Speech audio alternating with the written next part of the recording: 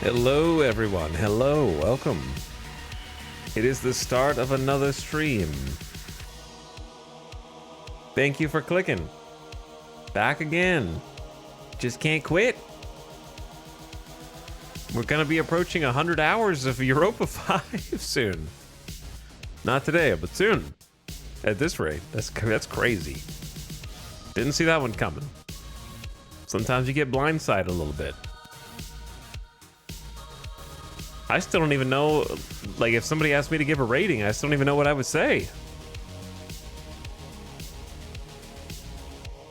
I feel like I still don't have an opinion yet. Gotta get further. Gotta find out what happens. Gotta see where it goes.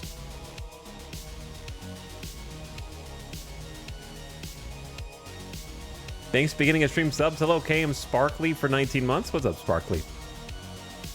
Bopping in chat. Appreciate the prime.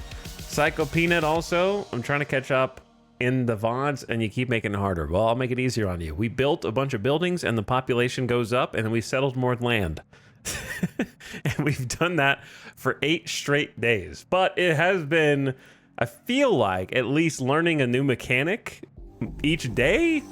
Or at least starting that process. Like yesterday was kind of starting trading for the first time. The day before that was doing our first military engagements. So it's been kind of climbing the ladder one rung at a time. One rung at a time is kind of hard to say.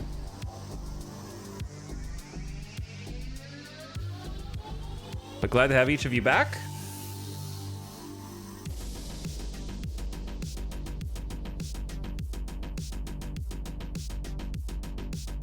Ready to gear up, see what happens today.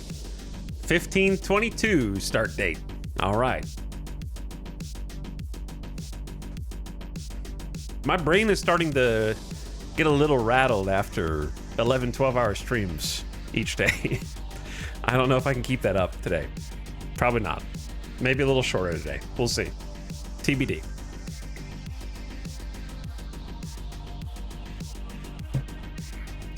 Starting to, my own voice is starting to just rattle my brain in my skull cage.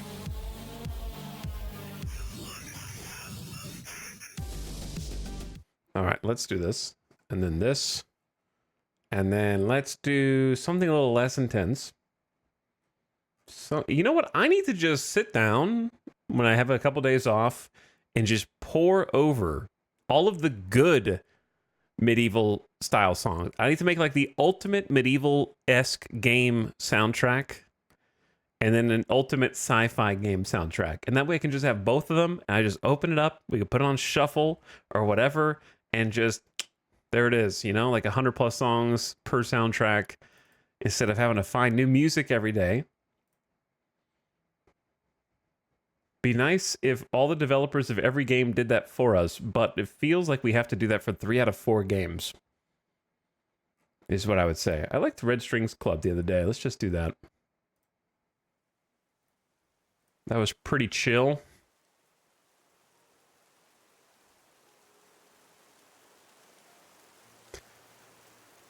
Okay.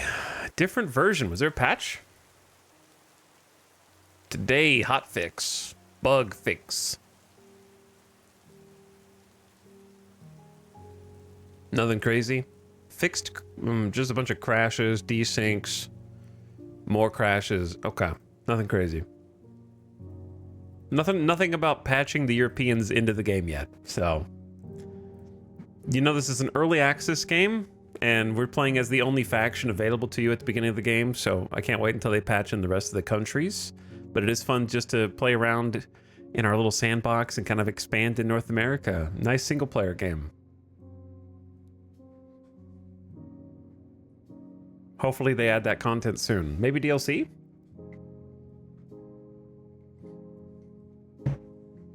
Flashbang?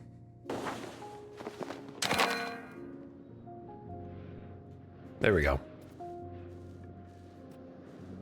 Enjoy our 100+ FPS while it lasts.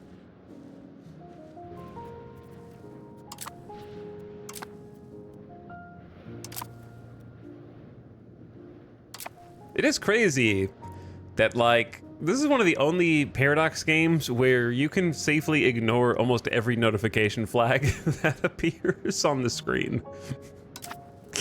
Like, almost all of them.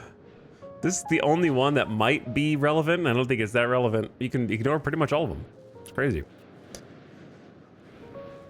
Have you guys ever used a mouse pad so much that it creates an indent in the mouse pad and like scrapes off the mouse pad texture? That's kind of where I'm at. I had to buy a new mouse pad, but I haven't put it up yet.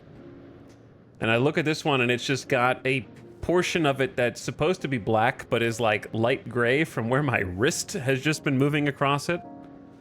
And then I guess the mouse scuffed up the rest of it because it actually, like, the mouse kind of gets like stuck now on the cloth material. So I had to buy a new one because it was affecting my gamer sense. I was trying to play like Arc Raiders and I couldn't get that flick shot, you know what I mean? Because the mouse got stuck. So I got to replace the mouse pad.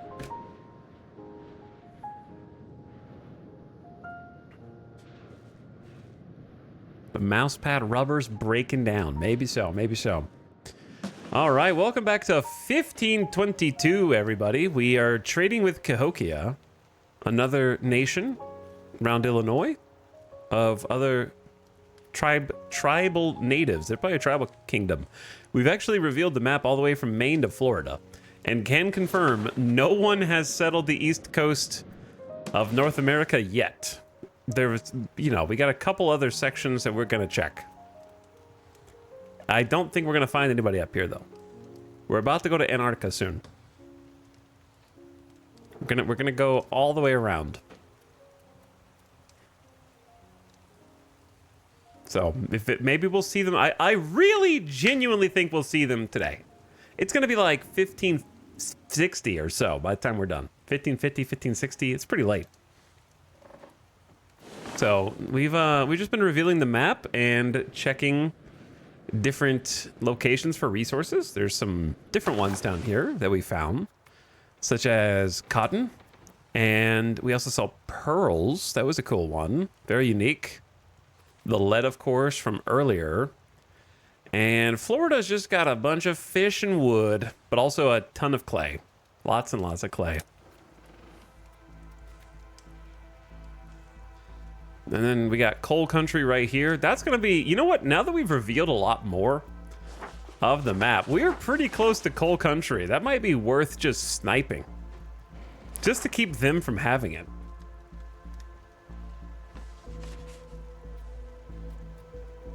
Even if we don't use it ourselves, just to, but it's so interesting to play a game like Europa Universalis where everything you do is based on meta knowledge that the AI doesn't have. Like the it's kind of similar when you're playing like a historical run of Hearts of Iron. If you're playing like historical Hearts of Iron, you're like, okay, so it's 1939 and I'm playing as Poland, so I need to be extremely prepared. You have like foreknowledge of everything that's about to happen to some extent. So it feels kind of funny, like if this were a real, like it was real, but if this was the real version of the Haudenosaunee, they would be bulking up militarily with like stockades and stuff that they didn't even know how to build for. Like, who are we defending from? The other tribes, I guess. We have 700,000 people. You know, like wait a second, are we training people for an army? Why are we doing that? And the player is like, well, I know what's coming. I know what's coming.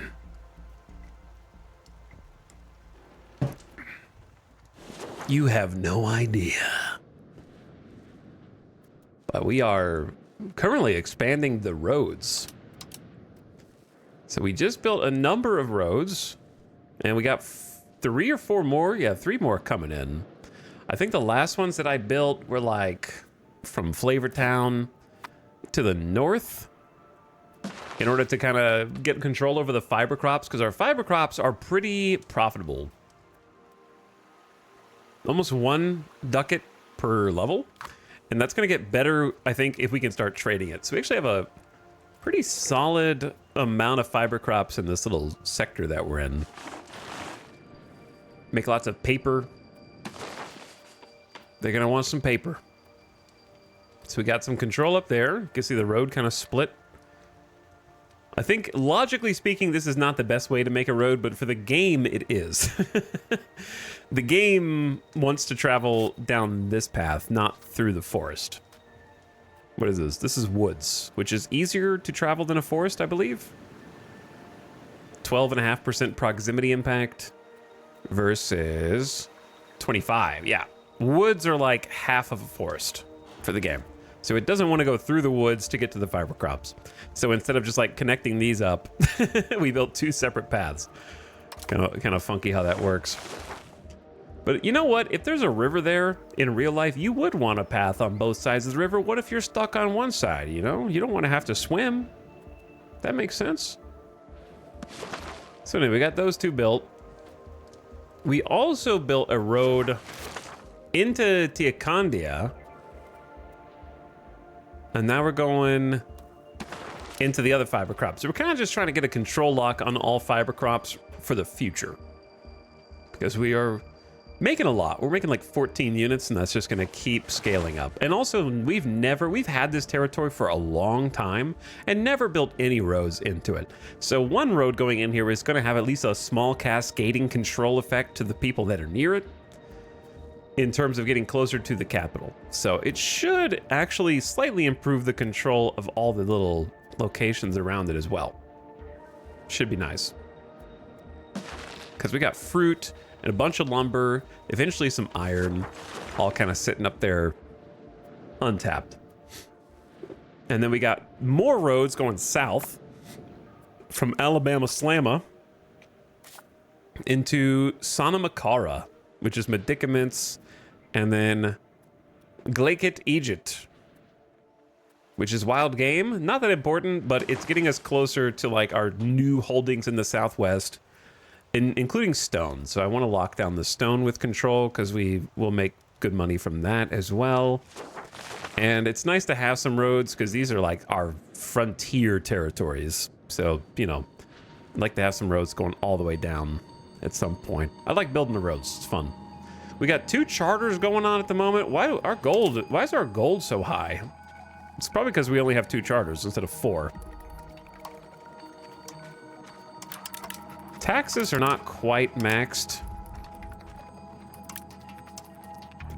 Nobility taxes are maxed for the first time ever. We've actually got like happy nobility. We worked a lot yesterday on revamping a bunch of these different cards. I don't know why I can't think of the word estate privilege. Privilege cards. Is my king a joker? Why is he a babbling buffoon? Why do we always get the bad traits? A martial educator under the current regiment. The education and training of our officer corps is one of our highest priorities. But he's also terrible at diplomacy. Okay. If we can just kill him and have our son inherit, that would be great. Because look at this genius. 100 administrative, 88 diplomacy, 67 military. Mohawk Super Chad. So maybe one day he'll be the king, hopefully. What is the difference between Europa Universalis and other Paradox Grand Strategy games? Europa Universalis is trying to be a jack of all trades for a almost 500-year time period. So it's a little bit of everything except Stellaris.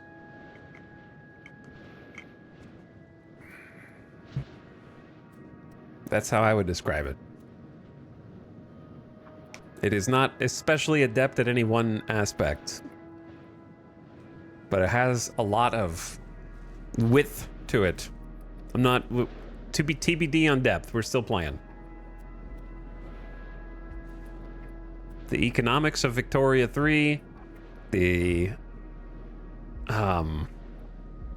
weirdness of Imperator, the lineage and dynasty of Crusader Kings, and whatever the hell Europa Universalis 3 was.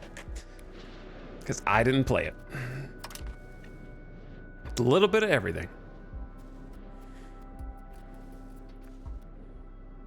Okay, I think we're chilling. I don't think I had anything pressing to do yesterday, but it would be nice to just take a cursory look at our product.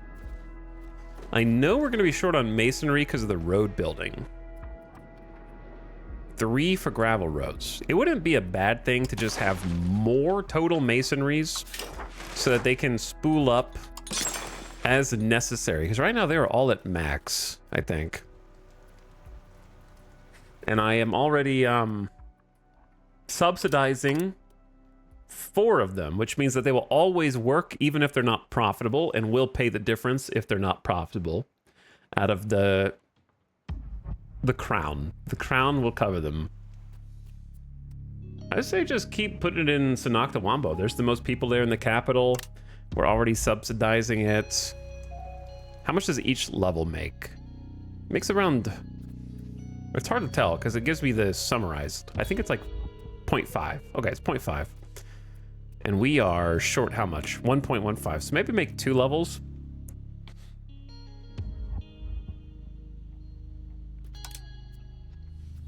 Alabama Slamma doesn't have as many people. How about Drop You Down? There you go. And let it ride. I don't remember why we upped the lumber in Evil Leap. There was some confusion yesterday because we were trying to do some trades. And our friends didn't have enough lumber or something like that. So let me check on the trades again. We got 5 current trades. I'm gonna stop automating.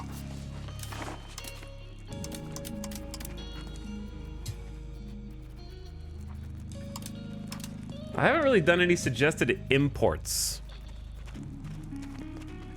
I don't know why we would profit off of importing lead. We don't have any known use cases for lead. Only the Glass Guild, and we don't have the other ingredients, so I'm not gonna import, we're just gonna export only. Can you colonize Africa as you were on the Age of Discovery? Can I? No, we have canoes, brother. I'm playing native North America. But in the game, yes. You can colonize the whole world. The entire world, except Antarctica.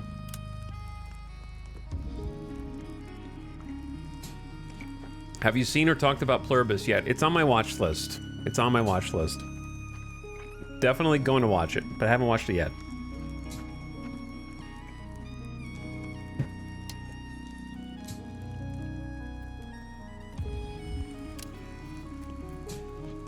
It looks good and seems like everyone likes it, and also Kojima wrote like a 3-paragraph review praising it, so you know it's good. Okay, what do we have for jewelry? Tiny bit extra. I'll trade them a little bit. So I have to, I'm just trying to manually do this. They're kind of trading all the jewelry, which is fine because it'll drive up prices in our market, and therefore our people will pay a bit more for it, and it'll kind of raise our local prices while satisfying their demand a little bit. So that should be pretty profitable. How much do they want? This is how much we have, this is how much they have. So I'm kind of comparing how much we have to how much they want, and then deciding whether or not it's worth doing such a trade. Why do we have so little? Scriptorium, maintenance, dyes, and carpenters. I feel like I've been pumping out the dye workshops, but maybe we need more. We've all, yeah, we well, we don't have enough money. I'll come back to that.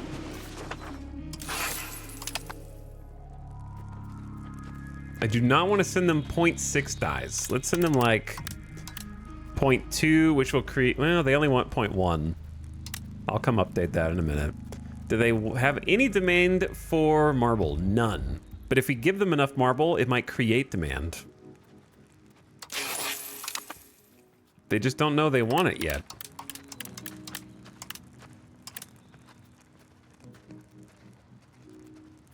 Just a little bit, just a taste. We do have a lot of extra tools. Well, we did have a lot of extra tools. Where'd they go? Man, this keeps happening. This keeps happening. Oh, I have a ton of tools. Wait, no, I don't. Farming villages, carpenters. We did make extra carpenters, forts, and villages. Yeah.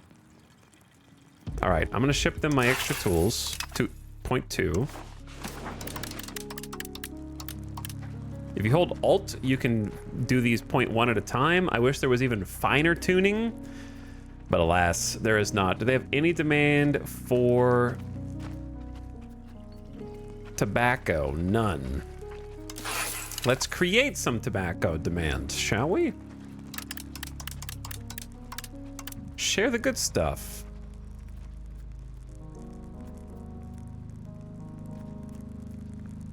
Man, I still got a lot of room to trade things. I'm just trading like tiny, itty bitty little bits. I hate when it comes out at a 0.46 or something instead of like a proper decimal. Maybe we just make some more weapons. I don't want to give them too many. Leather, do they want, they do want leather. I don't think it's worth it long-term to micromanage your trades. I'm just kind of testing it out to see what it feels like. They do want the cattle, they're just not paying that much for it anymore. We drove the price down. So it's fun to see how that works.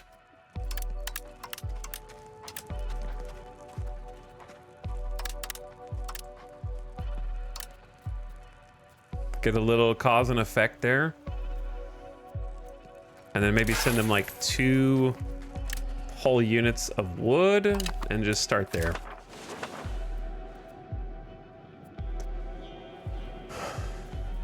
Kind of just trying to get a feel for how the system works behind the scenes.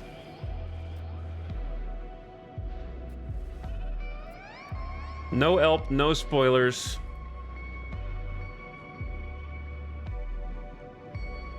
What's up, Ninyu? Thank you for 90 months. I appreciate it. Thank you for priming. How's it going? Also, War of the Worlds in here with the gift sub. Yo, oh my god, and a raid. Simultaneously. What's up, Vin? 933 Brave Raiders. What's up? I just started the stream. I just turned it on less than half an hour ago. How's it going, dudes? What are you guys up to? I feel like I'm still half asleep. Gonna have to wake myself up. Hi, Sinjet. Hello, Condor. Sorry, the serpent. Nightbot gotcha. Welcome back, Jimmy Shoes. Hey, guys. Just turned the stream on. Happy to receive all of you. I'm actually unpaused for once. Get that shout out in chat for those of you who are from my stream, who are in here nice and early. Playing some Anno. All right, that's that's only like 2 degrees removed from what we're doing here, I guess. I think. I want to play some Anno too. How is it? If you're in my chat, hit that follow button at the top of your chat right now. Go check out Vin, always streaming, I feel like in the mornings. Nice to be able to pop in while I'm getting ready. Taking a shower or something, and I get to watch while I'm eating. Enjoy hanging out over there. I think you will too. So go say hi next time he's live. I feel like he's streaming all the time, despite having Babby now. I hope the fam's good, and hope the stream was good. Looking forward to trying some Anno myself. Raiders, if you haven't seen Europa Universalis 5, I think Vin played it some, so you might have seen it already. But we are playing in North America as the Haudenosaunee, which is the native name that is also called the Iroquois Confederacy in the history books, but this is their actual name. And we're basically in the greater New York area right now, land grabbing, waiting for those naughty colonizers to show up and try and murder all of us. So we're not really sure what's going to happen when that day finally comes, but it is the early 1500s right now, and we don't expect it to be very long. Though knowing myself and also the pace of Europa, this is stream number 9 and stream number 8 of this campaign. So we've gone 8 full streams of kind of just us hanging out, playing single player in Europa Universalis. There is a whole map beyond. It's pretty much the whole world except Antarctica. We have fog of war on all these other areas. We only know of one other nation, Cahokia, over in Illinois, another tribal Native North American group, and we're trading with them actually. So we're figuring out trading. We're figuring out how military works. I've gone to war with neighboring tribes who were sneaking into my towns and murdering my people. So we did a little bit of military, and we've been expanding our own borders via colonization. So we got a little funky little shape going on here, and we're effectively just trying to what does this do? Diplomatic capacity. We're trying to grab all these resources. It's almost like a board game style resource list where every single location kind of has one natural resource that it produces, effectively called an RGO. And then you can also go in deeper and build towns. This is our capital. We don't have a full city yet, but we have a town with a stockade. The double raid. Holy moly. Holy moly. Vin and Shin back to back. It rhymes. It's poetry. Anyway, have a great one, dude. I saw Vin say I must run to get dinner for the family. Thanks for coming over, dude. Enjoy some din din. And hello, Shin. What's going on in here? Bro, I didn't know you were streaming today because I didn't know either you were streaming because I didn't get to check my Twitch beforehand. My bro was on, so I played like an hour of Arc Raiders and then hopped on stream. What's going on in here is I just turned the stream on half an hour ago, everybody. And I was actually just explaining to the other raiders that just came in kind of what Europa Universalis 5 was. You, though, if you came over asking what's going on in here, you know what's going on in here. I don't have to explain this game to you, because I assume that's exactly what you were doing. Let me see if I can get a double shout out in here, or if Twitch has it on cooldown. There we go. There we go. Double shout out. Shinra's been playing some Europa Universalis 5 as well. I heard you started a new campaign, but unfortunately had some ISP issues yesterday, which I can relate to intimately, unfortunately. Did you start as Morocco? I don't know if you continued that. I seem to remember hearing Morocco. But yeah, sorry to hear that you've had some internet woes. It's never fun. That's honestly when I get the most enraged, is when my ISP just cuts out. But what's up, Grinbringer, Sarath, Gilmadesh? Sinjet, you were just in here. Wait a second, did I find a double? Sinjet, you raided from Vin and Shin simultaneously. What's going on? What's the story here? How many monitors you got with different streams up right now? 6 monitor array, a stream on every screen. But yeah, glad to have you, Raiders. We're playing Native North America, the Kingdom of the Haudenosaunee, and we have actually transitioned to a monarchy away from Tribal Kingdom. And yesterday we moved our market over into our capital, which is not particularly super centralized, but a lot of these land masses, these locations are quite large, so they just stretch really far, whereas we have a lot smaller ones kind of in here. And I wanted to try my hand at trading. So we've managed to get in trade range of Cahokia. So we're kind of been learning how trading works and the weirdness of trading, because the auto trader doesn't seem to do anything half the time. It's been kind of strange.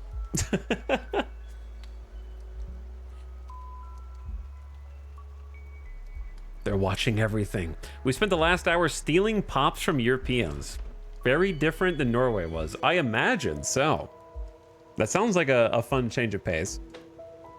I'm curious what a second campaign will feel like for me, because as I was telling the previous raiders to the new raiders, playing in Native North America is like playing single player Europa Universalis 5, which is already single player. But if I've been playing single player Europa for like 8 streams now. And this is player 2, who we've only been able to interact with since yesterday. And we've got Vision, or we had Vision all the way down from Florida to the Northeast, and we're waiting on players 3 through 220 to show up as well. And I don't know what's going to happen when they do. I get the most asked question is, what are you going to do when they show up? I don't know. I'm just going to find out what happens. I'm along for the ride. I'm learning. I'm trying to figure stuff out. I'm trying to learn the fundamental game mechanics. So it's going to be a surprise to all of us how miserable it is, or maybe it goes better than expected. Who can say?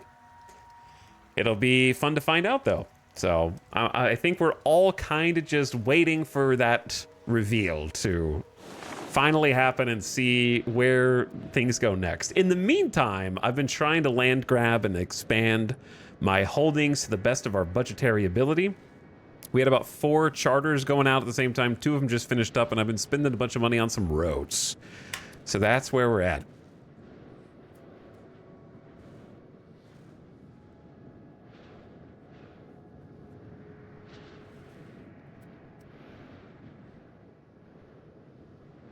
Imagine importing iron and then finding out your burgers are exporting it at a loss. That's the trade experience of EU5. How do you even see what your burgers are trading? I don't know if my burgers are trading anything.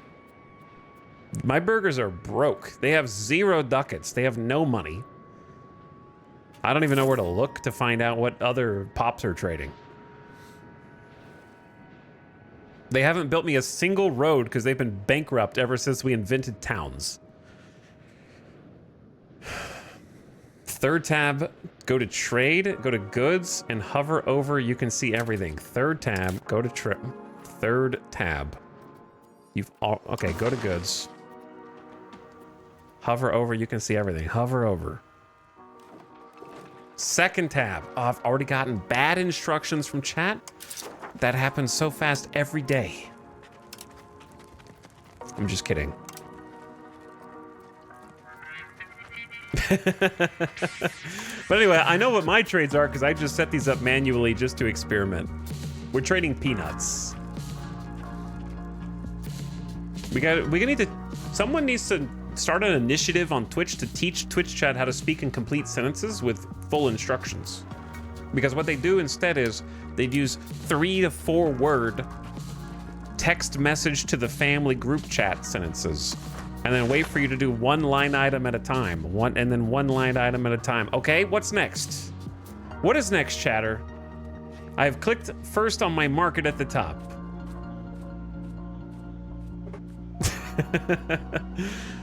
Anyway, thanks so much for the raid, Shin. Really appreciate it. Get a shout out back in there for both of these amazing broadcasters. While we're waiting, Nightbot, there we go. Got Europa gamers, we got Ono gamers. Having worked in IT, it's not just Twitch chat.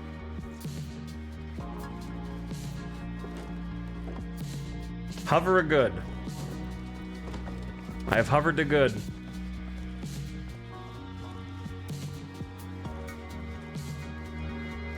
We don't have wool though. I'll hover this good. I'm hovering. We're all waiting on you. Come on, man. Hover over the 3rd column. Yeah, that's just our supply and demand, brother. I know what this is. I know what their needs are.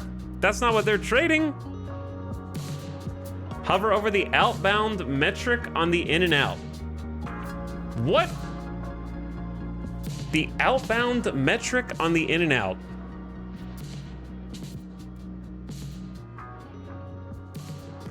This is the current, this is the desired price. This is the current price, which is not an in and out.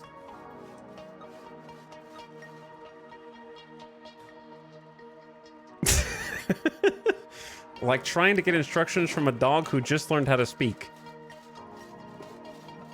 I think that chat is trying to tell you that if burgers trade, it will create a demand. Okay, see, you could have just said that, and I'd be like, oh, okay. I understand what you were saying here. Anyway, moving on. Moving on.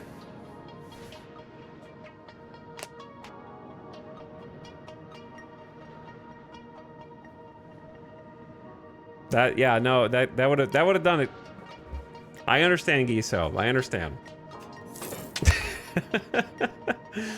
If they were trading, it would create a demand. Understood. But at the moment, we are just trying to sprawl out, ball out. We got 500 people a month on top of the current charters, so about 600 a month. We just passed 700,000 population, trying to hit a milli before the colonizers show up.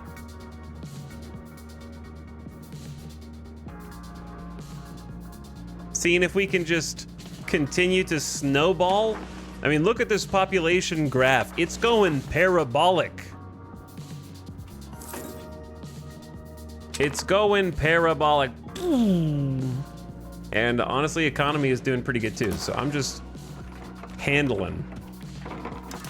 We've got settlements going in at every possible avenue. Boom, boom. Settlements getting the ball rolled down the snow hill.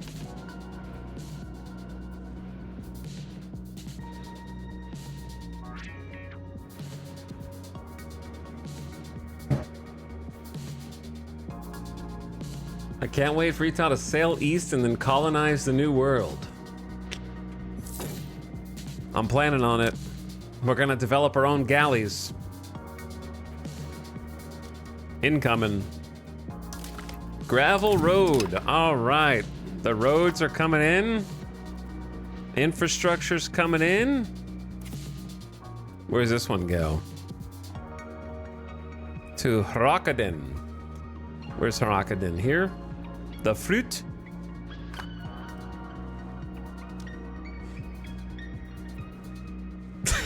Fall off the edge of the world.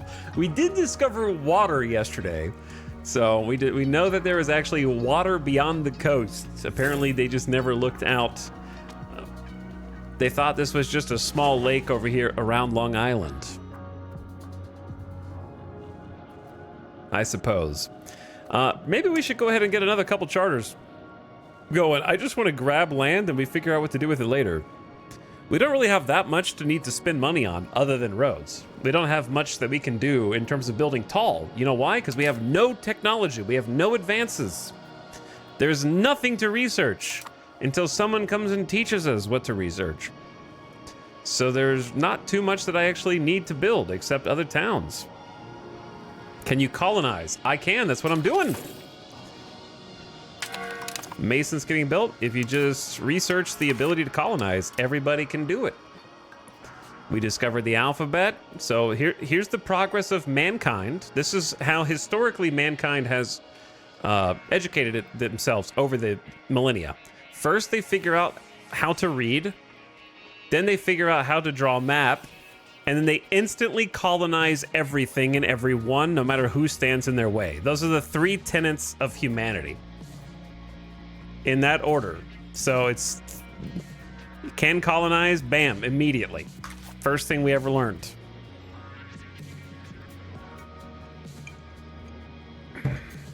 But yeah, once you learn that, then you can just head over to geopolitics, no matter what your government type is, even at the beginning, and then start expanding to adjacent territories, depending on what you want. Talix, how do I get rid of my nobles? I don't know, because I don't know how to play this game. No one does. We all have just approximate knowledge. But I did see a Reddit post about people who were getting into wars and then pulling back every soldier except their noble soldiers and then letting their whole nobility class get murdered. So maybe that.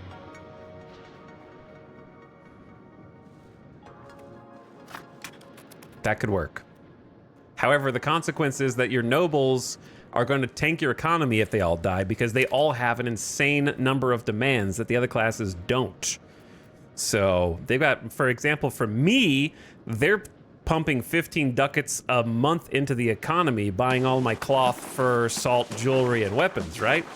Whereas the next highest one are only spending 6, and the next highest, the burgers are spending 19. So maybe you're just hyper reliant on burgers making money, but I think the nobles are like 33% of my economy right now. So if I got rid of them, it'd be bad.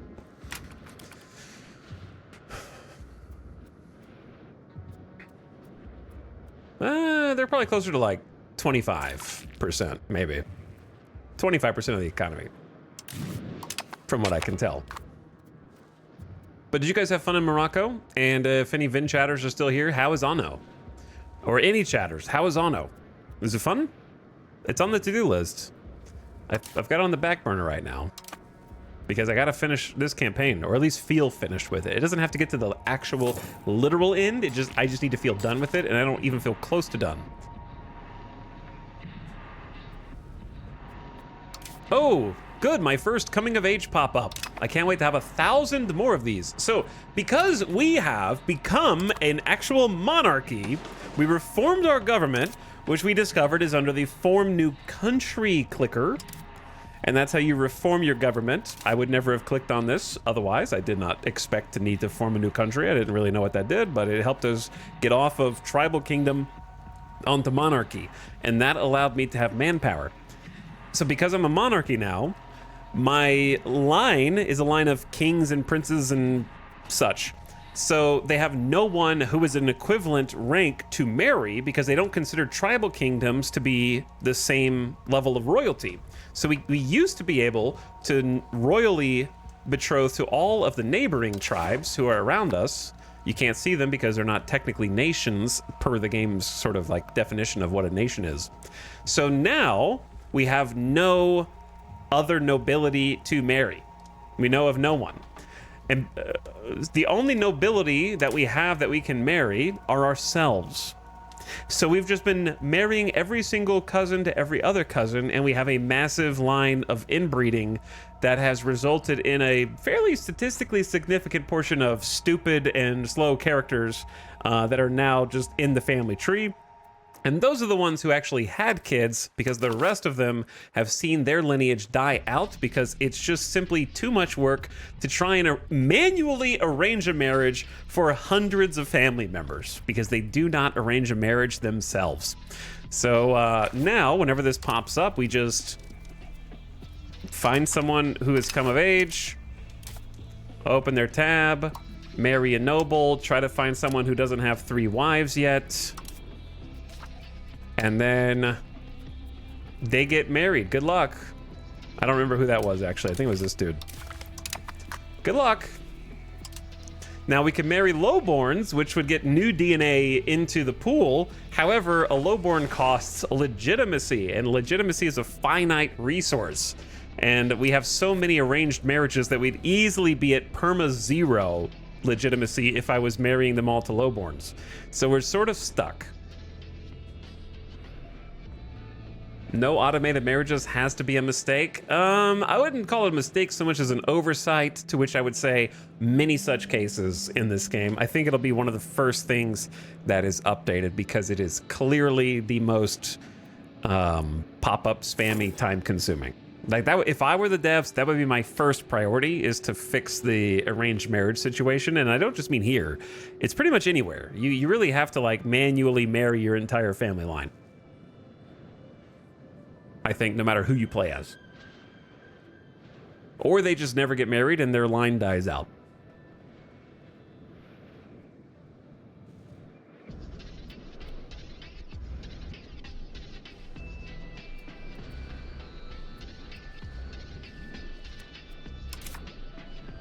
What education would you like? Ambitious? Let's get some administrative in here. Okay, we don't need diplomatic actions. Don't need this. Don't need that. Don't need this. Don't need that. Hello. Another coming of age. Why are you like a god? You. Good luck in your future. So why do we have 223 gold? Let's pick a new area to start land grabbing. Where do we want to land grab next? Our choices are, we're already finishing off Jersey. We've already got Long Island. I want to go more like north, but I also really want to yoink the coal before all the Europeans get here, even though we can't use it. We could also hit up Rhode Island and Delaware. Stone City down here also, but that's really far away, but the RGOs don't care. We have more money than we know what to do with right now.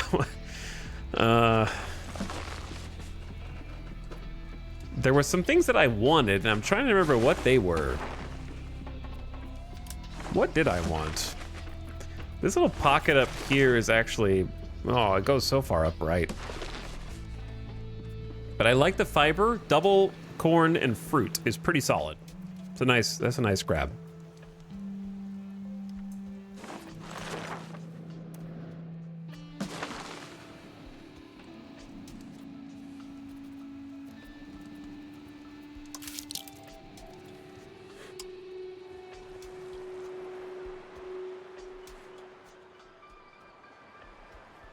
I'm gonna sort by price. I'm curious what the most expensive one we can possibly get is.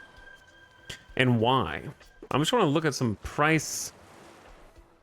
The most expensive one we can get is actually Niagara. Now, knowing what Niagara is, yeah, I'm sure it'd be very difficult to colonize the giant waterfall.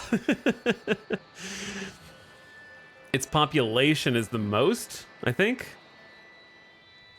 They have almost 20,000.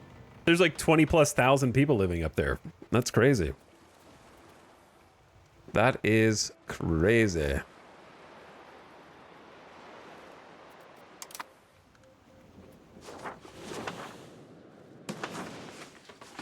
Okay, let's continue. I want the clay. I need clay, lots of it. We're gonna want copper.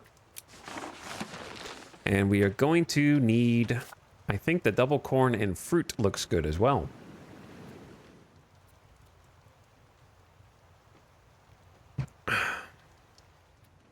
I see dozens of questions and backseating in chat, so I'm just going to pretend you guys don't exist and do my own thing.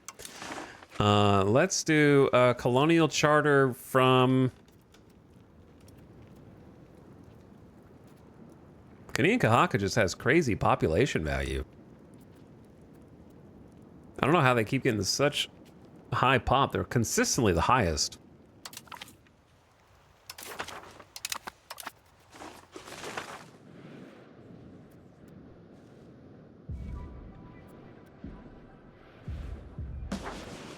And then that's 3. We still have 20 gold. Do I want to move into Massachusetts? More fiber crops, more stone. Or do I want to keep, like, our capital's up here, so getting some more of this kind of just makes sense. I did originally want to just go around Lake Ontario. The problem is I don't need 6 separate legume locations.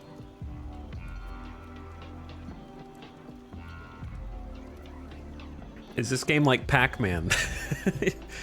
Yeah, it's exactly like Pac-Man.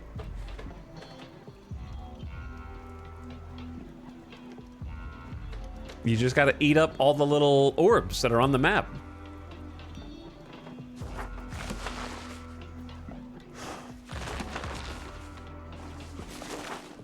Maybe like up here. Oh, it's just all wild game.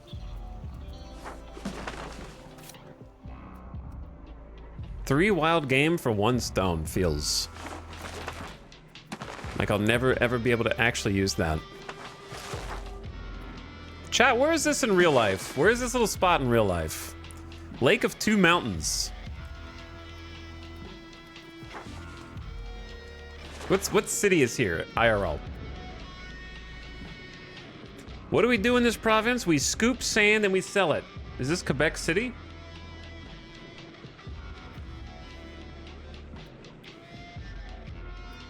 Next to Lake of Two Mountains? Chat says Montreal?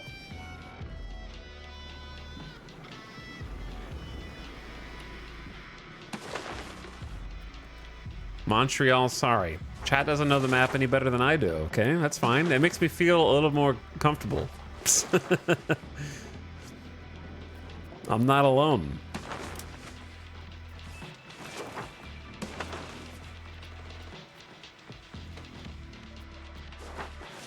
I think it's worth grabbing this. Fiber crops plus clay equals take. In my opinion. Let's send them from not the cities, not the towns. I don't know why the Adirondacks has so many people. There's a ton of people right here, but they're not going to be our culture and religion, would be my guess. But the Adirondacks are, so send them from there. We don't do much up there anyways. Okay, now we got 4. I like to have about 4 going at the same time, roughly. So we don't overcommit too much money. And then we can keep building up everything else. But see, the thing is, if you're going down here, then you may as well go here. And if you're going here, you may as well go over here, right? And just get the whole area. We don't want any border gore. We don't want any nations split. We don't want any exclaves, right?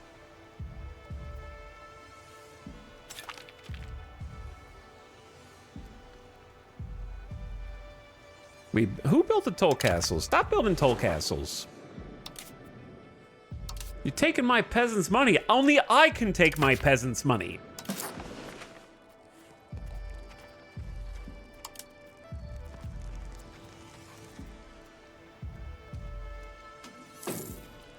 All right, I'm just gonna market automate the rest. We have like 1.77 left.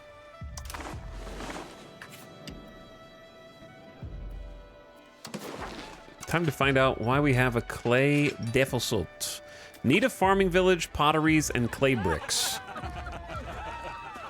As we look to centralize the kingdom, we inevitably infringe on the autonomy of the urban dwellers, who have always existed under a different code of rules than their rural brethren. Deny them these rights.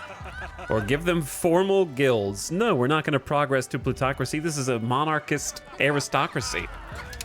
Lower their satisfaction. How many times have we gotten this event? Listen, the first 4 or 5 days I complained about event repetition. Now I'm just numb. I just read it, you know, there's no point in complaining about it again and again and again and again and again and again. There are only 12 events in the game. I have just relegated myself to that fate, and we will see them 100,000 times over the course of an entire campaign.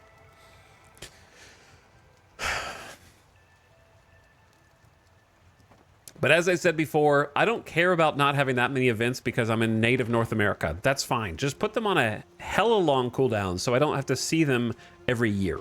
That's all I want, right? It's okay if there's 5 events. I'd be okay if 0 events. The events don't matter to me at all. They could just take all of the ones out for me. I just don't want to see them again for like 10 years. Why am I connecting to Twitch chat right now? Is my stream still live? I don't know what's going on. Welcome to the chat room. Thank you, Twitch. Super nice of you.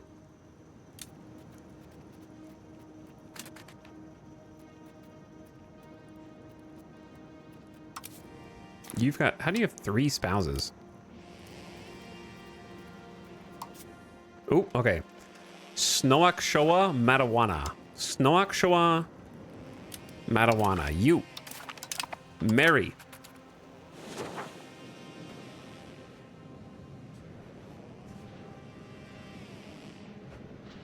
I'm confident that there are more events in the game in different areas. But again, it's not about variety, it's just about repetition.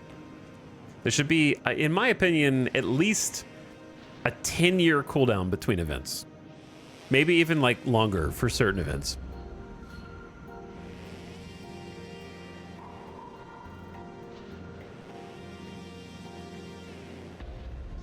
Give me long enough to forget that whether or not I read one.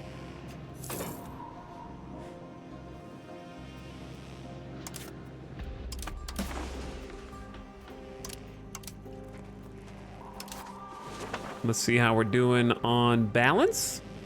I feel like we're making pretty good money. Oh, I'm spending a lot on diplomacy still for no reason. Good catch. We just want to minimize that. Building a spy network still to steal some maps.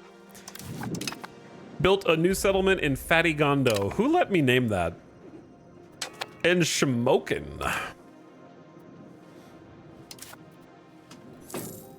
Cost of the court can go down slightly.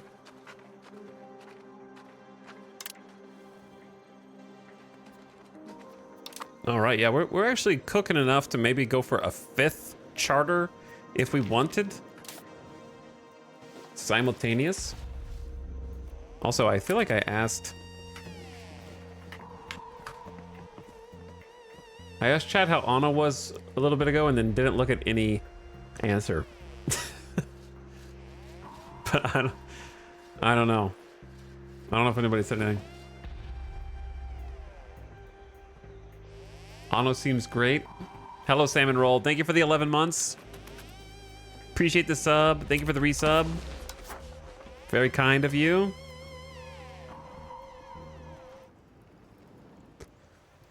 Let us... Ooh, there's not that many peasants in the clay pits. But we need clay. So maybe I should let clay dictate the next expansion. We are kind of already getting one. We use so much clay. Honestly, this should just be taken just to deprive them of the clay plus double iron. So I'm gonna grab this. Hello, I'm clicking. I don't have money. You do have to have money to create the charter. Sure, no, that makes sense. Should I take out a loan? Perhaps I should take out some more loans to be able to afford this. None played Anno. Okay, so literally chat is ambivalent the right word? Having mixed feelings or contradictory ideas. Sure, ambivalent is a good word for that.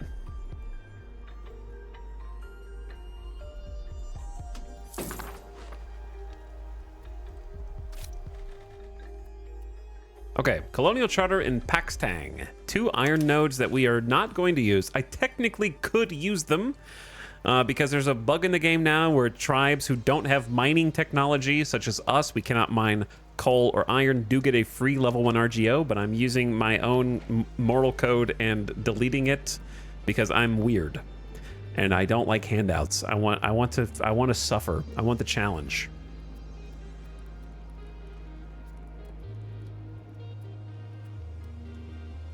Let's do...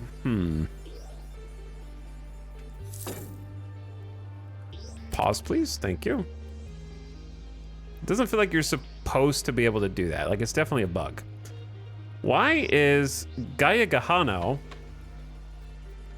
highlighting as Asarotus? That's not Gaia Gahano.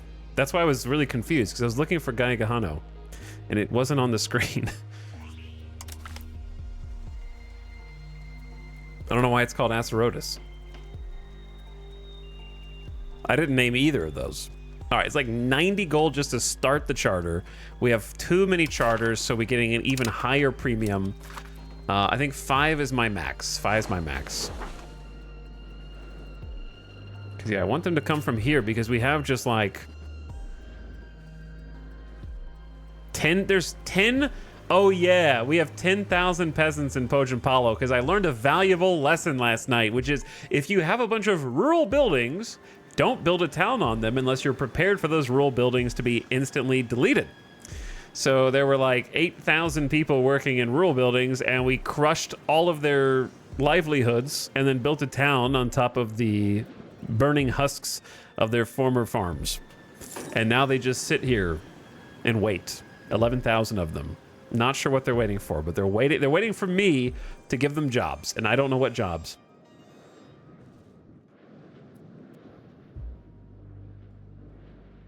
Yeah, it says the province is Asarotus, but the province definition is Gaia Gahano, which I did not make. That's just their original name is Gaia Gahano, but it's of the Asarotus province. So I'm a little confused on that. It seems to have 2 names for the province. I didn't make either of them. Strangely enough, all 10,000 on legumes. Let's go. Legume City. You and you. So I need to just take a look at some buildings real quick and find out what I might want to put in that town. Not any of these buildings. I will want a stockade, but that's not the most important thing. We've given them a granary.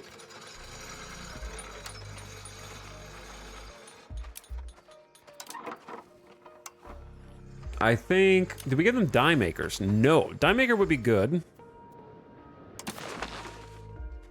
We can never have enough dies because I'm trading with the others as well. What is the profit looking like here?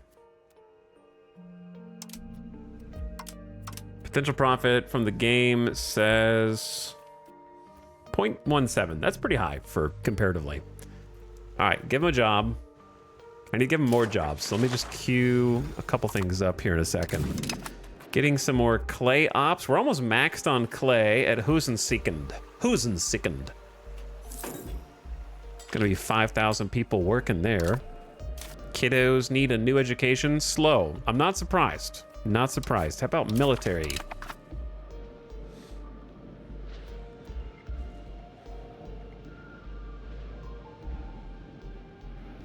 They got eminent domain. They did get eminent domain. Thank you, Salmon Roll. Thank you, Anubis TSM for 13 months. Thank you, Cliche, with the 31-monther. Hi, Cliche. Miss Lissiday also arriving on the scene right after those big raids. Miss Lissiday approaching 100 freaking months. And I saw Ninu just beforehand. Thanks, Ninu. How do I get fruits if no market sells fruit? Well, you have two options. There's either fruit RGOs, resource gathering operations, so keep an eye out for those and then settle them. Or you can build orchards, which is a build.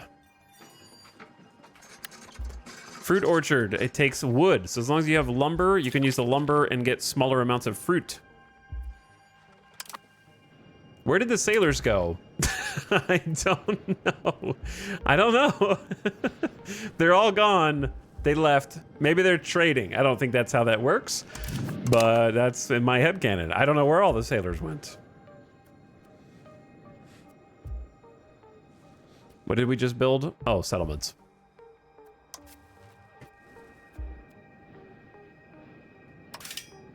I'm not sure where the sailors went. Their canoes sunk. They must have drowned. I suppose they drowned.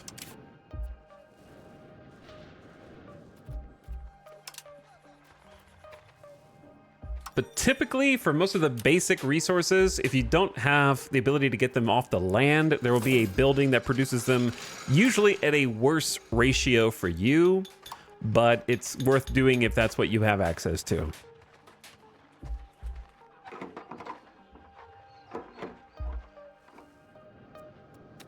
Can be a way to get those pesky resources that you can't settle the land for. Opposing military schools. The hostilities that erupt between our opposing military schools have become some more frequent of late. We need to intervene. Attack is always the best option. Always defend. I say the best of both. I don't really know what army tradition is, to be honest. All I know is that we have 1% of it. Why is it represented as a percent here, but 5 here? Is that 5%? Does it deteriorate naturally? Does it decay? I assume it decays. So it may not even be worth taking. I would say just move toward defensive, because we're not going to be offensive, right? We know we're not going to be offensive. Defensive gives us better fort defense. That's what I want. And more forts. More forts, more defense, less maintenance. Exactly that. Defend our own first.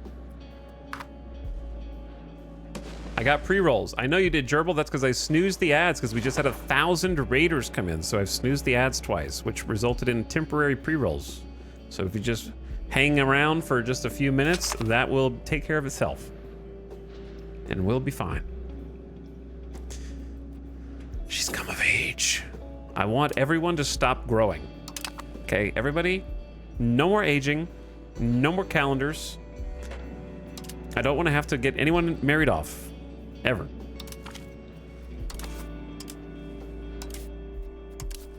People? Characters?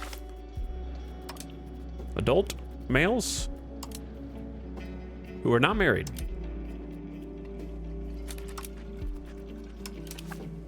Okay. You and you.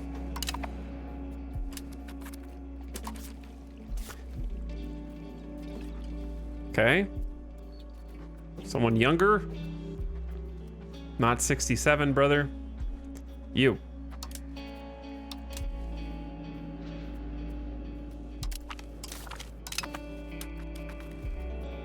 There's no way there's this many that are unmarried. But I guess there are.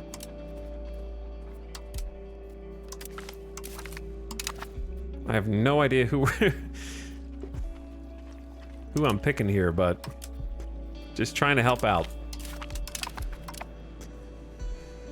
You're like Proto-Tinder. Proto-Tinder.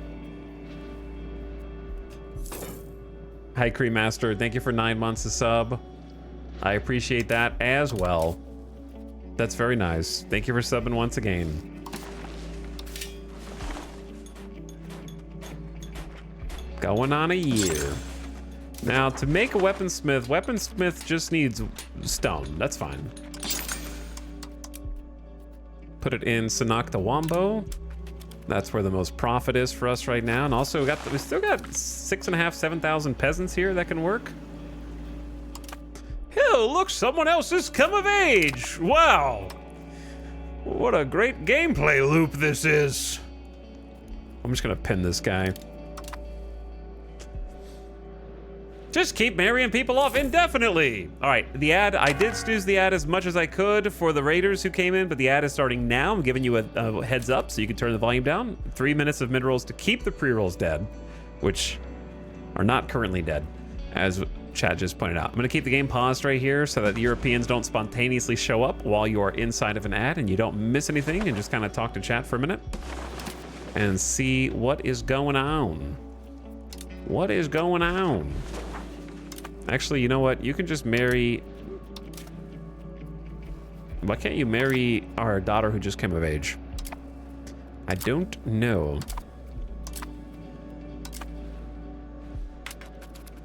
But yeah, just giving you a warning. Letting you know. I had a dude with 190, 100 skill, so I gave him a lot of spouses. I hope I don't regret that. Well, if it was Crusader Kings, you might regret it more. I don't know if they can punish you too much. With all the marrying you just did, you're gonna have to do even more marrying in 16 years. We're just planting the seeds. Literally. And they're just gonna continue to cascade into larger and larger family trees with more pop-ups of people who are incapable of, like, I like to imagine the king just has to stop what he's doing every day and is like, Your Highness, we need your dubious matchmaking skills once again. Use the Ouija board of matchmaking to choose a random spouse as the gods will it. And we just sort of like pull 2 names out of a hat and just go, yep, you 2 are getting married. As you will, my king. And it's just some like matrimony ceremony every single day.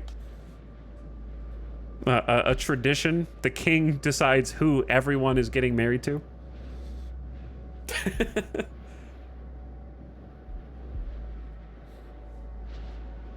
The worst part is the devs really torment you because they're like, well, yes, you have to arrange every marriage yourself. Oh, you wanted to name their kids? Too bad.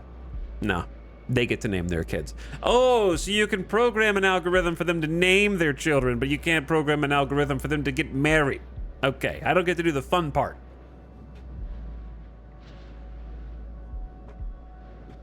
I want to have crazy dynastic names that go off into infinity over 500 years. You know what I mean? Proska Liamide, thank you for the 45 months. Thanks for priming again. That is more than a few months. Many months.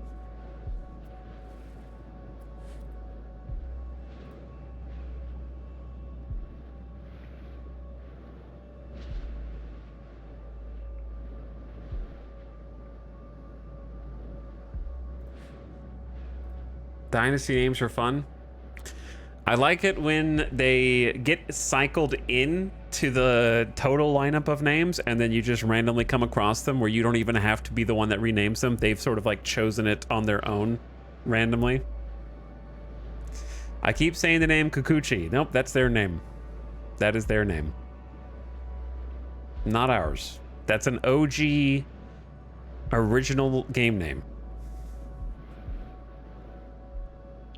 Which, if you think about it, Kukuchi is not that far from the Kikuchi, which is the Japanese word for leader, right? Or the governor. From Crusader Kings 3 that we were just playing. It's just spelled differently. Probably unrelated, but you'll pronounce them very similarly. So I don't know if they have any correlation at all. Welcome back from the ad. Howdy, gamers. We're just yapping. Just yapping.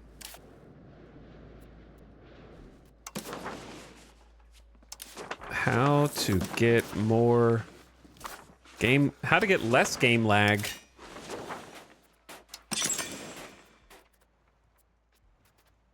And also, how... Okay, from this screen, is it possible to see what the output of a given marketplace is, or market village is? Should I buy this game? Don't know, don't care. You are your own person. Make your own decisions. If your brain goes, I'm happy when I look at this, then maybe. If your brain goes, then maybe not. But only you know what's going on in there. The devs have not paid me to care whether you buy this game or not, so I do not care. Later, nerd. That's all I needed to see. That's all I needed to see. Shame. Shame.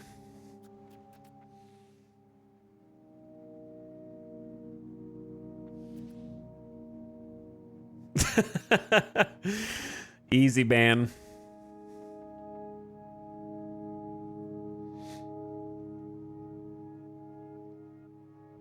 My brain looks happy when I see this, but my self-control looks at my employment and says, better not.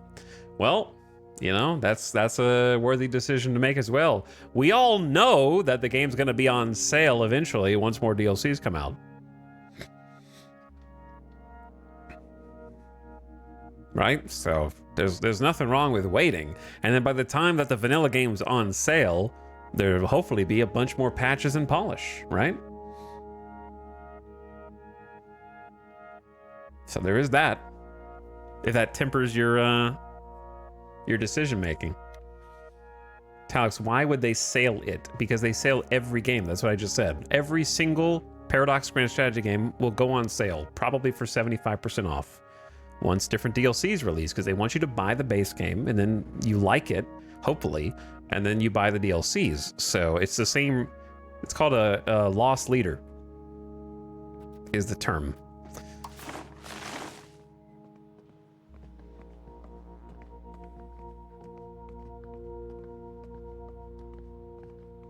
Well, this one makes jewelry. Actually, maybe I should just build a new market village. Is there anywhere that has a bunch of people in it? That is also close to the capital. The trick is close to the capital. Actually, let's get Glurmenglorp. Glurmenglop, as it were. There's like 11... Why are there 11,000 people up there? Am I ever going to build a town here? There's a town in Flavortown, so I don't know. Yeah, let's do that. And we'll start making some jewelry up there. Or was it something else?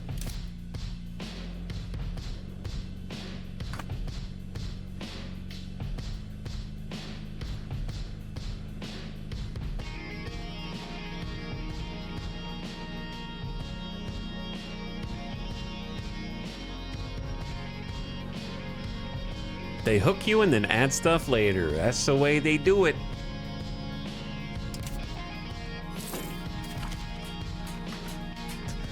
Hey. Kanatakan. Chat, hit me with a letter.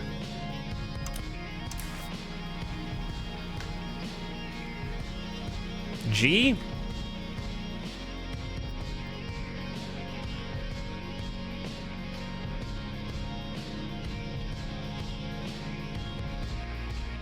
How about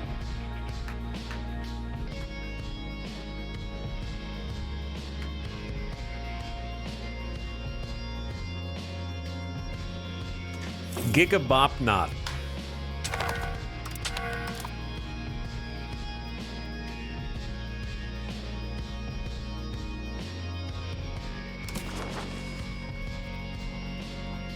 Our ruler's daughter is unmarried.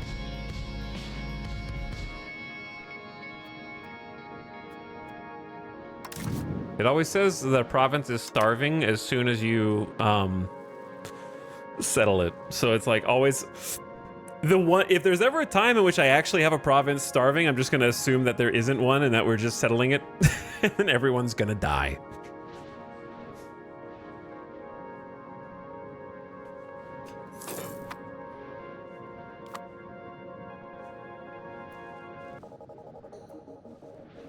We're just gonna ignore the warning signs.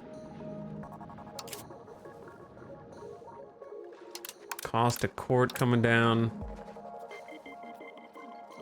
5 colonies is the most we've ever had, and still got a pretty stable 16 gold a month, I think.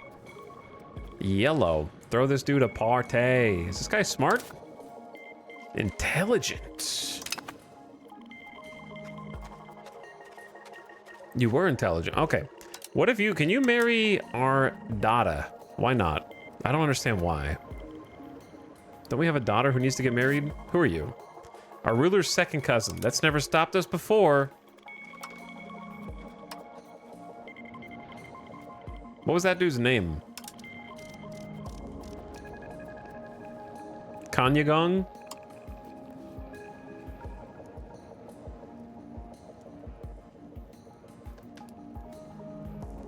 K-O-H. There's 4 of them. Which one is it? Kataraki. They're all Kanyagong Kataraki. We need more names in the pool. It was the intelligent one. All right, you.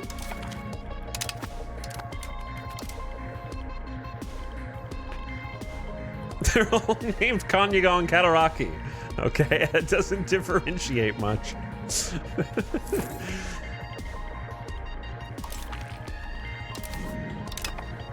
Die Maker and Pojampalo. Let me check the trades again, because I know our trades suck right now. We're not even getting a gold, so that's okay.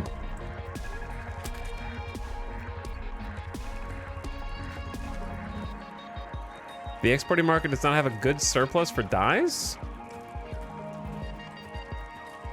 Doesn't it say we do?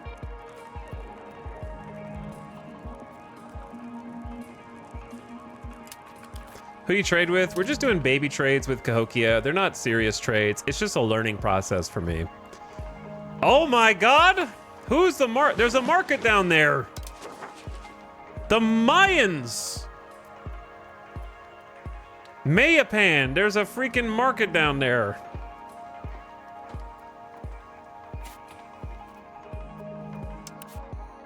Holy. Player 3 has entered the game. Kuchikabal of Maya. Now, they haven't colonized Florida. They just have market reach over to Florida. 3.6 million pops, 266 tax base. Oof. We have 118. That actually means our economy is awesome, doesn't it? Because if our tax base is almost half of theirs, but we're only 1/5 of their pop size, doesn't that mean our economy's like really strong?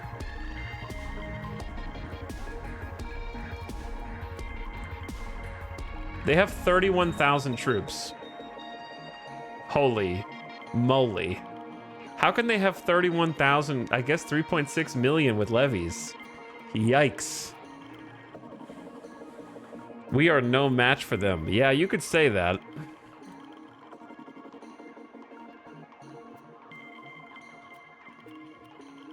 All right, well, our income, yeah, it's not quite half.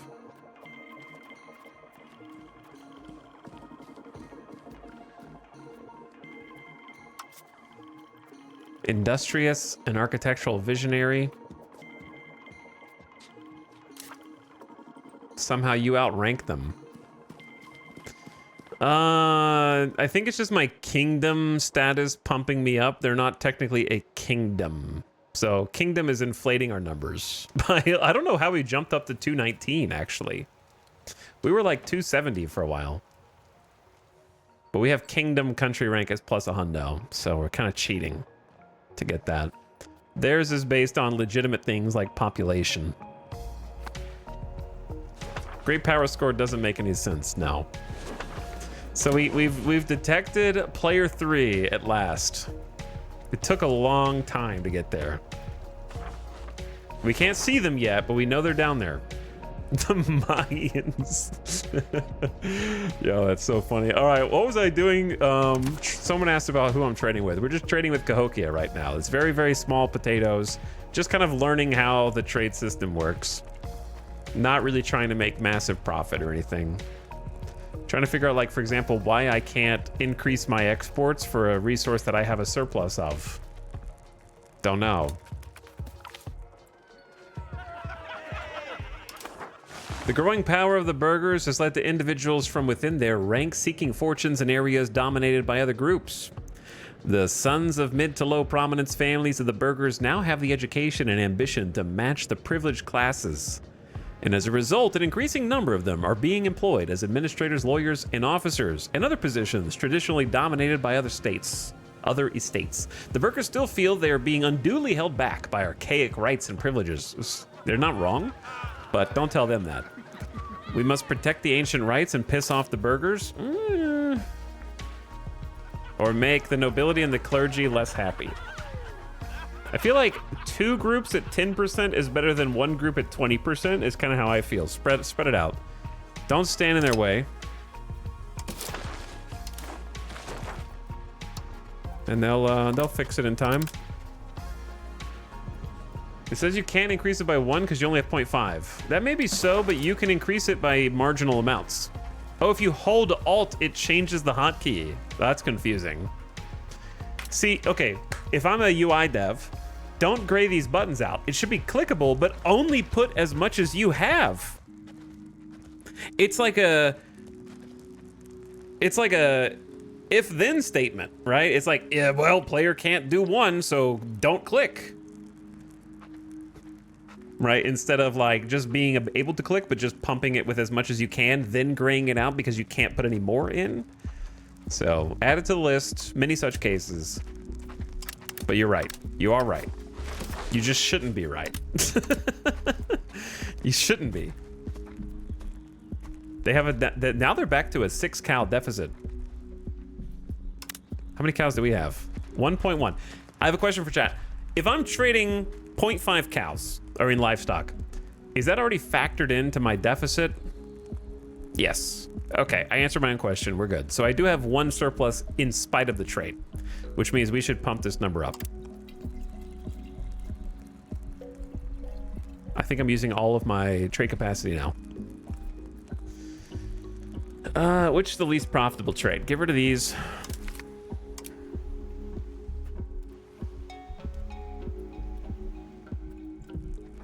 And like tone the lumber down.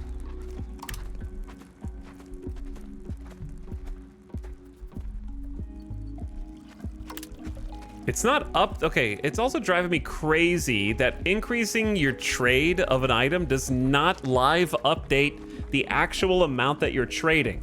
And the reason why that's a problem is because 3 trade capacity is not 3 livestock units. It's different because some items are large and take more of your trade capacity in order to trade. Like you can't do stone, marble, iron, that kind of stuff.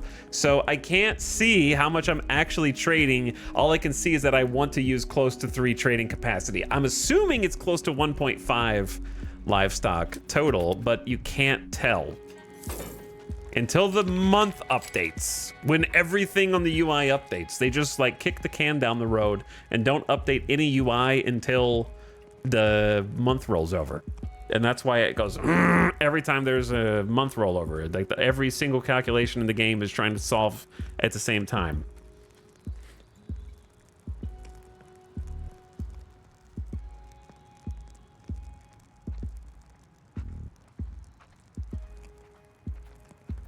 So now we have 0.03 surplus, and it'll take our price up and satisfy their demand a little bit. Yeah, I think this is a good lineup right now. And our trade income went up. I just got our trade income up from 0.9 to 2.14. So just double the trade income. Feels good. Feels good. Money go up. Almost 750K pop. Whew. Spicy. Do we have new settlement locales? Yes, 1. And then I wanted to keep putting some stuff in Pojapalo. Another biological age of 16.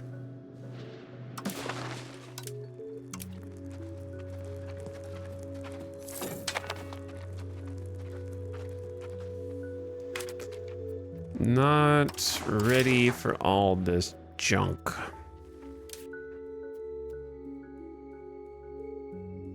What do I need to put in the town? What is this green arrow?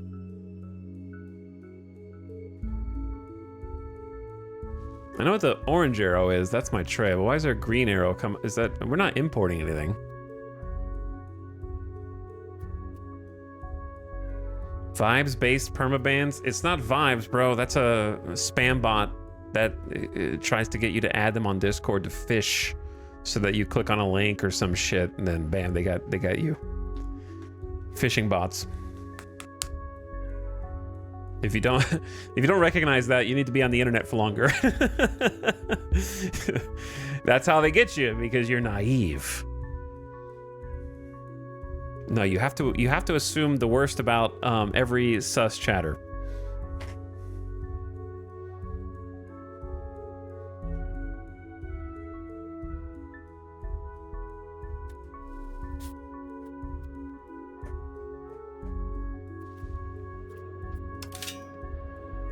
I have a very easy practice, which is called I don't click on anything. I think I've literally missed a bunch of sponsorship opportunities because the PR company looks sus and I just won't click it and I don't respond to their emails. So I'm just like, whatever. I don't care. It's like, you guys need to clean up your formatting. Okay, each of your links has like a tracker link under it. I'm not clicking that. I'm not responding to you. So I don't care. Take it on down the road. Find somebody else.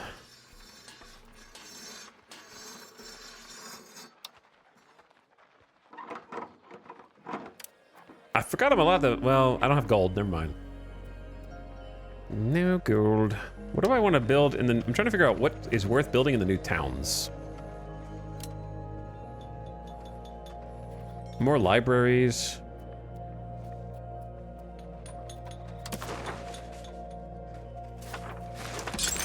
I guess just keep upping the die makers, to be honest. Each die maker is just wood. We have a bunch of extra wood.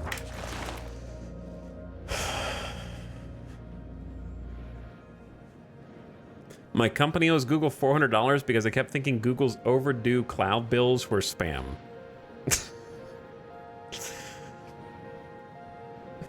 If you elect me president, I will fix all of this, okay? We're gonna have clean avenues for legitimate business, and we are going to delete the spammers.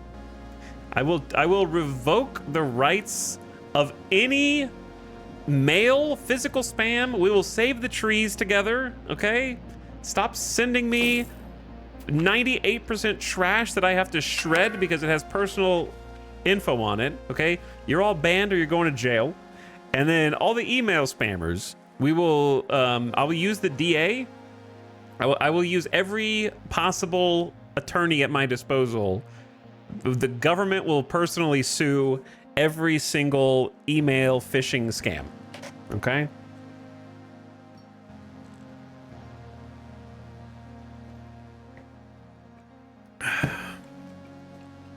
Think about how many trees we'd save if junk mail was illegal. I know, it's like, why is it even allowed? Why do we all collectively just allow people to try and scam us? 98% of all physical mail is just people trying to scam you. And then you get, if it's Thanksgiving, you get a coupon book. And that's it. A disaster has struck one of our colonies. Many settlers have died. Give them some money. 2.86 gold is not much.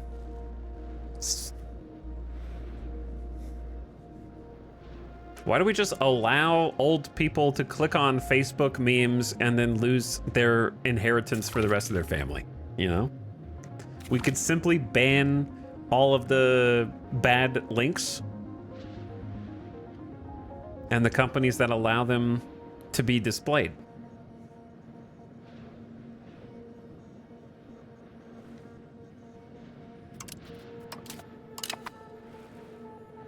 Just ban Facebook. Okay, we could do that.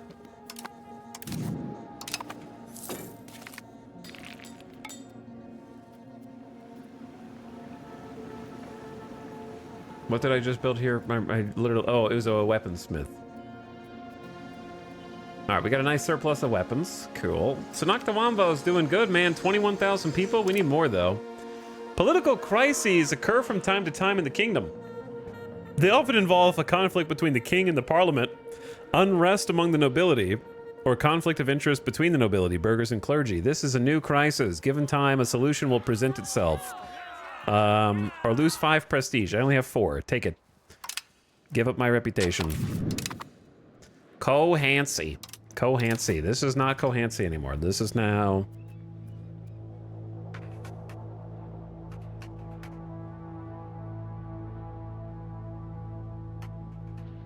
Shradalabo. Shradalabo.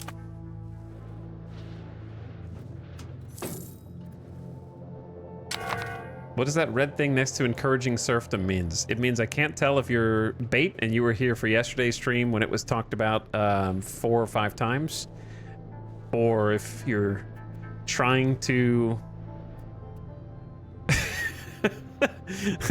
really understand. I will explain calmly once. Basically, the game is stupid. Is bullet point number 1. Bullet point number 2 is 2 different people coded 2 different elements that don't coexist. One person coded the element that shows up on the outliner that thinks negative number is worth an exclamation point and that should warn the player. The other separate coder coded the values screen so that when you're looking at any given bar, it's not a 100 this way to 100 that way. It's a positive 100 to the right, negative 100 to the left, for whatever reason. So right now we're pushing toward negative 30 on serfdom, which goes from here to here. And you can tell it's moving because of the green arrow on serfdom. So I'm trying to move the mouse so as the pop-up, the tooltip stopped going. So it's currently moving right to left, right to left. But because whoever coded this element doesn't understand how that person coded it, they think, wow, negative number's really bad. We've already hit the maximum that we can go towards serfdom and we should alert the player. So it's actually been moving towards serfdom consistently each month, as it's supposed to, but this UI element is busted. And it confuses many chatters who came in yesterday and assertively told me that I need to change my cabinet members' jobs. And then I have to yell at them. But you were better because you were just like, what does that mean? Instead of, hey, this is my first chat ever in the channel. You need to change your cabinet. I'm like, no, I don't. It's actually working as I intended to. Crazy enough. I know that sounds counterintuitive, and that's because it is. New clay RGO. Huge. We need clay. Big time. So it's nice to be grabbed this one. We're gonna name this one... There's a river that runs through it. I'm named this the Glazy River. Glazy River. So we got clay over there, and we got lumber over here, but really the clay is what I want.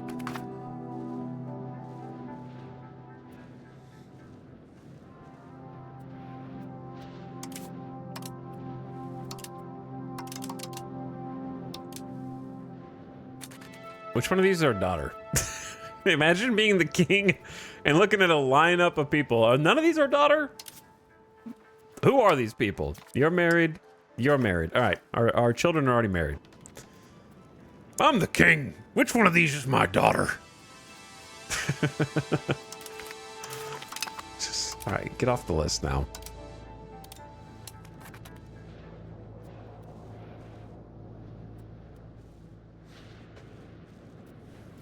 Oh, we can hold Parliament. Let's just see what is optional at Parliament this time around. Support the state, noble arts, clergy members, copper and stone. That's actually not a bad one to just take. Expand. Ooh, we could do road network again.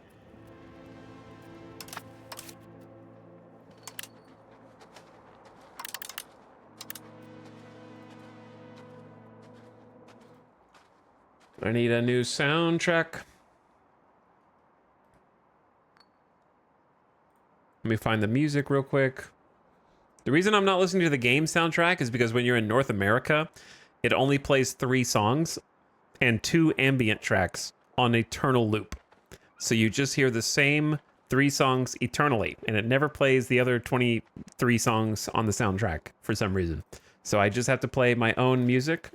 We've listened to the full game soundtrack probably like 8-10 times now. So I'm just looking for other stuff. How about Tunic?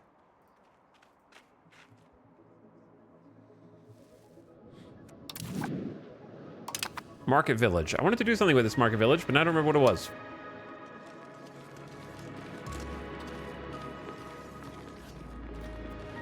I think it was make jewelry, but it seems to think the weapons would be worth a lot more. So maybe just weapons is fine. And then I'm just gonna give them another one. Get some of these people employed. There's 10,000 people there.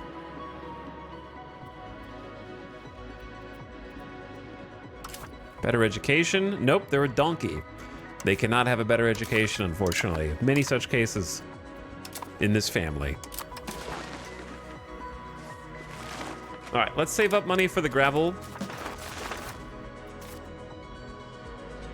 And build some more roads. Wouldn't mind some infrastructure. We do have some nice roads kind of stretching out to this border now. It'd be nice to kind of have some going down here also. Because you can see as soon as we get a road going down here, it's instantly like, this was probably like 25, 30 control, but then we built a couple roads and it's like 72, 50, but we don't make any money down here anyways, so I don't care about control. Do not care. We make 0 money from most of these RGOs regardless.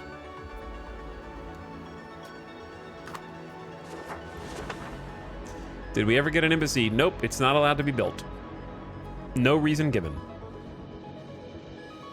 Game just won't let you build. We meet all the requirements. Many such cases.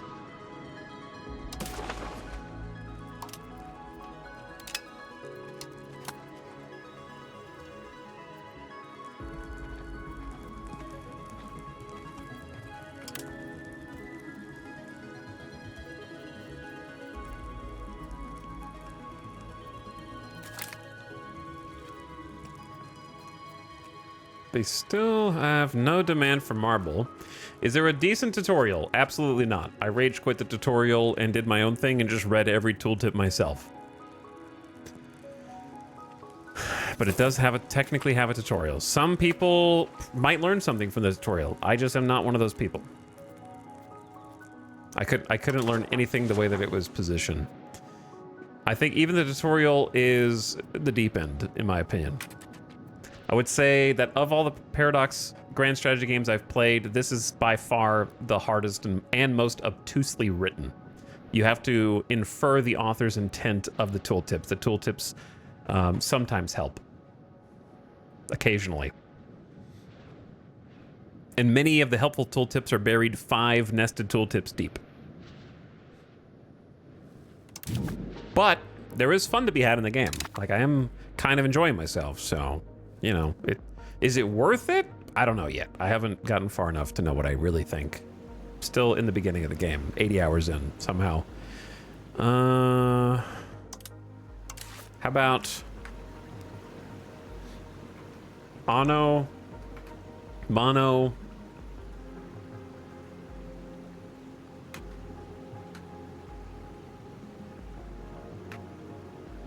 Pia.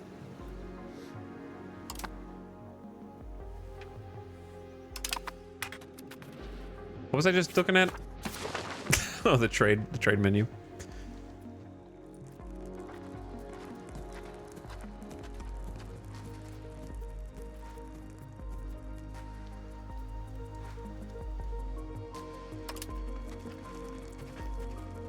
Oh, they want booze now?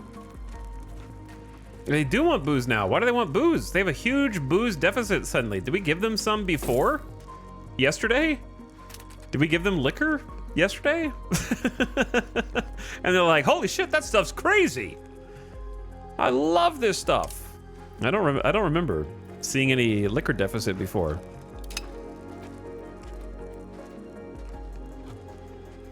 They have a deficit of like 0.9. We need more trade capacity. All right, drop the worst one.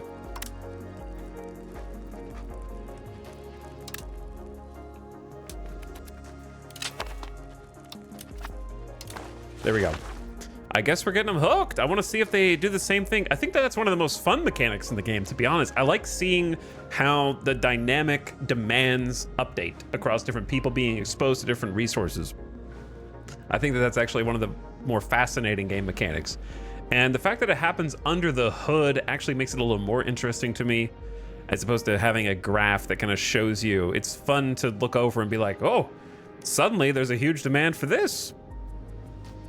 So I'm currently sending them, I'm sort of experimenting with the system now and sending them some tobacco, sending them some marbles, seeing if they develop a taste for it. And I don't know if the game is weighted to have different types of people demand different things, right? Like Europeans historically want very specific products from here. I don't know if it's just a generic catch-all, like, oh, Group A hasn't ever experienced product X. Now they do, therefore they want it, or if they're sort of like weighted toward different products. I'd be interested in that. Because we know that they're gonna want like cotton and legumes, and I forgot that I hotkeyed the river button, and you know, saltpeter and coal.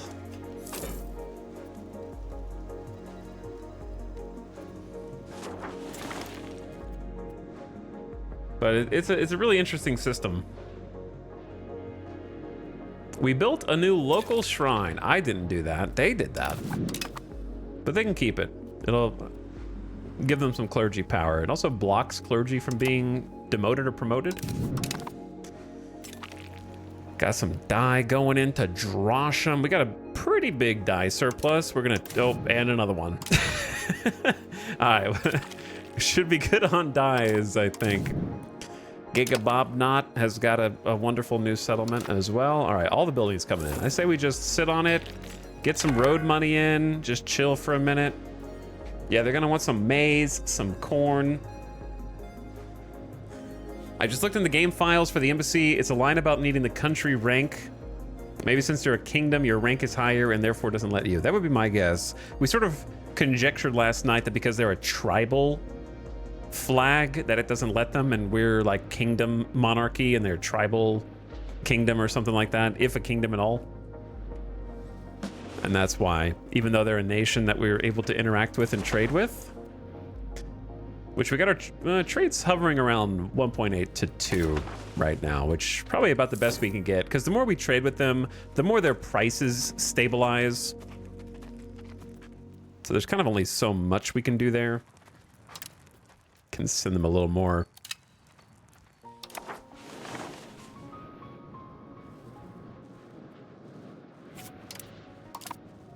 I don't know how much money I want to sit on. Let's try and figure out where some roads should go. We got like a starfish going on here. Let's do, got like a SpongeBob Patrick loadout going. Where do we want? So I guess, I don't know. It's hard to lock down where the most control is. I'm really, my biggest request in terms of filters is not a tax-based filter, but a potential tax base. The fact that you can't look at potential tax base is the one thing that's really stopping me from optimizing.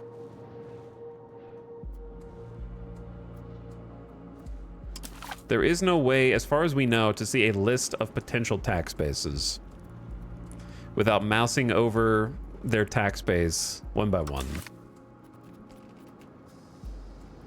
to see the potential.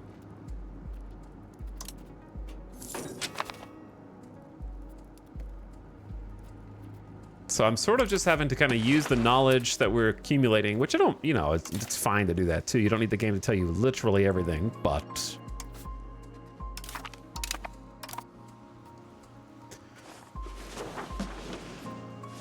We were building a road down to this salt earlier, so I'm going to continue that. That's going to be around 45-ish gold. Connecting up to this fiber crops is not the worst. We know that's going to be good in the future. Get your graph paper out. Get your graph paper. Are we settling this? No. This is going to be another spot that I just want to claim. It's got stone, saltpeter, double coal. Like, that's just worth. Maybe we just start locking it in now. Nah, I'll wait. No one's even here yet. They're going to have to hit the coast before they go that deep.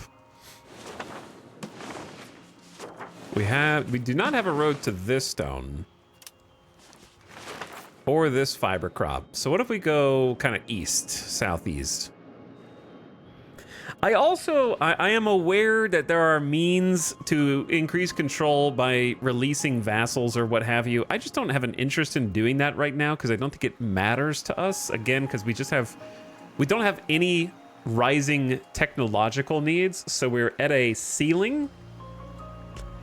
And I don't think that more administrative paperwork by having to mess with vassals and like the vassals are taxing their empty tiles because we haven't built them up. They're not going to build them up well. We see like it kind of comes down to, do you trust the AI to build buildings? If no, I think we're good. And also we have enough money for everything that we want. Do you really want the AI to be building buildings? Do you want 5 fruit orchards inside their new territory when you have many excess fruit? Do you want them to build more lumber buildings when you can just cut the forest down?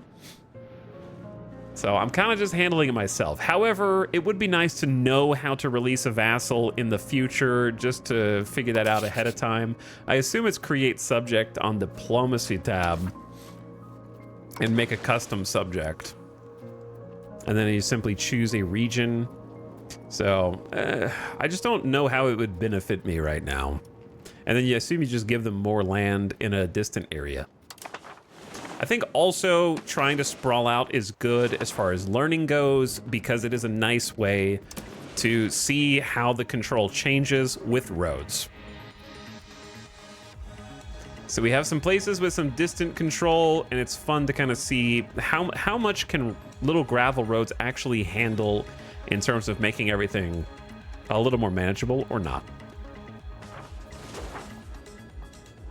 But since our population centers are where we make the most money, and we don't really make any money on the fringe of society at all because we don't need these RGOs, we're sort of just grabbing them, then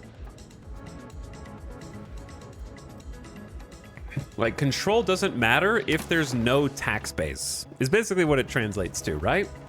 Do I care about a 2% control where I make no money?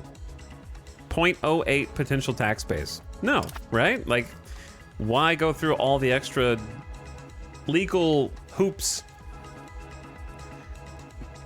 to deal with, like, this copper one, maybe? Control does help crown power, to be fair. Well, maybe crown power matters somewhere else, but it doesn't matter here at all. The only thing crown power does for us is some small buffs to cost of court. The best thing it is trade income, which is sort of meaningless right now, and some base parliament support. It does almost nothing else. It has no other use case here.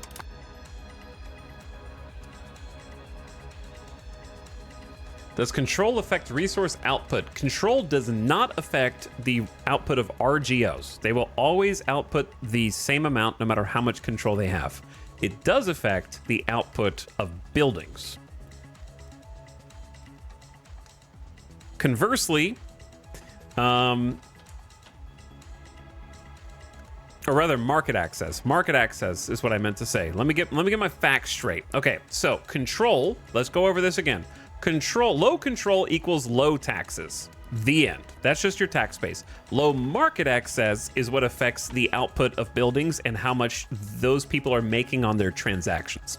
So if you have zero market access, then a building will have zero output.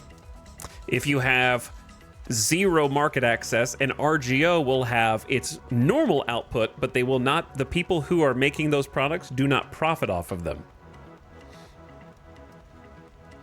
Let me get my facts straight. I spoke incorrectly at first. That what I just said is correct, though. The only thing that control affects is the percentage of tax from a given area. It's 1-to-1. So if you see an 18, we're getting 18% of the taxes we could be getting there. It does have some other effects, but I don't care about pop assimilation speed if I'm not building up an area. So it's just like, none of these matter. For us.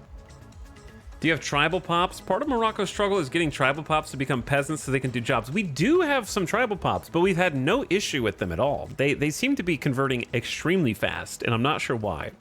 I really expected that to be a larger gameplay mechanic. We only have, as much as we've been expanding, we only have 26,000 tribal pops out of 747,000 through no extra work on my part. They seem to either be moving out to somewhere else or converting into peasants quite quickly. And I'm not really sure what to attribute that to.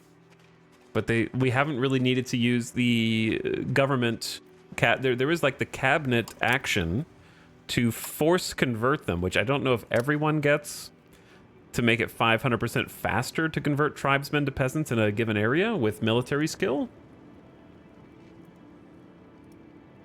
But yeah, we've had a pretty easy time over here. I think it might just be because the concentration of tribespeople is very dispersed over given areas, and so it's easy for our peasants to sort of outnumber them and therefore colonize, and then they sort of just convert. Like, let's just take let's look at one of our most recent acquisitions, Shradalabo. So Shradalabo, we just colonized, and it's almost 50-50.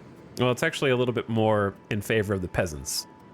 But we have tribesmen here, and it looks like they're promoting at a rate of 17 per month right now, which is not very fast.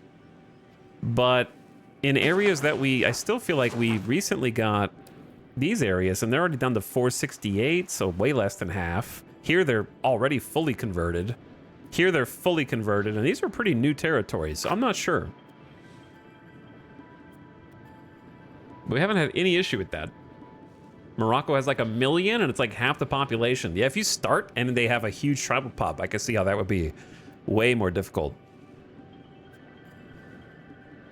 But I feel like maybe we've just been so gradually doing it that since we don't have like a high concentration of tribal pops anywhere, it's sort of just been taking care of itself. Because, yeah, tribesmen are only 3.59% of our population at the moment. Despite, I feel like we've been expanding pretty quick. So that's interesting. I'm not sure if we have like a bonus because we were a tribe. That would be wishful thinking on my part. Our emphasis on a strong aristocracy has given the nobility means to serve in the army. Aren't they of your culture group too? Not anymore. Not anymore, I don't think. Let me do a culture map. Hello, the nobility the nobility have the means to serve in the army. They're devoting more attention to the military. All right, they're happy. Give us some satisfaction. Classic, marry a noble. And then market village upgrade in Glurmenglorp to make more weapons for profit. Let me take a look at the culture. Which one of these is culture? The masks.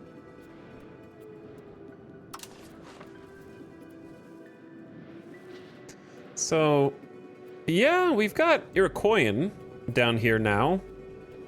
And we've got some other ones. Like, we are the Haudenosaunee, so there aren't any more culture groups that share with us. And then if we look at religion, I don't know which one of these is the best. All right, this is just North American folk religion. That's a group. That's like the umbrella. So maybe location. Yeah, we're Arendist. There's a bunch of Arendist around us. We're getting into the Midu, though.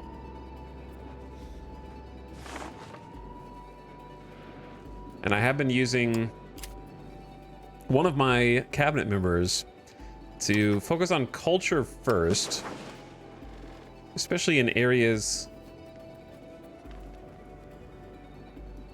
that we've already finished colonizing. Like this one, that is like 80%. Kind of come in behind and do some culture assimilation.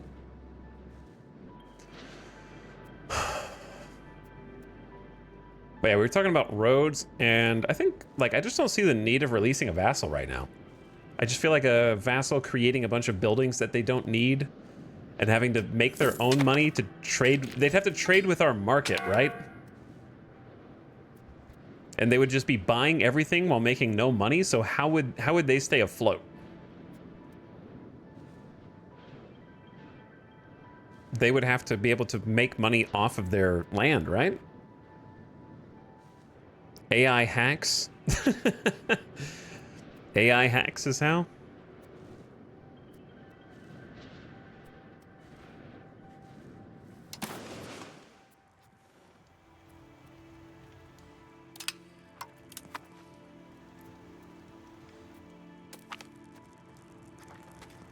Oh no, don't tell me it's my firstborn. Do not tell me that's my first. God damn it. Every time I have a good heir, they murder him. They just take him out back and kill him, and I never get to play as a good leader. It's worse than in Crusader Kings. I never have this many problems. In Crusader Kings, never mind. I'm not going to bitch about it anymore. Sorrow overtakes the court. My firstborn is dead. I don't even know how he died. It's just... We are only allowed to have buffoons with no skill.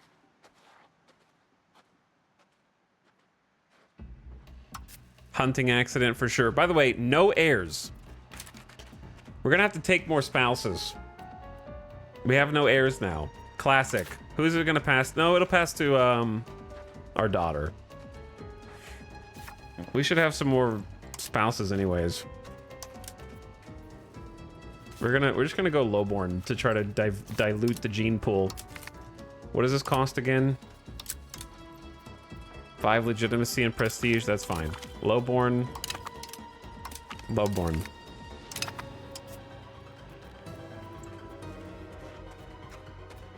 Monthly prosperity. The first one's greedy with good administrative. And the second one is malevolent? Motivated by malice or hostile intent. Subject countries under our control are quick to anger and fear any action we take can banish characters. Progress to serfdom is good. That's good. We like this. Okay, that was good pick. And she's actually got decent stats.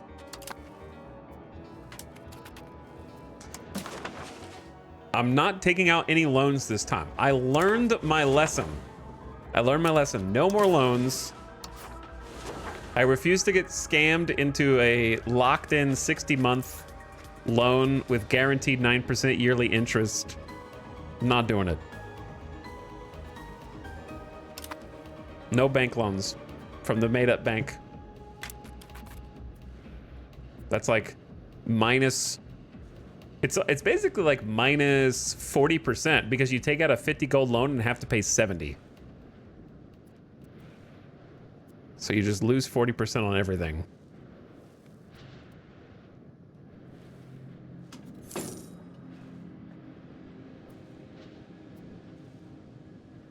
A 5-year loan is kind of scam territory anyways. Because that would just push the interest rates.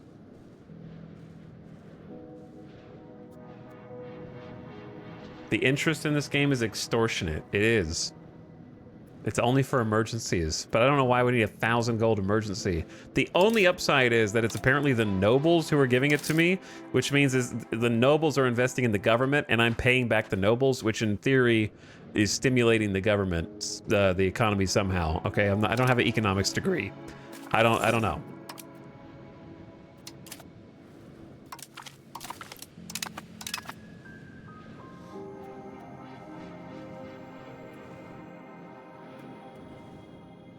Okay. Parliament time. Boom. Expand the road networks. Boom. We're going to get a discount on roads and move towards centralization. I'm going to unpause for a minute just to see if we get any more support. None. We don't have to. We can tank the stability. Or we could just take Bellicose, but I don't want Bellicose. Spiritualist Ideas is good.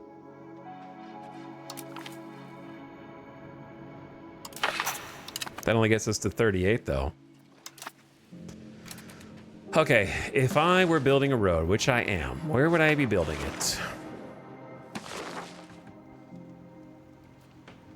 We know we're going to want a road there.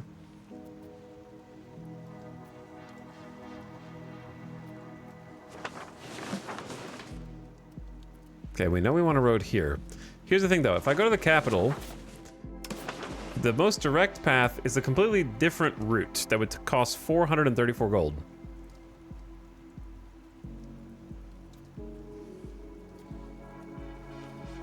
It would basically fork off in Ibelip into some different territories,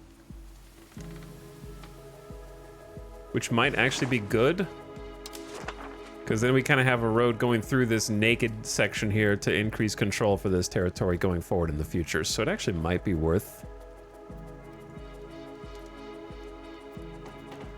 And then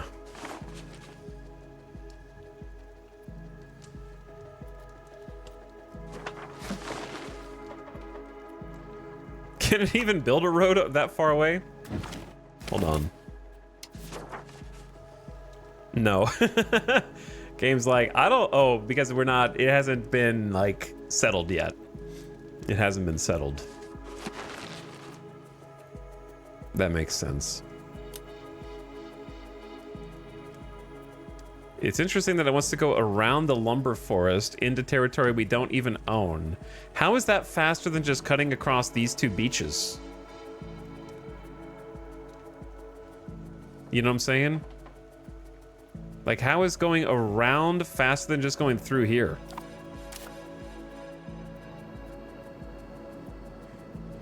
It's woods and flatland. Like, it can't be that crazy, right?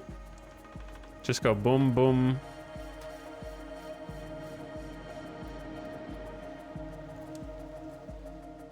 That's woods. That's also woods.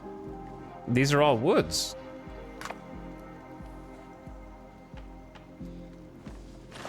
Huh.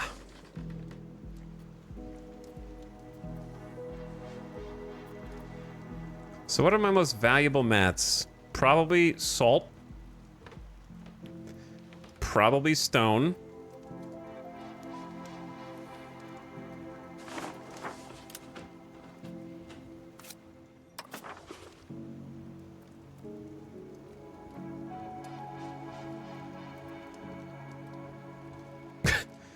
Is that really faster than just going directly east? Potential tax base is like 5.86. That's pretty high. Low control out here. Indecisive. How much is this going to cost? 110. All right, lock that in first. Then I need to gather a little bit more support. I don't really want to move toward belligerent, but let's get the bellicose movement support from the nobles. Then ask for additional taxes for 1 year and 1 year only. Then we tax the heck out of the nobility. All right, we don't need to go that low. Out of the clergy. Out of the burghs. Out of the commoners. Spend a little on court. And we got 32 gold a month. And we're gonna use all that to build more roads. Before Parliament runs out. 32 gold a month from 1 year bonus taxes is pretty sweet.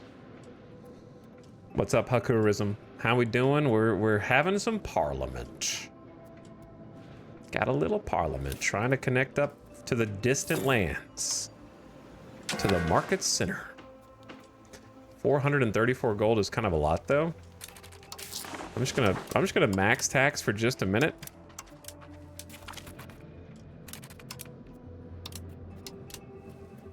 You got no one, brother. 48 gold a month to max tax is kind of hilarious. They're getting very unhappy. Unsurprisingly. 100% tax. All right, the ad's about to start in like 5 seconds. I'm gonna take a BRB to get a drink, get a snack, come back, and then keep on building infrastructure, because if the Europeans aren't here, I gotta build up my stuff. We can't, we just hit 750K, Pop. We're going on a mill. We probably will hit a mill today, unless something hits us first. Wolfus Wolf, Load Bob, Dr. Skelly. Hey guys, thanks for subbing.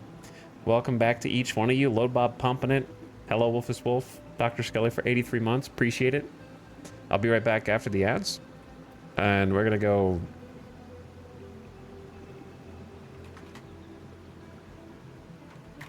all the break points. All the break point. I'm going to pause as soon as the ads kick in. Just watching their satisfaction drop.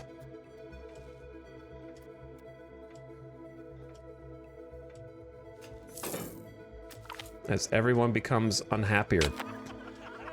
Well, we got some support from Vishal Forta. I don't think we're gonna pass Parliament though, so I kind of just gonna anticipate the stability hit. All right, LBRB, thanks for hanging, thanks for watching.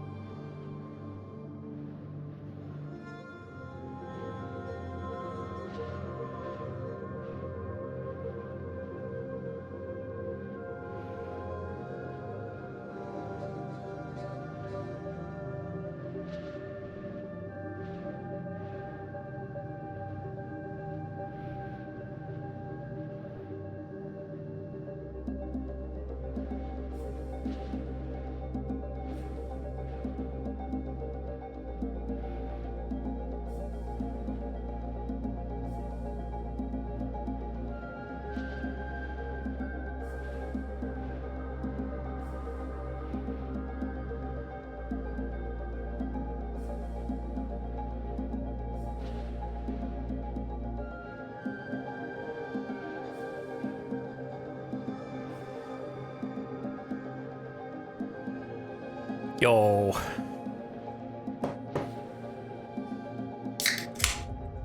What's up?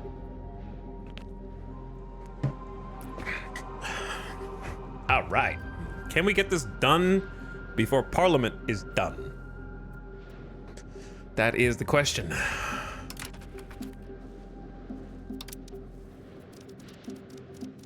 Do we have enough time? What was this core? On maize. Core on maize. I'm surprised it controls 26% even with no road up there. It's not too bad. Just blobbing out, man. I'm just blobbing out. All right, how much money do we need to do this? I think a second road is actually like a good thing to go around the mountain. 434. Maybe I do take out a loan if I can't do it. We'll probably make it. But everyone's gonna be pissed. Because we have like an effective tax rate of like 54% for the nobles, 60% for the clergy, 62% for the burghers, and 70% for the commoners. I think we might have like the game sort of overestimates how much people will put up with for a full year. You know, like if this were real and you were taxing people, if you were taxing the peasants at an effective tax of 70% for a full year, there would be uprisings. It seems a little generous.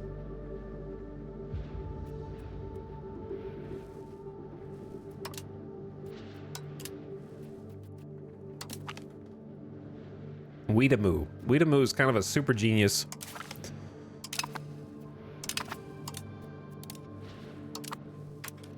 But look, we're building the roads with their money. So it's not like I'm pocket. Here's the thing, right? This is the only justification is if you could, if I told the people, look, this is the only time in human history that the crown is not wasting frivolous purchases. Like we're not building a massive palace. We're not, hanging out with 100 concubines. We're not like, nobody's dropping like grapes in my mouth while I lounge. We're actually reinvesting 100% of every penny we get in taxes back into the nation. I think that's what Europa needs. They need a way to just do some random bullshit for the crown. You know, like I want the option to make a awesome palace for my family. You're spending on the cost of court. Brother, we're spending the same amount that we spend every year on the cost of court. We didn't suddenly jack up the price. It's seven gold a month. That's normal. We didn't raise the price on that. But yeah, I want like the option to make some kind of crown power abuse where we just spend on trivial things. Who cares about the economy? I want to make something cool. It seems that many parliament members have finally realized how beneficial the current proposal would be. We're getting even more support despite raising taxes on everybody.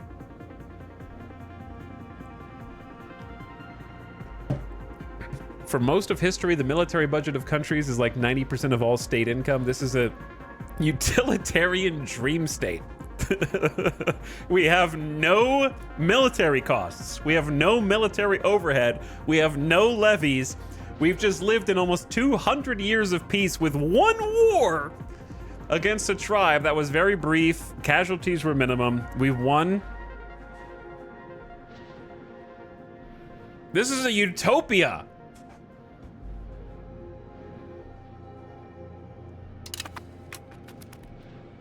Everything's going so well. I feel like the tribe should be a little more hostile, maybe, but I mean,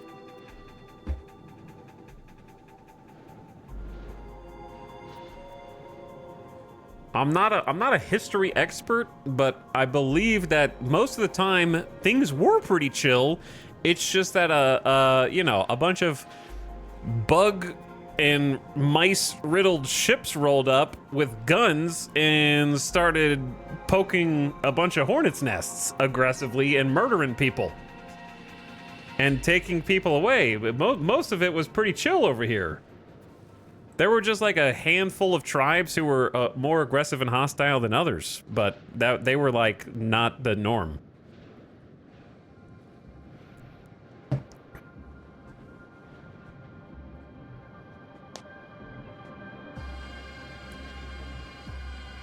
In North America, yes. Well, I mean, we're talking about North America. I'm not talking about the damn Aztec Empire.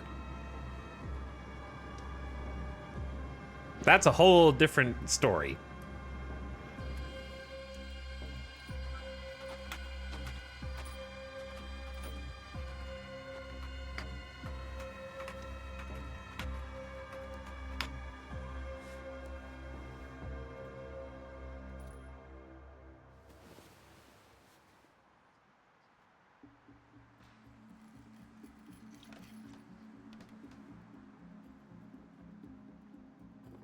Let's find out.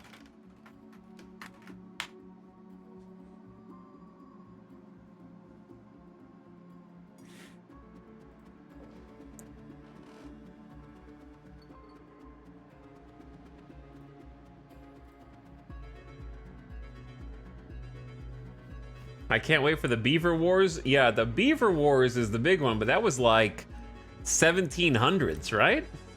Or 16 or 17, 1600s, 17th century.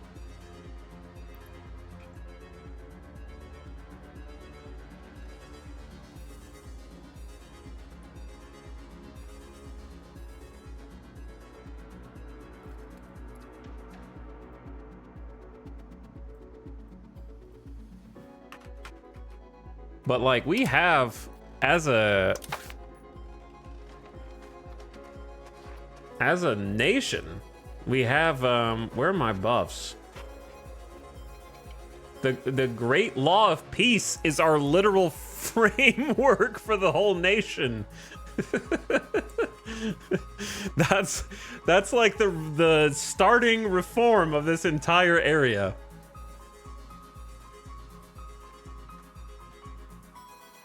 It's a common misconception that pre-colonial North America was peaceful.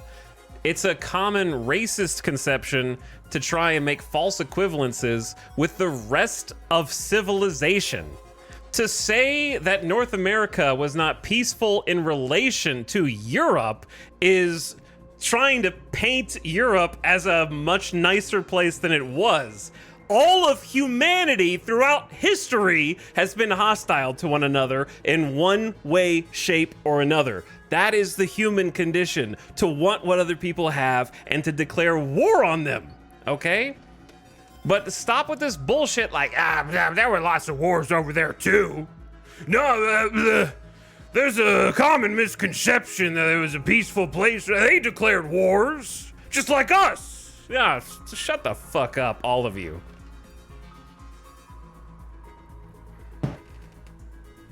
Anybody who has anything to say about that, shut up.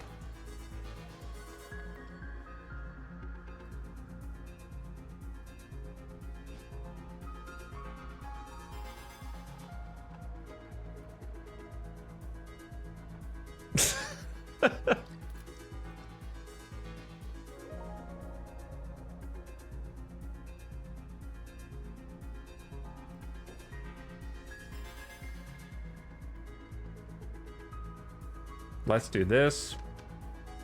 And let's do...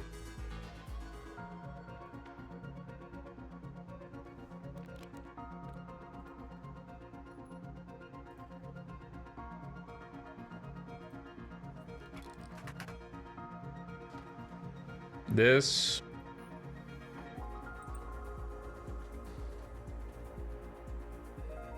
Okay.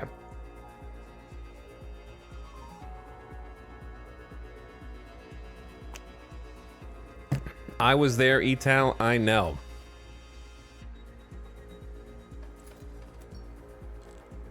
As a wise bard once said, people are people.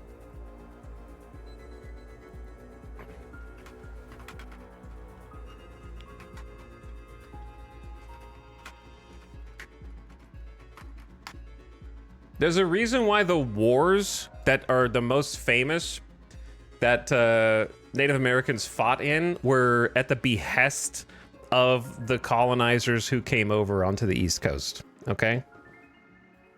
Someone in chat already mentioned the Beaver Wars. Guess who the other participants in the Beaver Wars were? For example, that's one of the more famous ones. The Beavers. You got it.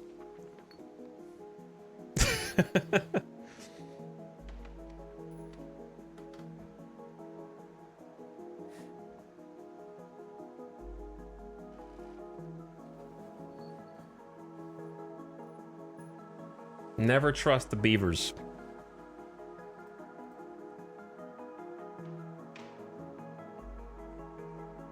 It's like the Emu Wars in Australia.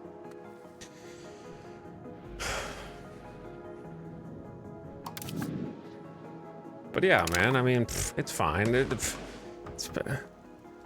There were tons of wars here. Just forget about the, like, mass extinction events and systematic slave trade, and, you know, it's basically the same thing as what's going on over there. Same thing.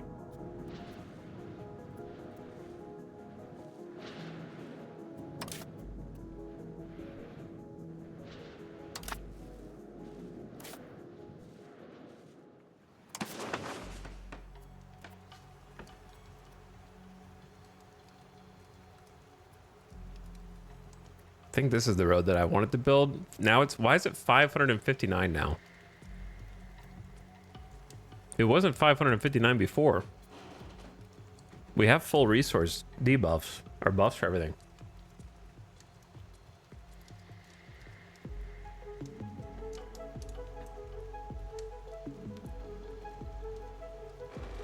Warfare with very little casualties is the thing that they gloss over. Yeah, I mean, there have been tribal battles across history since the dawn of man. Since two different, a group of men split and made two groups, then they would fight. But that's wholesale different from the types of gunpowder warfare that we had in the 16th, 17th, 18th, even 15th century.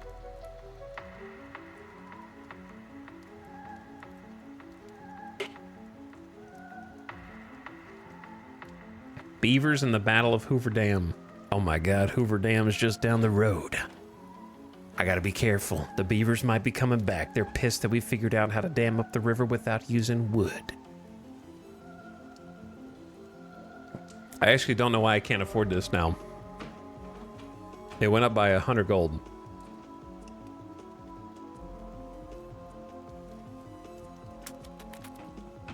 But my time is almost up.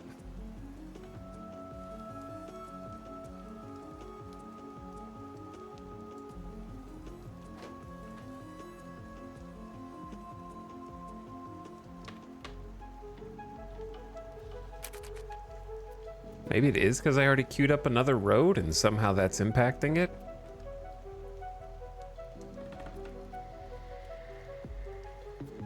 Well, let's get this one going first just to make sure we lock it in. I clicked the wrong button. Shit. Hold on. If I cancel this one, I might get my money back. Hold on. Cancel this one. Oh yeah, I got a little money back. Calculated. I might have to take out a loan. Where? Wait, are we still in Parliament? Is Parliament over? Is that why it's so much more expensive? All right, listen. I'm blaming the colonizers on this one. What date is it? 12/1. I'm reloading. Blame the colonizers. What's the breakdown of the base cost for roads? Nobody knows. You just pay whatever it says.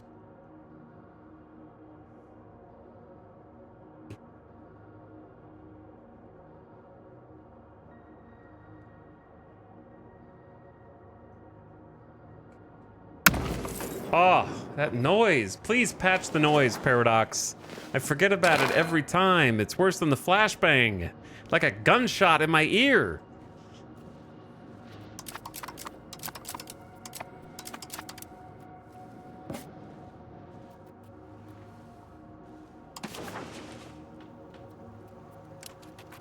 Now it's 4:34. I must have like somehow skipped past. But it doesn't make sense, right? Because it's 11th of November. Did it tick over on the exactly on the first? Maybe it ticks over exactly on the 1st of December. And I just assumed I had a little more time. Did I start Parliament exactly on the 1st of December?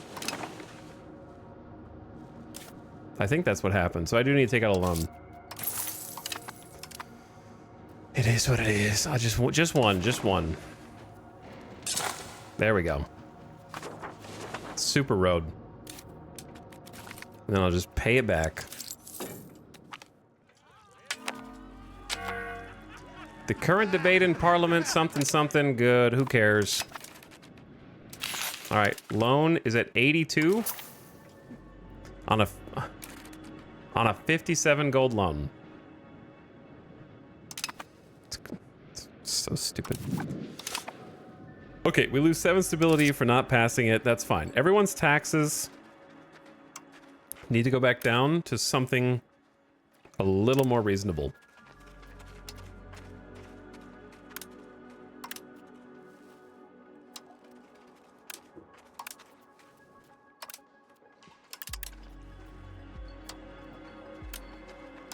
Like 40 something percent. That we're still getting 30 gold a month.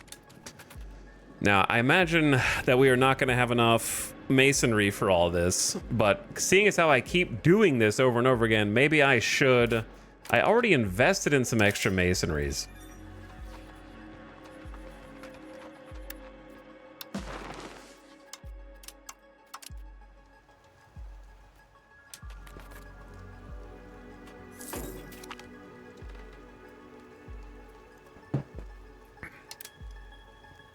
And then we need to build some settlements as well.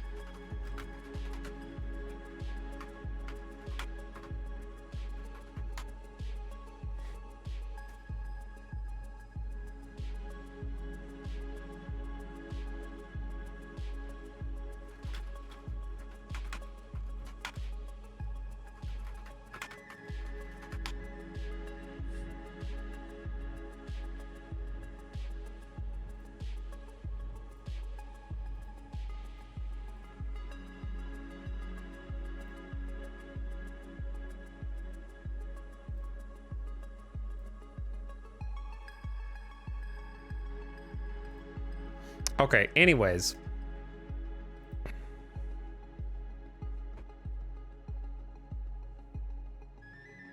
It'd be funny if European colonization just never happened. It would be funny. We already have seen the Mayans. We can see the Mayans market now, but they're not on the US yet.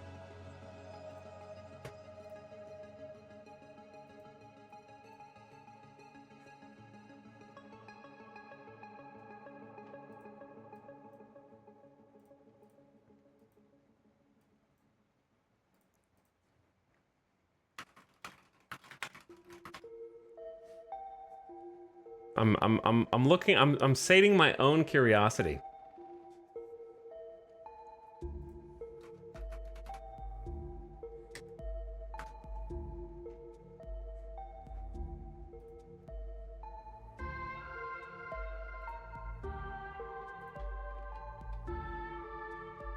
I'm sating my own curiosity right now because I'm still stuck on the previous topic because I think that it's worth addressing in more detail. The question that I have to, of course, ask is how many sources do you need?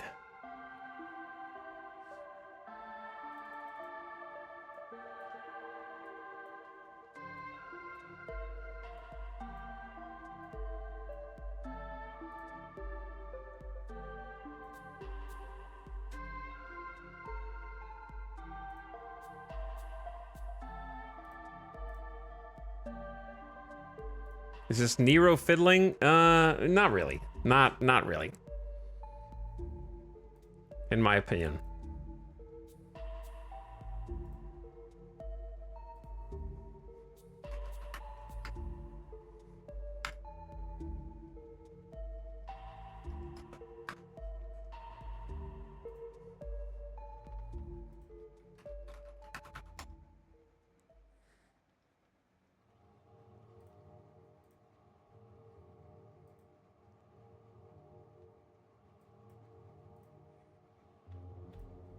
Okay, so I got like at least 4, 5, 6, 7, 8, 9 or so sources from various places on the internet that stand with my original statement that the initial characterization of Native Americans pre-colonization as colonizers came over were initially peaceful and in some cases became aggressive after European presence also increased. Now we have a basic one, Encyclopedia Britannica, just very basic, very simple, which says as much. Specifically that it is for many indigenous nations, their first impressions of Europeans were characterized by violent acts, including raiding, murder, rape, and kidnapping.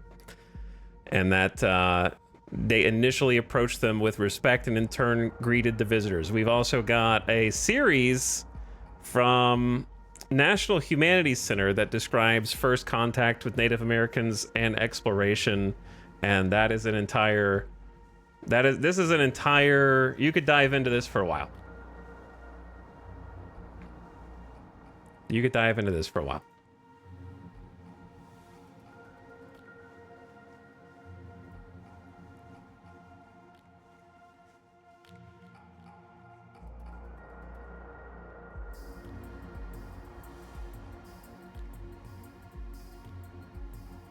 I think this is a separate Encyclopedia Britannica. This is just cherry picking Jamestown.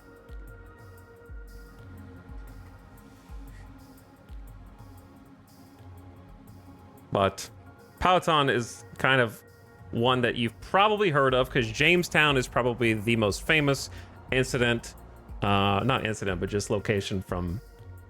There's a great book called Why Nations Fail on this. Really? That'd be fun to read. It's still the beavers' fault. Just blame the beavers.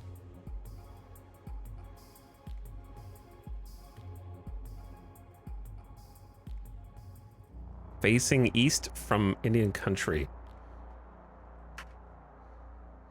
Looking for specific keywords from Google.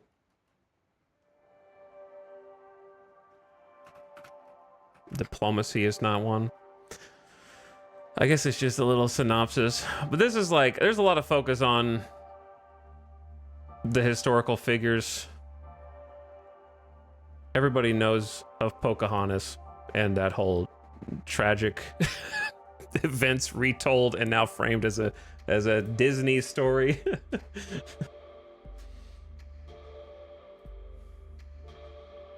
Changes in land.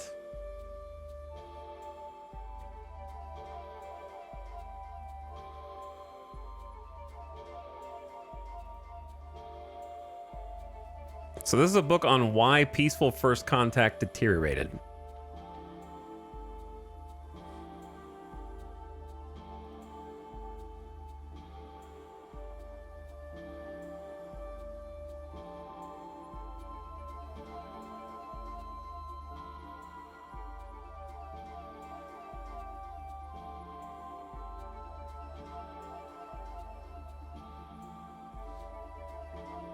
Maybe I should read some books, chat. I should read some books.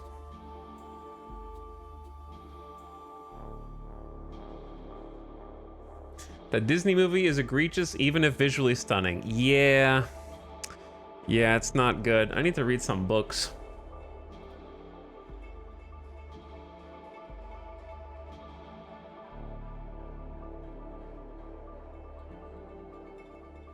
So this one describes the warfare of the tribes in particular. But this is Powhatan in Virginia. It is an interesting and undertold history. I agree.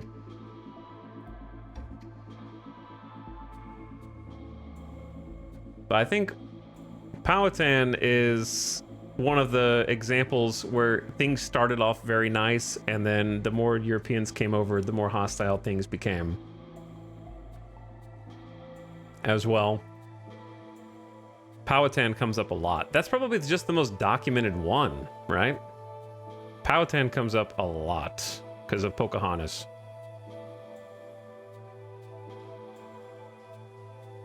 A figure so wrapped up in legends, she's hard to see for the person she really was.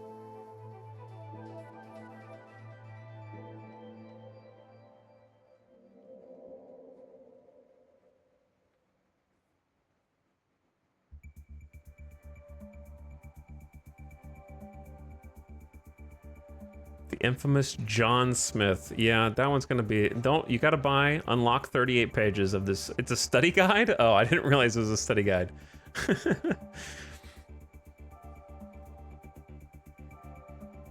Is this a full book? Like a library? How old is this book? 1981. Holy moly.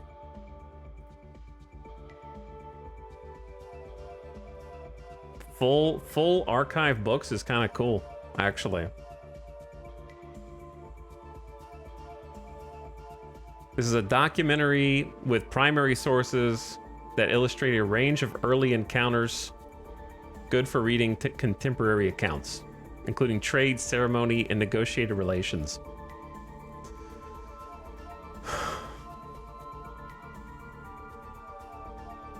I don't know where this one was, actually. I forgot why I opened this one.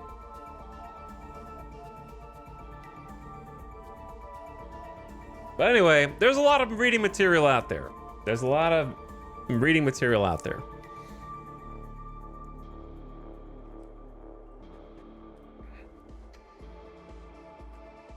Join the book club today.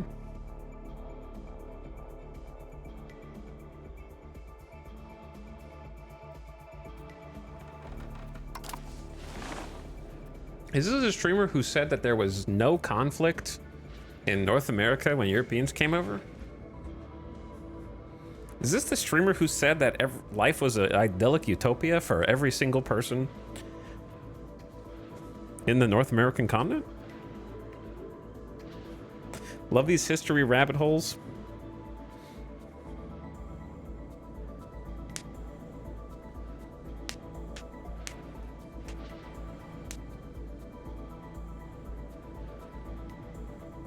Things were better back then. Things were just better back then. We still don't even know where eels come from. We're still well, actually we do. They've solved the mystery. Believe it or not. They managed to track them all the way to the Sargasso Sea.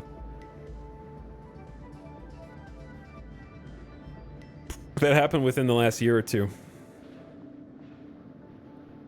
They finally solved a centuries-old mystery. The book that I read is now outdated and does not have the correct information anymore.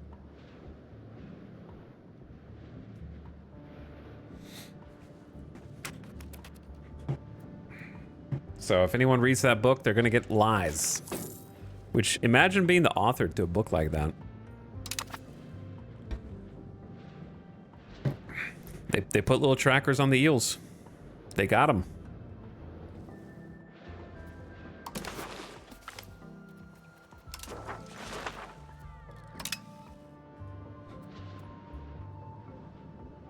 When was the book published? I don't know. I do not know.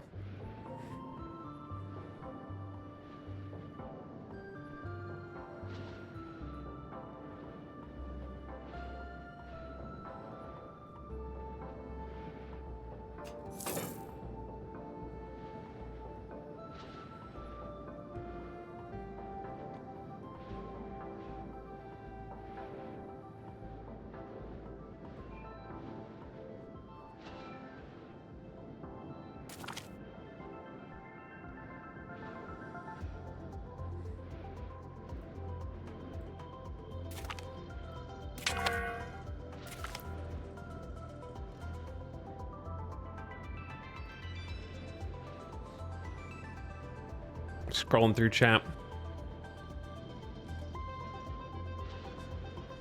Are we focusing on specifically the Northeast? Because if you want to look at Native American nations early post-contact, I would recommend Spanish and French expeditions in La Florida, which is in the southeast of the country.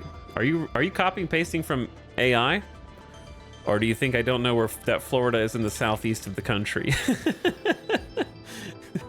Okay. No. Okay.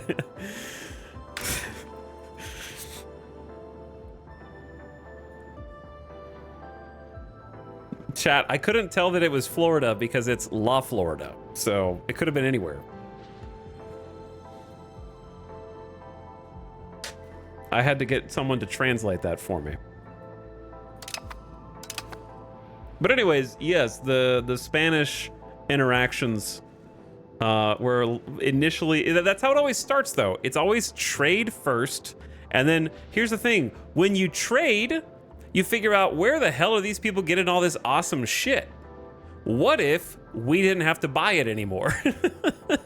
Like, that's how it always starts. But so trading is just a means to find out what resources are available in an area, and then whether or not they are like, maybe that should be mine now. What if I don't have to give anything in order to take this? And then conflict escalates. I believe that's how it happened with the Spanish as well. I don't know about the French. But I know the French traded a shit ton of furs. That's all I know. I don't know what the French did, though.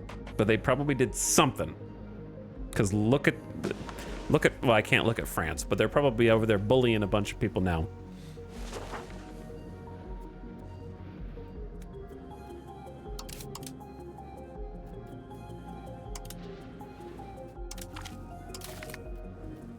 The big blue blob. The big blue blob.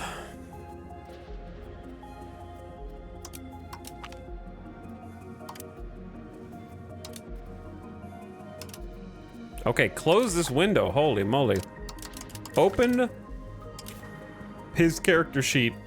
Not you.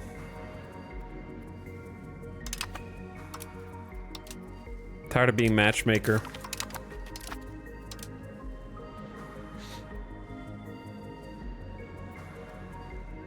You receive one trade, I receive all your base.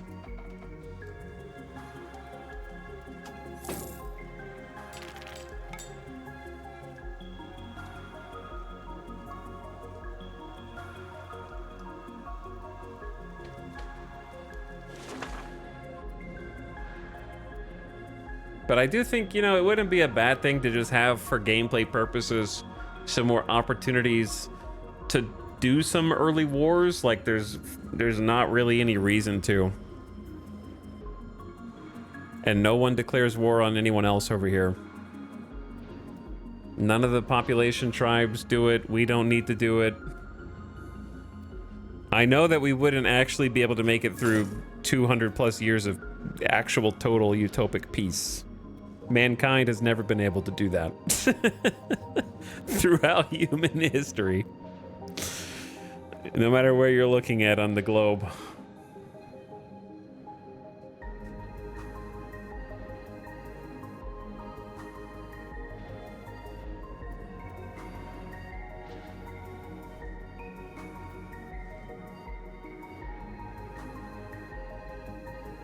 It's weird that the tribes are almost completely okay being colonized. I mean, yeah, I don't know how to represent that better, but at the same time, I think it's just the act of not really having them be a mechanic. They're just not really a mechanic yet. But the thing is, I don't know if you knew this, but North America's really big. Okay? I don't know if you knew that. And it's so big that an actual colony, if this were just real life, you know what I mean? We wouldn't be over here in Jersey. Like, let's look up what's modern population of New Jersey. It's over 9.5 million people, okay, in New Jersey. And we're taking, like, this spot, which has 7,000 people. So it's very easy to colonize in the sense that while tribes were territorial, it's so much land that we could build a town there with 100,000 people, and you could still cram millions more in there. You know what I'm saying? Like, we're colonizing is just saying that's my land. You know, there's not actually a border that appears IRL that everyone can see that turns to be your color. You know, they don't. The tribes don't look and go, "Whoa, is there a green border around us now, guys? That's crazy. Where did this green border come from? Did we just get colonized?" Like, you kind of just move in because there's so much space. And you just go, that's mine. So there's many cases where you just don't interact with really the other people who are there that much. You just mind your own business over here. Because we have they can stay as tribes people. From the game's own thing, they got pasture access. What the game needs to do is give the tribe more agency as an estate. That's what really needs to change. Like, they need to have actual demands. They need to, we have privileges that we can give them. There's just no need to. Like, if you had to give them demands in order to colonize certain areas, that would make sense, you know? Basically just agree to protect their tribal faith, or allow their gatherings, or give them land rights, or this and that. Like, actually give them something back, or trade with them, or something.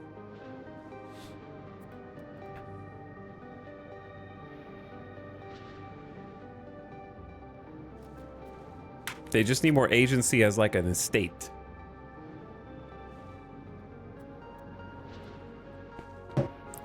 So they're kind of just non-existent as a factor in the game at the moment. There's just like a small obstacle to, you have to have more people than them. Now it's your land.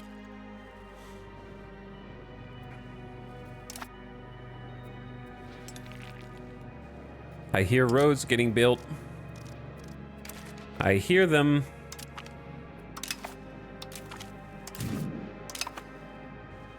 I see them.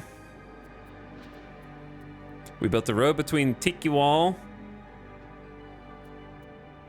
and Scrample. Okay, that was to get the salt. So we have a road down to salt now.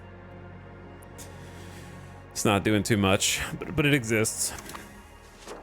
Maybe it'll be useful later. And then we got another road. Where is this one? I love that it highlights the entire road network. All right, up there. I'm allergic to my road network going up to Pwumpit, which did buff control a bit.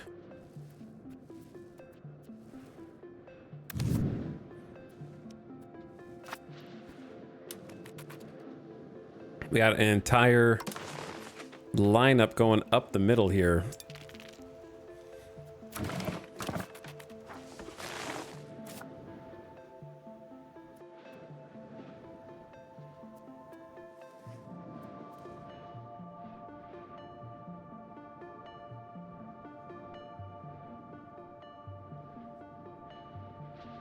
Turkey or Finland Hearts of Iron 4 run? If you want to be miserable, Turkey. If you want to be OP, Finland.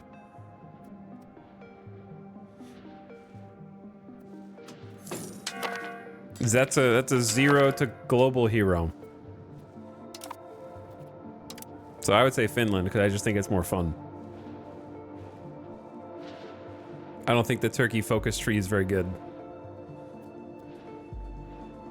It's part of Battle for the Bosporus, which is probably one of the worst DLCs, in my opinion.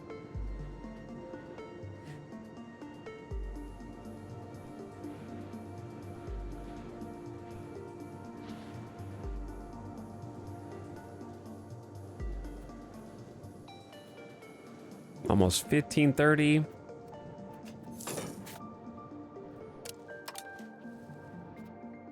We need more cow, which means we need more clay. And so the cycle continues again. Flavortown has got 6 levels of cattle. We've rebuilt what the one we killed in Pojin Palo.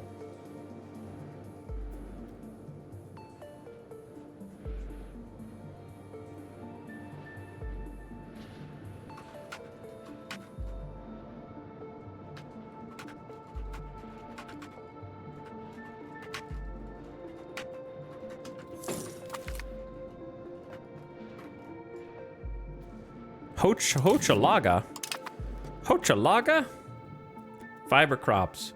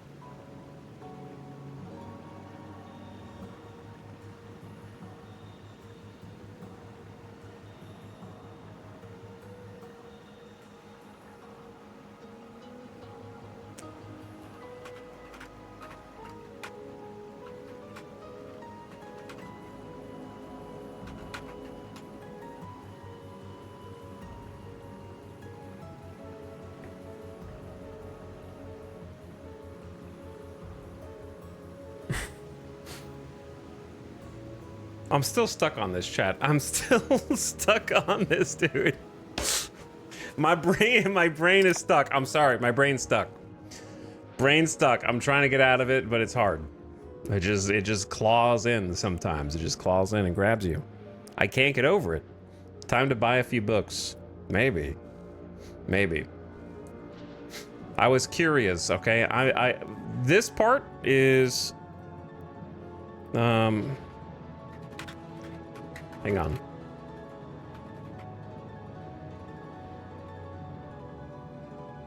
I'm trying to use ChatGPT in a productive way where I make it give me the source before I read what it says, and then I just read what it says from the actual source.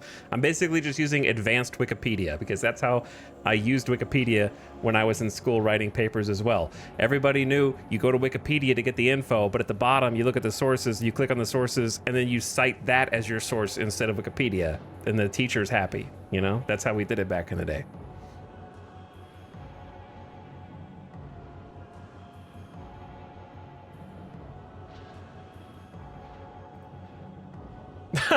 See, I caught it, okay? Because I asked for sources. I asked ChatGPT. I said, what were the casualty numbers of the largest tribal North American wars pre-colonization? And it gave me 4 wars with casualty numbers. And I said, can you source those casualties? And it said, I'm sorry, I was mistaken. I could not locate reliable scholarly sources that provide specific numerical estimates for casualties, example, thousands or hundreds for those pre-colonial wars in North America. The sources I found discuss evidence of warfare, fortifications, skeletal trauma, etc., but do not give credible casualty counts. I'm sorry, I was mistaken. So I'm glad I didn't just regurgitate that information to you with no source.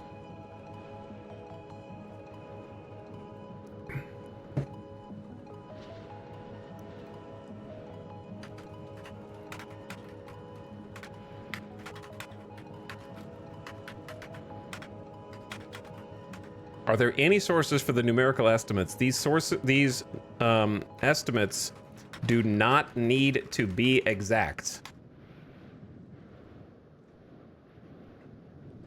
Let's see. I only lied because I thought it would make you happy.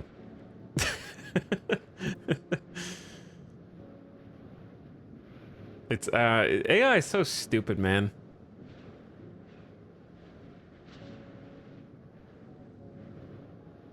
I said it doesn't need to be exact, and it's given me like 486 people from Crow Creek Massacre, 14th century South Dakota. I just said it doesn't need to be exact.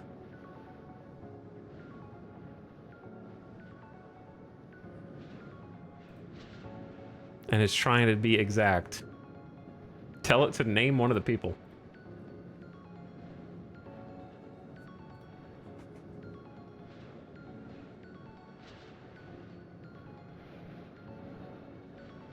All right, so you're useless, AI.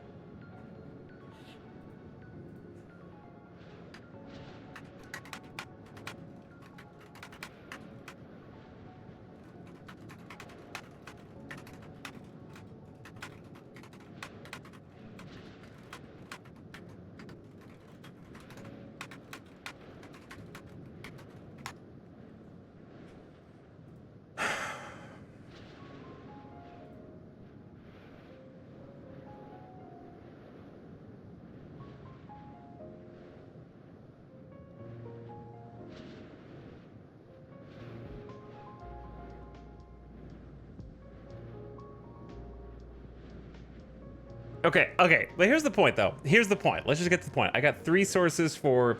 I'm not even looking for... I told it pre-colonialization, and it's giving me Beaver War estimates. That's not... So it's already not listening to instructions. The truth is, we don't really have good numbers on what went down pre-colonization because they weren't exactly writing history books about what's going on. Right? But the estimates are so low because most tribal conflict pre-colonialization was they didn't do full-scale war. They did raids on other places primarily. There are a few exceptions, which seem to be the Mississippian culture of circa 1000 to 1500 CE, and then various large raids. It's very rare for them to ever do any kind of full-scale war.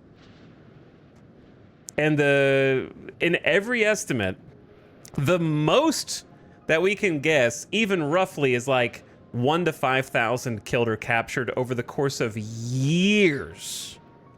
For just a regular raid, it would be like a couple dozen to a couple hundred, tops. Like that's how low scale we're talking here. Things that wouldn't even be a footnote in any other centralized region of the world. You know what I mean?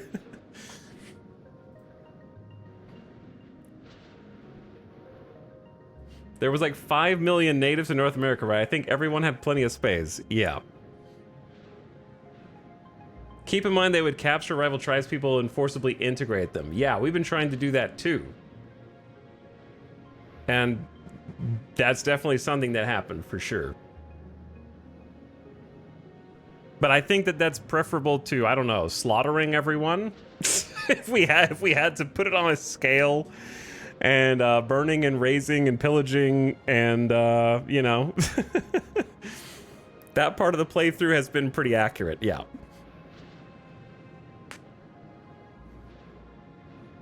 Also, many of these cultures, captured often means these people come live with me and my family now, and not this person is very harmed. Well, that's because every community was so small. But people have been doing that throughout history, not just North America. Like, ancient conflict was winning against a people population and then intermarrying with that population, and now you're just a new culture now.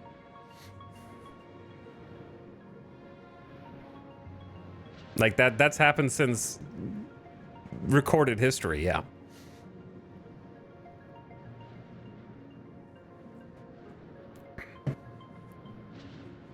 But anyway, I just think the scale of it's so... that's what I'm hung on, is that there's like a group of people who are trying to convince you that like because tribes raided each other and killed like 24 people, that they weren't noble. They were just as violent as us. It's like, bro, like 24 people in like a raid is not the same as what's going on right now in Europa Universalis over there with the... yeah, it's just Western Cope hardcore. That I just can't get over. I can't get over it because I saw like 3 or 4 people in chat. I can't believe that's like somewhere to stand on. Like they think they have a leg to stand on. I can't get over it. I don't know why.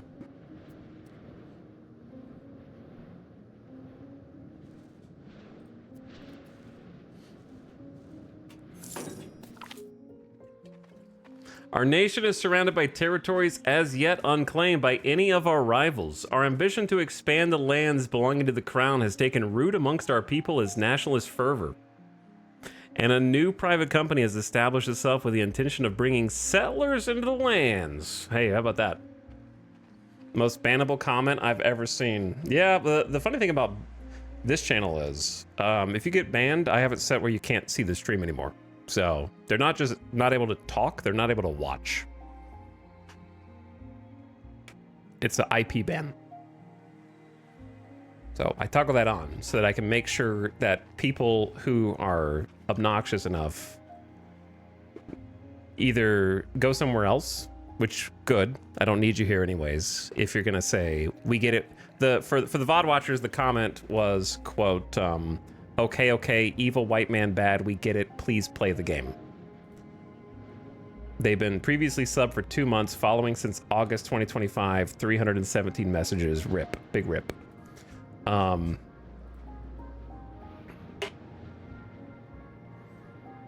Now you got to use either go somewhere else, or you have to go through the effort of getting a fake IP.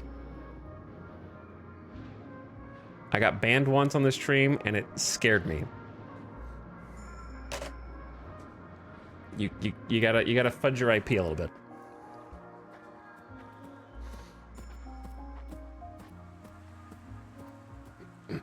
But anyway, it wasn't the actual bannable offense is the dance monkey dance portion. I'm not here to dance for you. I'm here because I want to play a game, and if I want to look down a history side quest, then I'm gonna look down a history side quest. You know what I mean?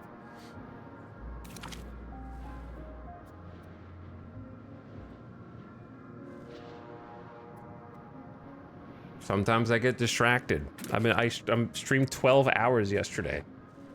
If I gotta take a shit, are you gonna get upset that I had to like stop fast forwarding at 4 times speed to go take a shit? Get back to work.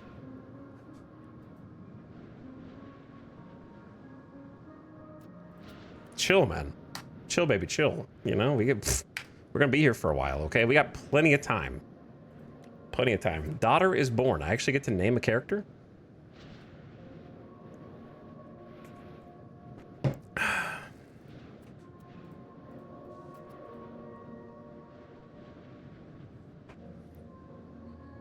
I'm gonna let chat name this character.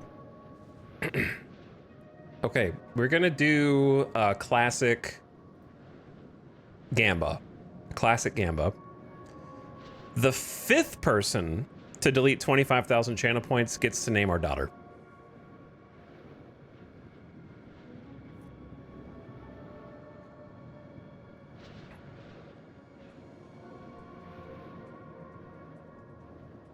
Okay. we got our winner. The winner is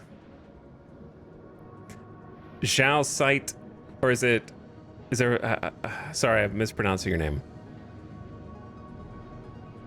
It's either Zhao Site X, Sitex, Zhao Sitex. I tried. What would you like our daughter's name to be?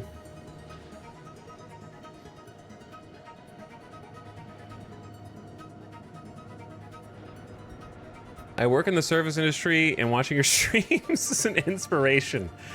Well, the thing I always tell chat is if you all stop showing up, then I'll have to get a real job. So it actually would be like good for me. If you all like, a lot of chatters come in with sort of this expectation that I'm one chatter, your livelihood depends on me watching. It's like, no, if you go away, I'll have to do something with my life. Okay, so take it or leave it. What did you get?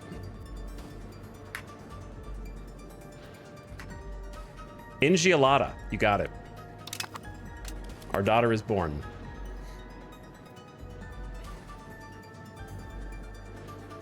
Instead of just pretend to play video games all day.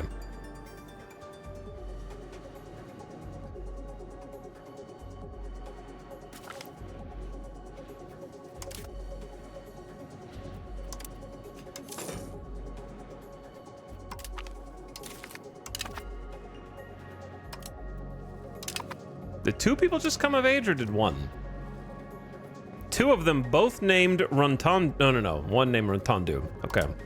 I was confused. What should I do with my 300 gold? Should we found another town?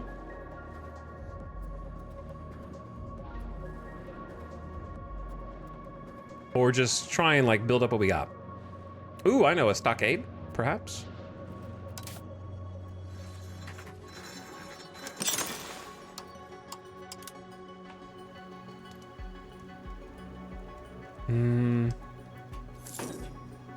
A stockade on the new town. It's like 141 gold. Do I have a stockade on every town now? Yeah, 1, 2, 3, 4, 5, 6, 7. We're centralizing the kingdom and we inevitably infringe on the autonomy of the urban dwellers. Deny them their old rights, accept their demands. I'm not giving formal guilds. Deny them their old rights. Let me see how the estates are doing. If I look over at the chat estates are a mixed bag right now. Why am I taxing the clergy so much? Most of you are happy. Most of you are happy. And anyway, I think it's worth saying, to the people who were initially part of the beginning of that whole conversation, there's no hard feelings or no ill will, as long as you don't say anything shitty in chat. It's all good, you know? I don't hold grudges. If I any grudge I hold is I ban and forget, and I don't think about it ever again, you know? And I'm probably a little faster on the trigger than most people there. So if you're not banned, you're good. Timeouts don't mean anything here. It's just something that happens. Everybody gets one. No hard feelings.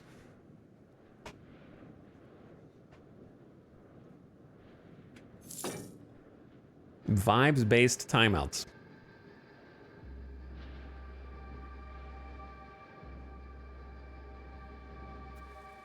But the reason I have a fast trigger finger on, I don't know, I could just tell from certain people's comments that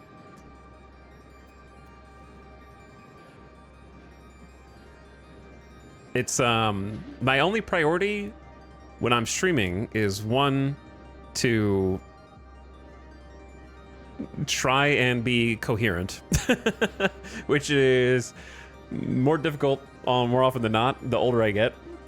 And, you know, obviously I want to be entertaining like anybody else, but besides those obvious things, I just got to prioritize my own mental health. And some people, I can just tell, will drag that down. And they have to be removed. Because it's the one thing I have control over. Not my mental health. That can go in many directions, but trying to shape my environment. Trying to shape my environment. And I'm using mental health generically here. It's just like, I don't know. I've been in other people's streams, and I'm not subtweeting anyone right now, but I've just been in streams before where I've even heard from certain streamers, again, not subtweeting anyone specific, so there's no guessing, there's nothing to guess, that they would tell me like, yo, there's like someone in my community who is... let's just take it this way. I've had it myself. We've dealt with this before, like a couple years ago, where there's people in the community that are technically not breaking any rules. This is a common aspect across many streams. They're technically not breaking any rules. There's no bannable offense there, but their presence is a weight upon the community and the chat, and then by extension the streamer. But they don't want to ban them because it's like, I don't want to like hurt their feelings. They haven't technically done anything, but it's just like a void in that spot. And the answer is just get rid of them. Like just ban them and go on your way. There's 1,000 of the streams on Twitch. You don't have to like be customer support at a faceless megacorp. You know what I mean? You're in control of who you interact with every day. You're not working for like a call center that you have to be nice to everyone, even if they yell at you and spit on the phone. You know, I don't know why I said that, but audience capture, is that like the terminology for it? And you can just go on your way and be happier afterward. Thank you for the statue.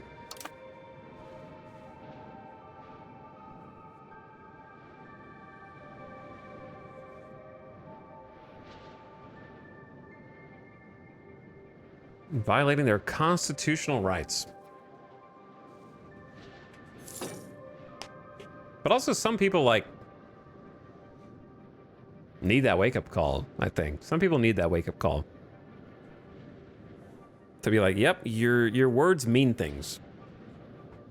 The words that you say mean things, and they have weight behind them.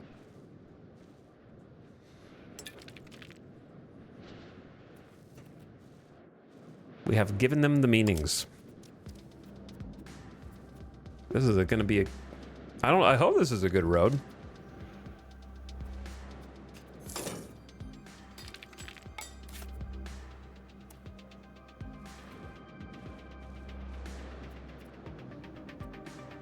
Kind of running in parallel. This one's not done yet. Should connect up to this one.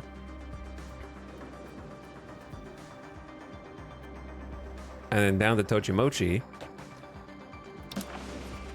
Getting some good sprawl here.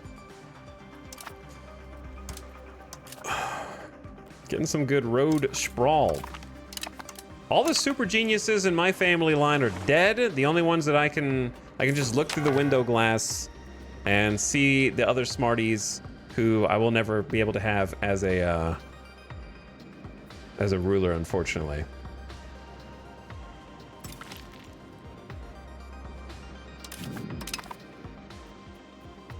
We're doomed to never get to have the super ruler, the god tier.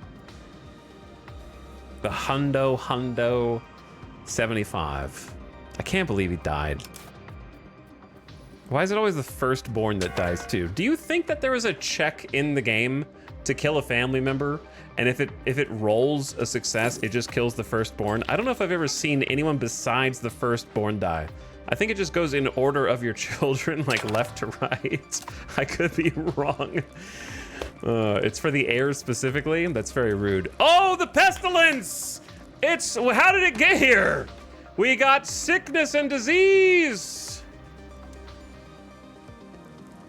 A mysterious plague is ravaging the people in the capital, infecting everybody, independently of class, piety, or spiritual protection. The disease is unpredictable and deathly, sometimes producing fevers and rashes, sometimes vomiting or delirium, almost always death. All known remedies are failing when applied to this diabolical condition, and no praying or sacrifice seems to move the gods to send their protection to our people. The Columbian Exchange was a historical event that took place in the 15th, 16th century when the Old and the New World came into contact for the first time. This period was marked by the exchange of people, plants, animals, and ideas between two hemispheres, leading to significant changes in both continents. Where are they? In Europe, the arrival of new crops such as maize, potatoes, and tomatoes helped to feed a growing population, while tobacco and cocoa became popular commodities. Meanwhile, the introduction of new diseases resulted in the Americas having 3 minutes of mid-roll ads that are happening right now. And anyone who didn't turn their volume down did not receive immunity to these illnesses. 3 minutes of mid-rolls across the world? That's too much to bear. This is the end of the world! All right, I'm gonna keep this page up while the ad is going. There's literally no Europeans here. How did we get this pestilence? Did like one Viking sail over here in a longship?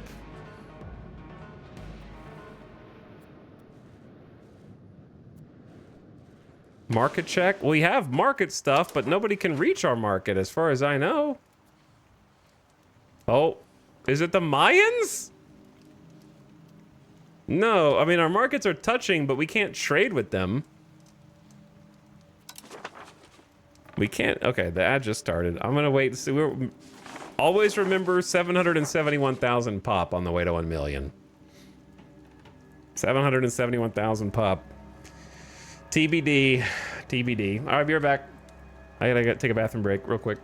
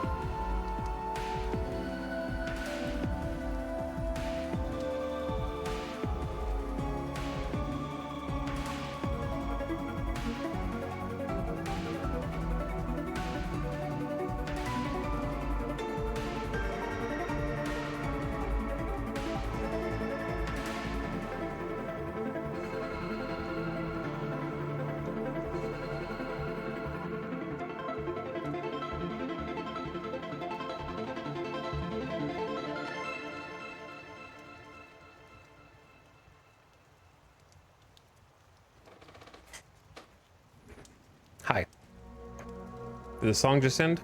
The Alexa ad is so cringe. I haven't seen it. I'm sorry. Blame Daddy Bezos.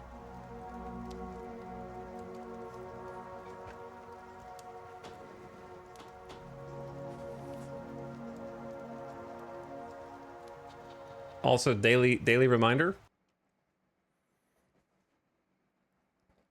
Alexa, search for the largest bag of Oreos that you can find on Amazon and add to cart.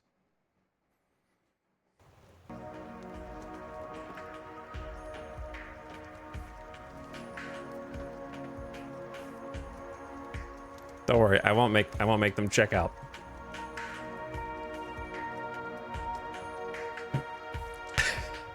£50 sack of Oreos coming up.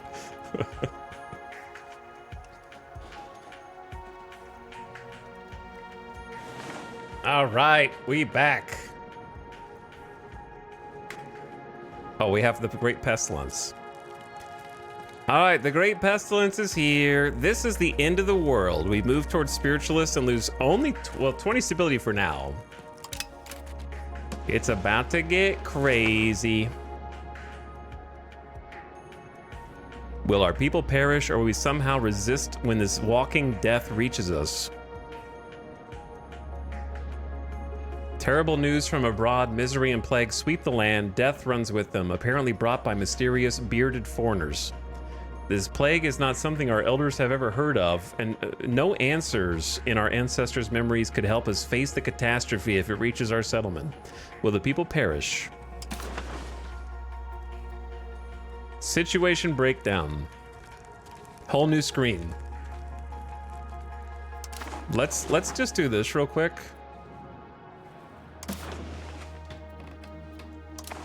I think it's worth taking a screenshot. There we go. To remember better times. To remember the better times. One affected location. The Great Pestilence Pandemic of 1528 has affected one territory. One is a town. Will you tell me which one? I assume it's the capital, but it'd be nice if it listed which one. I mean, it's red. I guess it's red. 0 deaths so far. Great Pestilence. Recommended actions. Build hospitals. I'll get right on that. Click on the situation banner to look at the interactions. Perhaps they could mitigate the catastrophe. Keep stability high. It helps with rebellions, but is essential to local pop promotion speed. I don't, okay. Maybe because people are dying, so you have to replace them. Do not build new buildings in depopulating locations. Keep an eye on our local pop promotion speed. Again, the peasants are going to die. It may take years, but people will eventually promote. Not the greatest hints. Not the greatest hints. Button? What the hell is this? What did that button do to my user interface? It's going off the screen. Okay, what is this button supposed to do, brother? Other than mess up the UI. It's just a mess up the UI button. Okay. Sponsor spiritual protection. As the clergy say, illnesses are caused by spiritual imbalance in the body of the sick or by the breaking of a taboo that allowed foul spirits to take hold of the body of the guilty. We can fight the disease by beckoning the most powerful spirits and making sacrifices that compel them to cast their protections over our people. We gain sponsor spiritual protection until the end of the game. We gain paying for spiritual protection until the end of the game. Okay. Clergy are happier, but they get more power. Peasants are happier. Monthly doom. Minus 0.05. What is monthly doom? It's not even a tooltip. Monthly doom minus 0.05. Disease resistance minus 10%. Isn't that bad?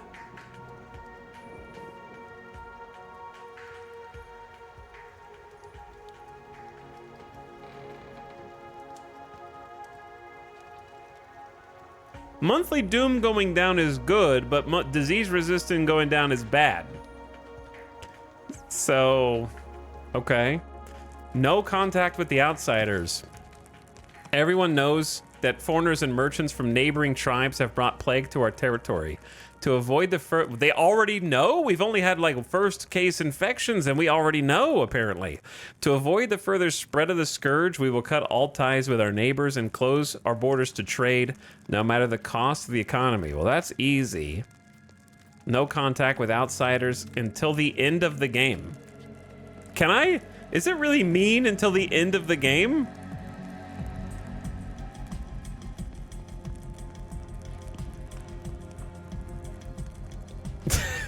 No, you can turn it off. Okay. That's Paradox English for indefinite. Till the end of the heat death of the universe, you get this buff. -3 Diplo reputation and monthly diplomats. Banned imports and exports. Move toward traditional, progress toward inward, which none of these are nested tooltips, which is very, like, many such cases of oversight. Well, I mean, that one for sure. We decided not to deal with any trades. Okay. Let's pump money into stability. Like, pump it.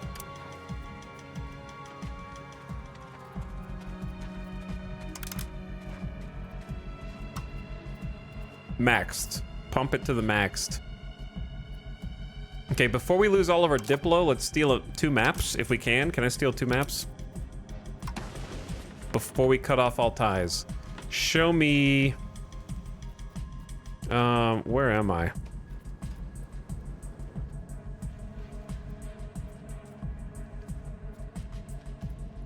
Chat, what is this? Canadian Atlantic coast is going to be water, which we might want to know.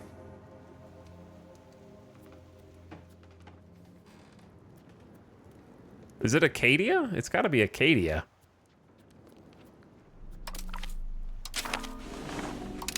It is Acadia. All right, nobody's up there. Is this its own little map? Mostly lost, pumping it above and beyond. Big pumping it. Big pumping it. I have to wait until the diplomat comes back in a month, but I'm gonna lose.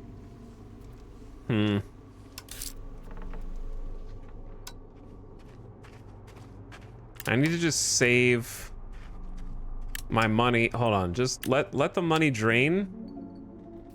Oh, I'm not gonna be able to have one diplomat. It's just going down no matter what. All right, well, we stole 1 map. We'll have to wait. So, here we go. We don't have hospitals, obviously, so... We have a mission, which is disease resistance. There is not enough masonry in the Mayapan market to do this. What are you talking about, brother? We are not in the Mayapan market. Oh, is that where I would be building? Wait, no, we could do a mission down here. Mission is 5% disease resist, but it's only in 2 places. So I don't really even understand what the... I know the mission is for foreign places, but I still don't really understand the point of it yet. It is a plus 50% tribesmen to peasants. We had Shin asking about tribesmen to peasants earlier. But to build this, you have to have requirements. It needs to be coastal and adjacent to owned locations or owned by a subject.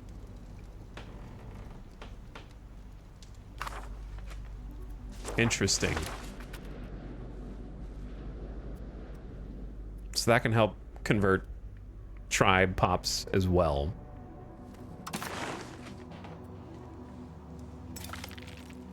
Stop building toll castles in Old Pancock.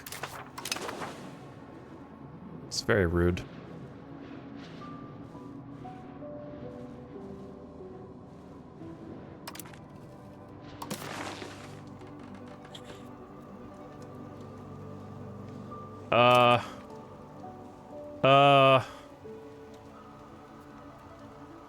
I think I see where the problem is.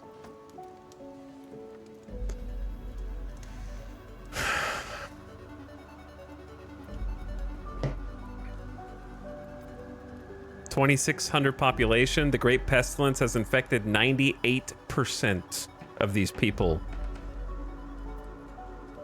In Cahokia, it's 72. We were trading with Cahokia. We might actually, like, it really depends on what happens with patient 0 in our capital. Like, I don't know. Oh, this went up to 21 and I didn't even... When did that update? It was at 0 when I paused, I thought.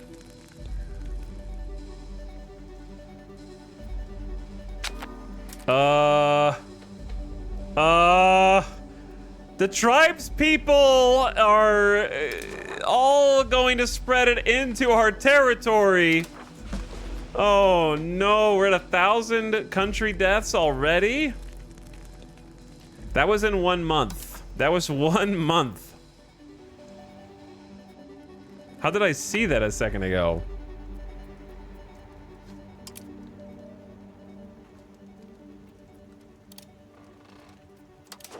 Okay, like that. It's gonna, dude, it's gonna wipe us out.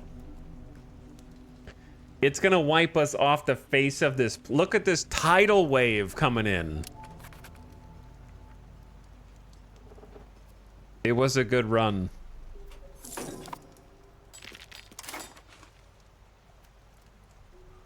Was that a whole month? Not now, coming of age. You guys need to live and love as fast as you can, because you won't get the chance in a few months' time. There's no one to marry right now. It's coming. It's getting closer. Disease affecting our country. I don't know if we ever even looked at the disease page. I have 10% disease resist, and that's it. 2,000 deaths almost. There's the Great Pestilence, present in one owned location. Let me just look at these debuffs. When a disease reaches a certain level, the following happens. If it's greater than 20%, pop promotion speed down 200%, demotion speed up 200%, prosperity down, development down, literally goes down, monthly control down, population growth down, unavoidable attrition up to 5%, which I don't even know what attrition is doing. Did you guys know what unavoidable attrition affects the unavoidable attrition of a location? Usually armies do not take attrition if they're in the zone of control of a fort that they own and control, but some things like the Black Death can't be avoided. So I don't have any standing armies. So it's unavoidable if you had armies. Up to 10%.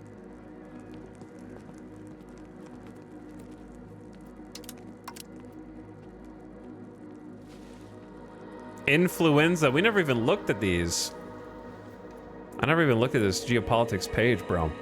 Minor influenza of Yigolikskaya, 1505, only 500 dead. Measles? Why is it spaced like this? Why is it formatted like this?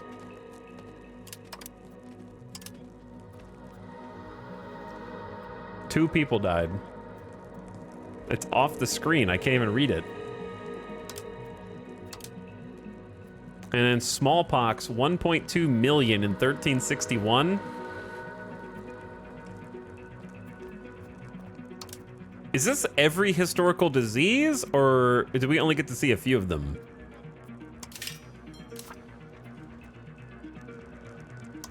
The Great Pestilence has killed 15.7 million people. Oh no, chat. The Maya lost 3 million.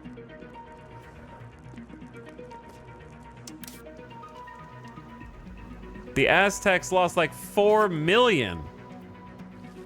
3.5 million. Or I don't know how many, I don't know where all these people are. I don't know how many of these guys are Aztec and how many are around them, to be honest. They have subjects. Holy, they have 5 subjects. Does it count all their subjects too?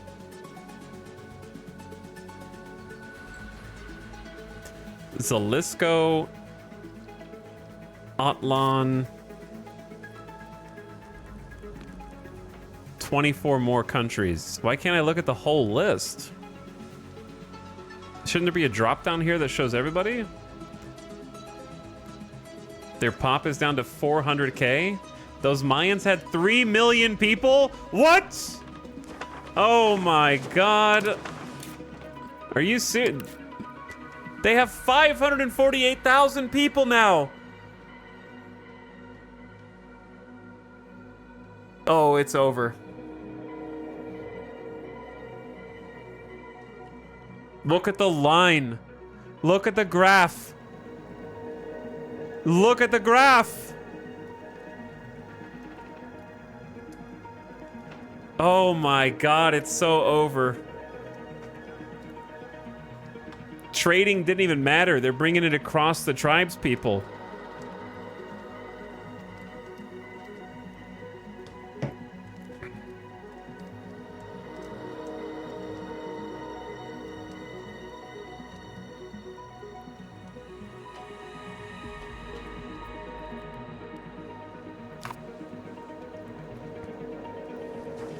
Oh, it's so over.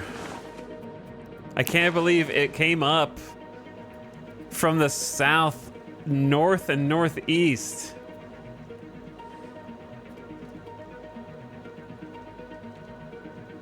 Can you close the city gates? It's not like that. We've already done what we can do. There's nothing else we can do. We got no contact with outsiders. Close borders to any trade. That's all we can do, but it's gonna spread across. It's not like we have hard borders. Spiritual protection just seems like it makes you even more susceptible. Ay, ay, ay. All right, well, here we go. The Great Pestilence, man. It's only hitting us.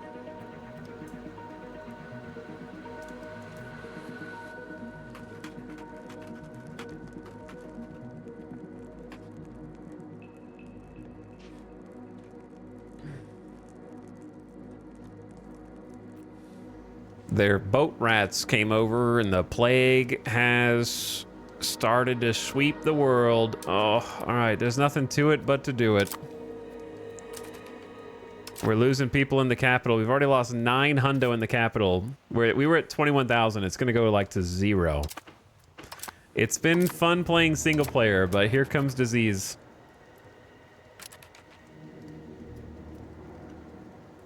Cancel a couple of colonies, maybe? I don't think that'll matter. Okay, they killed 62. Who cares? That's not the important thing right now.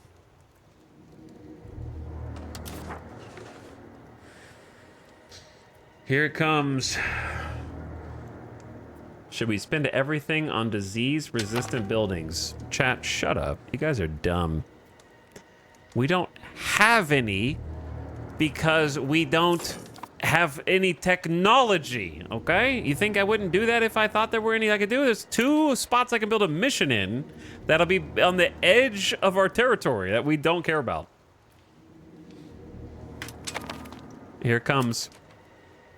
For 3,600, it's inside the house. It's in the borders. We are depopulating. Down to 18.5K in the capital. 4,700 dead. It's gonna go way up past that. Well, I don't think that stockade's gonna help. 6,400 dead. Down to 17K in Sanactawambo.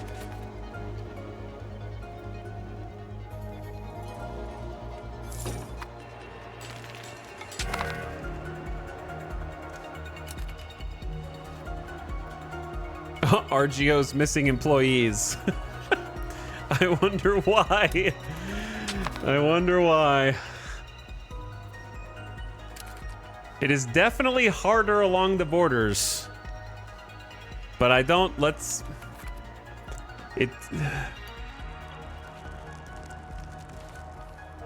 It's definitely harder along the borders. 10,000 dead? It's gonna go way up, dude. Quarantine Manhattan will rebuild from Manhattan. So Noctawambo's down to 14.5K from 21K. Patient zero in there. 12,500. This is crazy. It's actually like watching a slow motion wave just crash against our borders, and it's already overflowing in Lycoming. The Great Pestilence has infected 87% of the people here. Not that many, but it's still... It's coming in from the north too, man. It went through Michigan to get to us.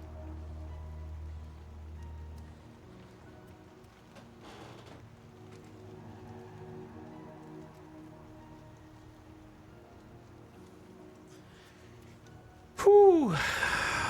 Minus 5,500 a month right now.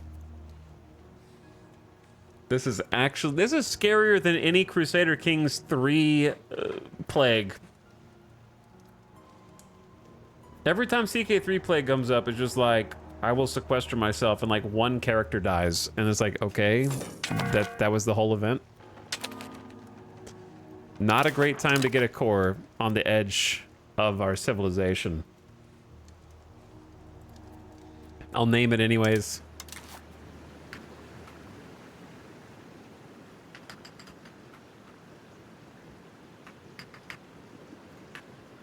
Plaga. Plaguepox. All this. Insurgents, not a great time for rebels, boys. I know RGOs are missing employees. 600, the whole weaponsmith is gone. Everyone in the weaponsmith. Maybe that was patient zero. We're missing 600 burgers there. The burgers are dying out. 690 burgers are dead. 1,600 laborers. 63 soldiers in the sergeantry and stockade. The peasants seem largely unaffected so far. Well, they might be affected, they just don't get a negative number. Because there's only 13,000. I have to imagine a bunch of those were peasants. 20,000 dead. 17 affected locations. Our local administrators have reported that Laterus Amundus has some intriguing ideas on creating better forts. You guys, it doesn't matter right now. It just doesn't matter. Forts are 10% cheaper for 10 years, or forts are stronger for 50 years. I'll go stronger for 50. 50 years is a long time. There's no one to get married to. All right, you guys marry. I know she's 38, but whatever. You need the end times are coming. We don't have patience to try and find everyone a perfect match. Okay.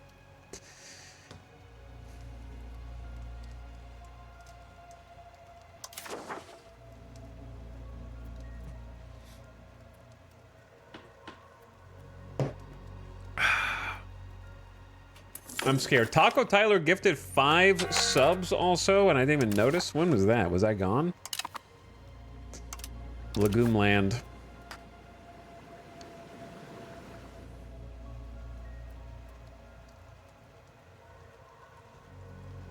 Chat.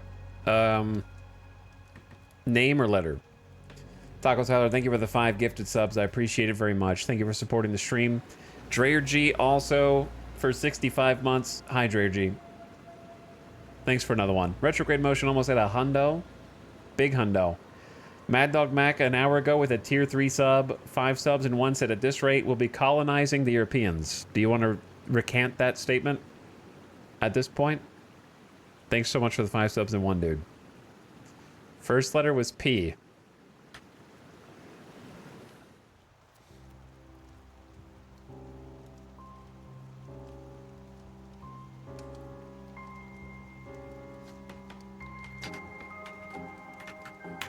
Pribblegop. Pribblegop. There's nothing. I'm just gonna. We have no idea how much money I'm gonna need to rebuild whatever happens. So I'm just gonna hoard the money. Is it possible that closing all borders to trade helped stymie the advance? Or this is kind of problematic. How many people are in this town? Like 6,000, right on the edge. Niagara's infected.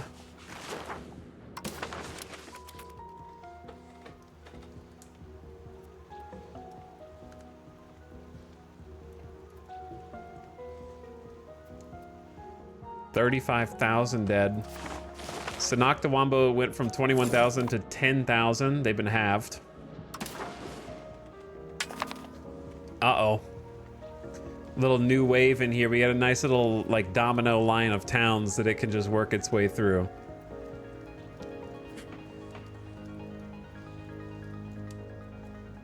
This is crazy, though. Just watching it cascade. Those are some serious numbers, too, on, like, the main... How do you get to this screen without the button at the top? Like, is there a situation tab, just normally? Or is it just this?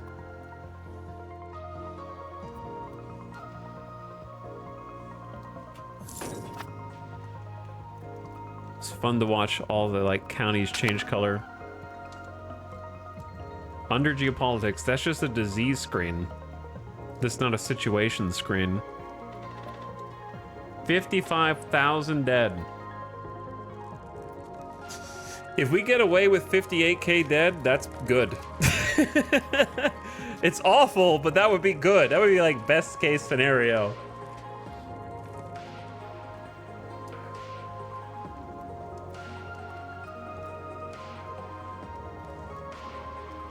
Mass death, but stability is still going up.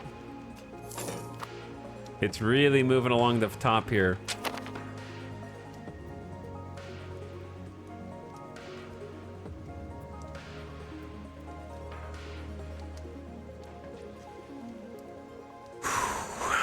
$63,000. I feel like Sanoctawambo is gonna get wiped out. So they're down to 7,200. They don't have enough people for jobs.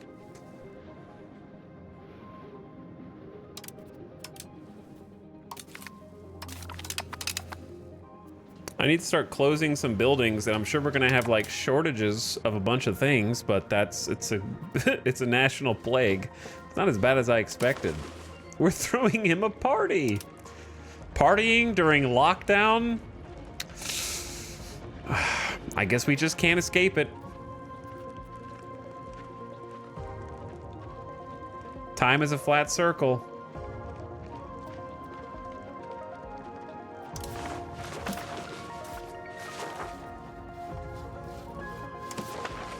What am I doing? Browse buildings? Well, of course that can't. All right, so what I should basically be doing is just turning off the least important buildings, I guess, manually? Is that the best way to do this? Like a bridge, for example? Lumber mill should already be off. Clay pit should have never been on, but we'll turn that off. Level 3 granary, turn that off. Level 3 mason, we can get other masons working.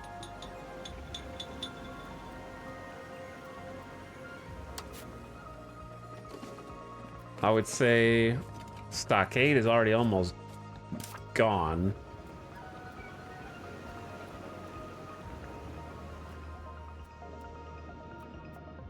Okay, we can just turn this off.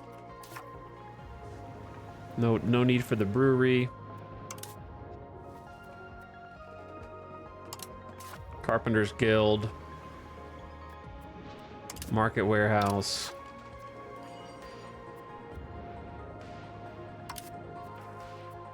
Paper makers. Distillers. Yeah, we got plenty of that.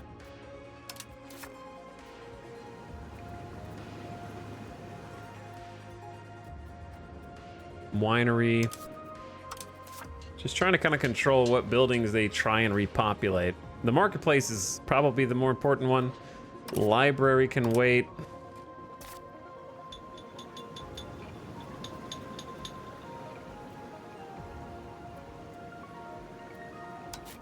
Well, no, I'll leave that on because it actually has some other benefits. It seems like it's prioritizing certain types of buildings, which is fine. I'm sure there's other places that I'm gonna need to mess with, but you can see the tidal wave just flowing over the top of the borders there, just trying to get in. Like, we do have 10% disease resistance, which doesn't sound like much, but it honestly might be more than Cahokia had.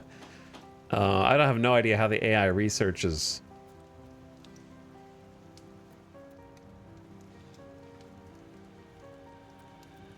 I have no idea what they prioritize or pick. This is crazy, though. It is a little, sus that we automatically know. It feels like okay, I'm not complaining necessarily, but doesn't it feel like no contact with outsiders, close the borders should be an option you only get if you researched it? How do we know that? The people of Patiwaka despair as their families and neighbors succumb to the relentless outbreak of smallpox currently spreading throughout the area. Neighborhoods once bustling with activity now echo with worry and uncertainty. Unfortunately, there is little we can do to stop the spread of the disease into our territory. We really, like, modern day people and civilizations really overestimate the knowledge of germ spreading and bacteria spreading. That was not a commonplace reaction or knowledge. We had to discover that shit. People didn't know to wash their hands and close the borders, and that the rats are taking the plague. That happened way later. Bad humors just have more fresh air.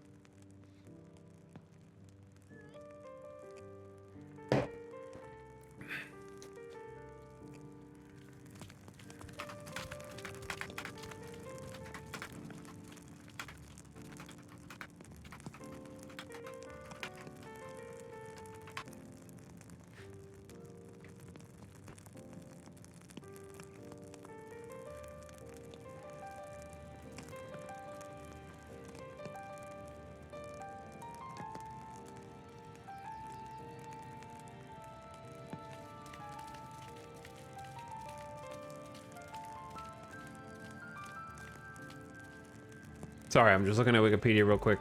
I'm just curious when this historically started.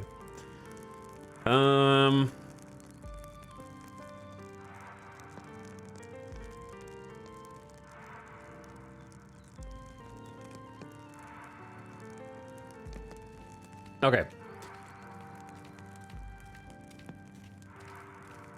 Europeans infected with diseases typically carried them in a dormant state, were actively infected but asymptomatic or only had mild symptoms, because Europe had been subject for centuries to a selective process by these diseases. The explorers and colonists often unknowingly passed them to the natives. Historians agreed that when colonists settled for the very first time at Jamestown, it was one of the coldest periods of the last 1,000 years, while the area of Roanoke suffered the largest drought of the past 800 years. The shortage of food led the colonists to come into conflict with indigenous populations. Such conflicts in cold weather contributed much to the spread of disease, as cold weather helps the parasitic cells of malaria, which carried by those European settlers' hosts, who further transmitted by local mosquitoes to develop faster. The malaria spread into Native Americans, causing many deaths among them. Historical accounts of epidemics are often vague or contradictory in describing how victims were affected. A rash accompanied by a fever might be smallpox, measles, scarlet fever, or varicella, or is it varicella? I don't know how to. I never said that word out loud. And many epidemics overlapped with multiple infections striking the same population at once. Therefore, it's often impossible to know the exact cause of mortality, although ancient DNA studies can often determine the presence of certain microbes. Smallpox was the disease brought by Europeans that was the most destructive to Native Americans, both in terms of morbidity and mortality. The first well-documented smallpox epidemic in the Americas began in Hispaniola in late 1518 and soon spread to Mexico. Native Americans initially believed that illness primarily resulted from being out of balance in relation to their religious beliefs. Typically, Native Americans held that disease was caused by either a lack of magical protection, the intrusion of an object onto the body by means of sorcery, or the absence of the free soul from the body. Disease was understood to enter the body as a natural occurrence if a person was not protected by spirits, or less commonly, as a result of malign, human, or supernatural intervention. For example, Cherokee spiritual beliefs attribute disease to revenge imposed by animals for killing them. The Mapuche in Araucania regarded the epidemic as magic brought by Francisco de Villagra, I don't know how to pronounce his name, to exterminate them because he could not defeat them in the Arauco War. In some cases, disease was seen as a punishment for disregarding tribal traditions or disobeying tribal rituals. Spiritual powers were called on to cure disease through the practice of shamanism. Most Native American tribes also used a wide variety of medicinal plants and other substance in the treatment of disease.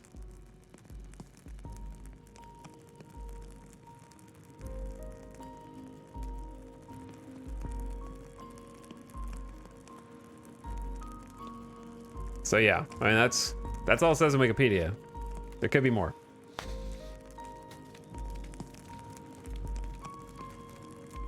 I mean, there is more. It's a summary. It's a summary of other sources, but you know what I mean. I love the lore / historical tangents.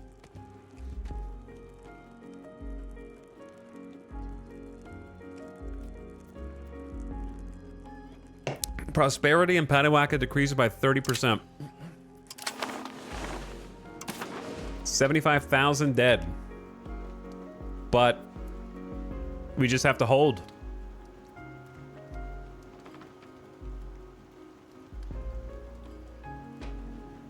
We just have to hold.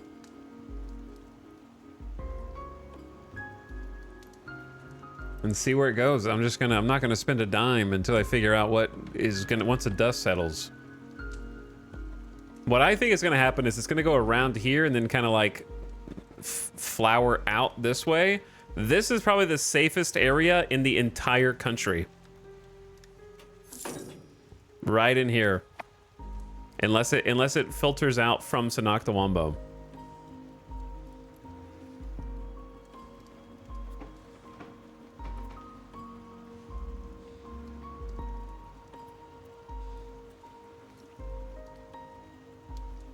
It's a bit weird, really, because there were times during the Black Death where they found correct answers by chance. Yep.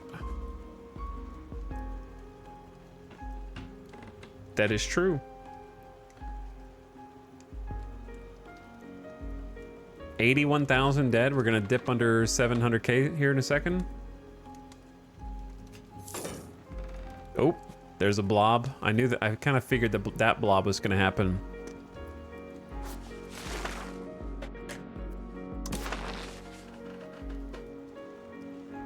Hefty. 98% there, but current population's 94. Oh my god. Chat, we're gonna be able to walk into these territories.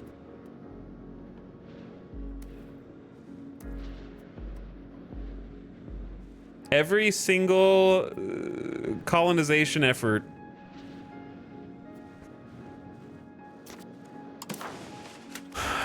There's not gonna be anything left. European colonist POV. That's just crazy to think about, man. That everybody who came over to colonize created an apocalypse and then just colonized a post-apocalyptic society with the remnants of everything that came before.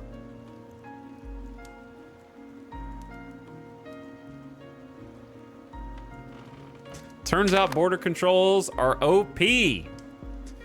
Turns out border controls are pretty OP.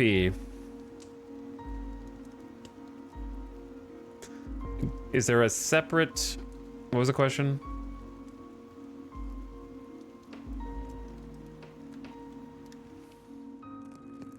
Is there a separate epidemic of smallpox? I believe the Great Pestilence is just the Black Plague. Oh god, there are some big blobs right there.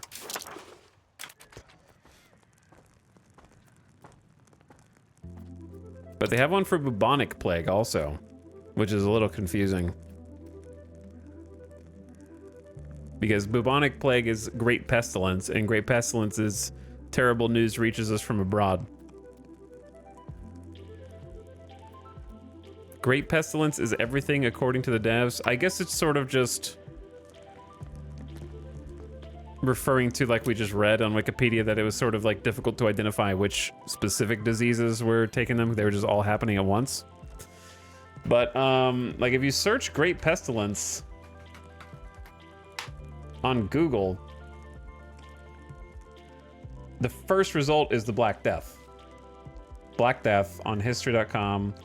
It's not commonly or colloquially known as Great Pestilence, at least immediately.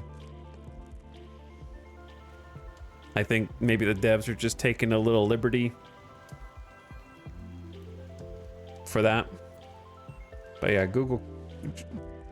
What does ChatGPT say? I don't know. I just Google the words Great Pestilence and see what comes up. You'll see.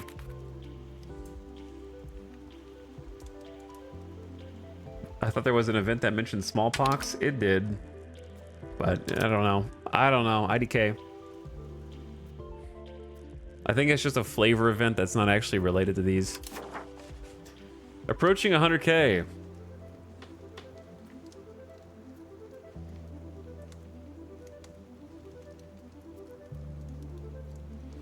The closed borders is doing a lot. We're under 700K though. And now I take back what I said about the southeast section being the safest. These guys are seeing 99% mortality, like infected 99% of people.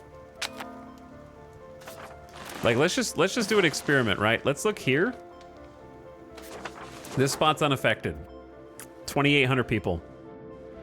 2,850. Let's see what they got after it goes through. By the way, Sonoctawambo has 3,000 people. It is about to be a ghost town. So we're gonna have to figure out how to get people back in there once this all equalizes. I don't know how to do it because we had trouble with migration cabinet before, but it's everyone in the capital is gonna be dead, which is crazy. All right, I have to remember where I clicked. It was Nashua. Nashua 2850. Nashua 2850.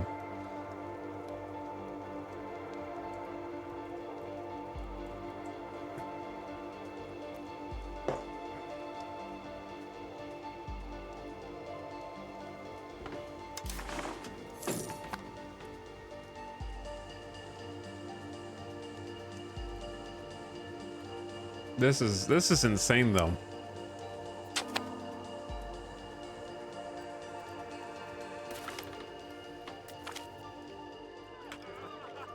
Great news! Our focus on traditional economics has borne fruit. Oh, great news! Yay, there are many crops. Are you sure that it's not just 90,000 people are not eating the crop, so it looks like you have way more food?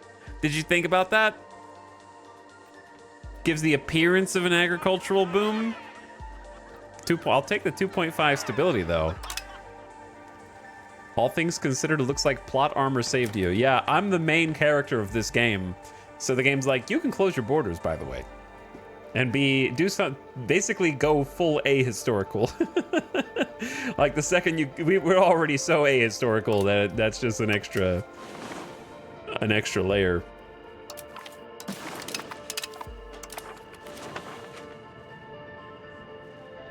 We basically use the cheat codes of the knowledge of how disease works in order to survive the disease.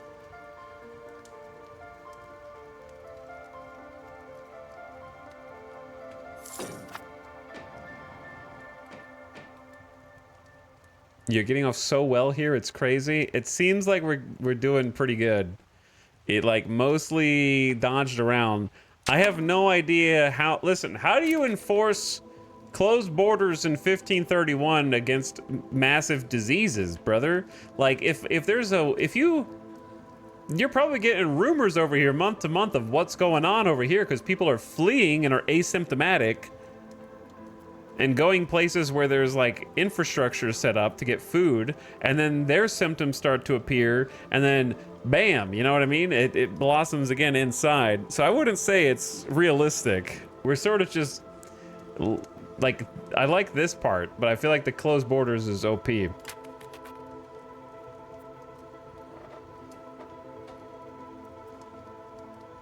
You don't interact with anyone. But if you're not interacting with anyone, it should do more than just closing your market and losing like 20 stability. It should go to like way lower stability and have other consequences.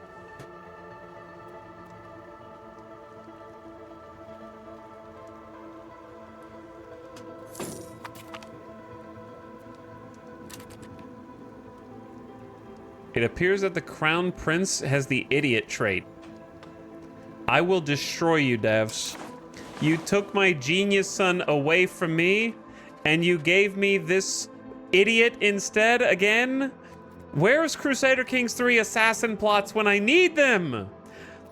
This is worse than any CK3 run I've ever had. There's more inbreeding than any CK3 run I've ever had, and there's more, like, inbred characters than I've ever had in Crusader Kings 3. Divine punishment.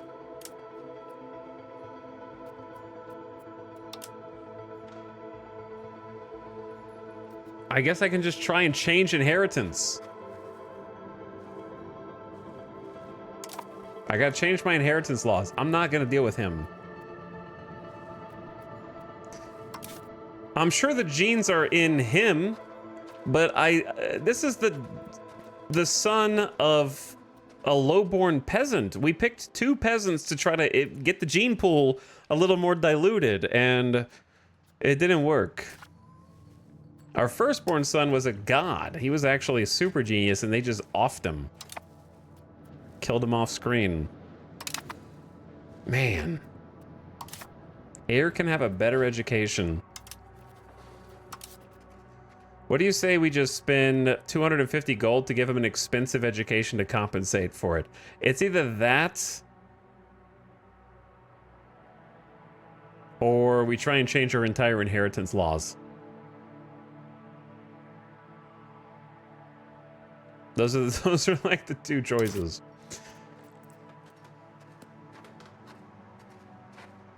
Change inheritance.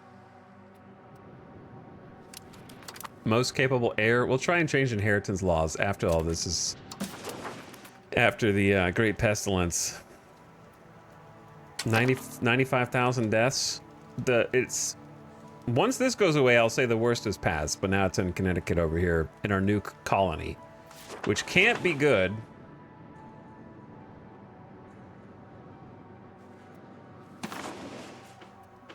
%51 there.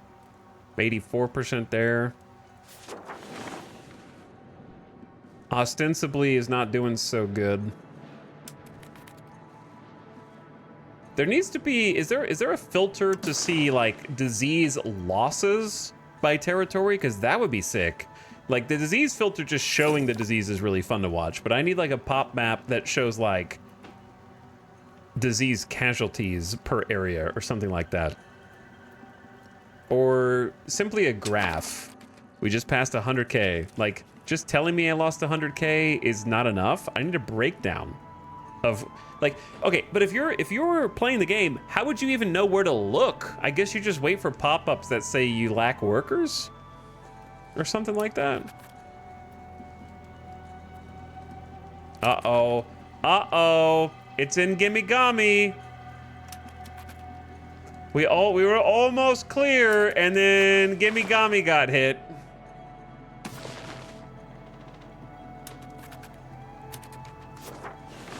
Current pop 9,500.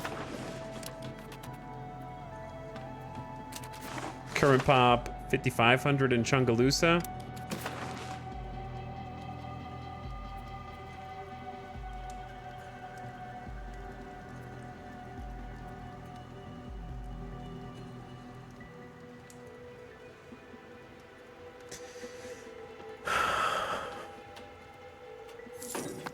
Went up to 111K.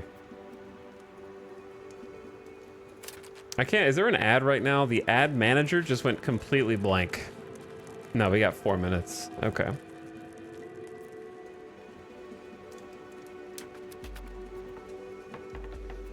Oh no, dude. We're taking hits now. 116K. It was going too well.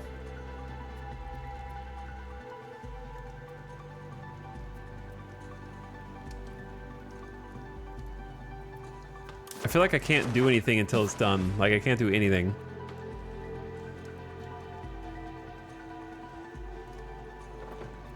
Months are going by. When did this start for us? 1st of August, 1528? No, was that the whole Great Pestilence or just us? The safest area, he said. Well, I said down here. But I guess the actual safest area is right smack in the middle. Down to 659K. We took a 40K dump. Fall 1329, I think.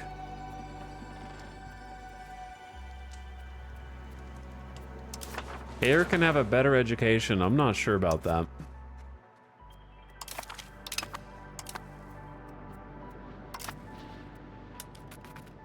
I really don't want to mess with Tools Guild, like burger micromanagement. Locations depopulating. Gimmigami down almost 1,000. Oh my god, they're getting hit hard. They're down to 56 hundo.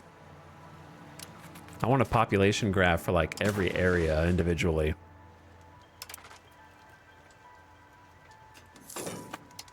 Oh. Did everything kind of get lighter a little bit?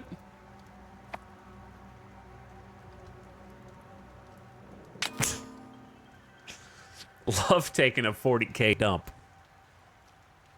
Chad, do you think that they have to, like, do you think like 40K orcs have to take like huge shits? What do you think? Do they write about that in the books?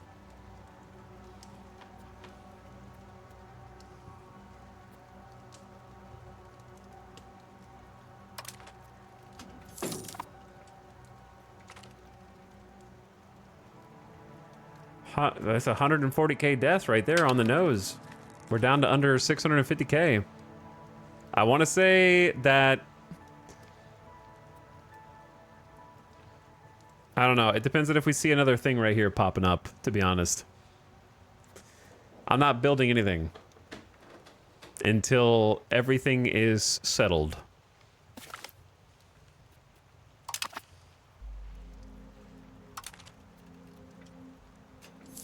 $15.31. It seems like it's getting lighter.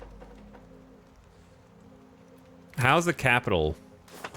There are 2,500 brave survivors trying to burn the bodies in the capital. After going down from 21,000 to 2,500.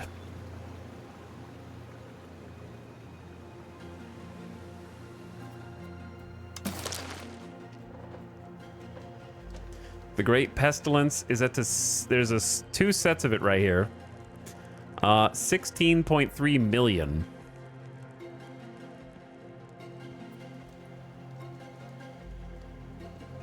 Because it's 3.5 million here, but they're vassals also.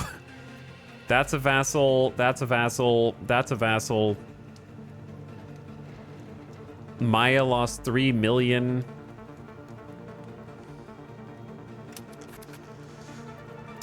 Crazy, dude.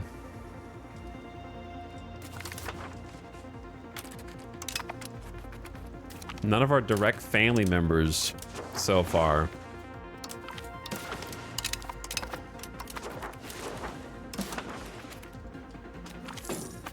Okay, all right. Okay, not a great time. Colony of Paxtang. It's fulfilled its role. Crumbling unity. As the Great Pestilence takes hold of our population in Kamambawa, our efforts to curtail its advance are proving futile, and many scared families all over the country have decided to abandon their settlements and towns and isolate themselves in the hills and forests, disregarding their duties to the farms and government. The spreading of the peasants will make it difficult for 3 minutes of mid-roll ads to assert the will of the state over them. They're coming in right now. It's somehow been another hour already, so brace yourselves. The ad plague is on its way. Ad plague coming in hot. Force them back to work. Let them do as they please. I will read those pros and cons after this because it seems like a pretty extensive list. 150,000 deaths. 640,000 pop. Our capital's been wiped out. Which was the second highest financial stronghold of the economy. Hiahihi Sawi is actually, the fiber crops are actually our biggest money, and they have the, oh wait, did one of our cabinet members die? We lost a cabinet member. All right, we'll have to do that too, after this. Yeah. We're getting off better than I expected, but it ain't over till it's over, so I'm not gonna celebrate. I'm not gonna celebrate until it's over. Cahokia probably got wiped out, bro. We'll go look at them after this. I'm gonna get a quick snack. I'm hungry. It's crazy. BRB.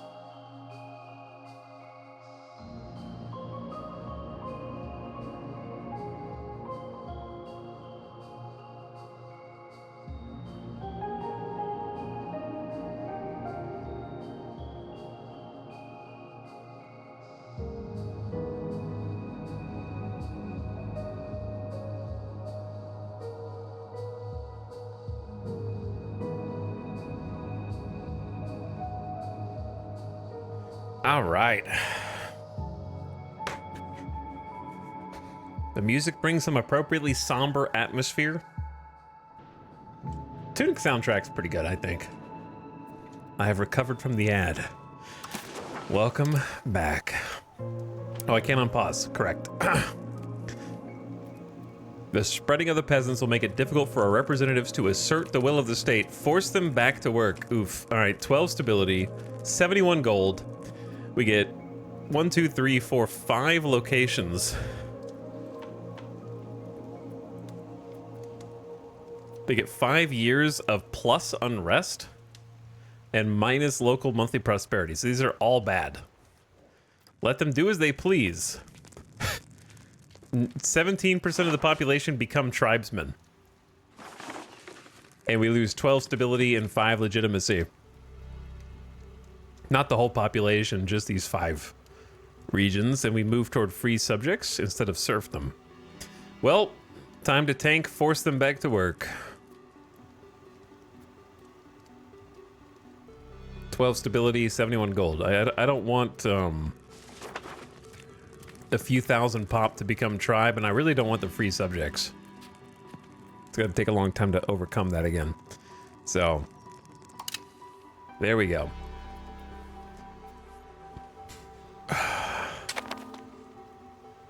I feel handcuffed, like I can't do anything until the plague is over, because what if it's not over?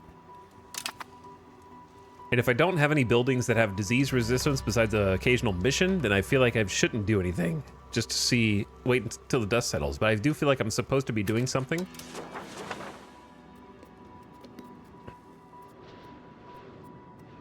So I'm gonna get, well, we could get the God Administrator, or I could get the even-keeled. This person's 61, so we may as well get the advantage of their administration. And then if they die, we'll get one of the other people. I think that's reasonable.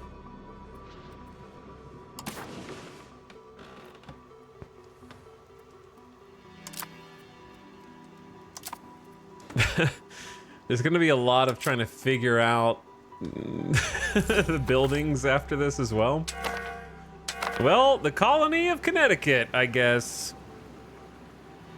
The charter has filled its role.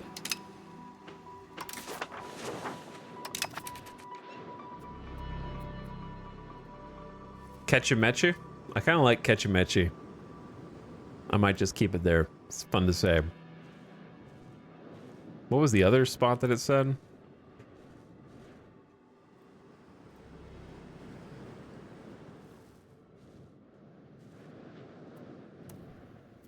Willimantic? That's not me.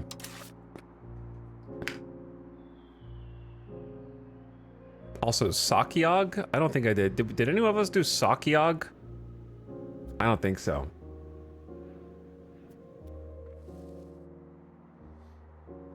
Letter or name? Name it after the dead. I don't know who they are.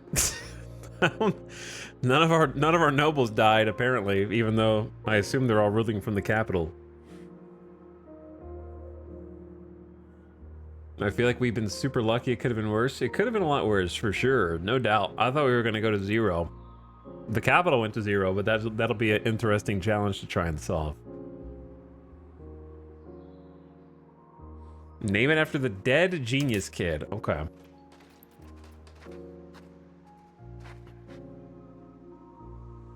I don't know how to pronounce it. Kajia Gowan. Kajia Gowan. Kaji Agawan. We're gonna simplify that name.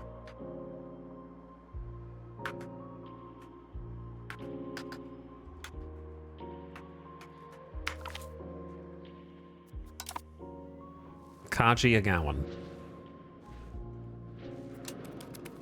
Can't even pronounce his own son's name.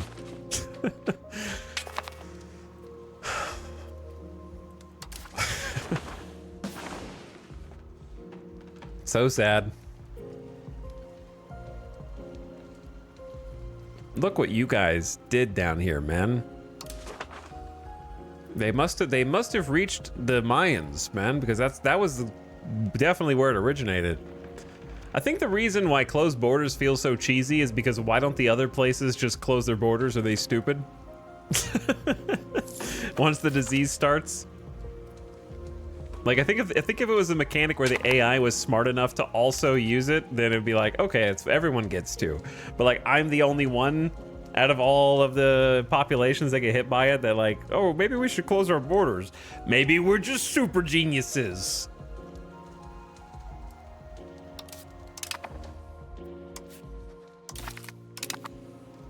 Like, let the AI do it too, and if that's OP, then the mechanic probably needs to be nerfed, I guess, is what I would say.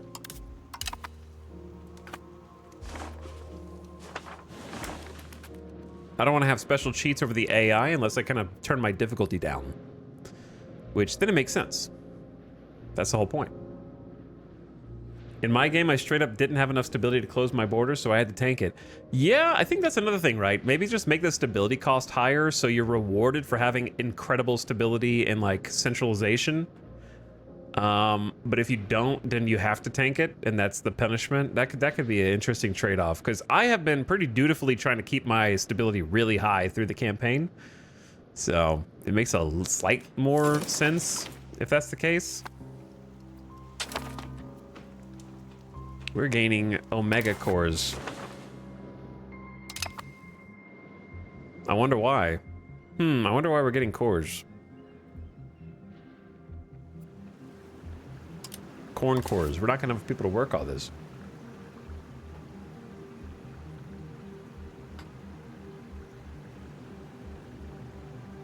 That just leads to metagaming. What does that doesn't mean anything when the alternative, which was the reality we live in, is just turn it on. It's almost free. That doesn't... Making it harder to achieve doesn't make it more meta. Do you understand what I'm saying? It's the only possible response that you, the player, have at this point. You only have one button you can click. It's that one. So of course it's going to be meta. Like it is already. Why would you not close your borders if you can? If you can't because you don't have stability, that's the trade-off. You don't know exactly when it's going to hit.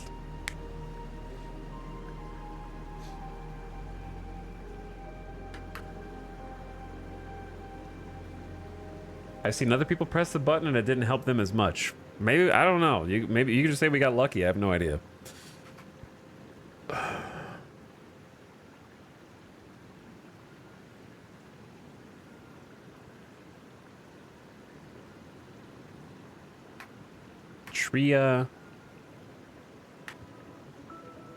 Triaplon.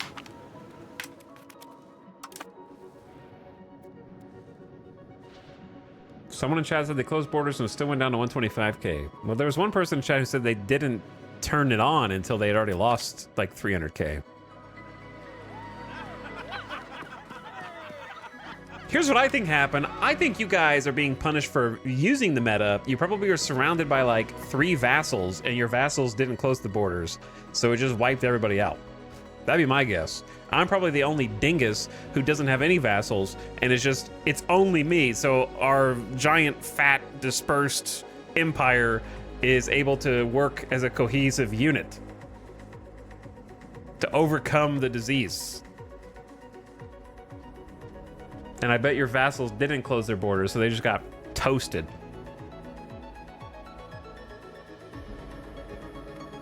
Although the king issues many ordinances, His Majesty is in practice almost powerless to enforce them. Instead, enforcement depends upon the local powers, regional nobility, and city governments that are not always as vigilant as we want. Recently, it came to our attention that the authorities in Agawam are being particularly reticent in enforcing the king's will. 20 years of max control or 20 years of max control. Am I missing something? Oh, it's either, okay. Take the power away and they lose satisfaction. They're surprisingly happy. Okay, take their happiness away then. 154k. I think the worst is over. Knock on wood.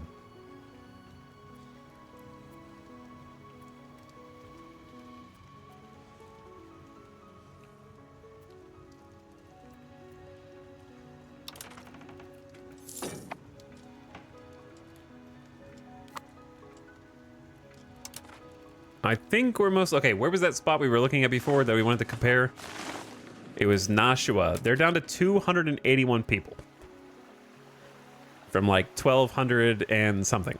So they lost like 85% or something. Like 85%. Meanwhile, in our capital, we have 2,500 and I have no idea how to repopulate the capital. They had 2,800? Oh, I thought they had like less than that for some reason. For some reason, I thought they had like 1,800. I don't know. I don't remember numbers. I don't remember numbers. I'll take chat's word for it.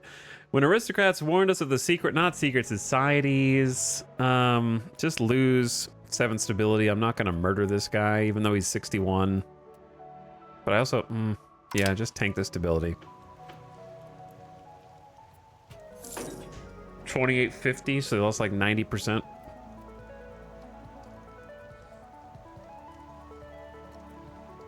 All right, it is basically gone. Basically gone. There's just these little spots here. It's not gone from the situation tracker, but I'm gonna say 154k down to 638,000 from 750-ish. So definitely a blow to us in terms of a setback, but yeah, not even close to what these guys dealt with 3.5, 3 million, 1.8 million, 1.5 million, just completely wiped out their empires.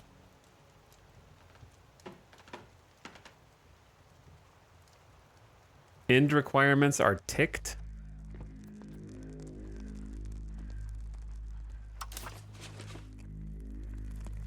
I don't know what to do with that because this doesn't do anything. This doesn't mean anything to me. But that's crazy. Now I got to figure out what to do. Over 100,000 dead. How many to say? We lost 154k according to this. That's a substantial amount of people. It wiped me out because I was at war and in a siege. Really.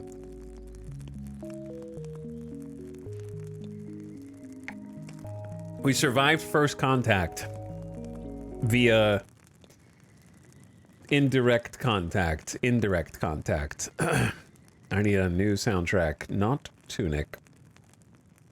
The Tunic soundtrack is over.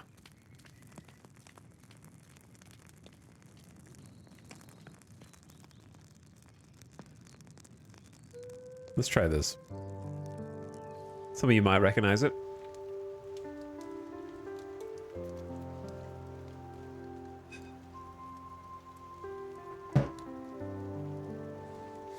I wonder if the sparsely populated areas in the border helped. Well, I mean, Drosham got infected, but they still have... Well, they're down to 2,200 people. It kind of, like...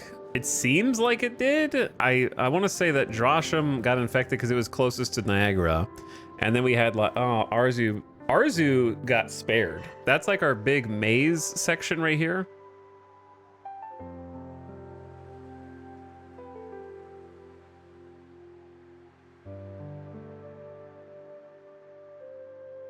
And if we lost this, we lose a big...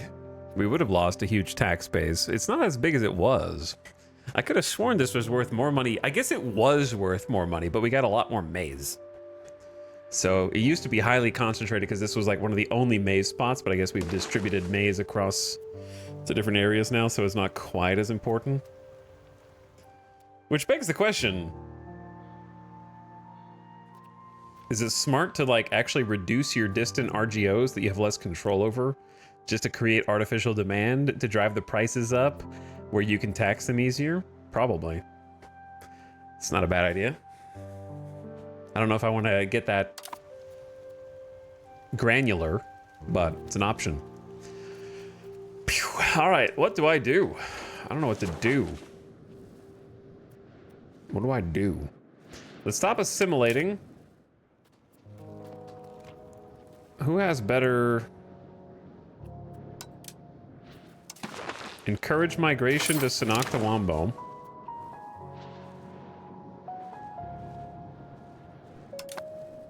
And then instead of assimilating, let us expel the peasantry from particular areas.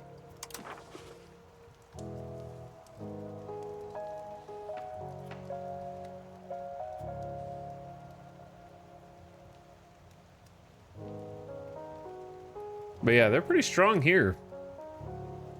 Pretty strong here. So, where do I want to pull people from? Maybe the north? Because I really don't think we're using that many people.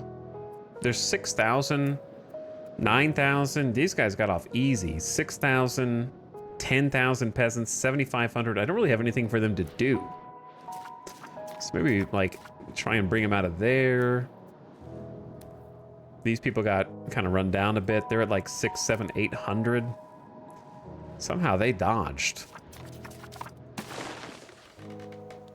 All right, let's expel people from like here for a bit. Shift them around.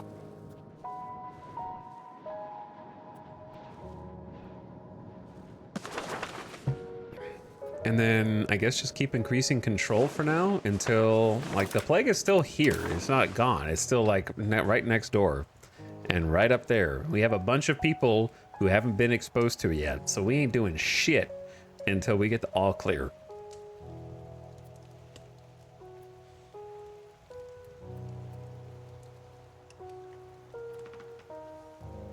I don't know why I have this guy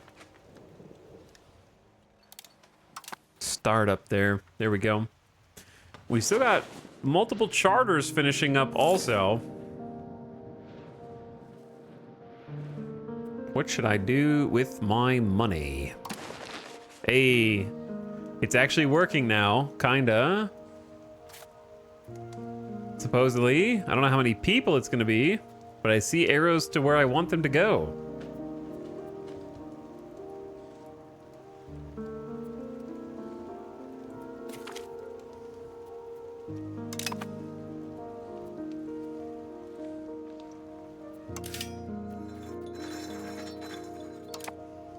Kind of want to just watch. 2531 became 2,800. That's like 300 people. That's pretty good.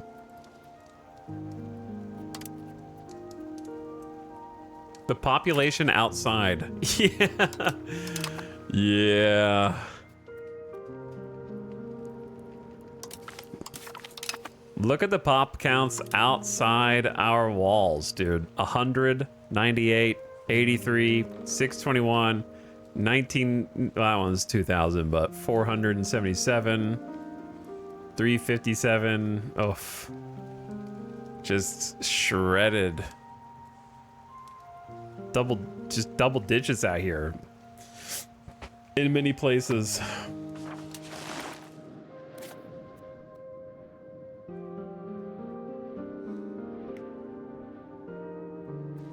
I'm gonna try and get the peasants back into the capital. We're not gonna be spending 1,000 gold to move the market again. It's not gonna happen.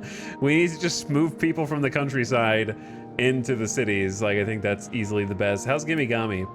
They're at 2,000 people, so we need to do the same thing for them. Capital first. Falapalapatopa's down to 11,000, but I think they're functional. Crazy time to hold parliament, and a cabinet member just died. Let me scroll to the top. Died yesterday at age 64. RIP 96 military power god. We got this 43-year-old genius. Our ruler's brother-in-law, 77, 72, 100 is fantastic. So he's got 100 military, so he's gonna be the best at expelling people from a population center as anyone who's ever lived.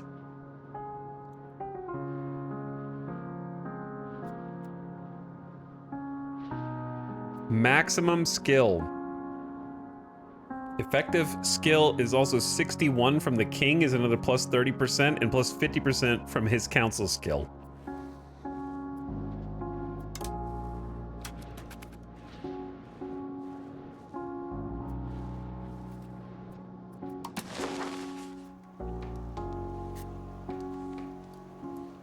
Okay.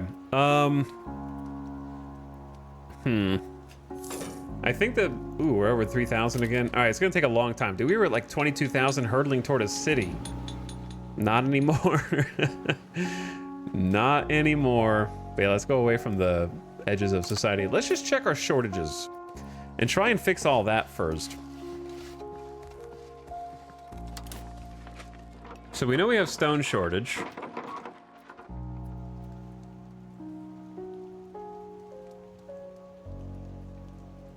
Weapon makers, bridges, stone bricks, stone tool makers, classic. I assume we have like stone RGOs. Oh my god, Pwompit got decimated. Pwompit has 1,400 people. They had a level 7 stoneworks here.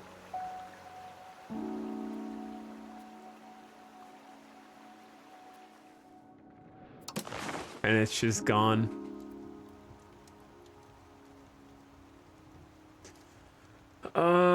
Okay. We just need to take out some unnecessary. So let me check tool makers, jewelers, and weapons in that order.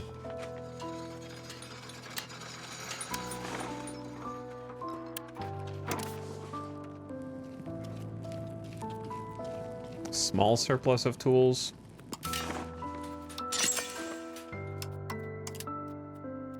Noctawambos is not even on.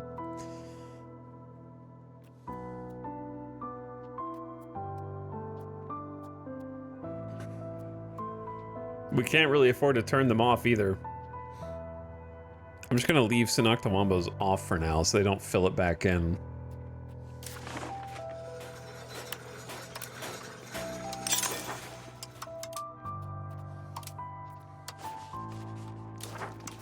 Gotta track down which one of these is making jewelry.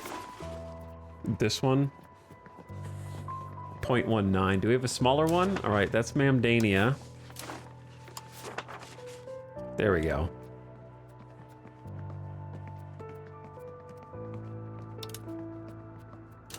That'll save us a little bit.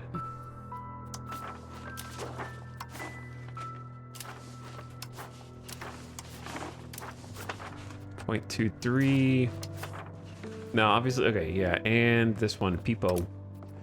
Turn both of those off to try to get a little stone back. What was the other bit? Weapon makers and bridges.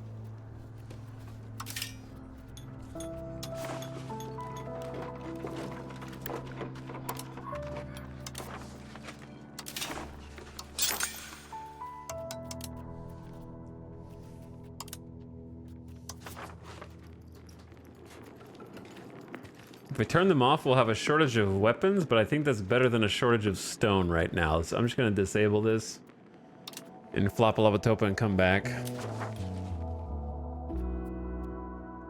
Okay, that'll help alleviate the stone shortage. Then pottery. Whoops.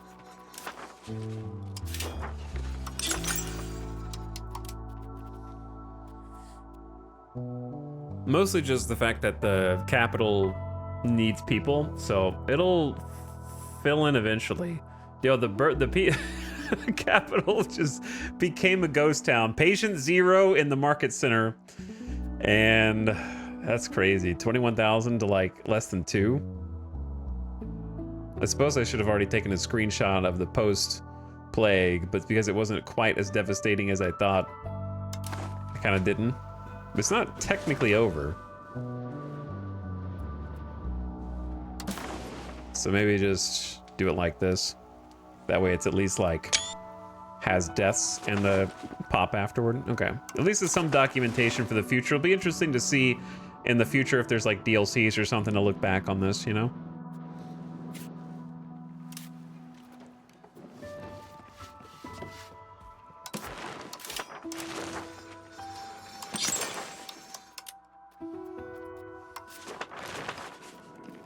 Are any of these making pottery? I don't think they are. I think we're only using... The pottery should fill itself back in as the burgers promote. And I know fine cloth is not the most important. And it's also Sanoctawambo that's just dead in the water right now. Perhaps we just invest in Laterus and Mundus in the meantime. Get them an extra level since we have a bunch of money that we're not spending. And then there's really not any other shortages. So, chat, do you have any suggestions on where to spend money right now? How's Cahokia? Cahokia is down to 4. I don't remember what they were at before, but they're at 42,000. It doesn't seem like there's a way to look at the actual breakdown of disease. It stops at 24 more countries in a sum. There really needs to be a page that tells you everyone. Think about the casualty screen in Hearts of Iron. This needs that, but for disease and plague. Like when you're looking at like a war in Hearts of Iron, how it has that beautiful breakdown of everyone, and you can mouse over their number of casualties and see who inflicted those casualties. Settlements are a good investment. There are probably a couple of places that need a settlement, but we've been pretty dutiful in getting those. But, oh, that's true. Places that have already built a settlement or couldn't build a settlement have less population now and therefore can have a settlement now. The downside of settlements is they do take stone cumulatively. But yeah, I think that's a solid shout because since they did lose population on the edges, we can now build, and also these are new settlements, new colony areas anyway. So yeah, we couldn't build any here because they had too much population. So let's just not spam too many simultaneously because it's going to put a strain on all of those resources. Such as stone, just kind of get them queued up. And then we'll just keep adding more. What is this song? This is just Dome Keeper, Volume 2. Very, very chill musics.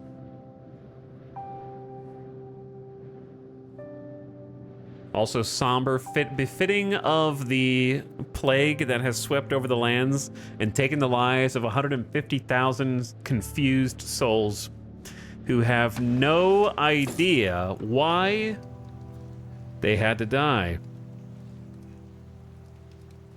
To be honest, I don't either, because it just swept in like a tidal wave of red from the southwest over Cahokia. And just boom, the trade is what put it right inside of our capitals. That's probably where we got the most unlucky. If we weren't trading with Cahokia, then we would have just weathered the wave normally and the capital would have been largely untouched. We just happened to be trading with them while the disease broke out, which is crazy. And they probably were trading too with the people who down here who have the disease, and it just went boom, boom. So I really like that feature. It's very cool. That it can kind of sneak up on you. Like the plagues in general seem way more devastating than in Crusader Kings 3, which I like. I just think the mechanics of how you defend against it or don't probably need a little touching up. But I think the core of that is really good. It's cool to watch.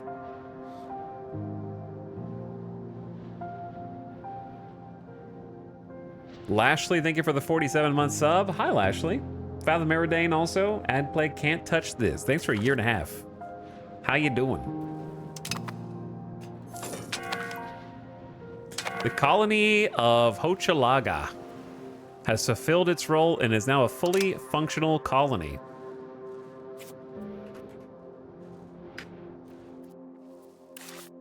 Did I name that Hochelaga? I don't remember. I don't remember. I definitely didn't name this one Macagoat KW. I don't think so.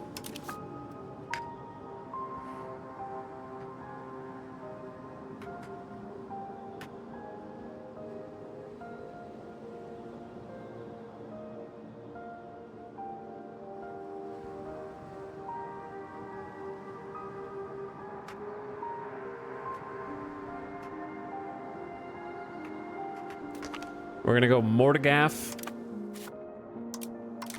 and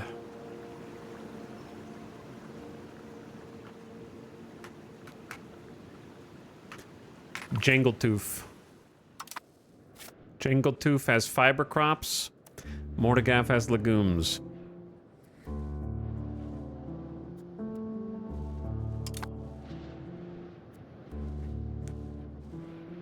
What else was I doing? Parliament, rebel movements, not concerned, unprofitable trades. We're not trading with anyone right now, actually. RGO's missing employees, of course. Buildings missing employees, of course. International organization and the Great Pestilence, which is still, the event is not over. It's still spreading somewhere up there. Someone's not having a lot of fun right now.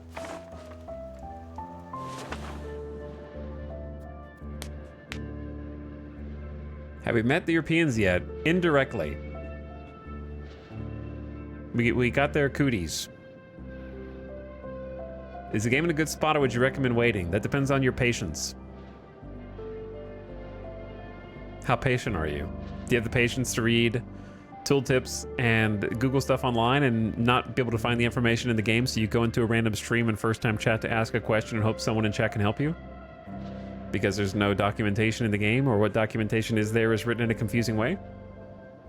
If that sounds okay to you, then, you know, why not? Why not jump on in? If you really like it, but it's very hard. If it's your first grand strategy game, would definitely not recommend it. I would recommend Crusader Kings 3 to start with instead.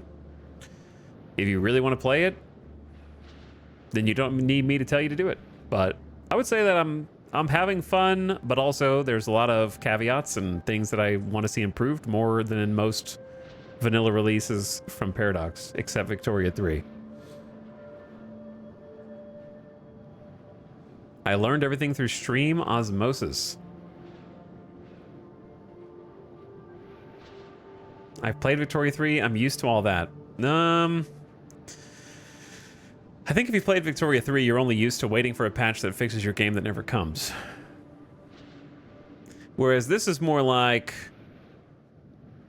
playing a game that snuck into Victoria 3's house, killed it, and took its body, and then reanimated it, and then attached its organs to itself.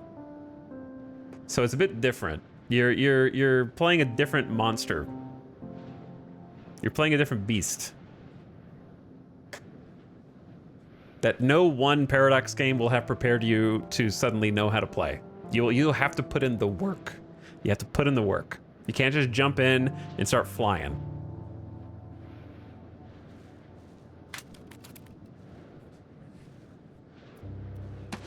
But I'm still in the tutorial. We've been playing 80 plus hours. I'm still in single player mode.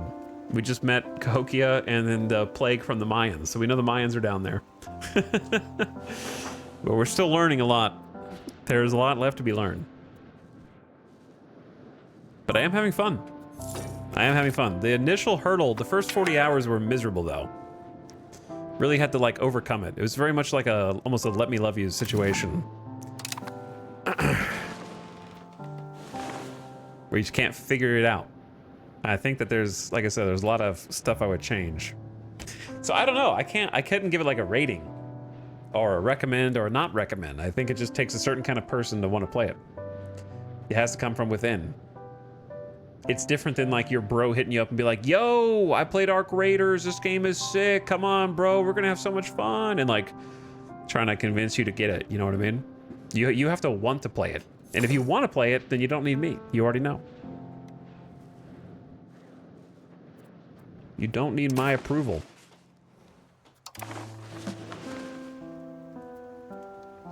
Oh yeah, our manpower got wiped out. Sailors got wiped out. Guaranteed. Just rip. I want to say that it's probably, I don't know, I'm scared to open up trade, but I don't see any other things here. It's not like we're super dependent on trade. The economy is still stable. To the point where we're max spending on stability. I could probably start another charter, actually, now.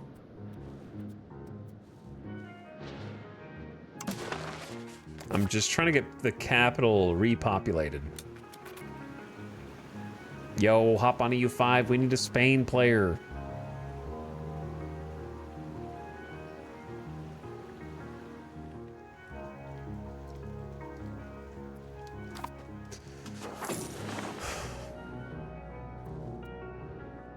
The colonial charters are going way faster. I wonder why. Yeah, increased migration is doing something for the first time in our entire game. Which is nice.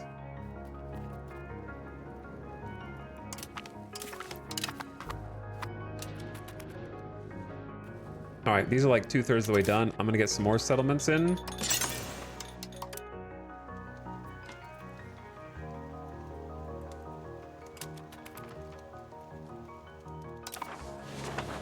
Omega settlements on the frontier, boys.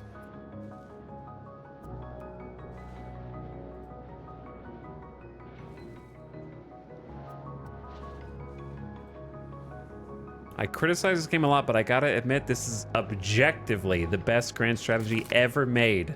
You heard it here first, chat. Local chatter has definitively stated, objectively speaking, of course, this is the best grand strategy game ever made. It's absolute cinema, apparently.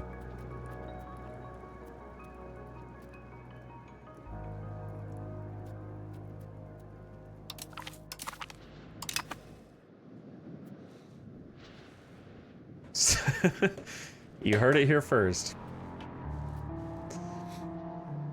I give the game a lot of shit too, but I don't know if I would agree that it is objectively the best grand strategy game ever made. I'm not sure if that says more about how much you think of the game or how little you think of the genre. You know, because maybe the bar is not that high, right? The more I think about it, is the bar that high? One of the Haudenosaunee's most powerful families of the nobility has, despite its vast landed wealth, managed to accumulate significant debt that it's hard to pay back. Give them some aid? We lose 100 gold to gain 10 satisfaction. Absolutely not. Figure it out, nobility. I'm not gonna fund you after taking out all your loans. You got 242 ducats just sitting in the bank.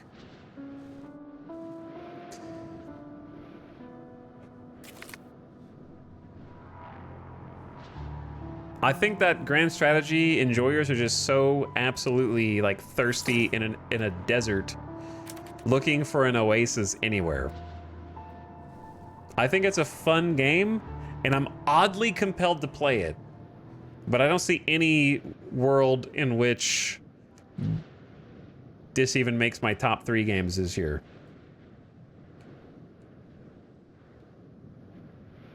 I think every Paradox player, when they rate the game, they include the potential in a couple years. Yeah, that's called hopium.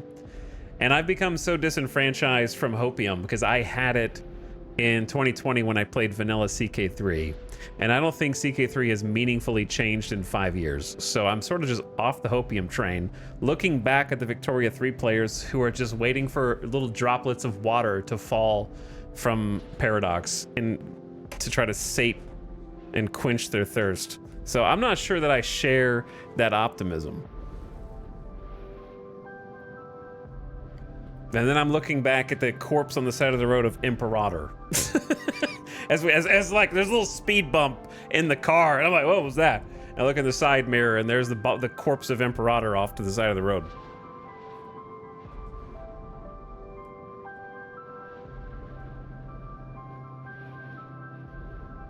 Stellaris is goated. All right, chat. Do you think Stellaris is more or less goated now than it has been at some point in the past? This is a chat question. You don't need my opinion.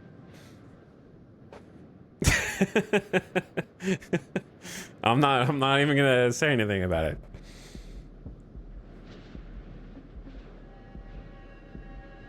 Overwhelmingly less in the responses.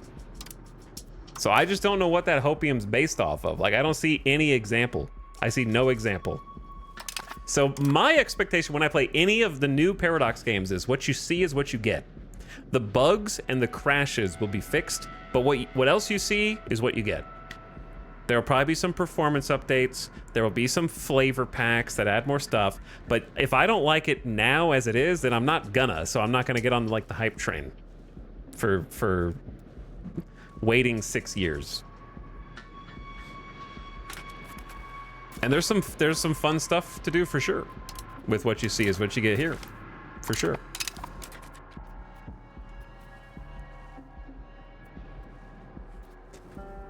There's no one who will marry you, my brother.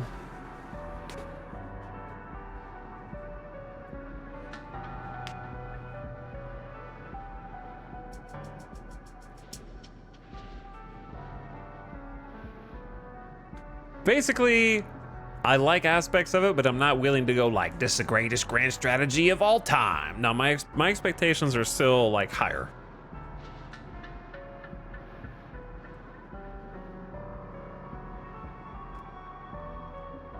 I think we can still do better.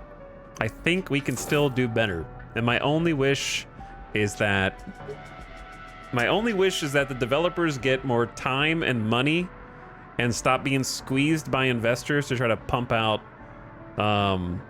as many sequel releases as possible with as many DLCs as possible so they can actually like make it good and then also hire play testers.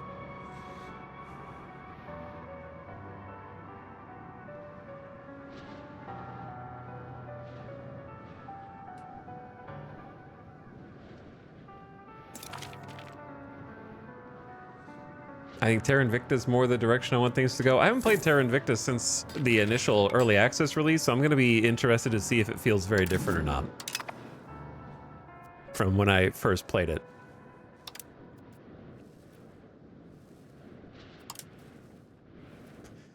I will say this. Europa Universalis 5 is way better than Civ 7. And it's way better than the other game that I played this year, even though they're not technically the same genres. Just talking about releases. God, what was the other one? I can't remember the name. Not Age of Wonders. I didn't play that. Endless. Endless Legend 2. Way better than Endless Legend 2. Probably better than Farthest Frontier as well, I would say, yeah. Just because at least the combat is more interesting. Civ 7 is up there for all-time disappointments for me. It was pretty disappointing, yeah. Played that for one day and I was like, well, I'll check back in 3 years and hope for the best.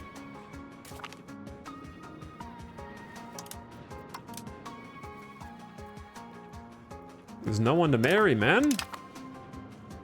All right, once these three are done, I'm gonna queue up some more. Get those settlements to try and rebuild the pops. What happened with Civ 7? It was just undercooked. Like, it was just...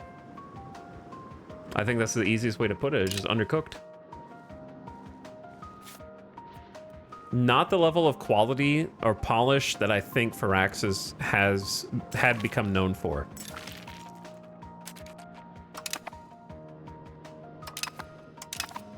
Many new settlements.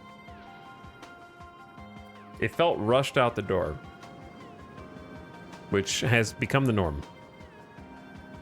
Is there even another grand strategy series even in the same ballpark as Paradox? Series, no. But if you like this game, you genuinely might enjoy Terra Invicta. Because this reminds me of playing Terra Invicta. Jank and all. And also obtuse gameplay mechanics that are difficult to figure out. Is very, very similar vibes. That's sci-fi and aliens. So thematically, couldn't be more different. But in terms of what you're doing in the game and how you're progressing the game, and in my case, literally how long we've been playing without even like encountering the main game, quote unquote, Terra Invicta has a similarly paced setup where it takes a long time, tens of hours before you actually get to the main game.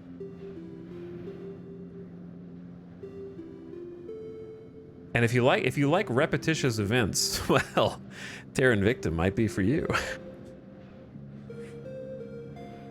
But it's actually a pretty fun game. I like it. I'm gonna check it out again eventually. I'm just waiting for 1.0. But that's a grand strategy game, I think. Definitions of different strategy games become a little nebulous since Paradox kind of coined the grand strategy genre specifically.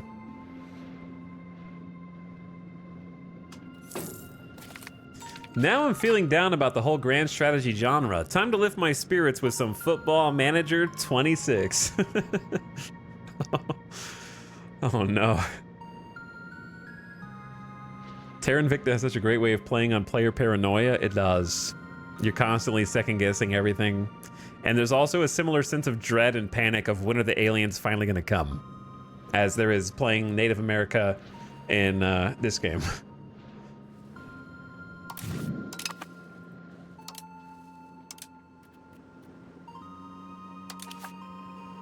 So yeah, I would describe my feelings on this so far as complex. They're complex. It's not as easy to put in a box as I wanted it to be.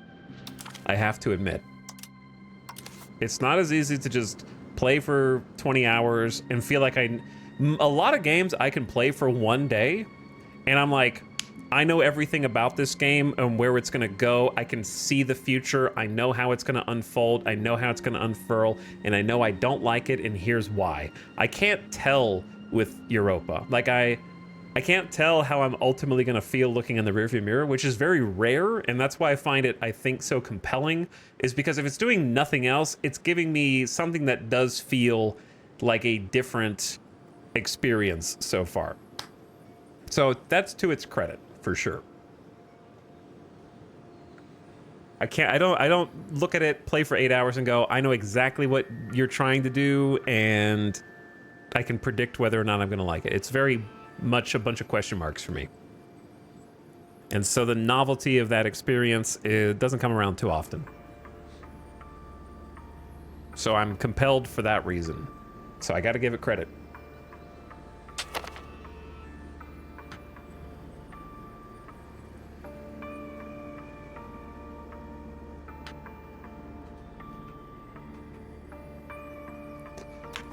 Poncadorio.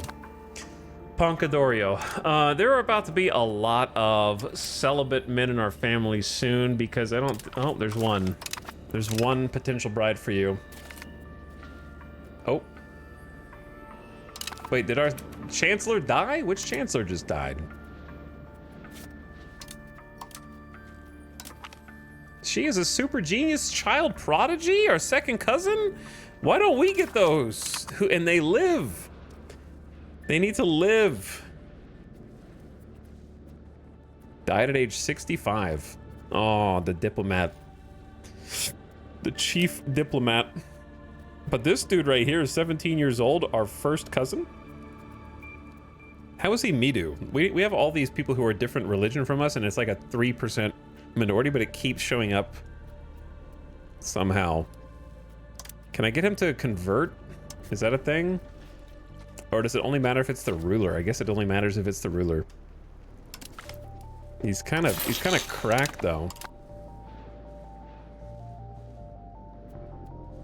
Did you want to change succession? Yeah, but also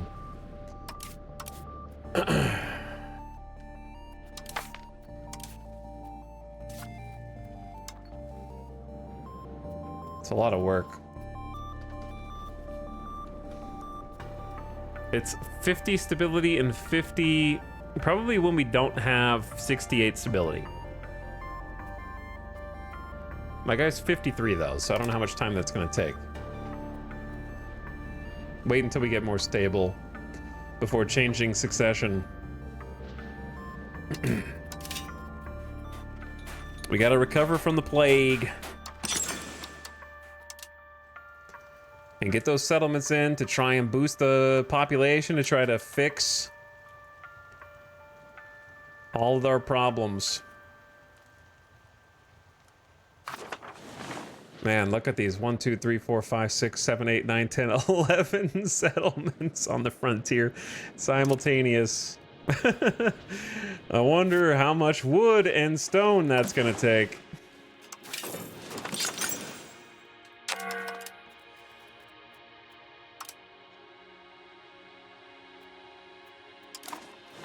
The charter we founded to colonize Shakamaxon has fulfilled its role.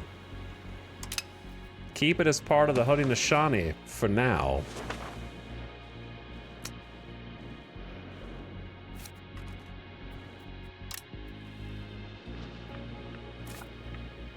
Wyomissing? Walwasson? I didn't name these, did I? Legumes, clay, plaguepox, I did do.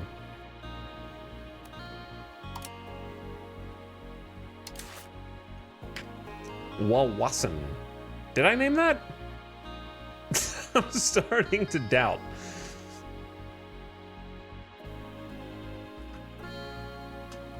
I guess if you can't tell, does it matter? No, we just got it.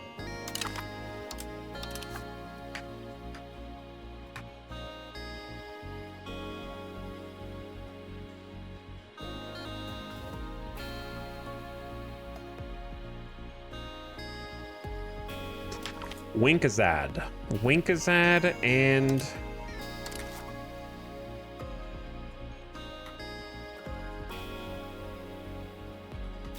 Wigglewort.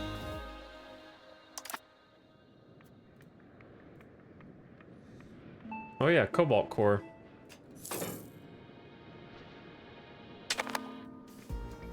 Could be a nice soundtrack.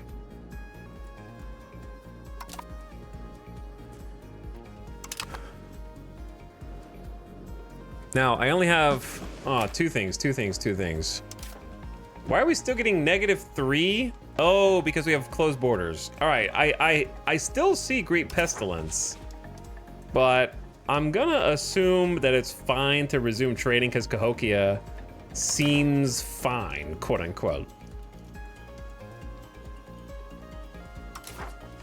Repeal no contact with outsiders.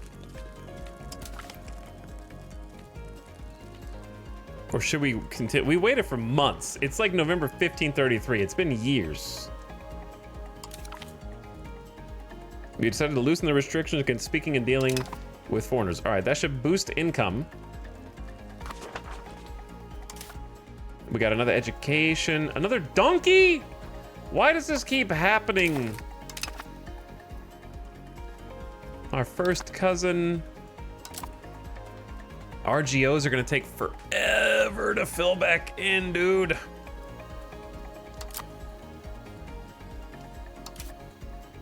Okay, I need to invest in Diplo spending so we can steal some maps.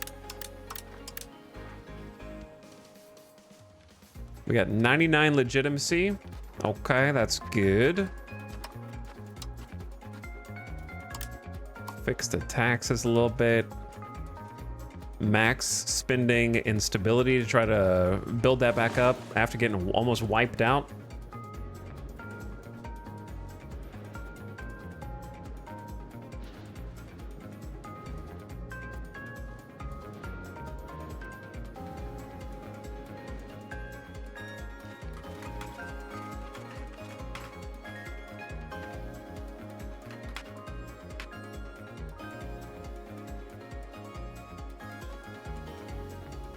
What's chat saying? Does a Black Death hit the Americas in this game, or was he talking about a different plague?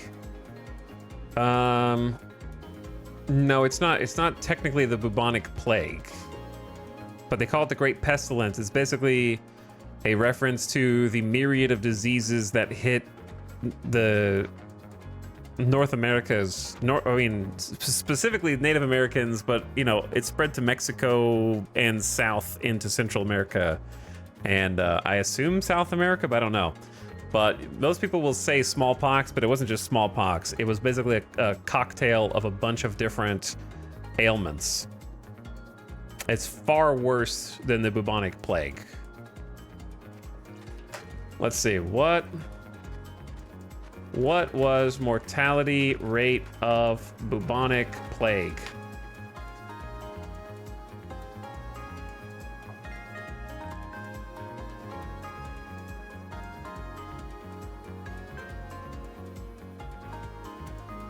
World Health Organization says 30 to 60% for the bubonic type. The epidemic in North America had a 90%. 90%. What was the mortality rate of native North American illness? Colonization.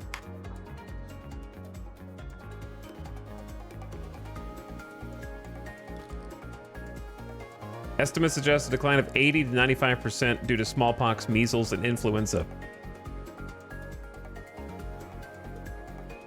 So, significantly worse than the bubonic plague. The provinces that got fully hit here in the game also had around 90%. Yep.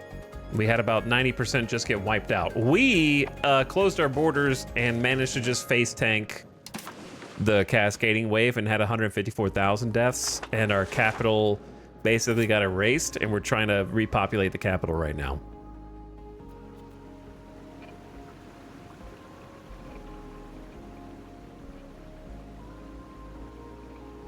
Yeah, it's basically like, think about it like that. The Europeans got hit with the bubonic plague, but the Native Americans and into Central and South America got hit with every illness that had ever been laying dormant in Europe simultaneously.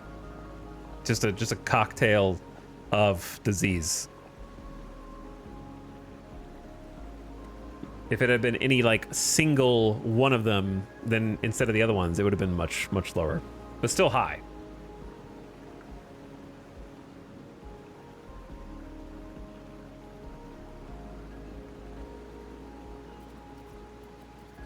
I need to turn some of these buildings back on.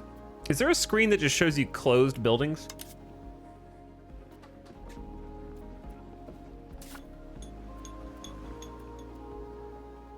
We're still negative 500 burgers, so I guess they just need to promote faster. We could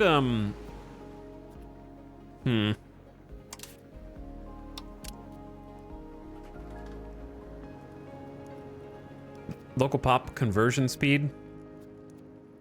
That's religion. Is there any way to boost that rate of pop growth?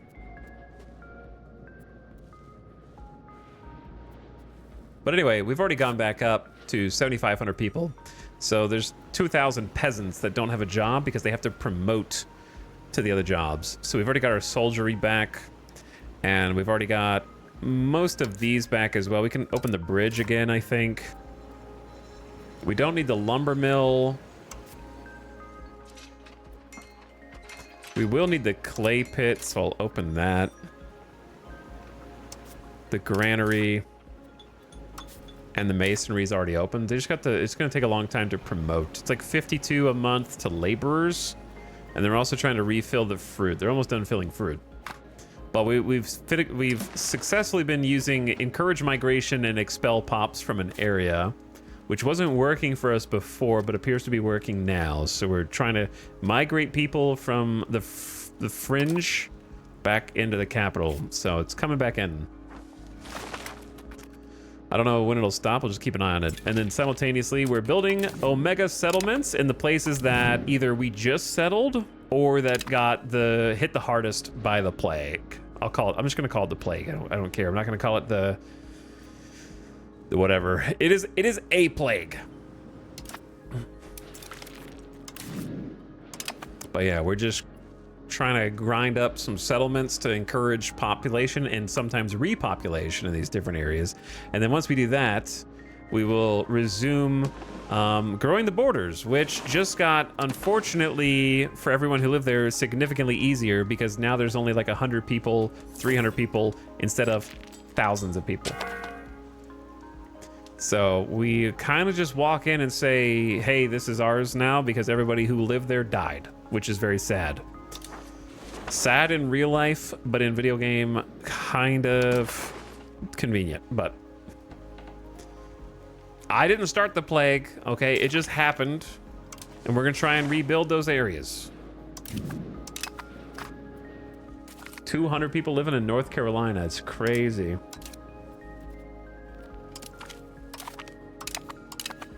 And then we know of the Mayan market down here.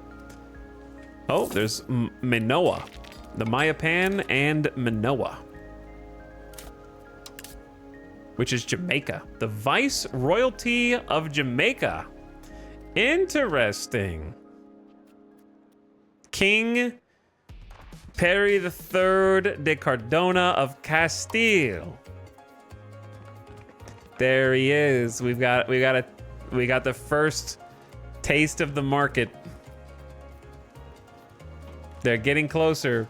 The ads are getting closer. It's already been yet another hour somehow. So turn your volume down, ad watchers. How did this happen? That's probably where the plague originated. Yep. And then they traded with the Mayans. And it ravaged. If you missed it, I can't even look at the Great Pestilence now. Is there really not a historical outbreak page for the rest of the game?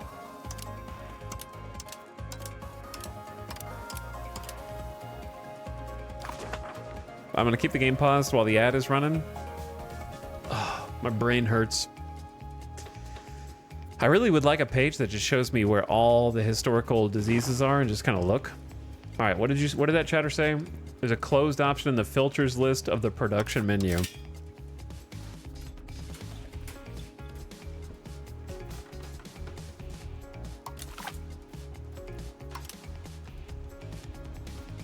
I see. I was hoping for more of a list broken down by location as opposed to building, but that might be good enough. Might be good enough. I feel like we're kind of shaped like a really big legendary Pokemon. These are like the spread legs, and this is like the tail. And this is like the head, or this is like wings or something like that, and there's like a face and then like a horn, or like a horn going back.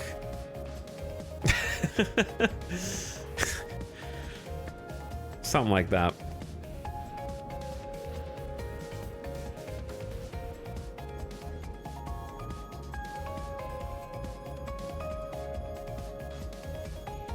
Lashley, thank you for 47 months of sub. How's it going, Lashley?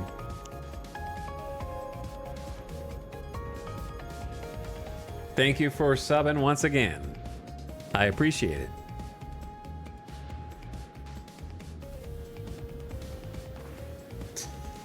Whew, well, we're getting 600 pops a month, which seems really high still. It would take us 166 months at that rate to get back to 750K, is that right? So 13 and like 14 years to get back to 750K? That's not that bad from here.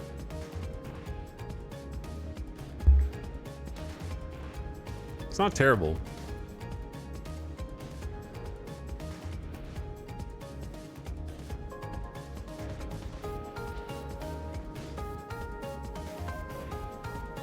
Can you change capital locations? In the game, you can. You just have to... You can also change the market location. But it's prohibitively expensive. To change the market location, you just right-click on the market and then relocate market. It's like 800 gold. To change the capital, I knew how to do it. Is it right-click Sanoctawombo? I knew how to do it, but now I don't remember how to do it. But you can move it. Yeah, I just don't need to. So I'm not really concerned with it. I forgot how. I am dumb.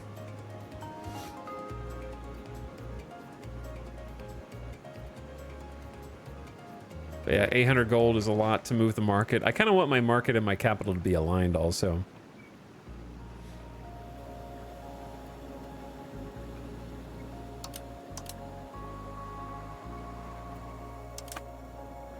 F1 move capital. Instead of F1, just say government tab. Okay. Yeah, you just move capital there. This is also how you reform into a monarchy or a republic or a theocracy.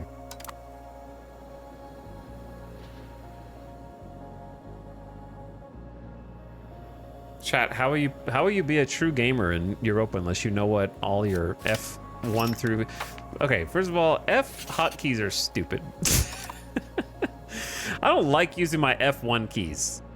Those are the emergency keys for when you run out of, like, ability keys in World of Warcraft.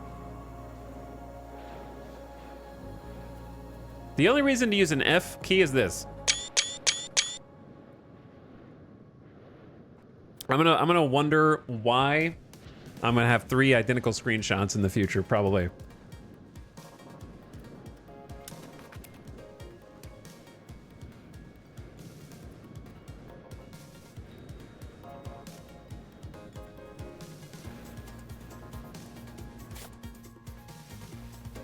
I do like binding the markets to hotkeys, though. I enjoy that.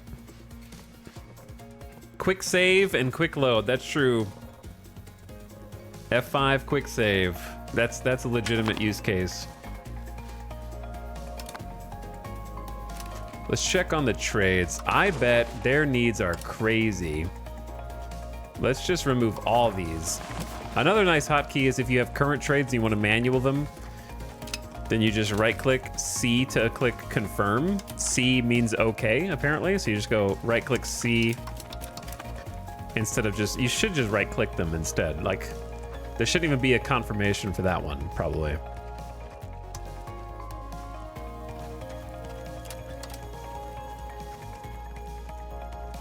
They still don't have any need for marbles, so I have no idea.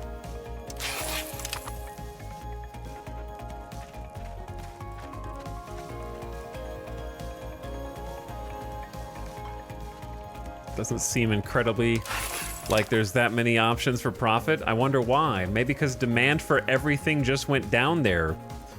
Because everyone's dead. And our one trade partner is no more, so I may as well just automate it. And if they want to, if the computer wants to trade, then let it, because yeah, managing that, they're all dead. There's no demand.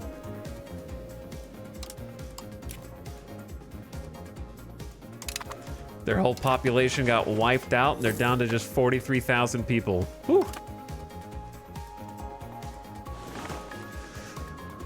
That's crazy.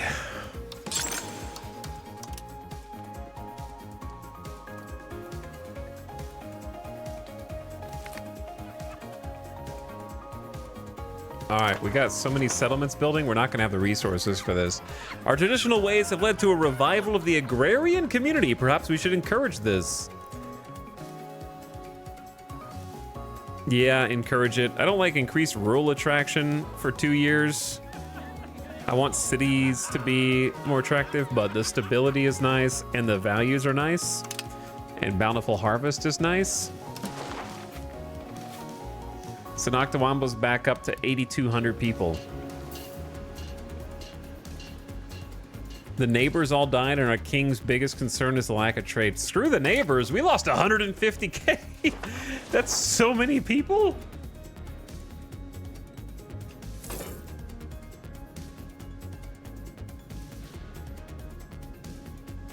Imagine like 40 9/11s back to back in a row within like a 1 year period. That just never stops. That's what we just went through.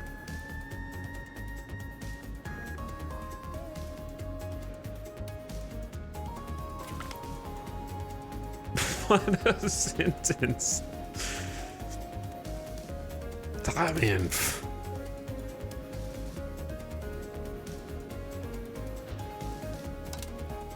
that's what happened, man. These people just got absolutely ravaged by disease. 150K out of 750K is insane.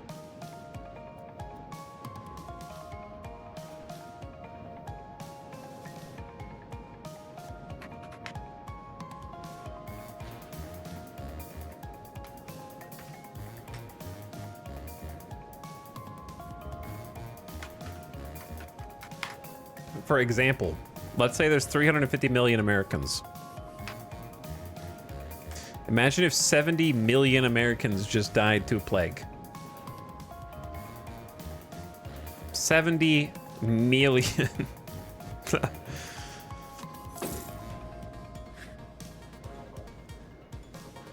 Are there alternative ways of expanding territory? Yep, you just have to colonize. That's what we actually can't do war to expand as a tribe. We're just making colonies via the geopolitics territory colony screen, but you have to have researched colonies first, which is the first age. So one of the first things you get. We have been expanding this whole time until now.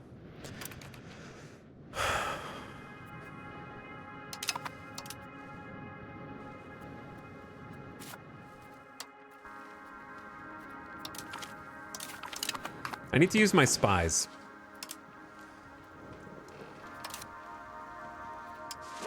Steal a map of Alabama. What's going on in Alabama? Sand, clay, a little bit of cotton. Okay, a lot of cotton. Corn. A little iron in the north. Not much else. The Alabama Slamma prequel. All right, let's use our other spy. We're going to antagonize some people by doing this, but it is what it is. Wait until the diplomats come back, I suppose.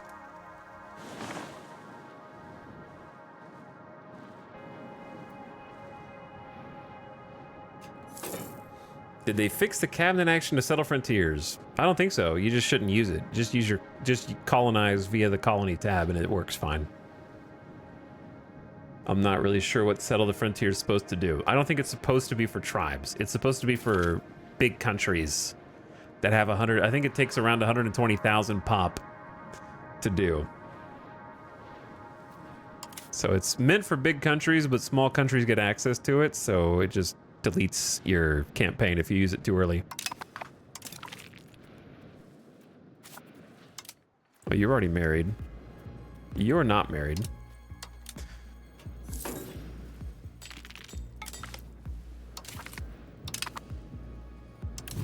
Settlements are being built on the frontier. And stability's going back up. Built a new settlement in Huizenfels. Another person has come of age. And so the cycle continues. And another settlement. I like the building pop-ups. I'm fine with those because I like knowing when stuff's done.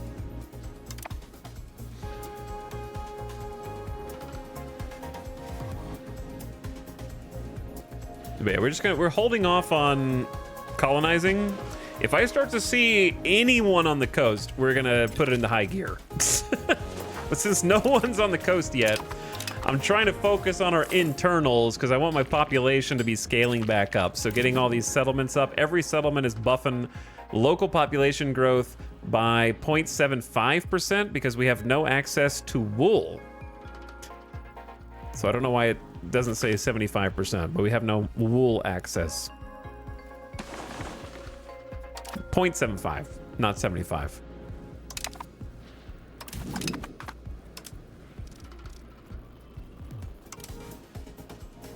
Is migration still mostly to the capital? Yep.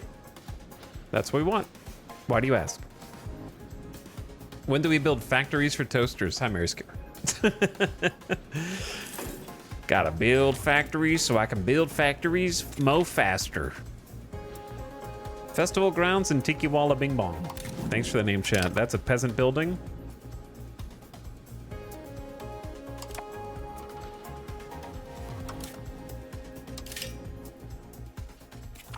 We're gonna need to build some more settlements.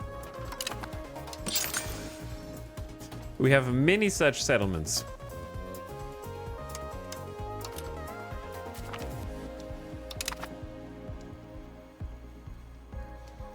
And I want Mo.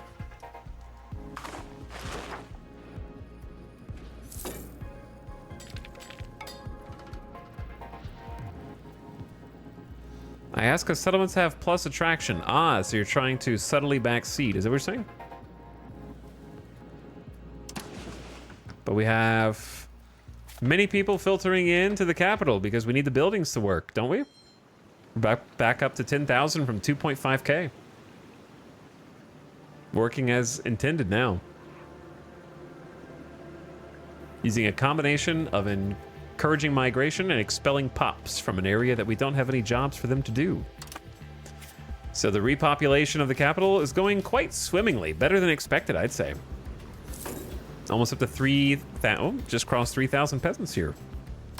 Way better than I expected.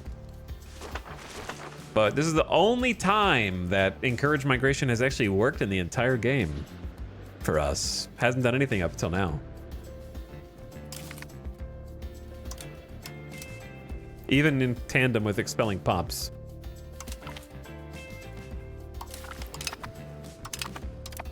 Someone in chat said there's supposed to be a big patch on Monday. Do they have any information on that yet? Or just patch on the way? Because that'll be exciting. I just hope they fix the... If they fix the nobility marriage, this game automatically gets, like, way better. If they fix the nobility marriage pop-up deluge of so-and-so has come of age and you need to find them a spouse.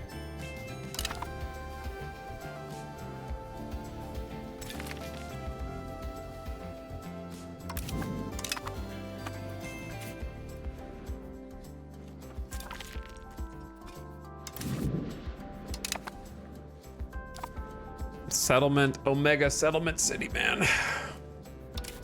We're almost all caught up on these.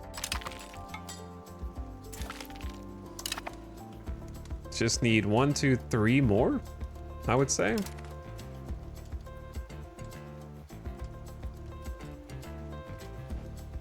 One thing they said is demands will be more dynamic, like your development will matter more, rich places want more stuff. That's cool. I think what I'd like to see in the future, not in the Monday patch, but just the future, I want to see a little bit more differentiation between towns and, of course, like town to town and city to city comparisons.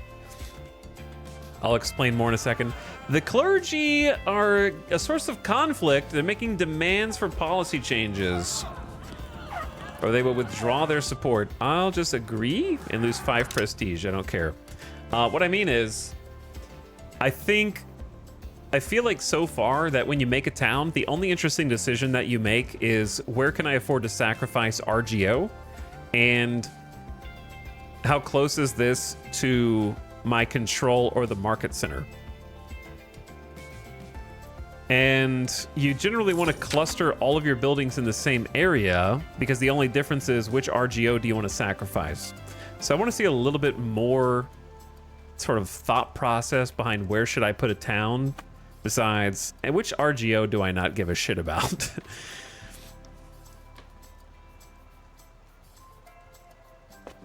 I don't think that's enough, because when you have, if I have 5 towns in a cluster, I understand that there's some benefit to stacking.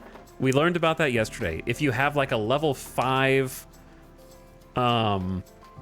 choose any building in the game that you want. I just can't think, like if you have a level 5 die maker, a level 5 die maker is a little bit better than having 5 level 1 die makers spread across different towns. So there was a little bit of incentive to specialize and like stack a bunch. But since they're limited to like 2 or 3 buildings anyways, and we have room for 41 building levels, there is no real build like specialization for towns. Like every town can kind of do everything. And it would be nice if there was some difference between different towns where you kind of like work them a little bit differently and a little bit more uniquely, instead of feeling like, okay, I'm copy pasting a new town over here. Of course my town needs a granary. Of course it needs a bridge if possible. And of course it needs, in my case, a tool maker. And then I need a stockade. And if I want a library, and then that is identical carbon cutout of every town that I make. So I want to see a little bit more distinction between different towns. And I really think the incentives aren't really there. The only real incentive to even consider it is like, do I want to build buildings that use wood? If yes, then it's advantageous to put it in a province that has wood. So I'm getting a little production bonus, but the production bonuses don't seem, they're like you're sort of building different buildings at such scale as the game goes on that you're not going to notice if you missed out on like a 4% production. That's not enough to make each town feel like you're building. So if you keep scaling up and you need to keep building towns, you need to keep filling towns, it's just going to get more repetitious over time because you're just going to be building them the same way, and just it's faster to not care than to worry about a 4 to 6% building bonus, like a production bonus, right? Now, if I were an absolute masochist, which I am, and if I were also a developer on EU5, which I'm not, I would probably do something where we have 2 factors that you currently think of when positioning a town. How much control can you exert over it, so proximity to your capital, and how much market access does it have, proximity to market. You're thinking about those two factors. What I think would be interesting is if each of the resources that the building is going to use also had a location-based factor. So if I want to make paper here, but the wood is on the other side of my provinces, then it's not going to be able to get as much because the paper, like the wood, is further away, the ingredients. So you have actual proximity bonuses for positioning towns. Like there's a shit ton of lumber over here, so I'm going to position a town that specializes in lumber goods over here. So you actually have some town specialization. Like I've got a bunch of clay over here, so this town specializes in pottery because proximity to clay gives me some bonuses. So something like that if I was like a masochist.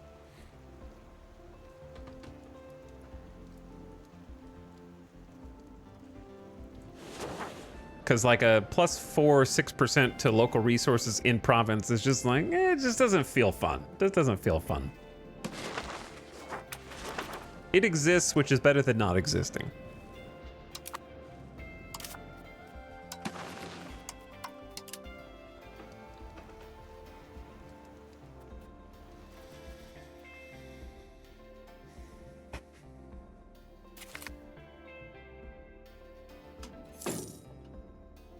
Would be cool to select town city specializations like education, religion, military, etc. Maybe, yeah. I can see that.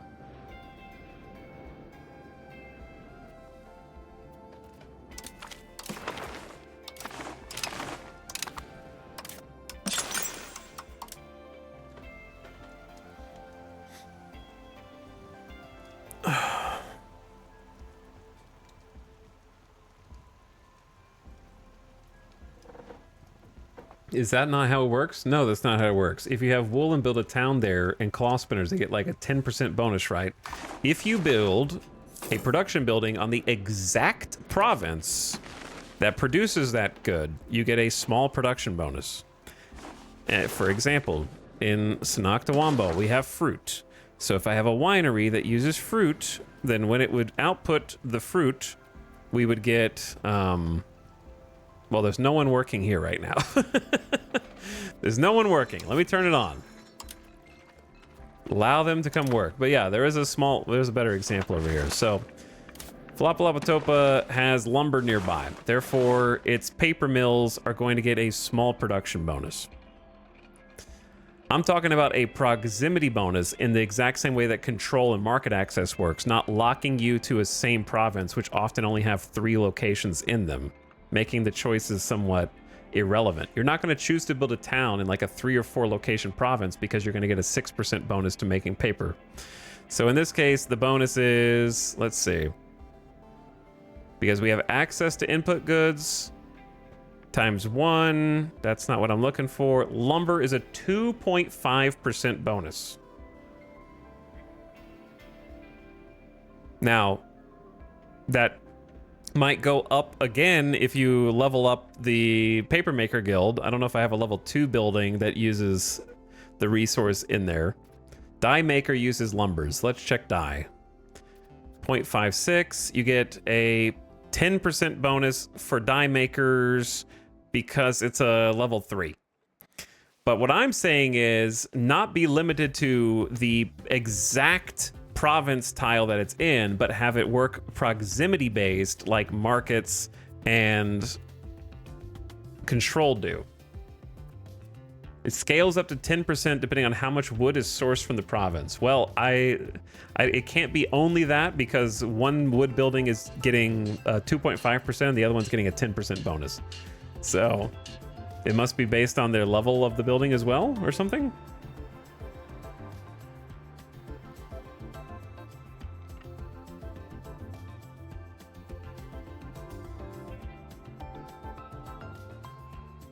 RNG confirmed is just writing words in chat that don't mean anything.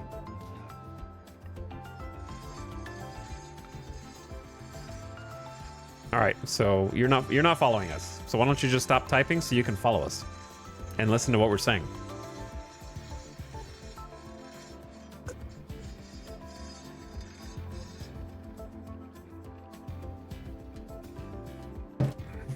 Do they model transportation costs? That's sort of indirectly modeled with market access. So the lower market access, the less profit you make on your RGO products. So it basically boils down to market access instead of transportation costs. They're sort of just like factored in there.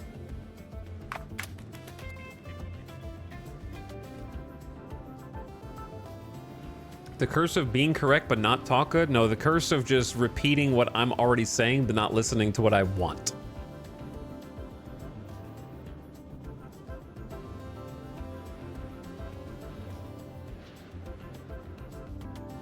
Also, belittling chatters who think that we don't know the difference between provinces and locations 90 hours into the game.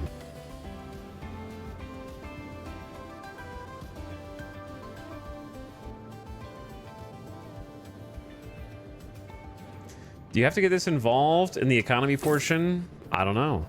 Do you, chat? It's pretty, I would say at least 40-50% of this game's economic. I would think so. You could let the computer do it. Good luck. It's pretty much the whole game, yeah. It's at least like half of it.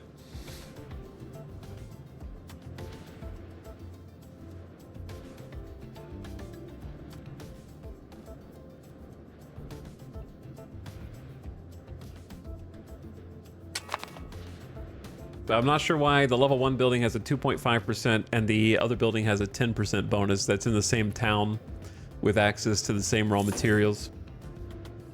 Because they can't figure out a world in which 2 extra building levels somehow take you from 2.5 to 10% cleanly.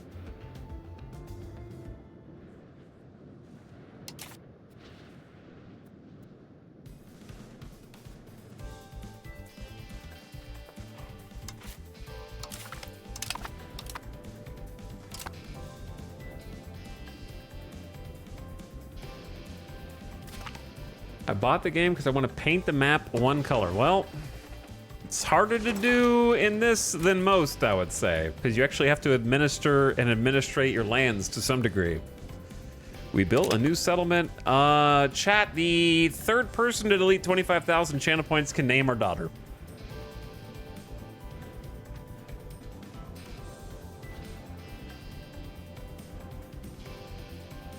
Dappa Kappa, you've been chosen.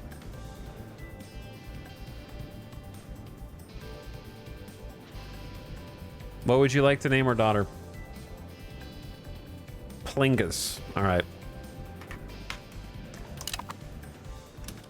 Plingus it is. What would be the best map painter paradox game? I mean, love it or hate it, I'd say Stellaris.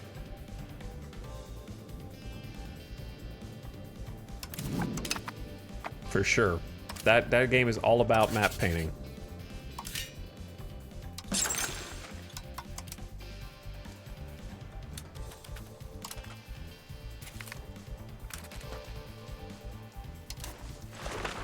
Though I think people don't enjoy painting that map as much because it's just more of a blob of borders and people just want to see like land masses and paint those, I think.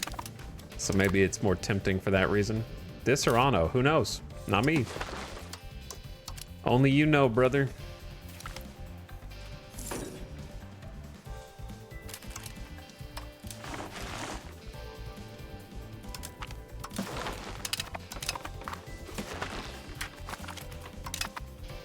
Okay, I think I got all the settlements queued up. We're almost back to 90 stability. We're dealing with, I feel like, increasing numbers of pop-ups for people coming of age. It's happening faster and faster. Our Chancellor reports our agent is discovered. Whoops, I kind of forgot about the spy network. All right, I'm gonna steal the map of...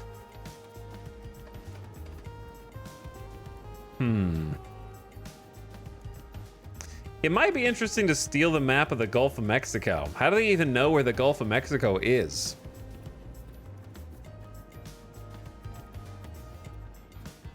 It's either that or we take over Tennessee. Tennessee or Gulf of Mexico, I'd say.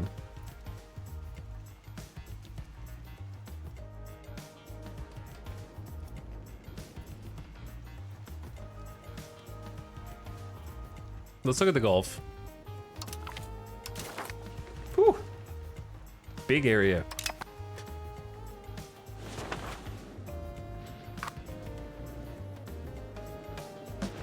Lots of land down there. Oh my God, I see Louisiana, some Tejas, some Mississippi, and then going down into Mexico.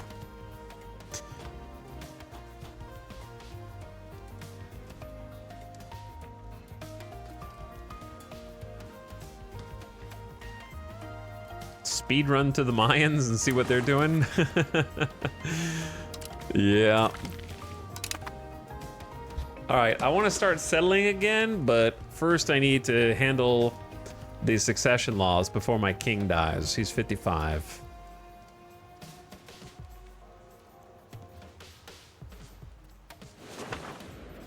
Let's say get to 90 stability and then do it. It's gonna be like a 50 stability hit. How are we doing on pops up here? Let's double check that we're not doing too much. All right, they've kind of stopped migrating to the capital, but the capital's back to like 11,000. So.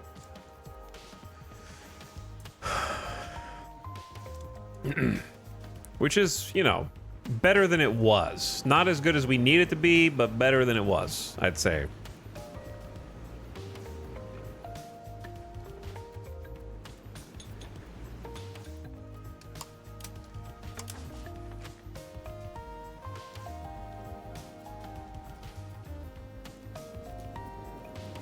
Do we have much going on in Erie? There's like a lot of people there.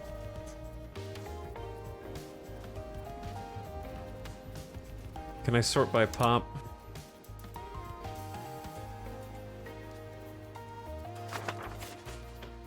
There's like 6,600 here and they're kind of moving over to the capital. That's actually not a bad idea. It's just like shift them from one to the other. Yeah, that's not a bad idea.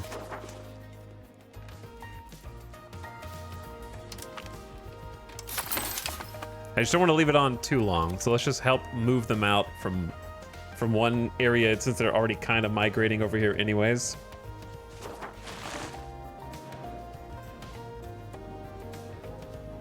And we can hold parliament.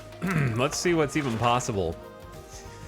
Conduct a census to get stability. We might just do that, actually. Clay and sand gathering, expand the road, maize and legumes. Trade efficiency, promote a member of the clergy. Nope, get a free town. I can't do Flavor Town, unfortunately. No free town for us. Maybe just take the census and get the stability plus pop growth. We get 6 months of bonus pop growth.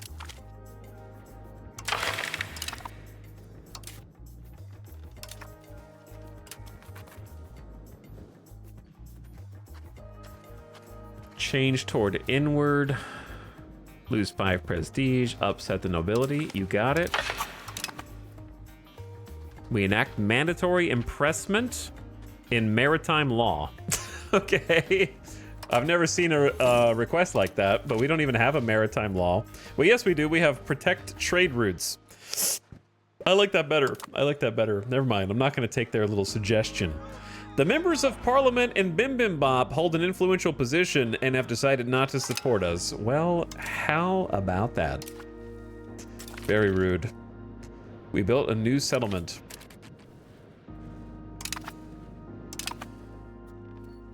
We enact favor the clergy policy and distribution of power. They both want something crappy.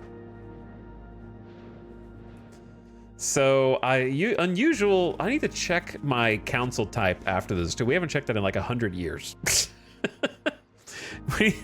we should check that.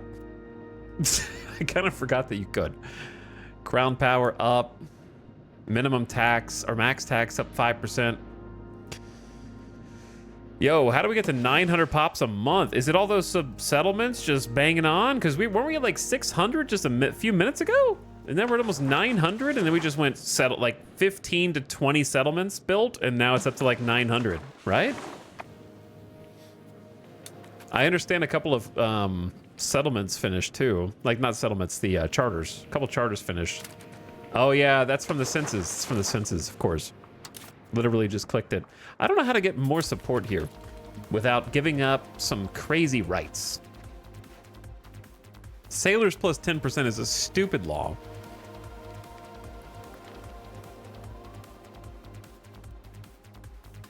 But if I pick this, I lose 12 stability, which is even more than I'm gonna lose if I let this fail. Which is always funny to me. I would rather just let Parliament fail. They're both 12 stability. Wow, I'm stuck. All right, I guess we tried to get 7 stability, but we lose 7 instead. It's fine. And we lose another 5%. It was not meant to be.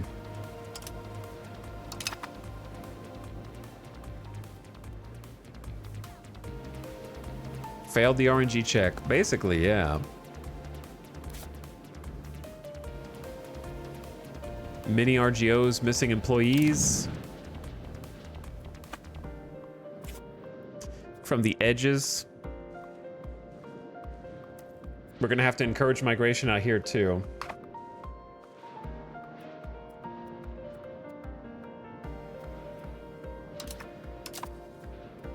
Antagonism scores going up, but it's fine. I want to stop spending so much on Diplo, please.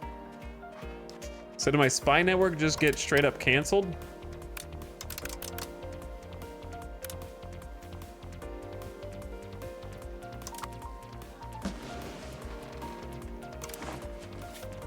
We've stolen so many maps from these guys. Spies have been discovered. Do we hate anybody else? Who's most likely to form against us? Is there like a reputation?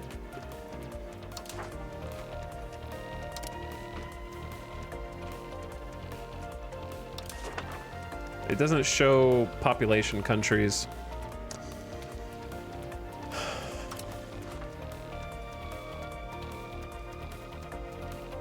These guys hate us negative 86, so I'm gonna spy on them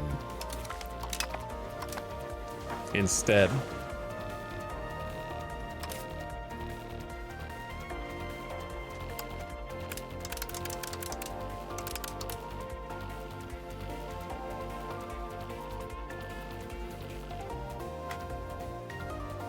Town demands seat in parliament. If I give it, we get 25% parliament support, but then I'm only at like 42 or something.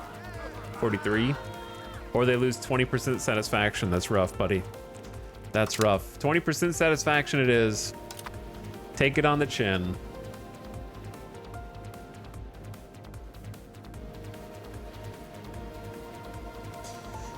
Do you think real presidents would rule better if they played a game like this? I think the answer to world peace is just to create a worldwide initiative to give everyone food, water, and video games.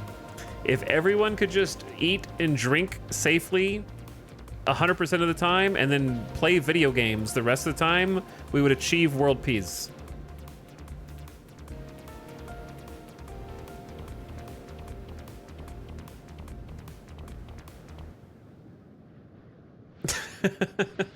I vote E. Seriously, if everybody was just sitting inside like grinding Arc Raiders, they wouldn't have so much time to plot nefarious bullshit. A delegation of the nobility came to us today to thank us for favoring them in the government. In fact, they are so grateful that a small voluntary contribution was made to the treasury. Thank you for the 74 gold. It's very nice.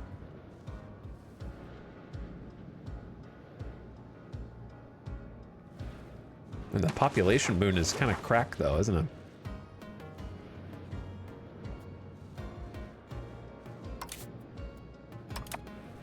What was I doing a second ago? Besides building a spy network, I got distracted because I keep getting coming of age pop-ups. We're just gonna have to tank the 7 stability and then I just need to change my government type before he gets too much older. It's too bad about Parliament.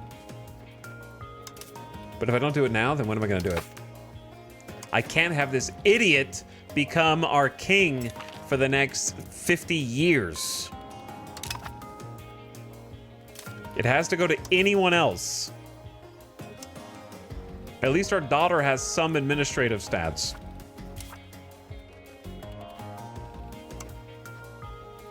So I think I'm going to do absolute cognatic primogeniture, but I want to make sure we pick the right one. The heir is the oldest child of the current ruler. Favored son, someone who would favor one of their sons. Matrilineal non-exclusive. Most capable person in the dynasty of the previous ruler. Maybe that's the best one.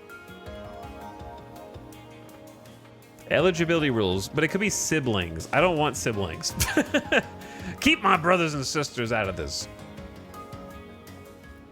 Youngest son of the ruler, which is chaos mode.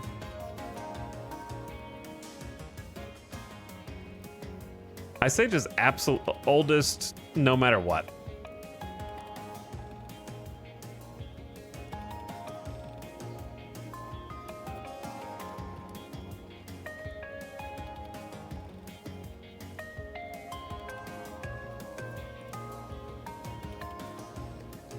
I don't know. It's got to be either that or matrilineal non-exclusive. The only problem with favored son is it's male only. So that kind of just defeats the purpose. Like that same dude would still be the king. Doesn't really change anything. I just don't want to go through brothers and sisters here. If it was just highest skill child, that would be crazy.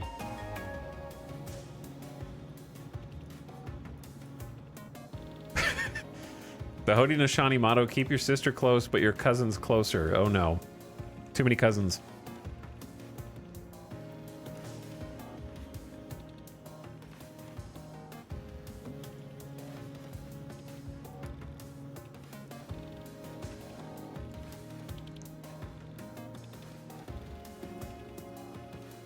I'm just gonna do absolute.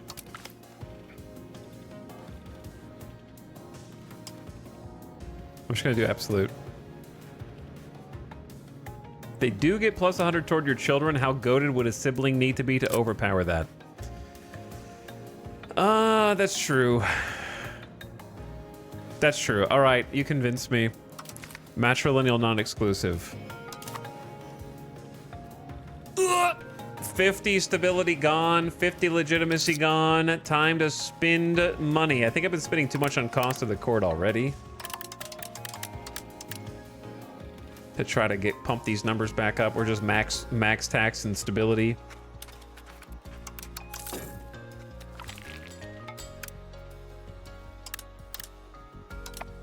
Parliament members in scandal.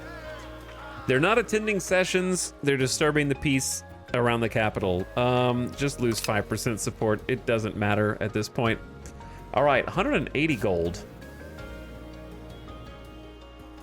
We just don't have clay because we need people to go into the clay. Let's start encouraging migration.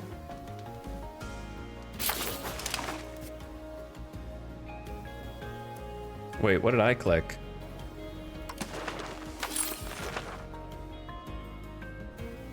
Why is it specifically... Oh, I think the icon's just floating above it. So it's fine.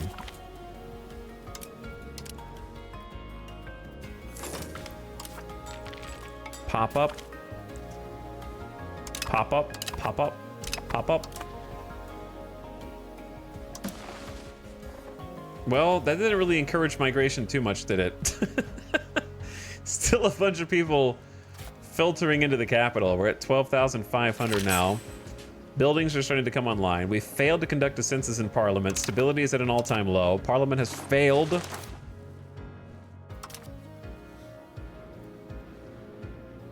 And I need to go check buildings. All buildings that are turned off.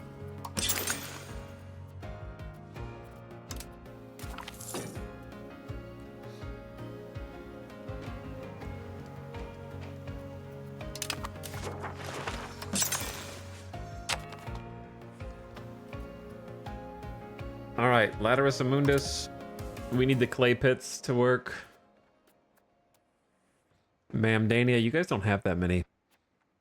Hethelfreet. Alabama Slamma.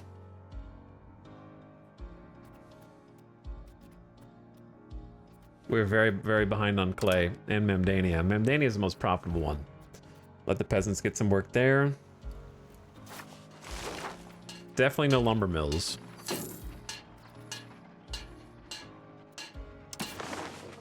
We're short on weapons. How are we on stone? Very short on stone as well. All right, so don't turn those back on. The Tools Guild in Sanakdawambo does need to come back on, but we're just gonna have to sort out the... God, the coming of age pop-up gets crazy! It's actually exponentially increasing. I'm only on 3 times speed. It's gaining steam.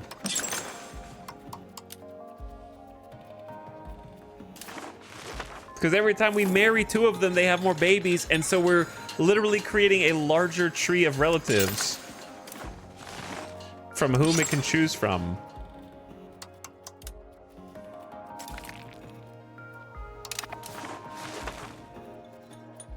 Are these all buildings that are turned off?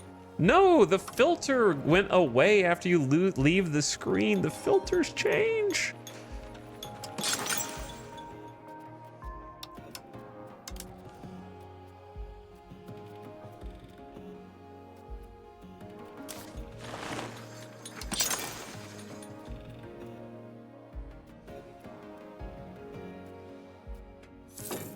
Do we have enough of this?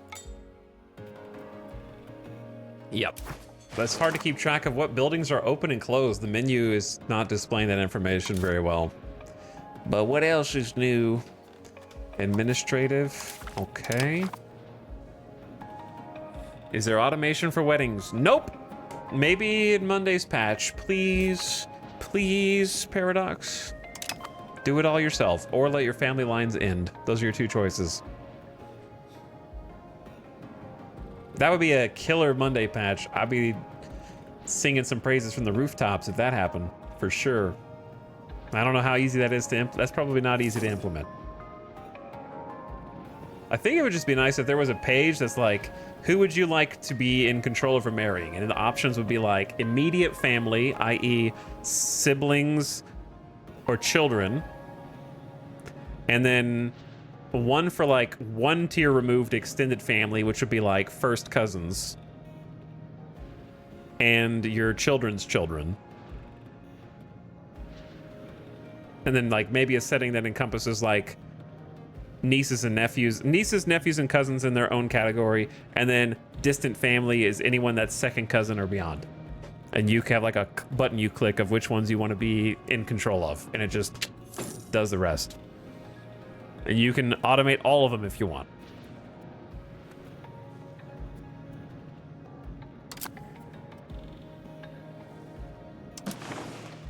Okay, we're getting some migration over here now. Yeah, comboing expelling pops wasn't working yesterday, but it seems to be working better today. We're trying to get the clay works back online. We need 5,000 people in clay, and we need like 1,500 in stone. It's kind of crazy. We're only at 10 gold because I'm just pumping money into stability and into legitimacy to try to bolster that as well. And of course the economy just like kind of ate shit, to be honest. The tax-based screen is not helpful. Everything is red. Sanakdawambo went from like 11 or 12 tax-based to 5. Hi, Hisawi mostly stayed okay. Mamdania, I thought was doing better than that. Apparently not. I got to my social tab and filter by unmarried like once every 2 years. That's still too often, in my opinion, for this game. Holy shit, we haven't even been discovered yet, and we're in the Age of Reformation. It's a new era in human history that does basically nothing for us because we have no initiatives from the Age of Discovery. They just forgot to discover.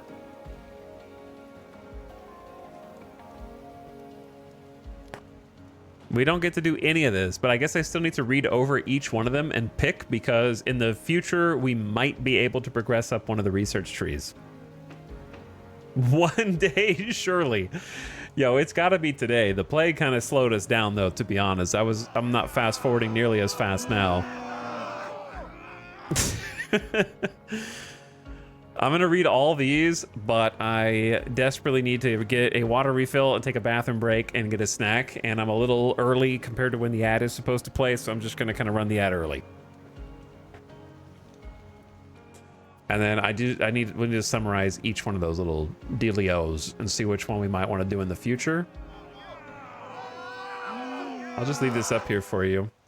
That way you can kind of, people who come in can see it. All right, thanks for watching, everybody. We are bouncing back. Population going back to 700K for the second time. I'm surprised we're even still hanging in the game after what happened. We're filling in the capital. It's kind of fun to actually have to use your cabinet members to try and shift the population around, so I kind of like that. I'm glad it wasn't worse. All right, hang tight for a few minutes. Beep, beep.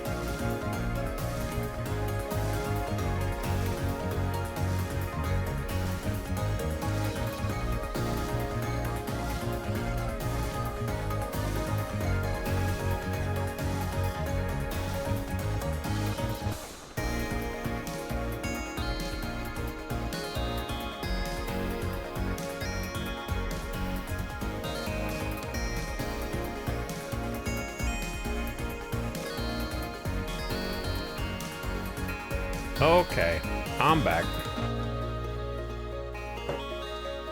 Good song.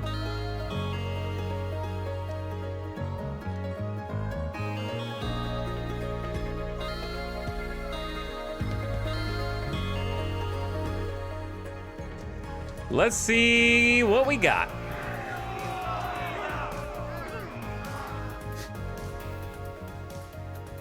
The dawning of the Age of Reformation. From east to west, this is the age of religious conviction, debate, and mass movement. In Europe, the Protestant churches are entrenched while millenarianism, I don't like that, takes hold of Iran, and religious syncretism shapes Indian society. How do you say?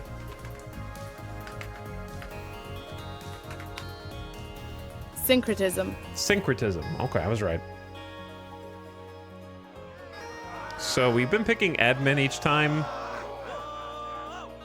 Stop yelling. Pop conversion speed. All right, that's pretty normal. Tolerance of the true faith. Monthly prestige. Tax efficiency. Minting income. Trade advantage. Tolerance of heathens. Culture capacity. Tolerance of heretical beliefs. None of those actually appeal to us. Diplomacy, though. Tax efficiency. Cabinet efficiency. Max diplomats. Trade maintenance down. Market attraction up. Diplo reputation up. Trade capacity up. Monthly colonial migration up. Colonial maintenance down. Pfft, I wish I had all those, actually. Navy maintenance down. Defensive fort defense, culture capacity, unit food consumption, army attrition, supply limit, siege ability, attrition, garrison growth, navy attrition, raw material access, easy diplomatic focus pick. Easy diplo pick. Not even a contest, in my opinion. Okay, so we're rebuilding stability after we changed inheritance laws for the first time. So now the oldest child, no matter who will inherit, our firstborn super genius died in a hunting accident. We'll never get to know this Chad and what he would have done for our nation as a 100 administrator. But we at least replaced our new oldest son, who is an actual idiot, and we don't want to be king. So we literally just changed the entire kingdom succession laws just to avoid him as ruler. And it should actually pick the most apt for the job no matter what from now on. It's like whoever is the most apt. We'll see if that actually ends up the way we want it to. A group of disgruntled commoners came forward with a formal complaint against the burghers, who are well known for conducting business in Shambhalamba. The commoners say that the copper they purchased was so poor quality it was barely usable. But the burghers insist it was exactly as promised. Tempers are flaring. Should they take it or leave it? Should the burghers be blamed? Or petty squabbles? Commoners are happier. We move toward traditional economy. Yes, the burghers are at fault. It's only a positive. We'll take that one. I have 308 gold.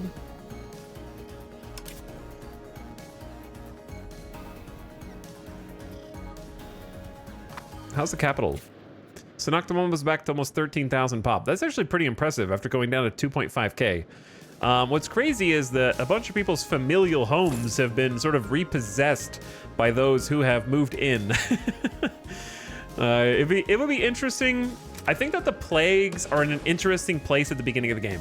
What I would like to see out of a future DLC, to make them even more specific, I want to know what the cleanup is like. What does the post-mortem situation look like? You know what I mean? Some indication of like, what is it like to deal with losing 150,000 people? The most impact that it has on you is just the people themselves die, and then you have a stability hit at the beginning to try to close the borders. So a little bit more depth there in terms of like, how are the people coping with it? How do you administrate that? Don't go the Crusader Kings 3 route, please. So I want to see more of what that looks like. And it's not necessarily just adding a few events. Like, commonly with rampant plague and stuff like that, the corpses themselves can be extremely devastating to deal with and lead to even more sickness and illness. You know what I mean? Like, before people were smart enough to handle these types of situations, some people might dump bodies somewhere and just leave them, and then they fester and rot and everything else. Some people are burning them.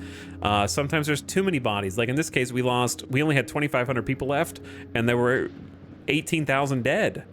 19,000 dead. That's a lot.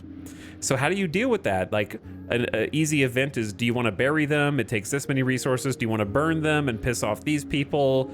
The spirits will be unhappy and so on. Like, there's plenty of room for event role play, but also just mechanically speaking, having some kind of... Like, isn't it weird that we're building towns and cities and economics, but we don't have actual, like, I don't know, graveyard type buildings or ways to dispose of the dead or something like that? There's room for gameplay there too. Would be interesting.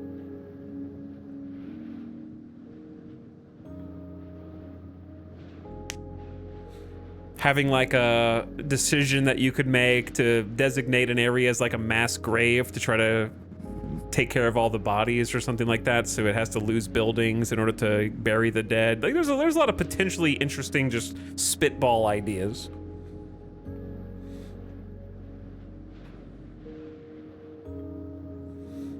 I've been in and out for the past 4 hours. It doesn't seem like anything has happened in this game. Let me write what you said in a different way.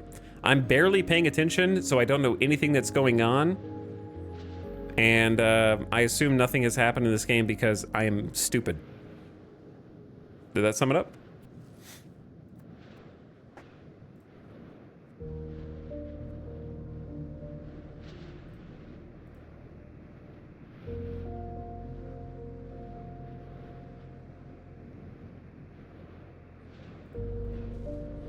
I hurt someone's feelings. It's gonna take more than that, brother. It's gonna take more than that. I didn't fall off the turnip wagon yesterday. I don't care if you like this game or not, to be honest. I'm not even sure if I like it. But I recognize a dumbass when I see one. I mean, I wake up and look in the mirror every morning, so I think I'm an expert on the matter. And I can definitely tell.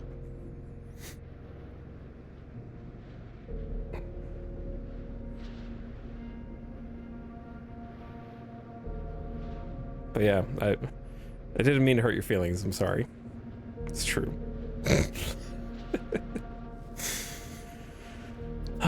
You're gonna have to try harder than that.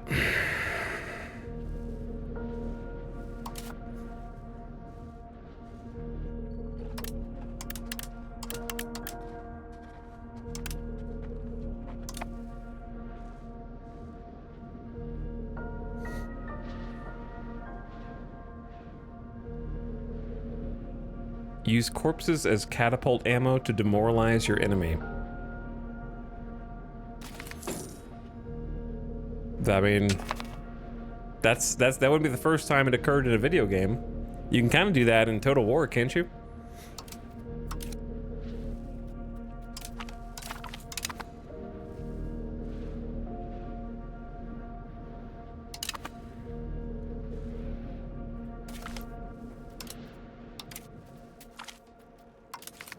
$91, 83.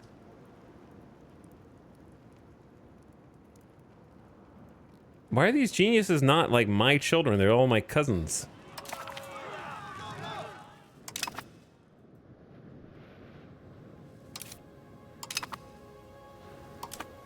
Burn the outdated texts. The clergy seek our help, claiming that in accordance with censorship laws, we should remove all outdated religious texts that are in circulation.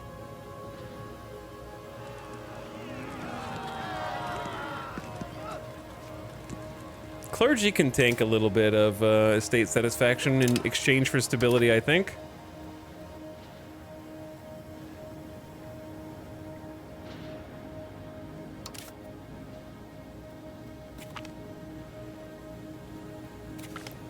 Dude, look at this.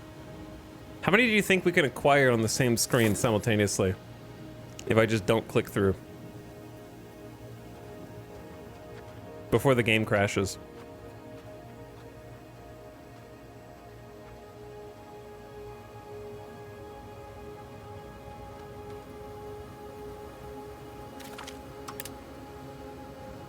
Let's start a little collection over here.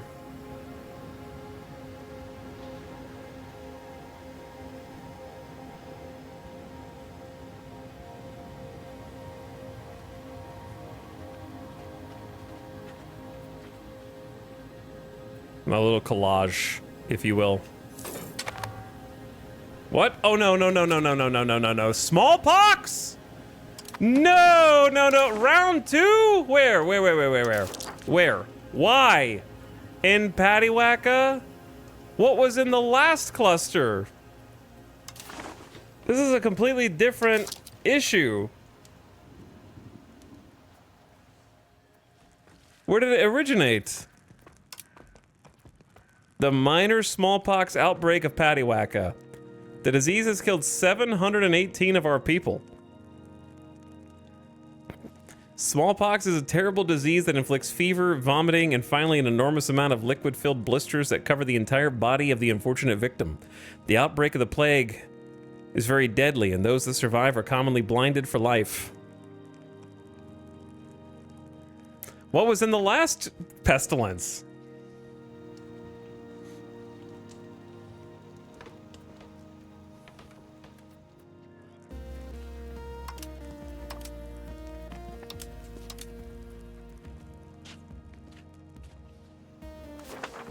There's 8,500 people in here right now. There's nothing I can even do, right? Like, I guess I could just continue to do no contact with outsiders again. It just says -10 stability. And that way, I don't give it to other people. All right, no contact with outsiders again.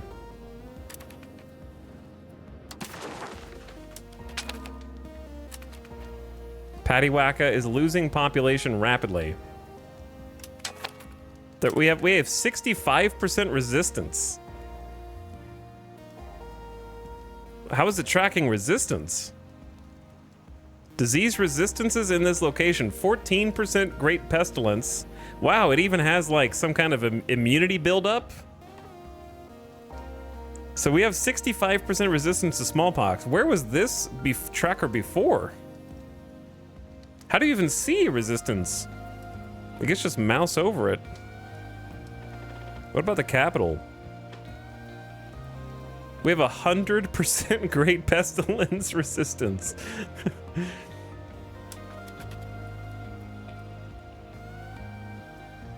Interesting. Very interesting. Is there a layout for that? Like, can I not see resistance as a filter instead of mousing over every single province individually? Like 58% in some places. It's in the 3rd hidden disease submenu.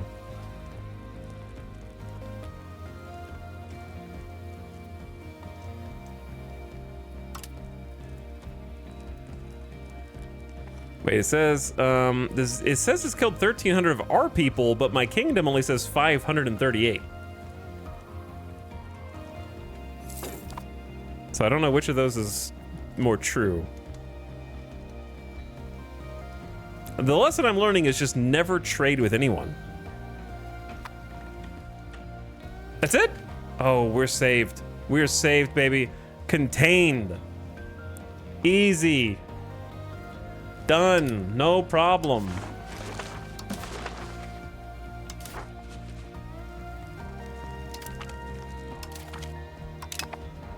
Oh, just like 1,300 infected? No problemo.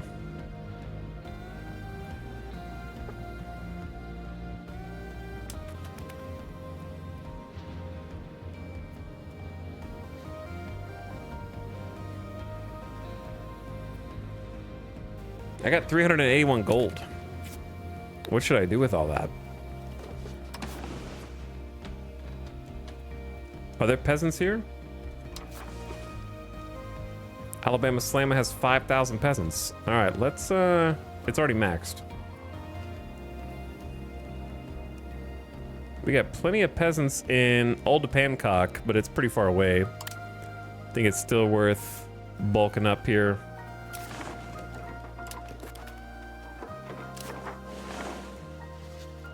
We need weapons as well.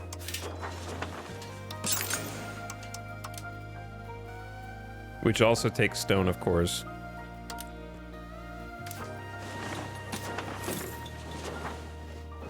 And then fine cloth.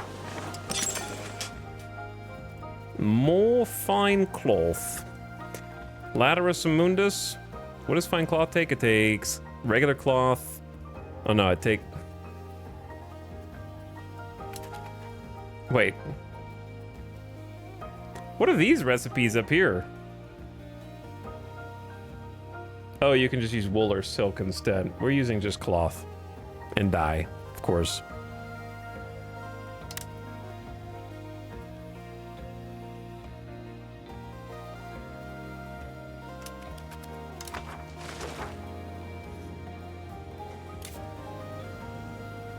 I guess I'll check settlements.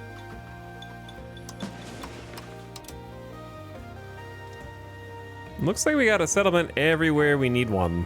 Maybe, I mean, I could do a charter, I guess. Oh, that 62-year-old minister just died. What about Chieftain Arindus? It's a different... I don't know if we have a culture exception for him. 97, 47, 92 is pretty good, but this guy's 87, 80, 85. Kind of does everything. Fierce negotiator, pop conversion speed, moves toward traditionalist. You're in, brother. You're in. Increase control for us.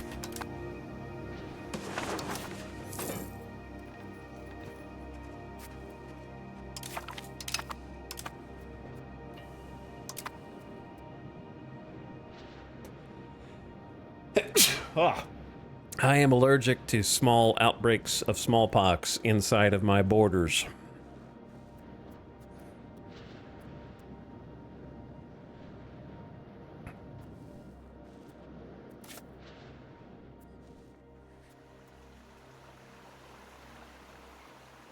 Need like another couple thousand people back in here to work the clay, and they're kind of filtering in. I just hit escape and it closed all my menus. I was keeping those.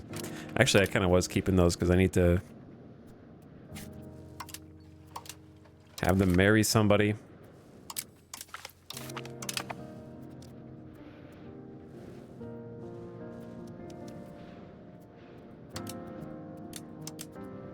Why is this not opening the guy I'm clicking on? Oh, it is.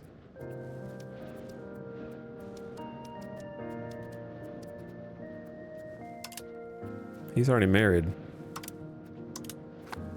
Ugh. Alright, I'm not gonna mess with it right now, I guess. So if we wanted to start a new settlement,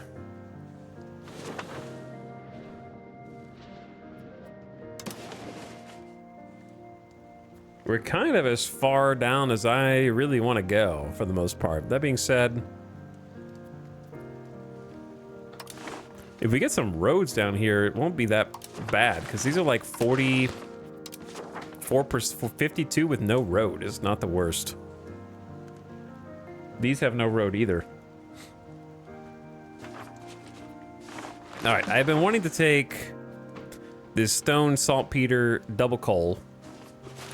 So why don't we just do, oh my God, chat, it's 0.6. It's 0.6. This is so cheap. We have no charters, and there's only 556 foreign population. Oh my God. It's basically free, dude. Oh no. That's so sad.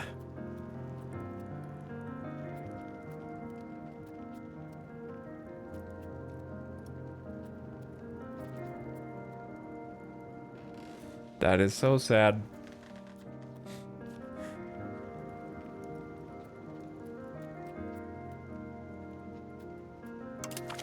All right, from Guy Gahano, which I always get confused. These are gonna go like ridiculously fast.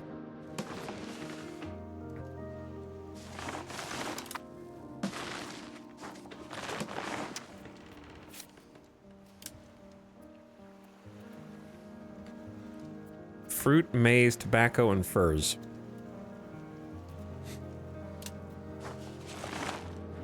Should I be going down here and getting like Rhode Island and Delaware and such, or nah? I think this one's worth, because clay, tobacco, we'll get Delaware. That's clay, tobacco, and fiber crops. That's pretty solid.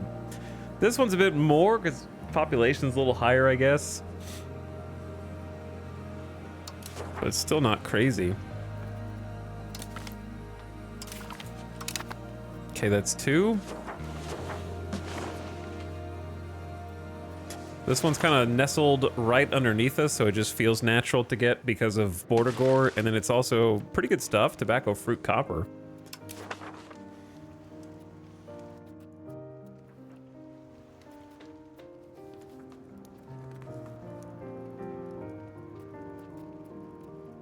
I'm just gonna move them from Manhattan because there's too many people there. All right, now we're out of money. We got 3 more. 3 more coming in. I need to go further this direction. I just haven't because it's all furs. Let's look at the... Yo, stop popping up, man. Chat, the 4th person to delete 25,000 channel points can name this baby.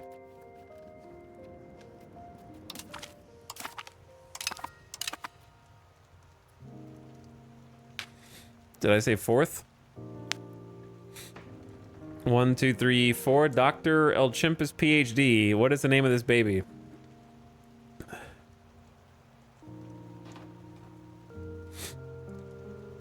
I think I said 4th.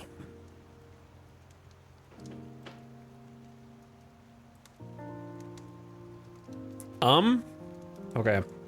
Whatever. I don't know. That seems like a waste of 25,000 channel points.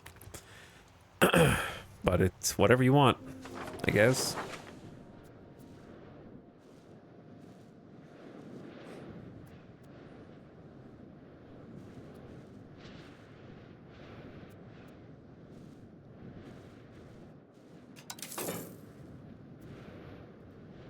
What are you trading? Is the auto trader trading? See, this is okay. When you turn on market automation and max the slider and there's no current trades. Okay. Like it just doesn't, it straight up doesn't trade. We're getting no money from trading. I don't think I'm doing something wrong because I did exactly this and it did trade. I'm doing the same thing as when it did trade, but now it's not. Identical.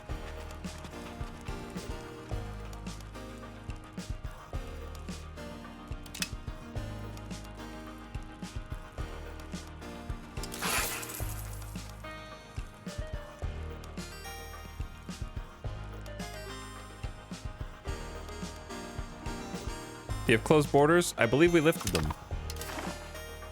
Yeah, we already lifted them.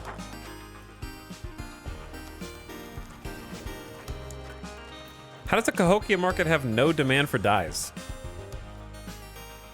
That's not really possible, I don't think.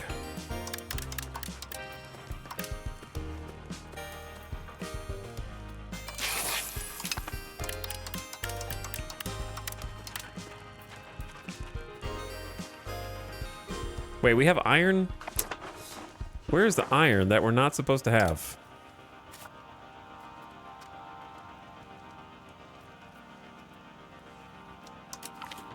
Illegal iron. Okay, canceled. Deleted. May have accidentally stockpiled some. He's cheating! He's cheating, get him!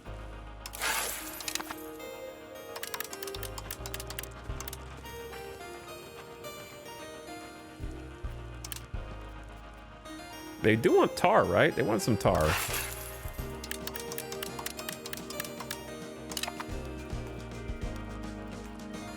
They don't know they want books. I'm not sure if they can read or not.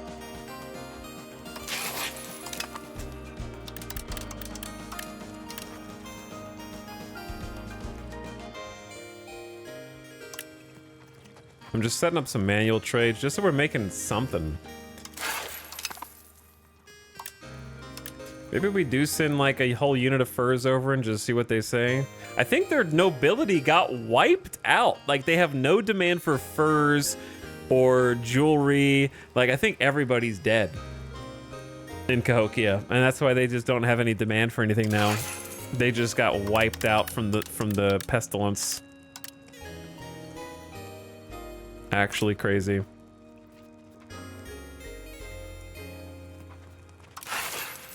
Okay, tools are actually kind of hard to trade.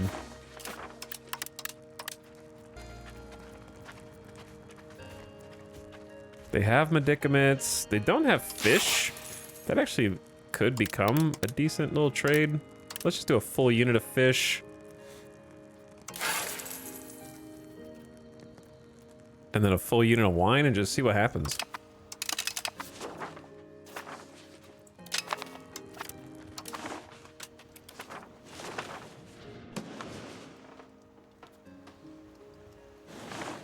Okay. Anyway, we got 3 new charters, all going simultaneous. Let's check population situation around. We got 13,000 back in Sanoctawambo after they got pushed to the brink, and they've only got like 900 peasants. And we're still in, well, yeah, we changed who we're encouraging migration to try to get people to work in the clay. Which is working. It is working. It's just not slow. It's slowing down, shall we say.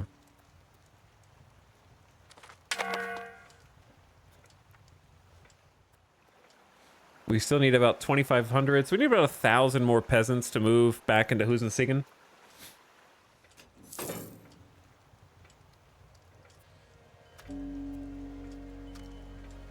Give or take. Grant export licenses. I gotta find a different soundtrack also.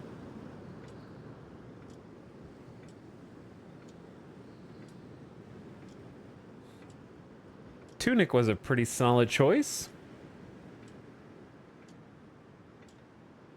Chat, give me a game that has a decent soundtrack such as Tunic or Core Keeper. Or Dome Keeper. Somewhere in that neighborhood. Not RuneScape.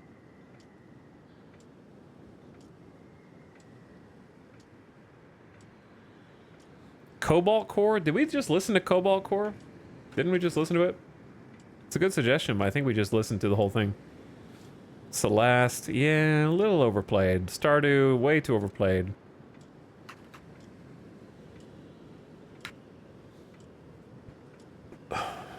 But on the right track. Valhalla, yeah, we've done that one a bunch.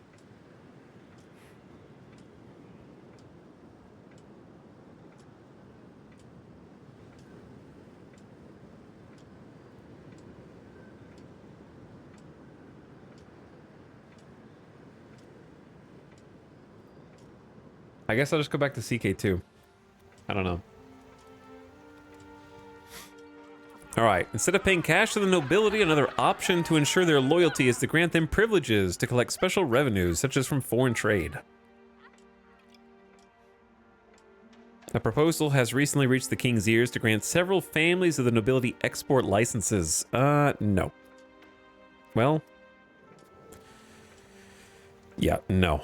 Privileges have to be earned. Absolutely not.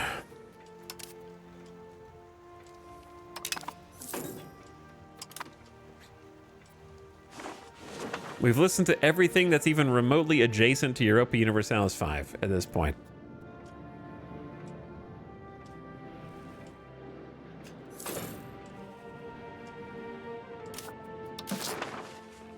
All right, how much are we making from trade? 0.61. It ain't much, but it's honest work. It ain't much. Stone RGO and Old Pancock to try to make up the difference. We do be lacking stone.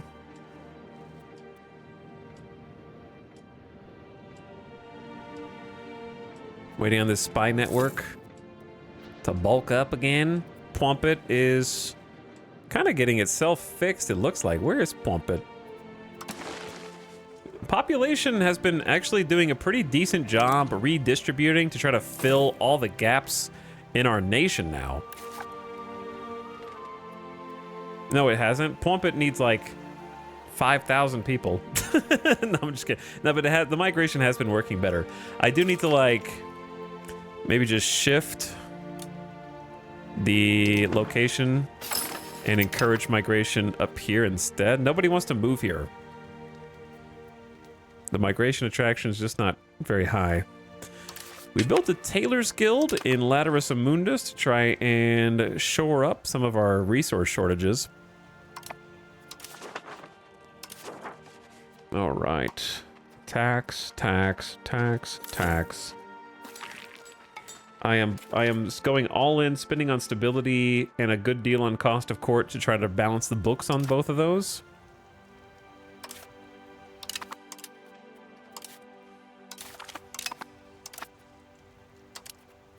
There is no one for you guys to marry, bro.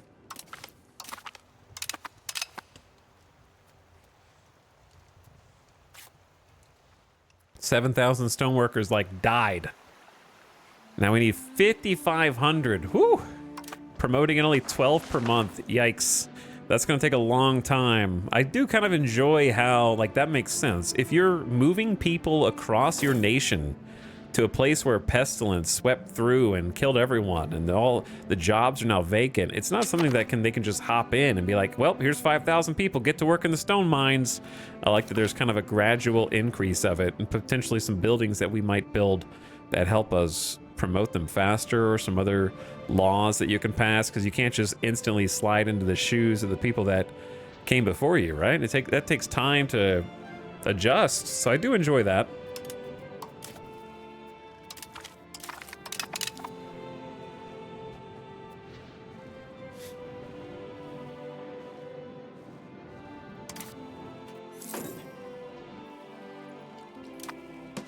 I don't really know what to do with our diplomacy right now. There's not much we can do. I got 3 charters. I might just go ahead and do a 4th because I feel like they're gonna go quite quickly. I think it's kind of a grab Massachusetts either now or never. It just seems very far removed from the capital. And we don't have good control out this way with or without roads. But it's either us or someone else will, right? Either I grab it or somebody else will. And we still will get the benefit of the fiber crops, and we might eventually vassalize this area. For now, it's not really an issue.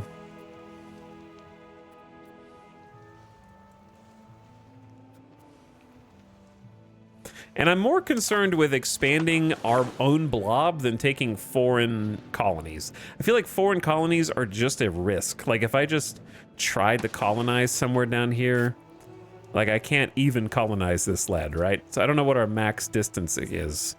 Because I remember seeing some people in chat earlier that were like, why don't you just go colonize this or that? We can't really exert power that far. We can only go about this much further. In fact, mostly it has to be adjacent. We can't even, like, I could charter this, and it's like 1 gap away right now. I could charter this because it's touching. We can't really exert power beyond our borders. We have no way to reach them. We have no sailors, we have no ships. If you had sailors and ships, then yeah, you could reach them. I suppose you could walk the resources back, but I don't know if that's facilitated in the game or not. But for us, at least, there's not really any way to go get distant territory, which I think would be a pain in the ass to try to manage anyways.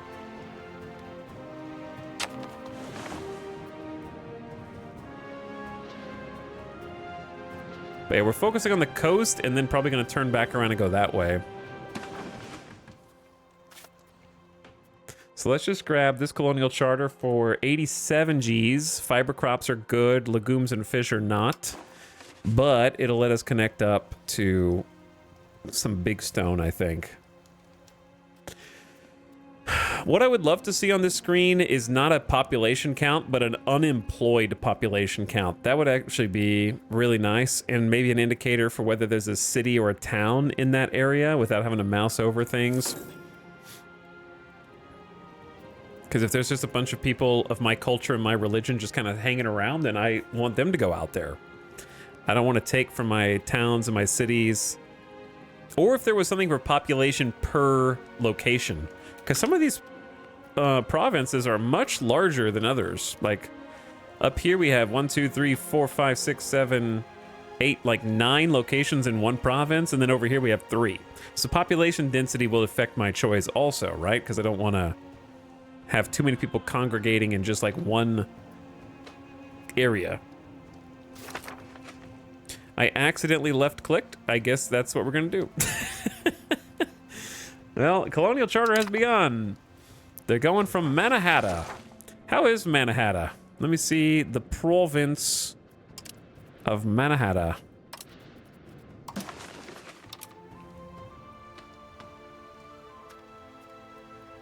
They have a ton of people. What's their 9,000 people here? Demography is all of our culture, all of our religion. So that's actually perfect.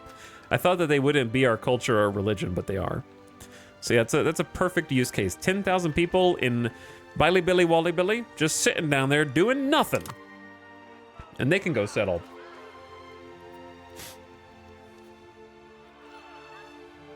Political crises between the king have arisen. Give it time and it will help itself or lose 5 prestige. We have 1 prestige, brother. This is fine, trust.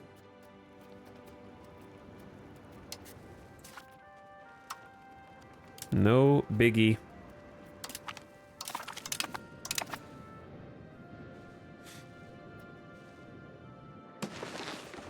So yeah, now we're down to like 5 gold, so I don't really want to get crazy in here.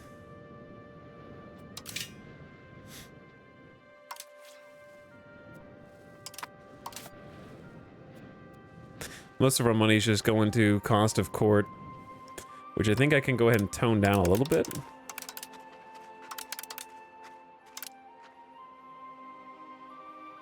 And then I want stability to kind of just keep stability maxing until we get to at least like 60%.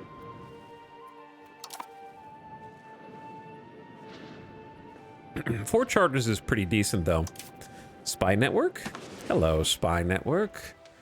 Why don't we take a peek, lag, and see what's going on in Tennessee? Actually, I kind of just want to go like further up the coast. We could also get the Canadian Atlantic coast.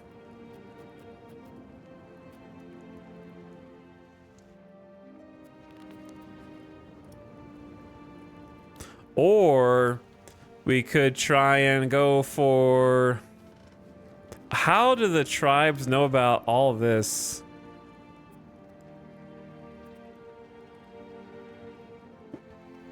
What is this considered in-game?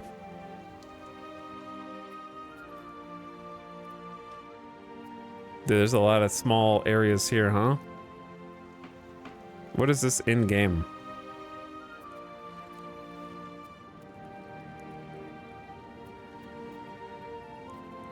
Nah, let's not go down there.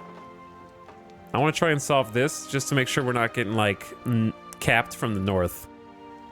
But I don't want northwestern Ontario. I know that's Labrador. Labrador goes all the way to the coast, right? Or nah? Yep. Okay. Just trying to check my coast. I know there's not going to be anything up here, but maybe the AI is crazy and they settled up here. I don't know. Look at all that uninhabitable land.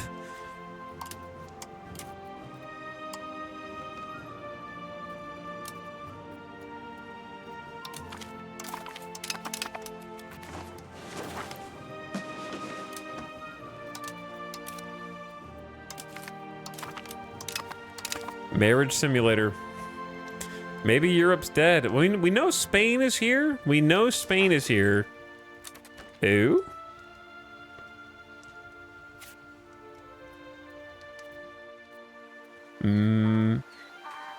Mikiawala Market? I don't know how to pronounce that at all. Down there. The real spooky one. There was some Spanish somewhere over here. We see some different markets with the C's. That's why revealing the C's is actually kind of nifty. Might be just worth revealing down here next. All right. The first chatter that deletes 25,000 channel points gets to name a child. Good luck. All right, Giso, what is it?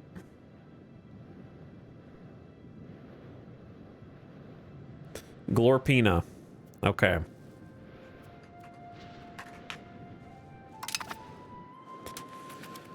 There you go.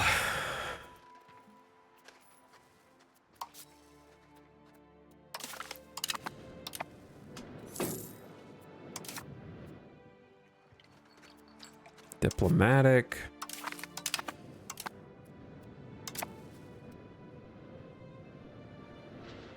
$203 months. Pompet's getting some peasants back. They're getting some peasants. That's good. At least the migration thing's working. Bro, the marriage stuff is actually just mind-numbing. I'm sorry that I'm complaining about it so much, but it just... if the devs played even one campaign, would this not have become an issue? You know what I mean? Like, do you have to play more than one campaign to figure out that this is a big problem? Colony of Allegheny has suffered a run of poor harvests, leading to food shortage. The colony is looking less attractive to new immigrants. Others are returning home. We lose 42 gold. Ouch.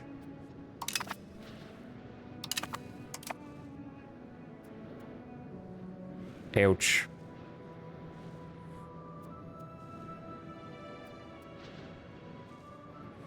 It's not nearly as bad if you aren't isolated. How do you figure? Because I would still get the pop-up for every single family member that comes of age.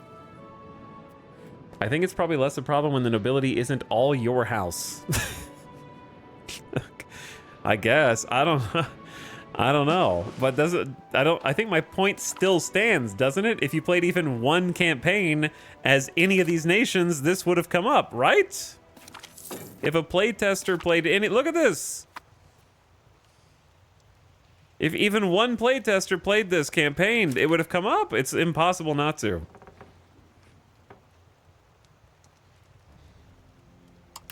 Let the AI control it. The problem is you can't. That's the you've zeroed in on the problem. That is the issue. Hence the complaint.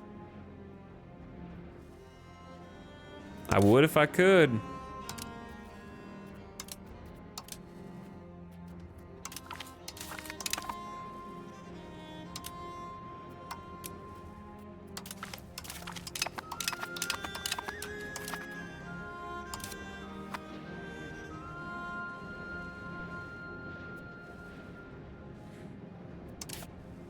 What's our tax base now?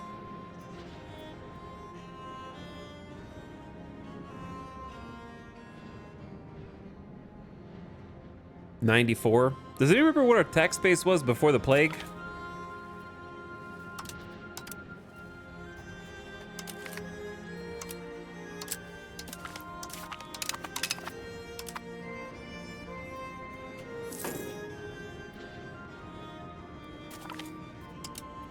This is the gameplay now, dude. This is the gameplay. You just wait like a month and then another one takes its place. I'm tempted to just let all of them die. Just let all their family lines die. Click, okay, click, okay, click, click, okay, click, okay. We need to repopulate Drosham. They have like 2,500 people. It's pretty bad. Okay. Encourage migration to Drosham.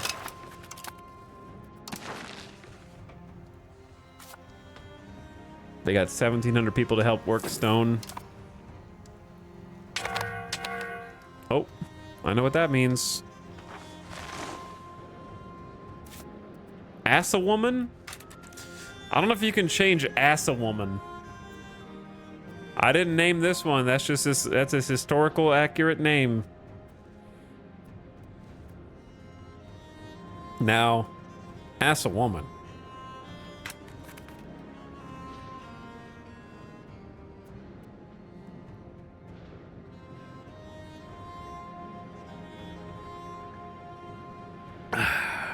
Keep it. I guess just leave it in there. How? How?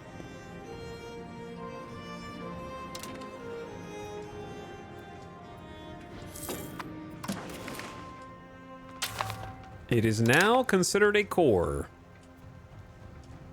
I think the thing we need to do is just keep filling in settlements.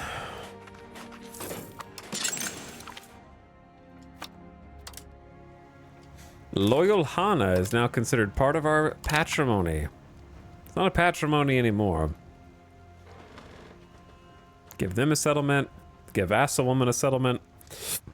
Give Kokaliko a settlement. Did I name Kokaliko? I didn't, but it's a pretty good name. I'm gonna change it though. We're gonna go with Vierdengorf.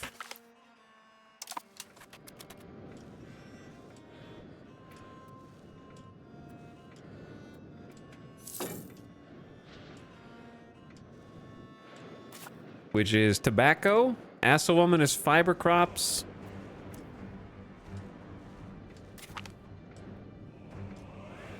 And I don't remember what the last one we just got was. Was it Loyal Hannah? Loyal Hannah. No, Assawoman. All right, we gotta change this one.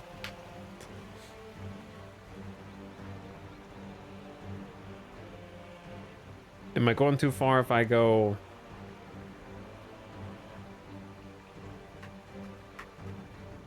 Gregoriolio?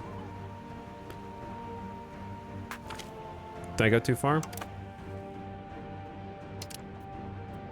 Maybe.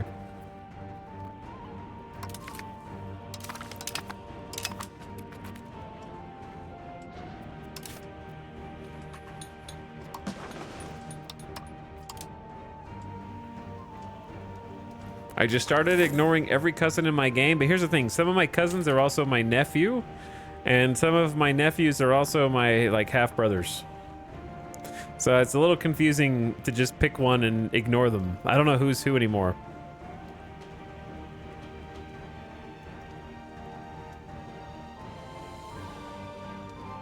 This is our ruler's granddaughter, though, which seems like an important one.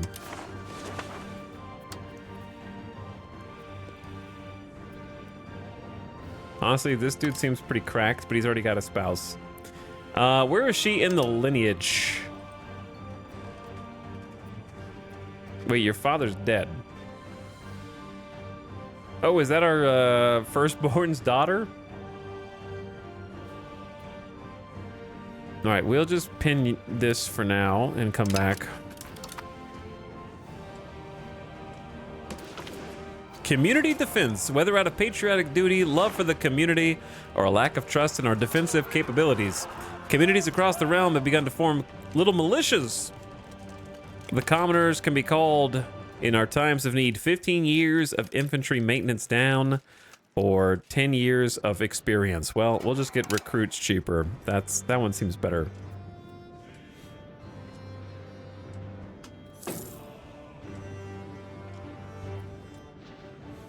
Man, it's taking forever to get stability back up. Cost of Court is doing okay.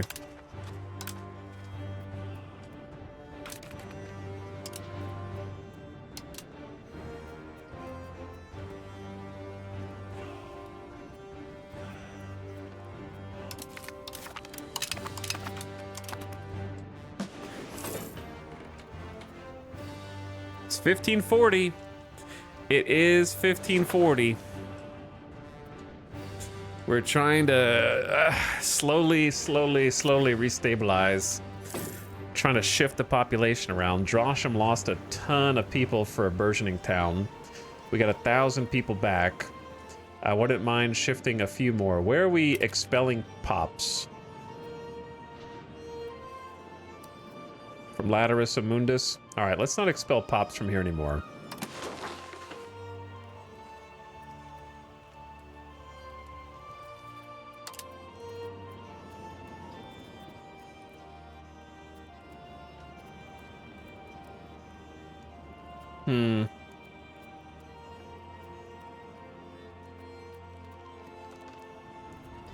I mean, Manhattan just has so many people down there, like, not doing anything. Try and move them up if possible. They don't really... well, they're already colonizing, so I guess that's not a good choice. Maybe just this little Wyoming area.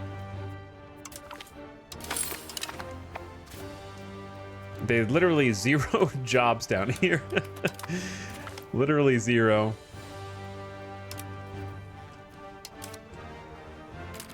Are you smart? You're pretty smart. You're okay. All right. She's a genius. Where's our granddaughter? Did I accidentally marry our granddaughter off to somebody? While I wasn't paying attention? Uh-oh. We got... Where's the new spot? Show me... Ah, I see it. Seekonk. Hello.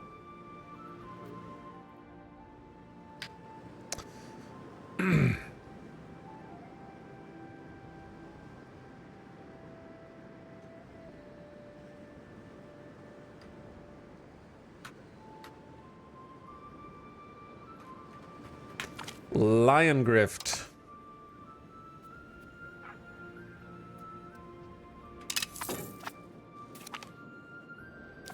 It is now a core. Lion Grift has the fish.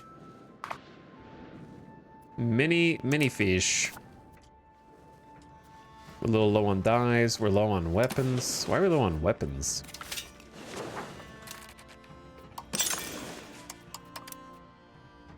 Sanok the Wombo still doesn't have enough burgers to be employed there, I guess. That'll do it. I think if we just wait, it'll fix itself, right? Because aren't they just promoting but slowly? Or are we out of... we might be out of peasants. There's 426 peasants. It says we're only a deficit of 287.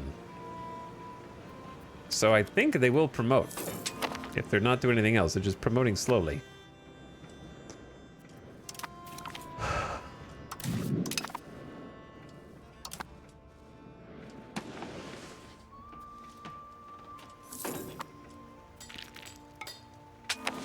Mini lag every month. I might need to restart the game. Have I restarted the game all day today? I don't think so. It's been 7 hours.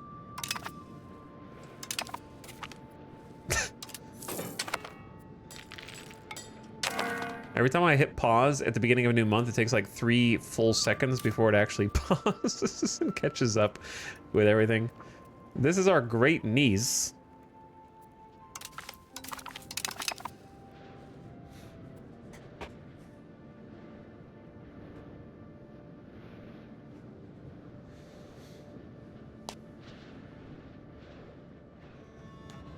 You're not wanting for people with high stats, at least? Only where it counts. Plenty of people in our periphery have high stats. The problem is that the people who are ruling class do not have high stats. That's the issue.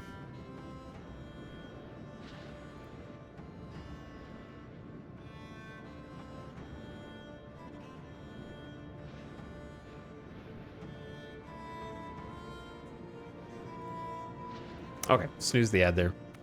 It's Parliament time again? Already?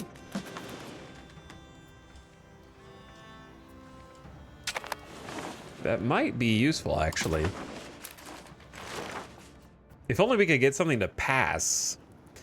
Hunting grounds is fur, wild game. Forests are a bunch of lumber forestries. Sand, clay, and salt. Expand the road network would be good, but I don't have enough money. Sponsor a trade expedition or support the crown. Nah, maybe we just sit on the parliament until we can actually like muster something. Is this our kid? Otsaningo is apparently gregarious with a propensity for diplomacy.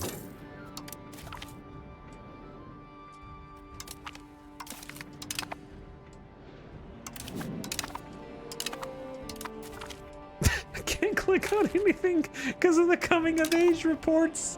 They're flooding the screen. They have clay here. They have clay. And I need a nail. The only time I'm safe is when I'm paused, man.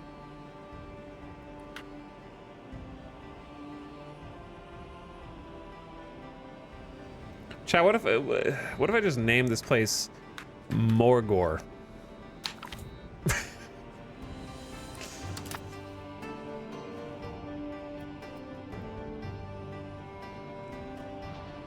I'm gonna stick with it.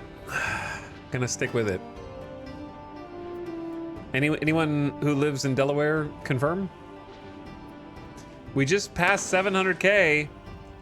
We did just pass 700K. There was a slight drop in the population numbers. Mm-hmm.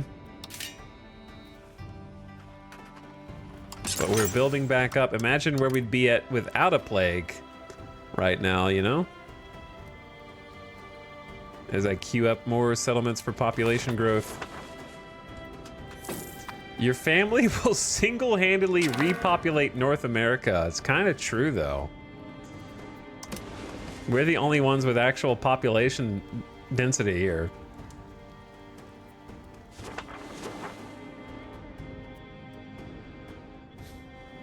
Look at our family tree and how stupid it is, though.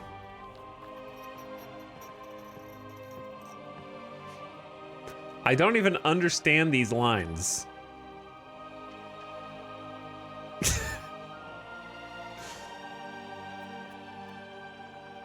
Our ruler's first cousin, for example, now has 4 children, who is married to our second cousin. Our first cousin's father, you won't believe this, is also our first cousin, who is married to our first cousin. This guy's kids are also our first cousin, first cousin, first cousin, and first cousin. Okay, so we go up another level to my first cousin's father, who is my first cousin. Then his father is also my first cousin, and his mother, my first cousin. And then his siblings, first cousins across the board. Now let's go up another tier. My ruler's first cousin. His father and mother are my aunt and unsure, random guy. That's how far out we have to go to not be first cousins. And then all his siblings are also our first cousins. I don't know how it's related, and I don't think this family tree does it justice. If only it had like a Always Sunny, like crazy board with like red strings connecting every single relationship, and you could highlight this one to see where all the first cousins are, where this one is the second cousins, where this one is aunts, to see how they're actually connected, because this isn't like a good enough family tree to actually represent how everything is interacting. A family wreath. Oh my god. Alabama Slam. Oh, 10 years of 10% cabinet efficiency. God. Okay, since we hit 60 stability again, I'm gonna take some of this spending down. Didn't really do much, but it did a little bit. A disaster struck our colony. Here's 4.5 gold. Don't spend it all in one place.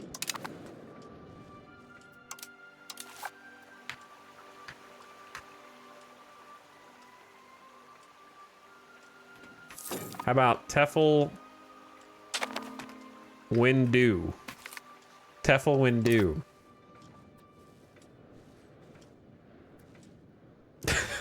Who would have thought that the Haudenosaunee was just native for Habsburg? Comes for us all. This is more inbreeding than I ever did in all of my Crusader Kings 2 or 3 hours. The clergy have found some underground art. I'm just gonna give them... I don't really want the art. Destroy these unholy things. Art's giving us too much individualism, which I don't want yet.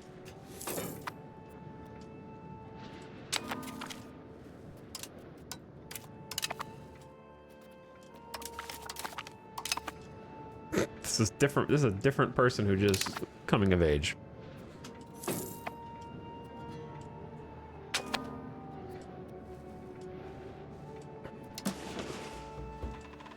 Where are we encouraging migration to? Droshan? All right, they have an extra 1,400 peasants. It's not a lot.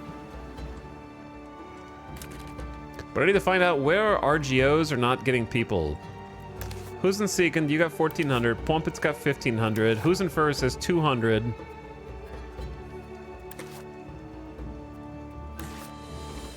Okay, maybe there.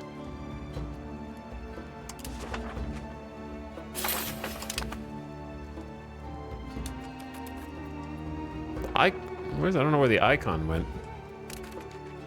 Wait, did I increase? I increased control there. Wrong button. Wrong button.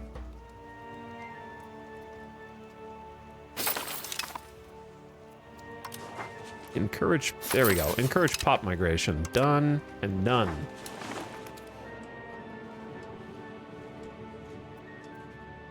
It's 1541 and a half, almost 1542. I'm trying to cruise. I'm trying to keep my eyes on the prize. Looking up and down the coast, don't see anybody. The nobles are getting impatient and building troll castles. We got 4 charters going. I'm about to start a 5th.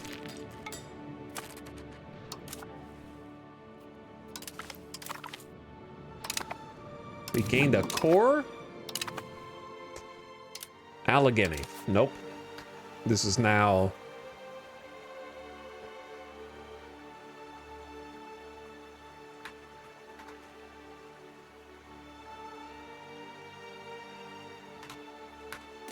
Grivelplum.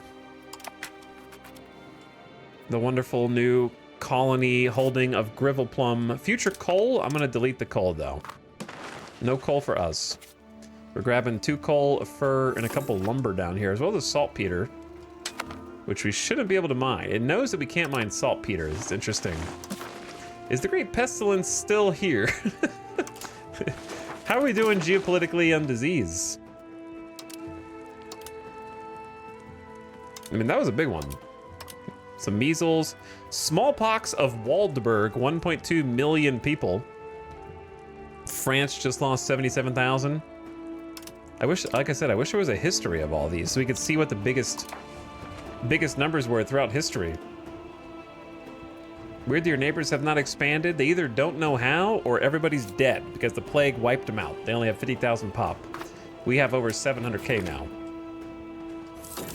We managed to weather the first Great Pestilence. TBD on the second Great Pestilence.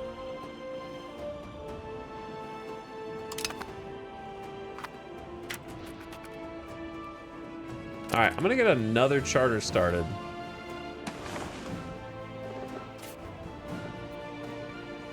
Oh, that's rough. The tip of this over to here? Iron, sand, and fruit? I don't think we want to go that far. That's rough. You can't let me have this as part of this. I don't really want the fish and lumber. I see why Delaware and Maryland created a border here. Delaware was like, look, you take the fish and the wood. We don't care. We just want tobacco, clay, and fiber crops. Okay? Deal?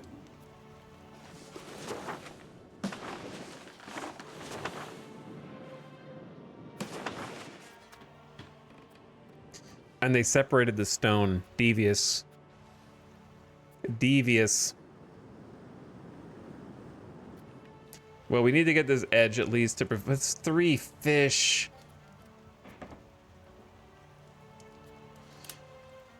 Whereas this is like stone, iron, medicaments. At least it has some like...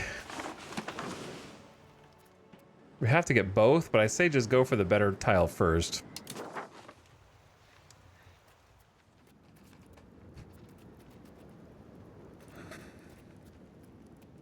Honestly, there's 46,000 people in Raritan and nothing to do down there, so just come on over.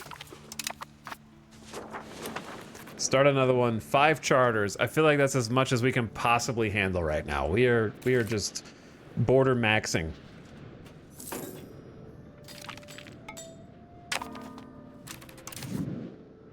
Pawcatucket. Pawcatuck. Built a new settlement. I kind of want to rename this Mawtucket with an apostrophe in it. I kind of forgot about the apostrophes.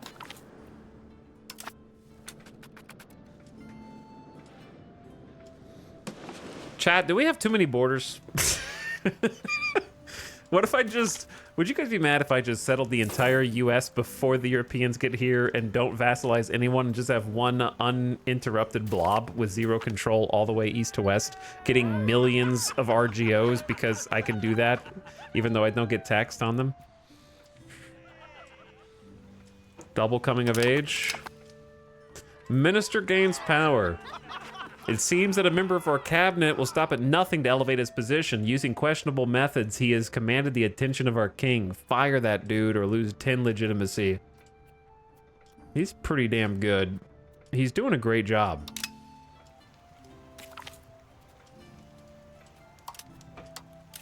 I think he's doing a damn good job. Our great niece is kind of smart. Get married. All right, what are you doing up here? It's 1542. No sign of the colonizers, but it can't be that much longer now, right? Like, well, maybe they're all dead. I don't know. Closer ties with the House of Kataraki.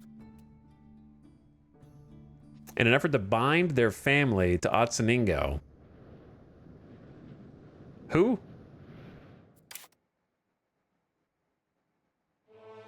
This is good? This is an insult. I think this is good. This is just one of our first cousins.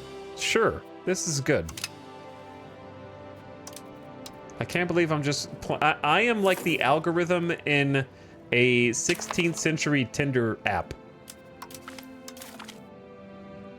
Do you ever think if this was a simulation, like if life is a simulation, that's what I'm actually doing right now, is just like big picture, just choosing who someone in a deeper level of the simulation is falling in love with somewhere down there, you know? And that's all I'm doing is just pulling a cosmic lever. Ender's Game style. Maybe that's my role.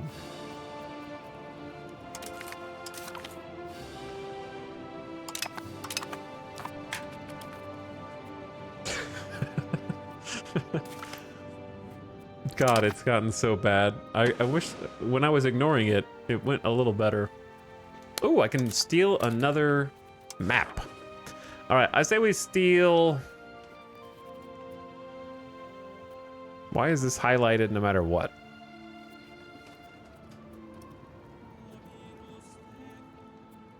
So Western Caribbean's down here.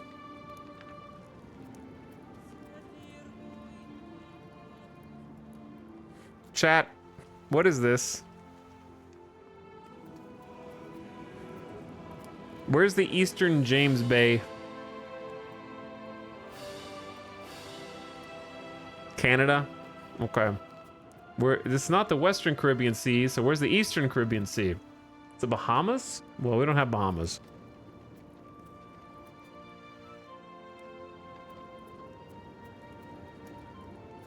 Also, ad starting now. Hasn't been an hour already. I don't know which tile this is because it just, for some reason, it stays highlighted.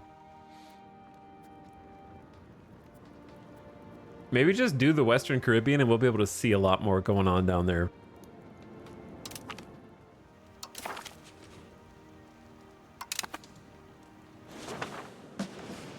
Like, we don't know what's going on in land, but we'll be able to see various people's, markets. But yeah, turn your volume down, ad watchers. I'm gonna pause it during the ad.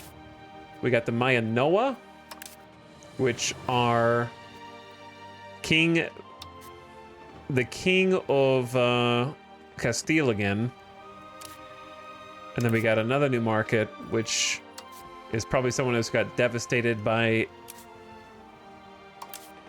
the plague, and then a bunch of other markets that are down in Central America into South America. How would those tribals even know about that area of the map? Shh. We don't talk about such inconsistency. We just steal map whenever possible. And that's all we do. All right, we're gonna keep the stream going, but I'm gonna grab a quick snack. I just need to walk around. My brain hurts from all the 10, 12-hour streams of Europa. Oh, but I'm determined, man. We gotta find them today. We're gonna get to at least 1550, 1560. Like, we gotta at least make actual first contact, not just catch their disease from across the globe. All right, one sec.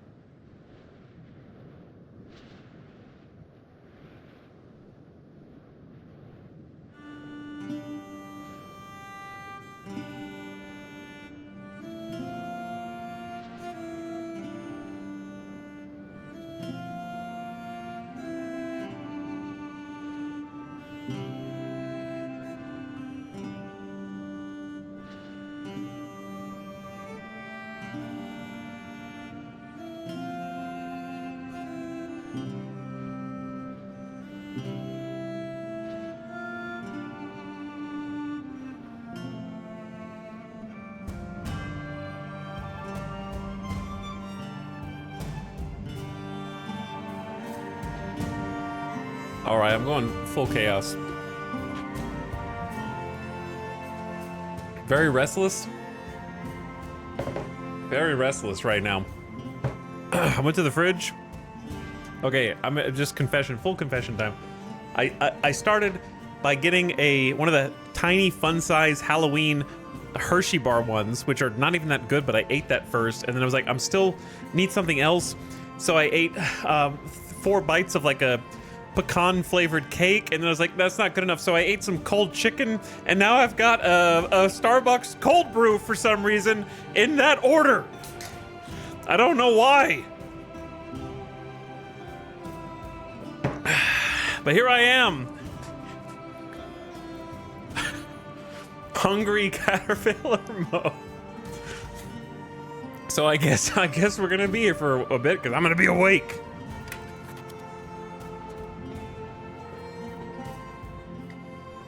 I just have cravings for things.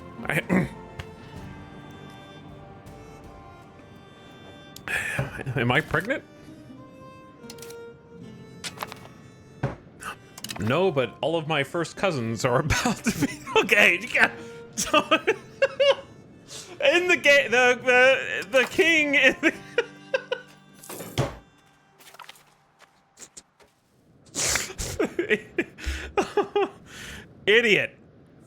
Idiot. Oh, Jesus Christ.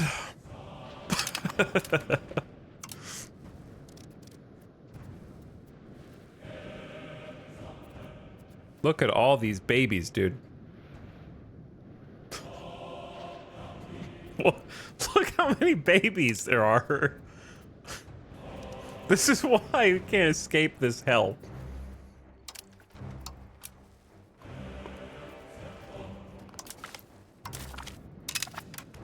Maybe we just let them all die out.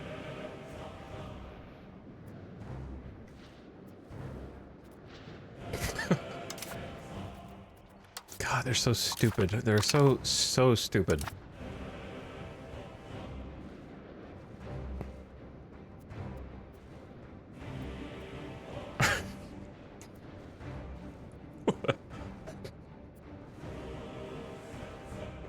Yeah. Bring in marriageable women. A pioneer colony is very much a man's place, but as a colony develops, we seek to grow less by immigration and more by the birth of children. The colonial company responsible for the Haudenosaunee colony of Narragansett has arranged for a number of marriageable women, mostly widows, to travel to the colony to ensure families are started. This is great! 25 peasants will migrate for the next 120 months. That's a long time, dude. 10 years?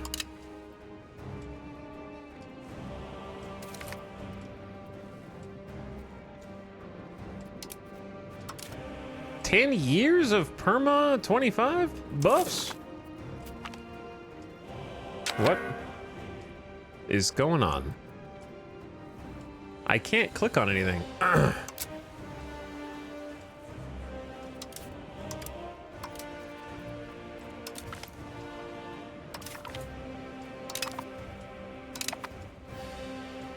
The charter we founded to colonize Tinsonai has fulfilled its role and become a fully functional colony. All right, we must have renamed that already. Where is that one again? I wasn't ready yet. Bro, the coming of age. Should I just let them, all their family lines die? What do you think, chat? This is not gonna be tinnable. It's gonna be untinnable.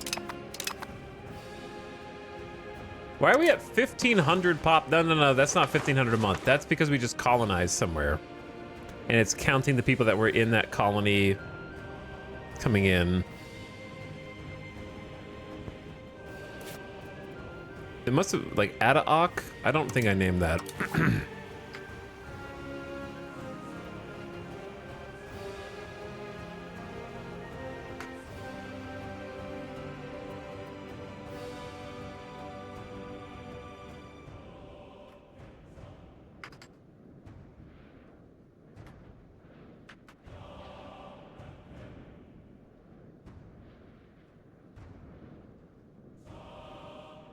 Okay.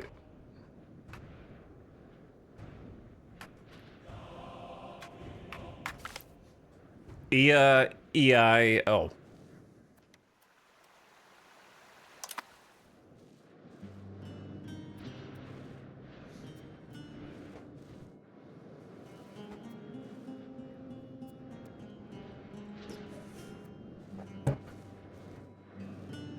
What else did we just get? Cone Wago. Iron. Oh, I need to delete the iron mine there. And then go into...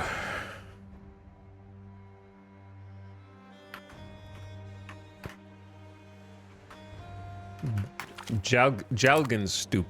Jalgenstoop. Paxtang. I definitely didn't name Paxtang, which is also iron. I remember turning that iron off.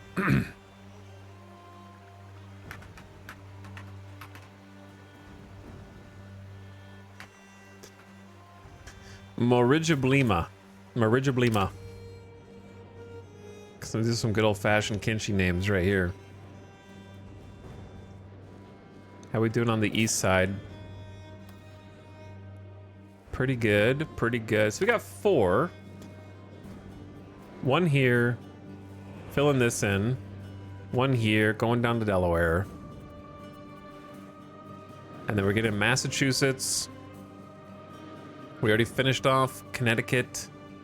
We got Vermont and we got New Hampshire up above. And then Maine beyond that.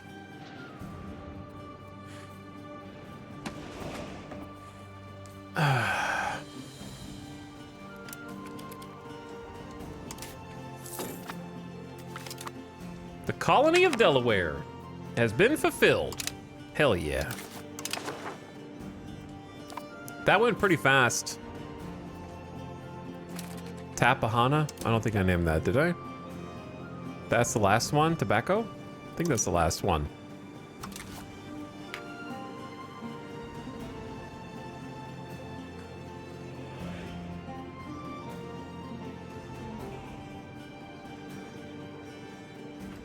Utope.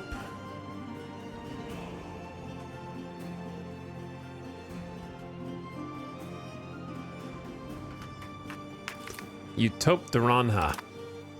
Just making random shit. I don't know. I just want to name things random things, okay? Just indulge me. So these are going to be maybe some of the most solid borders that we could have in terms of just caring about the aesthetics of Border Gore. Because if we go here, then we're jutting way out into fur territory. We don't really want to go that far south anyway. If we go here, then we're jutting way down into Maryland awkwardly. These are not bad though. Like this side of Maryland, we're good. It's got iron, maize, fiber crops, and tobacco. I'm gonna have to make some decisions.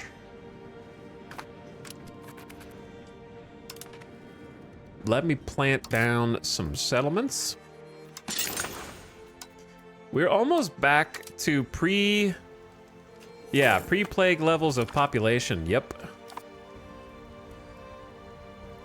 Which is pretty crazy. There's 3 more settlements coming in.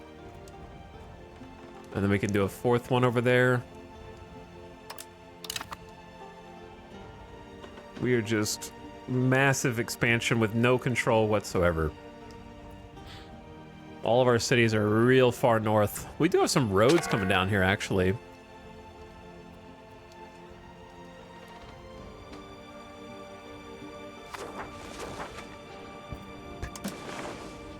The control's honestly not as bad as I thought it was going to be, because considering we don't have any roads.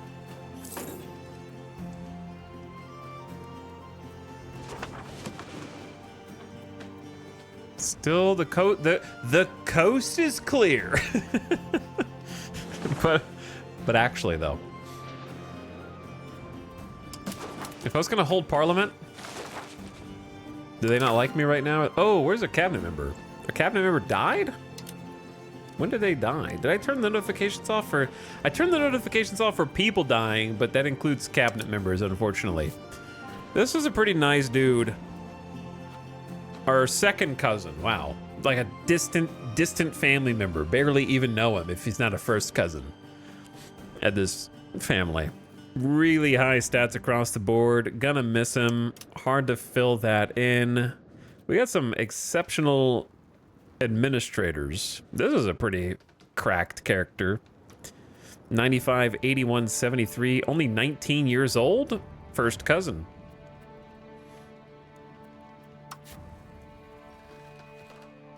How's your culture, Gaia Gahana? Like, we don't even have Unami.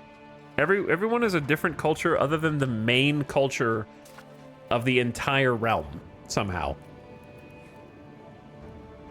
But this guy's pretty balanced. I like focusing on the administrative side. We cannot afford 31 gold. Does it really cost 31 gold to assign a cabinet member? Did I just not notice that before?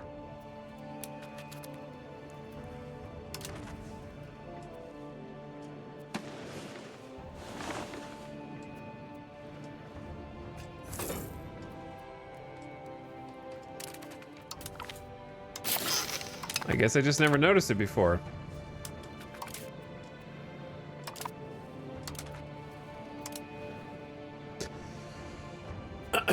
Okay, chat, how are you guys doing tonight? 11 p.m. gamers, almost 8 hours later into stream. We haven't seen anybody settle near us, but what we have seen is utter devastation in the form of the Great Pestilence, which killed, what was it, like 17, 16 million people? From Central and South America all the way up, swept across the entire land. I'm a 1 a.m. gamer. I'm sorry. My bad. How many of you guys have been playing some Europa 5? And how are you feeling about your experience so far?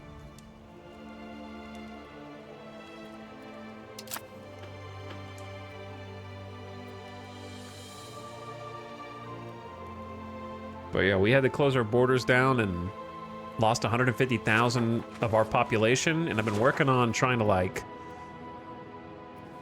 basically get the pops back in places where they need to work. Oh, we've already done that. Okay.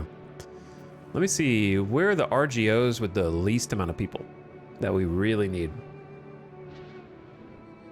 It's still got to be Plumpet, I guess. Though there's still 1,300 peasants here.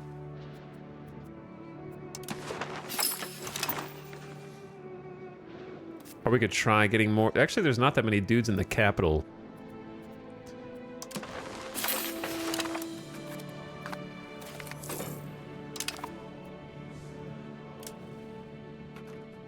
Which one's migration? The family?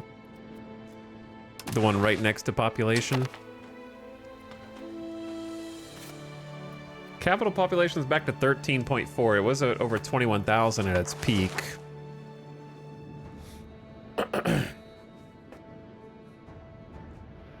I'm having fun, says Overtly Esoteric. I lost a big war, and I am sad. Stealing maps is fun. I like revealing the maps, but I want to change how you steal the maps. A deeper spy system would be good. Chat mentioned that it's pretty funny that the current spy system in EU5 was a DLC for EU4. So, we might need another DLC. Closer to La Resistance. I think La Resistance is my ideal spy system for a grand strategy game. Though, there was some fun in the board gaminess of the spy system in Terra Invicta also, from what I remember. It was okay. Little Gamba, a little more RNG. Ton to learn, it takes a bit, it takes a lot longer than a bit. I like it a lot, definitely has some bugs and balance issues, fair enough. Learning how to paint the map. I'm thinking I'm painting the map the wrong way. Stuck in CK3. Second playthrough. Wasn't happy with how it was going. Played 2 games for a couple hundred years. I won't play outside of interior Europe until the way colonies work gets adjusted. Fair enough. Watched the stream start, went to bed, woke up, and watched the same stream again. What's up? We in here. Attracting the right people. By assisting the nobility and confining the serfs to their land, we have greatly enriched the aristocracy. A wealthy nobility is one that can devote time to life's higher pursuits, and the lesser sons of any house of respect will count a great number of loyal and able artists, administrators, or other men of quality among their scions. Some are quite eager to pay the state back for the services done their families. One of these has recently arrived at court to offer his services to the kingdom. 15 prestige. Actually, that's a great call. If we take a look at our government values, we are almost into serfdom, but it's going much more slowly now. I think because I had a cabinet member pushing towards serfdom and we had to take that cabinet member off. But we're almost break even on free subjects to serfdom. We haven't really done anything for free trade to mercantilism yet. We haven't had that opportunity. Conciliatory is great, I think, because of the cabinet efficiency. Belligerent's really only for offense. I like quality over quantity for the bonuses to army initiative, and defensive over offensive for some fort bonuses. We got land over navy, which makes sense, and hard on traditional economy. Traditionalist is losing ground to innovative though, 0.02 a month. Religious literacy, uneducated masses is working against it. It's hard to maintain traditionalist. The urban development grants are sort of the exchange we get for free monthly development. That's kind of nice. And we took the tax efficiency one. I don't know if there's anything else I could get.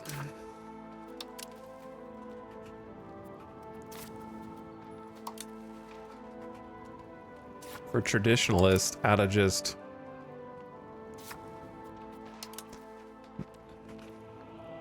no privileges are available. Yeah, there's really not anything. I'd have to get either a cabinet member or I would have to change a law, which we don't really have any laws that I want to change for that. I really don't want to disallow foreign migration to become more traditionalist either. Like, we want all migration right now and just convert them afterward is what I would do.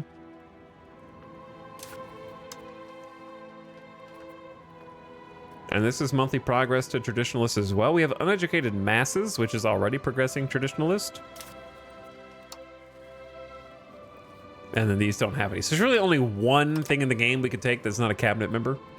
Which are literacy caps? They're really low. Really low. Very low.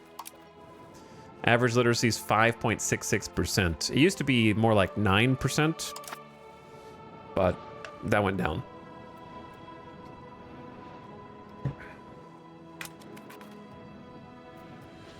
The Intel revamp in Hearts of Iron was great, but it felt somewhat optional. The thing about the reason why the Intel system is good in Hearts of Iron is because there's a number of things you can do with it that actually make your game easier. It's just that because there's no tutorial, a lot of people don't know about it. The most obvious one being the ability to make collaboration governments with countries that are normally extremely difficult to capitulate, like the Soviet Union, and reducing the amount of victory points you need to hold in order for them to capitulate. Things like that, where you can use your spies to influence the entire outcome of a war, for example. Now, as far as the other things go, like actually getting intel on how many ships do they have or how many planes, some of that's pretty optional, but it's also mostly focused on the larger powers because the major powers are really the only ones who are going to have the upfront civilian factory capacity to be able to sustain pumping their spy network. So it is very optional in the sense that minor powers don't really focus on spies because it takes too many civ factories. But that's just how it is, right? Like, the larger nations that have more budget are going to have better spy networks. So I think it makes sense. I wouldn't, for example, if there was a spy system in Europa that was better than what there is now, I wouldn't be like, man, it's crazy that my Native American tribe doesn't have a better spy network. Why isn't my spy network as good as France? Right? I wouldn't say that necessarily, but it would just be cool to have it in the game and have it be like maybe a little offshoot of the tech tree that you could pursue if you really thought it would benefit you for some reason and go ahistorical with it.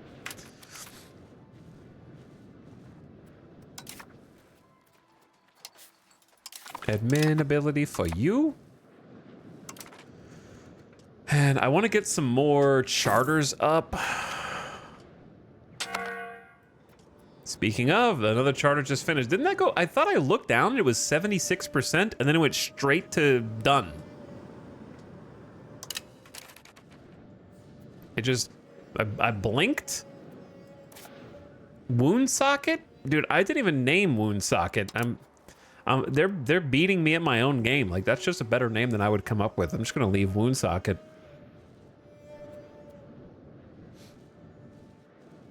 That's better than I could make. Fiber crops for the future. What music is playing right now? It's like weird Crusader Kings 2 music.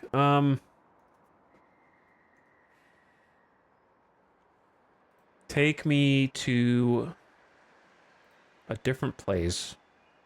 Take my ears to a different place.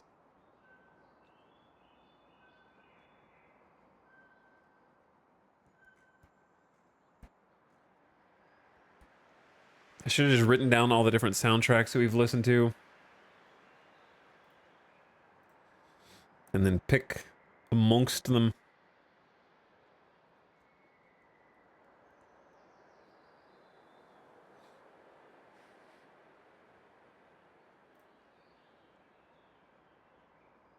How about...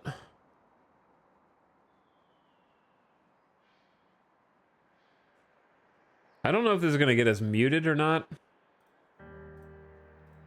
I don't remember if this is DMCA-able. We'll see. VOD watchers, I apologize in advance.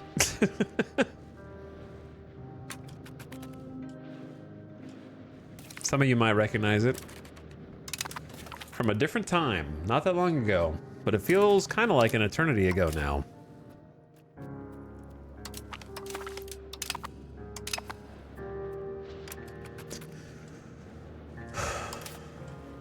I'm gonna keep stability fairly high.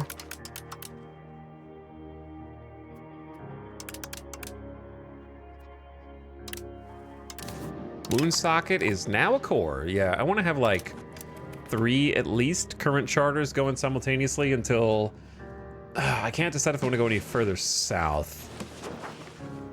Like if we go a little further south, we get bam, bam, bam, bam, bam, 5 stone in a row. And it's not that far away. Or we can claim some more coal. For the future, of course.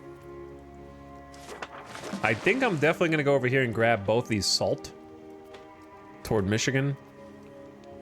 They've also got an extra sand, which is not the most common thing right now, actually.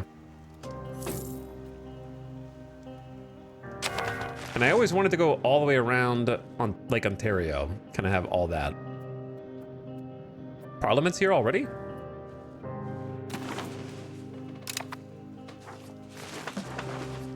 Salt over there, iron over here for the future, another stone pocket.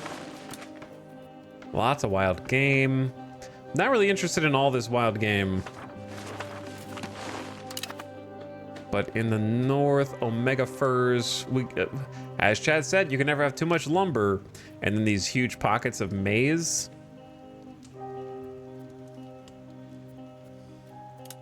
Oh man, you go further that way and it gets even crazier. I might need to restart my game. Not a bad idea. Shalmut.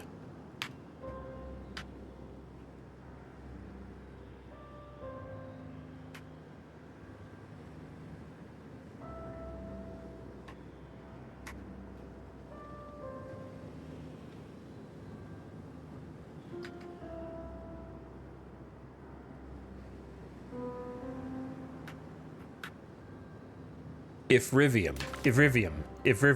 Ifrivium. Okay. That one's gonna be complicated. Save. Big Plague Fallout. I'm gonna restart the game. Just let it frame rate come back, memory leaks and all that.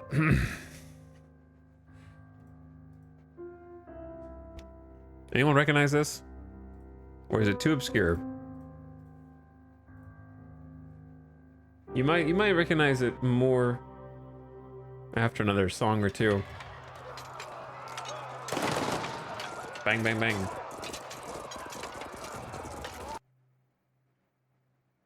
Well, the song's transitioning now. Perhaps now.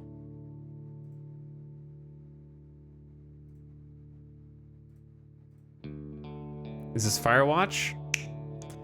Nailed it. You nailed it.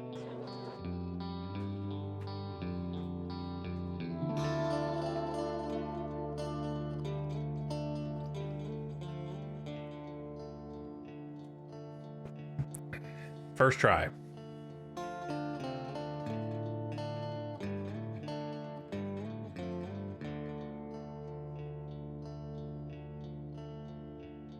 Game is thinking real hard.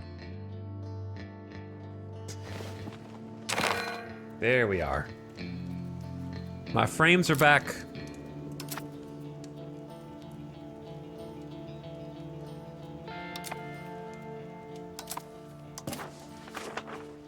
I have FPS again. Oh man, we started to go hot dog instead of hamburger.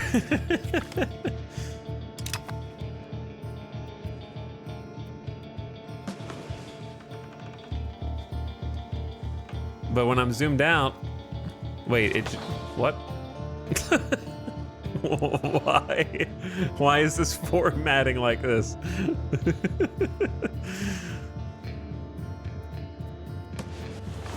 Okay.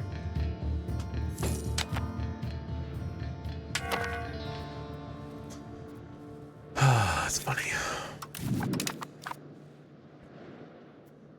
So should I be building settlements before chartering the next charters? Probably, right? Just to get what take care of what we already got before we try and stretch it out into more. Would be my opinion. So we go boom, we go boom. We go boom, and we need at least two more booms. 3 more booms.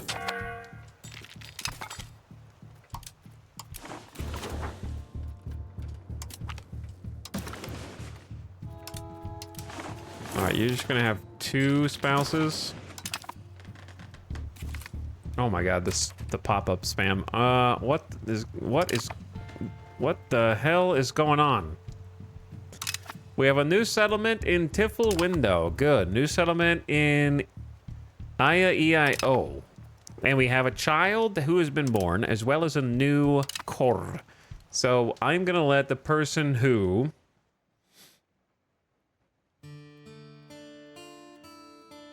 guesses the exact flavor of the can of Starbucks beverage on my desk name this child. Go.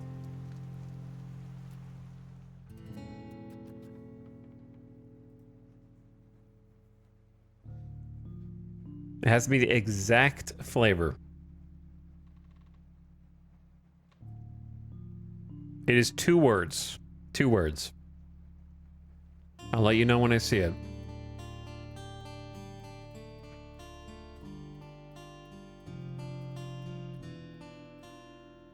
It's gonna be a tough one. I don't know if anyone's gonna get it, actually.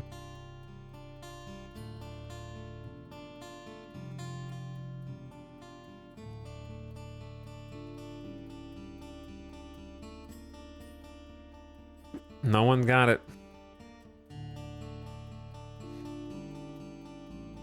Chillin' Sicilian got it. It's chocolate cream.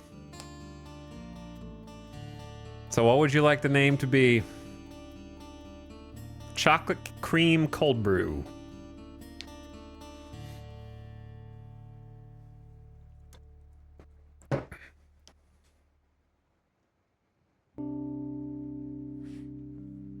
Eggnog would be an interesting flavor.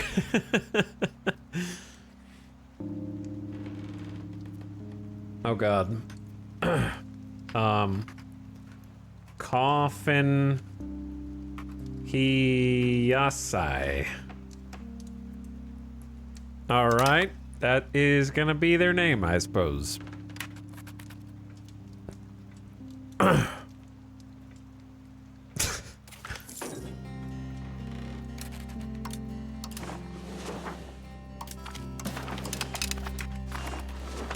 Okay, I need to build. How many more of these do I need to build?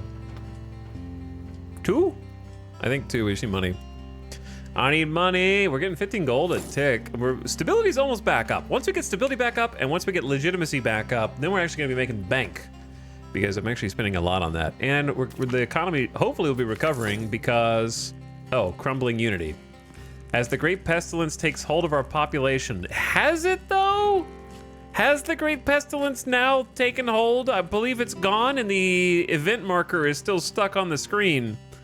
Our efforts to curtail its advance are proving futile, I'm being told. This news article took like 6 years to reach us after the last pestilence. Many scared families all over our country have decided to abandon settlements and towns and isolate in the hills and forests. The spreading of the peasants will be difficult to reassert our will over them. I have to lose 81 gold to get 5 years of back to work. Holy shit. Or let them do as they please. We lose 12 stability, 5 legitimacy, and they move toward free subjects, and they all become tribesmen. Holy, what a terrible event this is to have a second time. I'm pretty sure that there isn't a second pestilence right now. If there is, I'll stand corrected. But I'm about to take a look. Is there a second pestilence? No, we just are stuck in this event hell. There's no pestilence here, so they need to figure out how to make this event not fire off while you're... I don't know how we're stuck in the Great Pestilence situation. We are in the end requirements. I can't click anything. 4 affected locations. 0 our city, 0 our town, 0 our rural settlement. I can click on hints and this button messes up the UI. So I don't really know what how to stop this. We're at 154,000 country deaths. We'll see if that number goes up, I suppose. I gotta pay the 81 gold and the 12 stability to force them back to work, I guess. It's a 5-year decaying modifier of unrest. Negative 28 gold for the first time ever. That's a new one.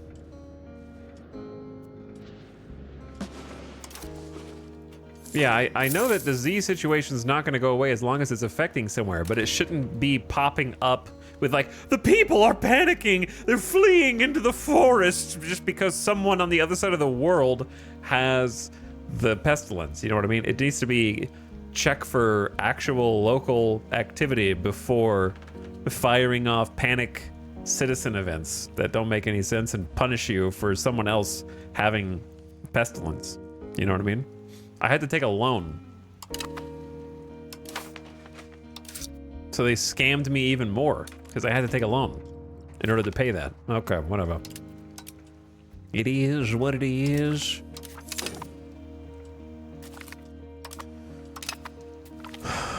Brilliant diplomat for 10 years, more monthly diplo.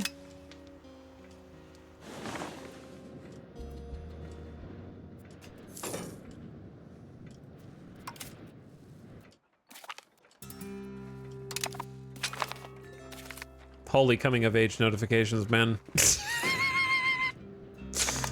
All right, pay all possible loans. Scammed.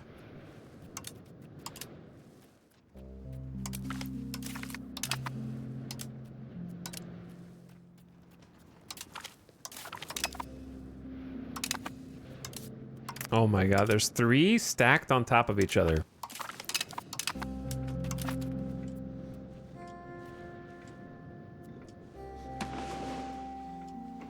If half the people you know died from sickness and here a nearby area has it, is the nearby area in the room with us right now?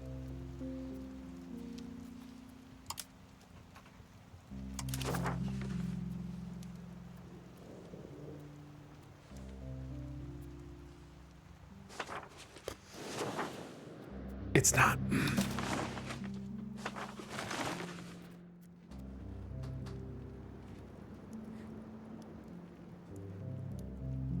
This used to be my PlayStation 4 theme song.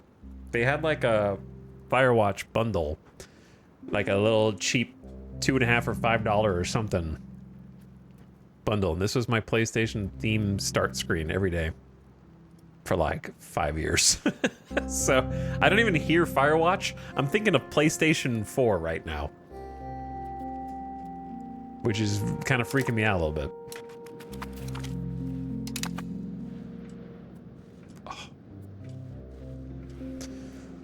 Okay. Well, that just tanked my stability by 12 when we were just kind of getting close. Holy.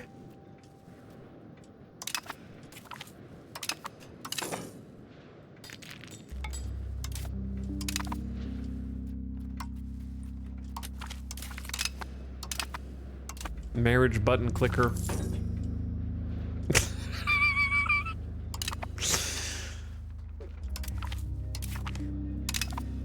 This is like it's like a weird challenge to see if you can keep all the pop-ups like off the screen. So,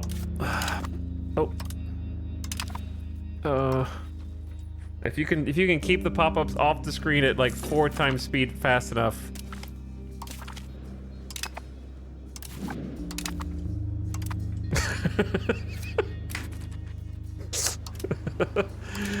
All right, we're gonna have to name this.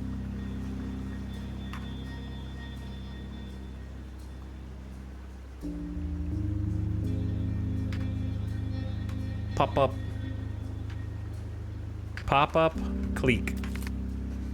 Pop-up Cleek. Our newest iron deposit, which I'm deleting because I don't want to bug it. Literally every other second. Cookie Clicker 2 is looking crazy, dude.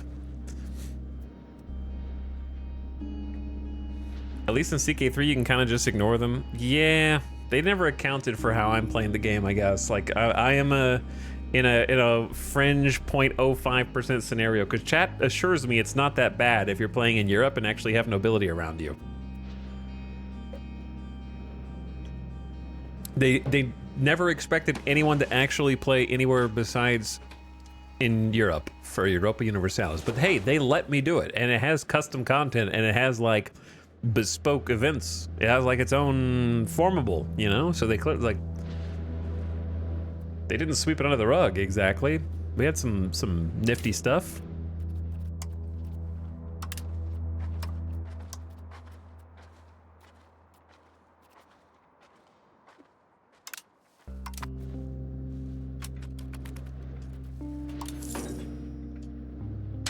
I am thinking about just starting to ignore all of them though.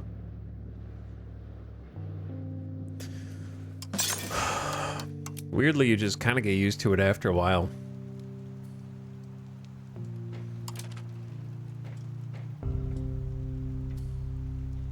It's 1544, almost 1545. Queued up 3 more settlements. Our population's up to almost 750k again. We almost made it back. We're clawing our way back up, dude.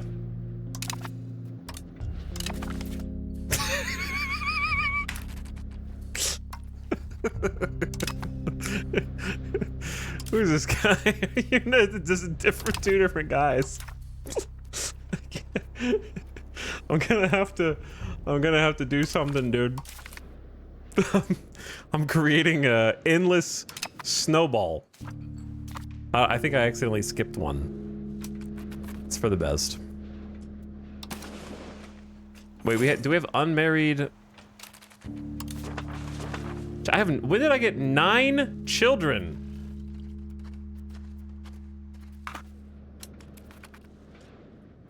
Do we have 9 children? Scandal at court.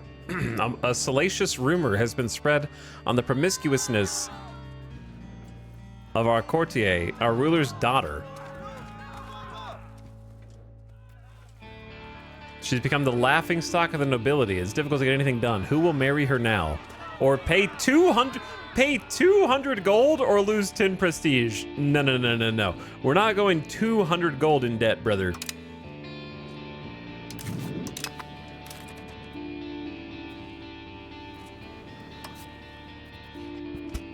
I don't know why they built a carpenter's guild here, to be honest. Let me check the trades. We haven't looked at... We have no current trade. What? There's no suggested exports for profit. I have it set to full automation. The AI is just not trading with no suggested exports. That can't be right.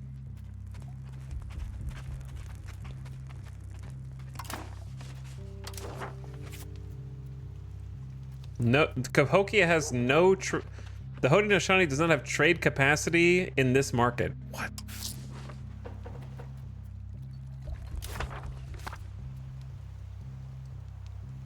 What changed?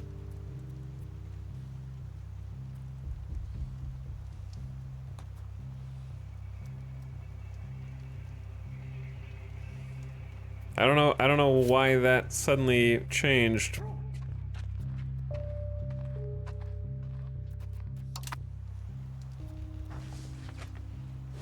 We were trading with them just a little bit ago. I'm gonna go back to the building menu. Sort by closed buildings.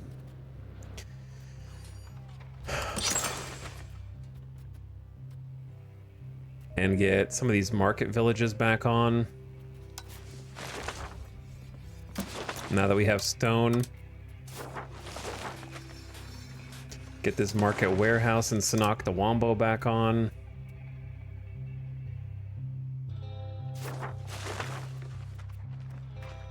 Maybe they isolated and it just didn't tell us? I don't know. Maybe. I'm just gonna delete this. Ebeleep doesn't have... Well, they do have enough peasants, actually.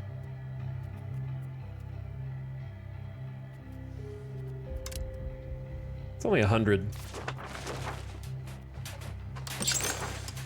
Using this menu to see which of my buildings are off, judging by the red circle or this little icon, and then deciding whether or not we can afford to turn them back on, or whether we need to. Kind of disabled a bunch from the plague.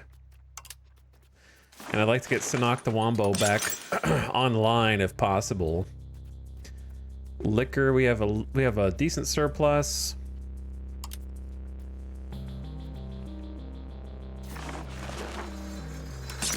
Carpenter's Guild is also there.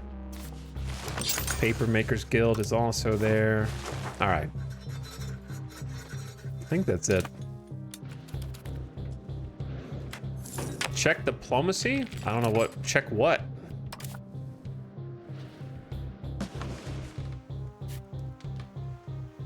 I don't know what that means. Check diplomacy doesn't really do anything. It's not really something you can check.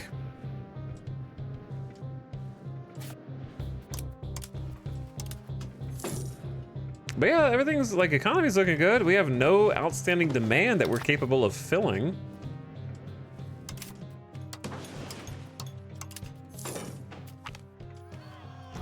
The Grand Council and papal diplomacy. I'm sorry? The Pope? What does the Pope have to do with this? While the king and his inner circle have maintained a close relationship with papal states,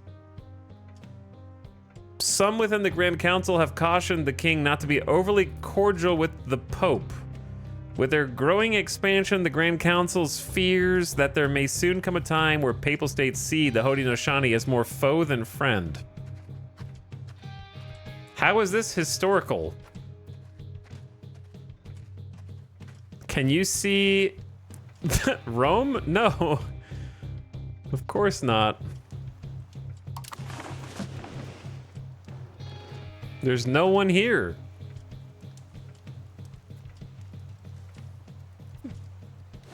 No one here unless there's water. There's just water here.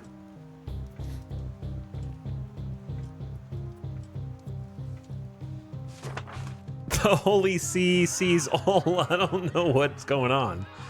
Adhere to their caution. 10 years of the Grand Council lowering our crown power and improve relations power, but increasing estate satisfaction, or refute the advice of the Grand Council and continue dealing with them.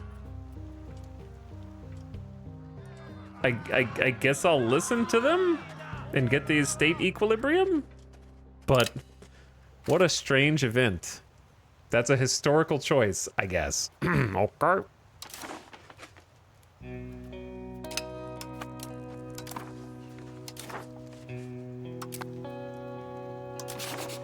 Not sure. Ooh, it's time to steal a map. It's time to steal a map.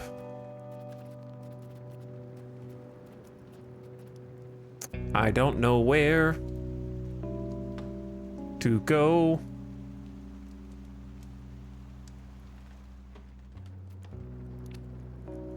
I'm thinking maybe the Canadian Atlantic coast, just we would be able to see more market up there. If any exists. Just us. Okay, well. This is the worst map to steal. I doubt they're up here. I just wanted more visibility on different like coastal regions in case they're sneaking up on me.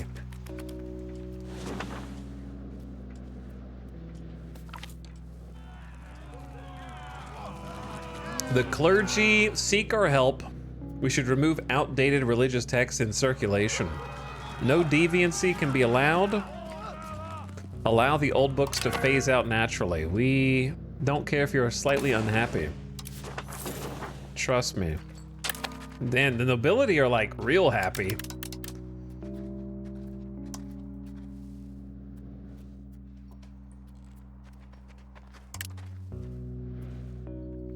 All right, stability's kind of slowly bouncing back. RGOs are bouncing back.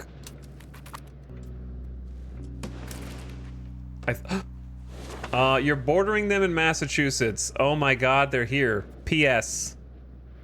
They snuck in. They're here.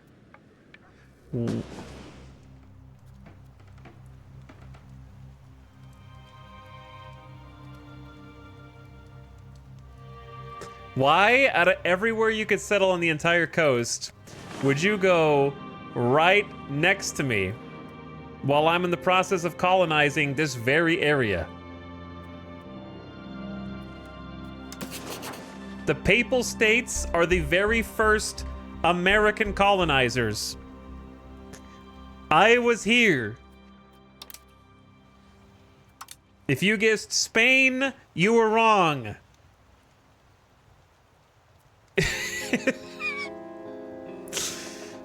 The Pope shored up right next to us, man. Well, we've got... like, I'm colonizing this right now, right next to him.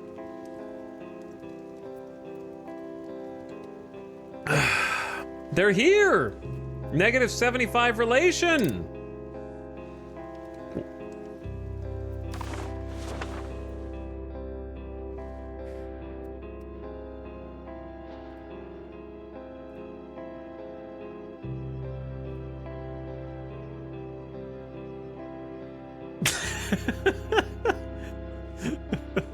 Okay, so that's so strange. That's why we got a, like, I can't even see them because they just blend into the background, bro.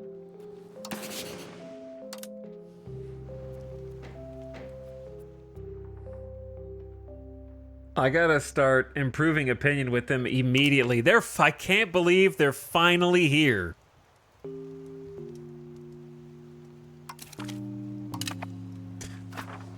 And I'm simultaneously excited and also pissed that they have all this and they go right in this one little spot that I am trying to stop them from getting.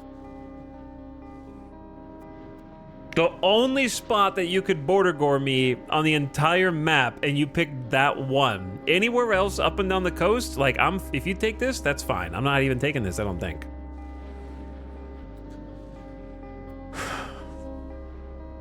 $15.45. It says something about the game that we just all assumed that the Pope wasn't here when that event popped, and that it was completely random.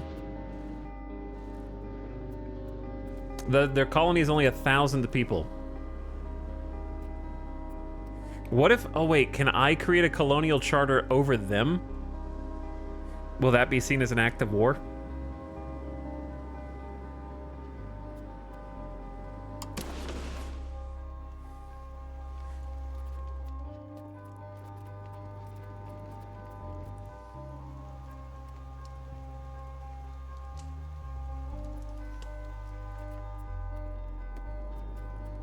How many people are in here?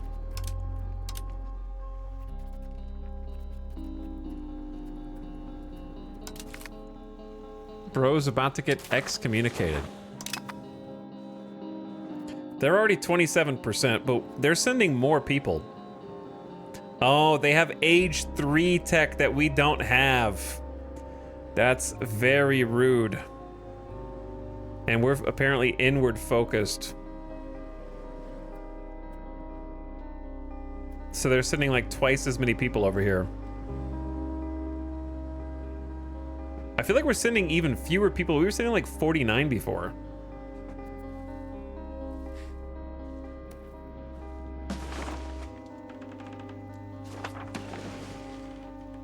Oh man, I'm nervous now. I'm nervous.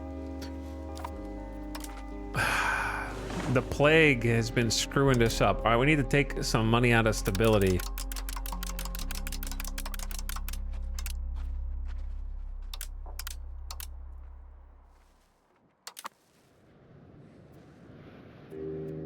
Can we send more? I don't think... Being able to send twice as many people via the Atlantic seems suspect. They're just dumping boats over here. More than we can walk.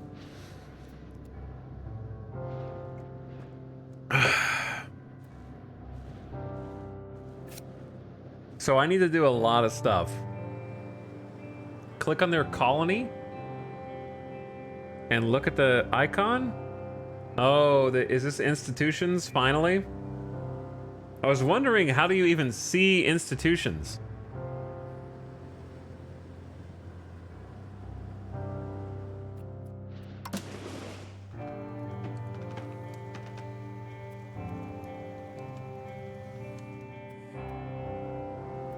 I mean, I know how to see the institutions from the advanced screen here.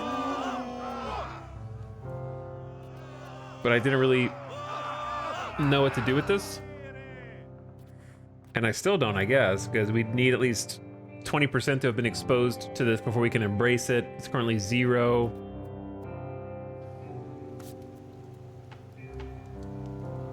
But they have it.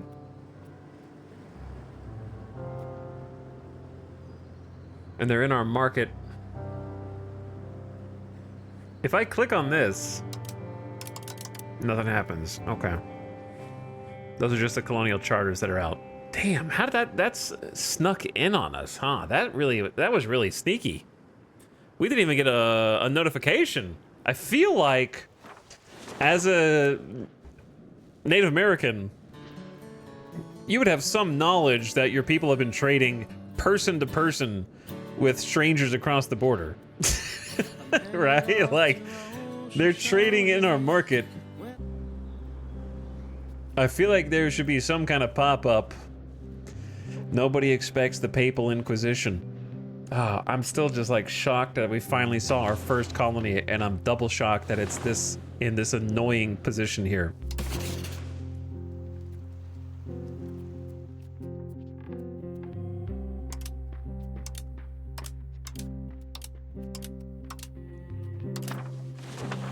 It's probably due to reload. Why would you think that? You're just making things up. You're just making shit up.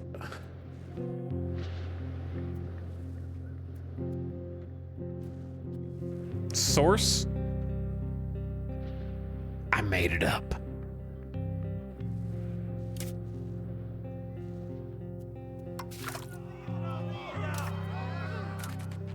Progressing institutions in Asenet, confessionalism and artillery. Spawned in Venetia.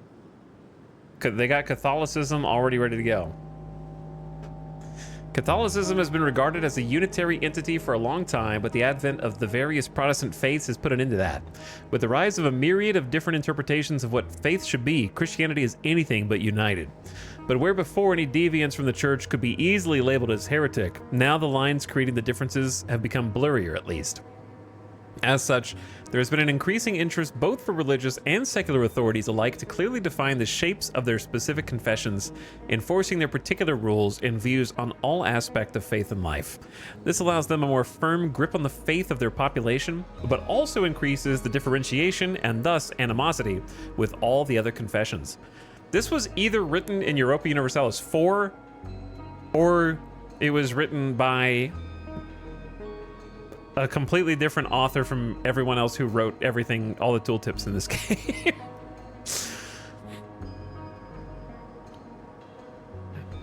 Or the artificial variety.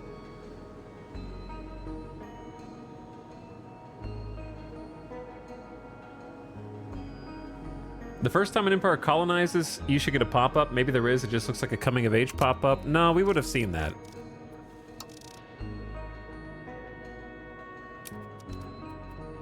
All we have is we stole maps. Like, the whole news feed is right down here. It'd be down here if it was. We repaid our loan. That was ages ago. Yep, no pop-up.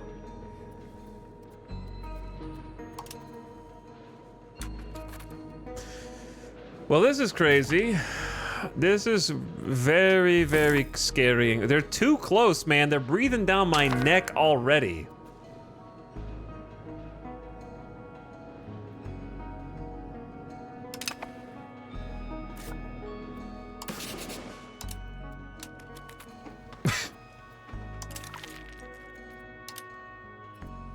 Ask to become their vassal. Yo, imagine being the Pope and just stumbling on the new world and finding a 750,000 strong population.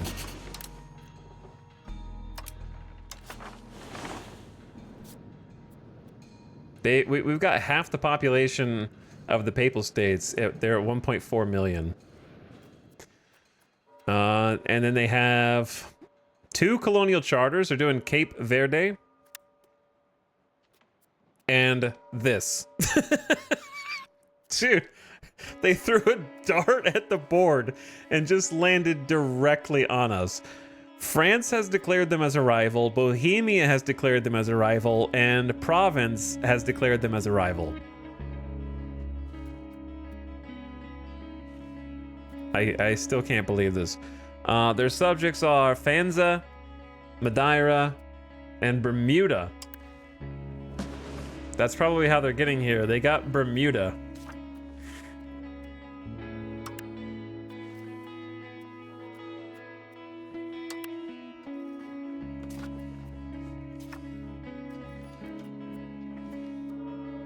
They're building a spy network in Milan. Why do we know that? Also, ad is about to start in 12 seconds, and I think this marks the beginning of the second, I guess third era of the game. The first era was vying for control over the other tribes in the areas. The second era was expansion and plague, and the third era begins now. They have military access in France, Tuscany, and Viennois. I don't know how to pronounce that. They have an alliance with Castile, Verona, and Aragon. And then they have giving military access to 2 Sicilies, Milan, and Venice.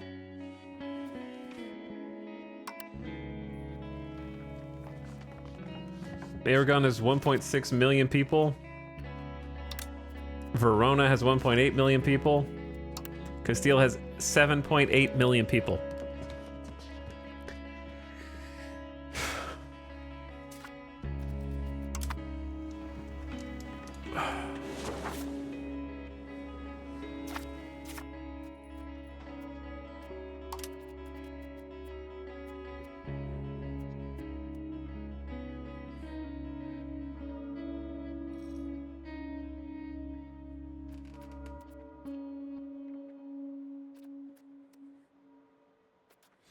Ask them for money. That's what I was thinking. But then I have to give them favors, and I feel like they're more likely to cash them in. Oh no, chat. I'm not ready, man. I'm still barely almost done rebuilding from Plague. We just took like the last 4 hours to get back to 750k pop. I wasn't done blocking off the coast. That's so frustrating. I learned a lesson. I got cocky, and I thought, you know what? We got time. I was moving over here, though. You know what I mean? Like, I was moving over. We just got done grabbing this little area.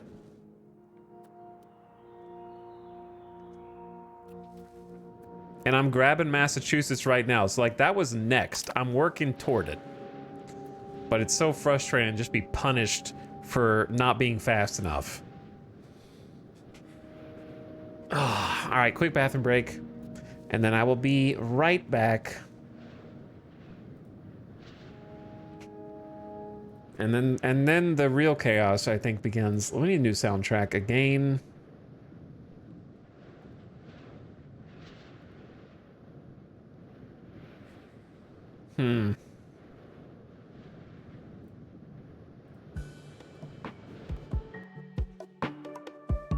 All right, very quick, baby.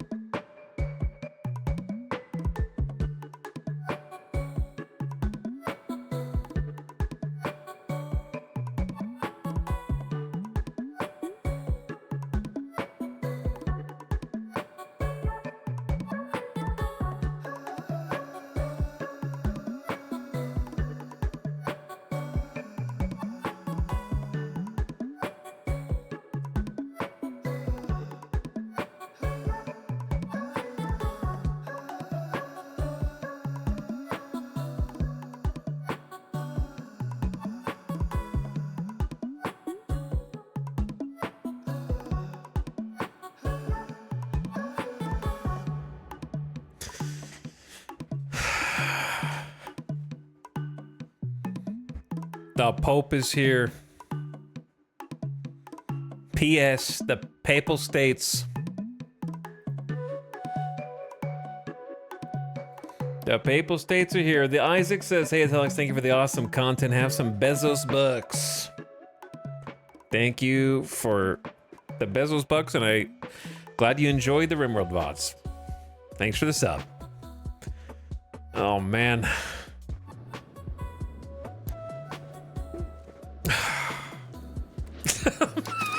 I'm really feeling it right now. I'm feeling it. I'm feeling the burden, the stress. I'm about to get, they're gonna try to convert me. And they're gonna kill me. Look.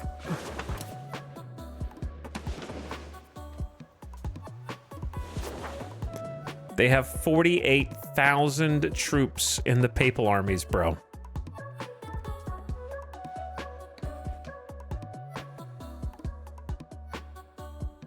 4,400 standing army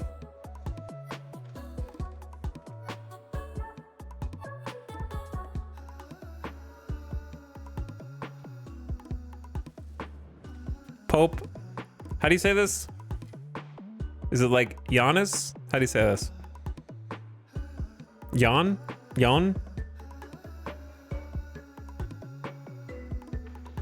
The 26th? Yanez. What is Yanez? Pope of the Catholic Church, Pope of the Papal States. All new screens to look at.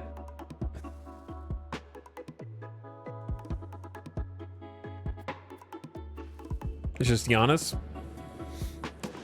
Or am I don't know. Oh man. What do? I guess I gotta wait for my diplomat to come back. What's your military look like in comparison, brother? What military? I can summon 6,626 levies, okay? That's it. We're gonna get rolled if anybody wars against us. Our goal is to stop war from happening before it begins. It wouldn't even be close. The only hard part is, I don't know how expensive or prohibitive it is for them to send all those troops across the Atlantic. That's the only advantage we have, is that there is an ocean between us. I don't know how the game handles them sending a bunch of people over.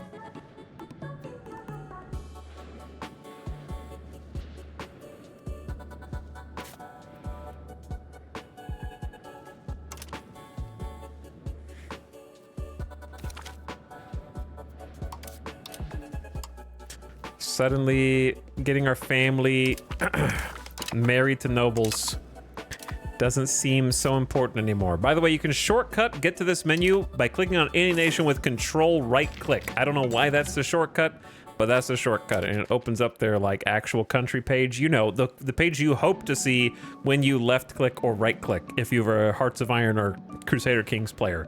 But they have buried it under control right click on any nation to just go straight to this screen.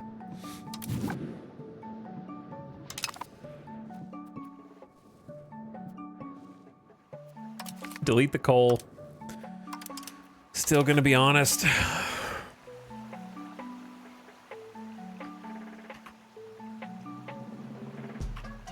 No Pope. This is no Pope now. All right, let me see what I can do. Friendly actions. We're in chat. They have a negative 108 opinion of us, and we can only improve by +3 a month. They hate Arendist countries. We're gonna have to embrace Catholicism to get them. Do I have 18 antagonism from stealing maps? Is this the dumbest system in any Paradox Grand Strategy game? I think so. I think I feel confident in giving it the award for the dumbest opinion modifier of any Paradox game. Am I just gonna lose the game because I stole some maps? Like, over the years from other tribal nations that this Pope does not give a single shit about?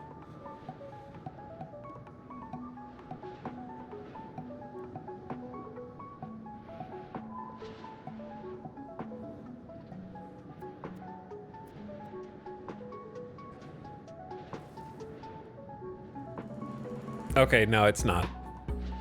It's not. Never mind. Because we're a different culture group, we're a different language, mostly because we're a different religious group. I still think the map system is the dumbest. Or the antagonism system is not I still don't like it.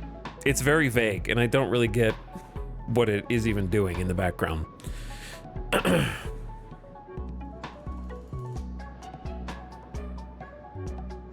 But yeah. He doesn't know about the maps.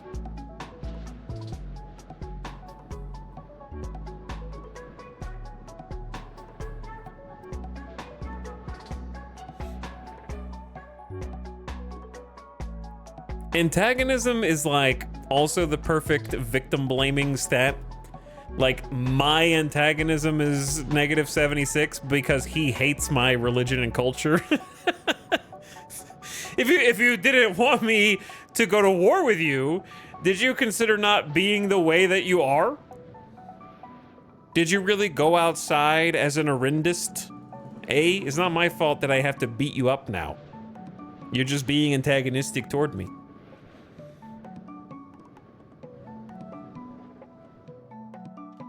By existing. Shared societal values, plus 16. Different societal values, minus 0.06. So we're more alike than we think. So eventually, if we can live long enough, their opinion will go up. If I profess trust in them, we can flatter them. If I click this, is it going to insta-fire? Mutual trust will increase by 10. While costing us 2 Diplo, these can stack and will decay over the next 5 years. I think we have to just puff some smoke up their ass.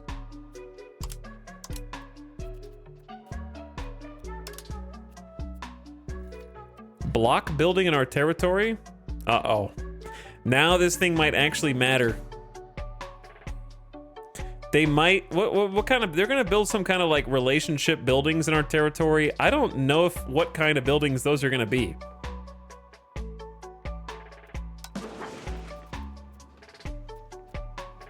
I can buy Asenet for 30 gold. No, I can't. They will say negative 480.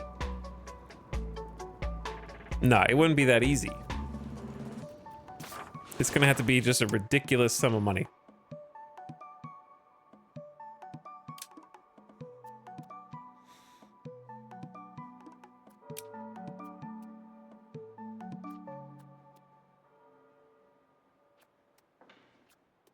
Sell them locations, send them economic support, send a gift. What is take colonial charter? This will ask them to cede a colonial charter in exchange for us writing off a loan to them. No, that's not something we can even do.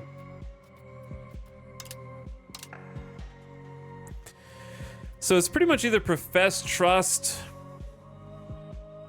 It seems like the only thing that we can even do. It's gonna lower our Diplo relation with other people, but other people haven't showed up yet. The Pope is right next door. They have been convinced by our flattery, however, our diplomatic reputation has suffered. All right, so we actually have like 9.43 trust. We're gonna need to start actually putting some money into diplomacy so we can interact with them.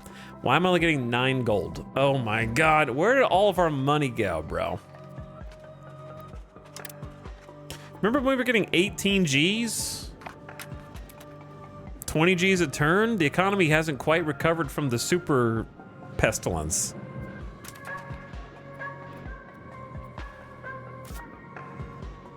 So Noctawambo's pop is back up to 16, almost 17k. That's much healthier. I think we can go back to doing a couple other things instead of encouraging migration, such as diplomatic endeavors to help improve relations.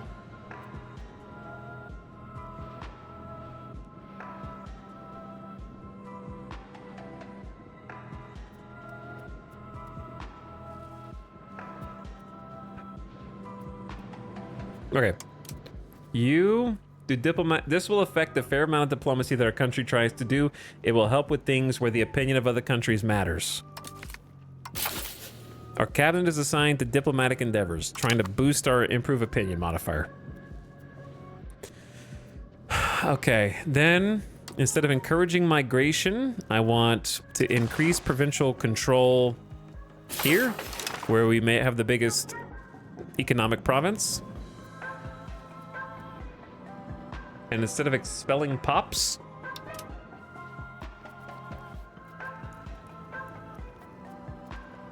we're just gonna do some stability investment, just trying to buff that up a little faster to get back to like 80 to 90.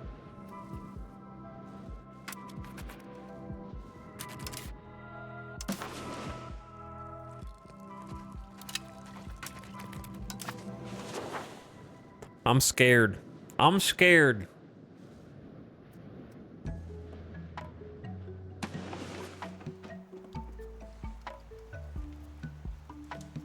I love that we just know that on all the map, these are the papal states. Listen, the Pope may have more money than us, but you know what the Pope doesn't have? America. Okay? Look at all this land and supplies that I got that he doesn't. He's definitely not going to take it by force.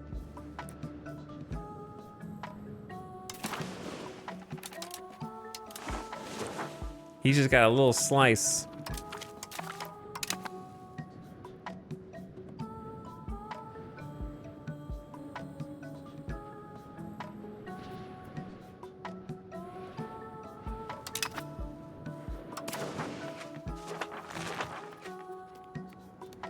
Is any of this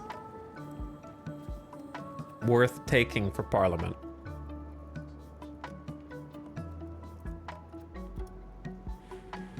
I suppose we just take gathering industries or just the forestry and get more lumber for everybody. Hethelfreet, Ebeleep, 9,000 peasants, 11,000 peasants, 8,400 peasants.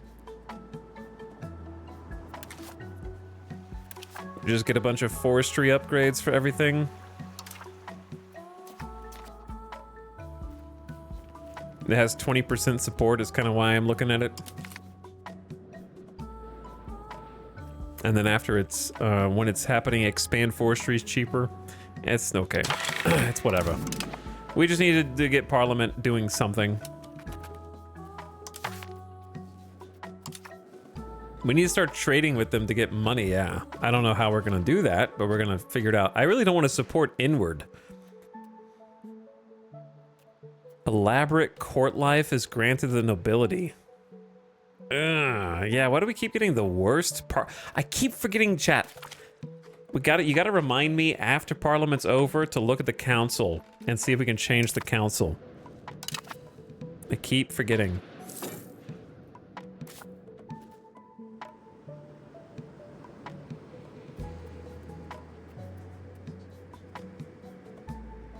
How do you tell what kind of peasants are in a given area? They're just gonna colonize it faster than me, and there's nothing there's not a damn thing I can do about it. All right, well, we got a little border gore. I really tried hard to prevent it, but I didn't try hard enough.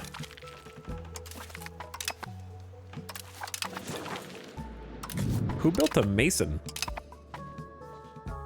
I didn't build a mason.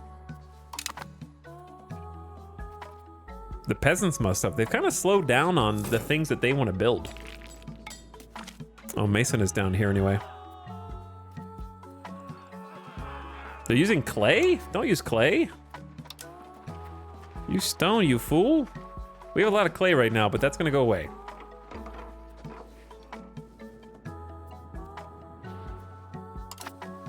The Burghers of Binbimbop. The parliament members of Binbimbop hold an influential position in the parliament, and they've taken away their support. Okay, thanks. Thank you. Actually, I need to check all my masons. I guess I could just tell them to all use stone. I assume that's what I just did there.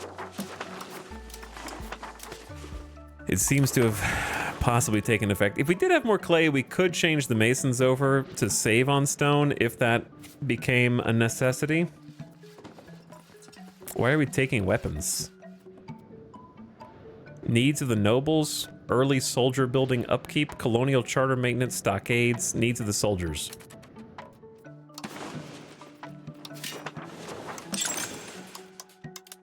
So Noctawambo's still not got their level 3 weaponsmith is, I guess, the problem.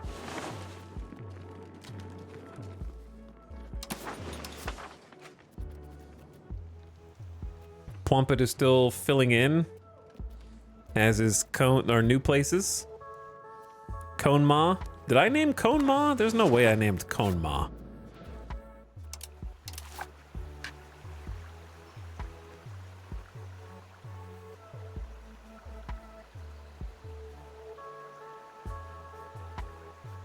How about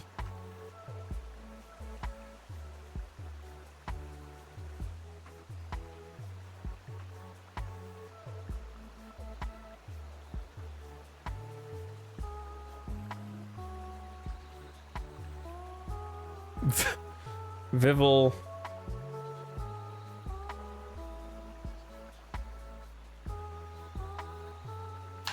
Vivalgos.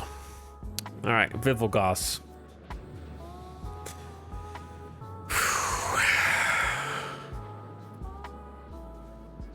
It's rough out there, man. We're kind of poor. Like under $10 a month is not good. Where's my money? What happened to my economy? What was our tax base? Look at this. Look at this historical tax base. This is the Great Pestilence, and our economy just hasn't recovered yet.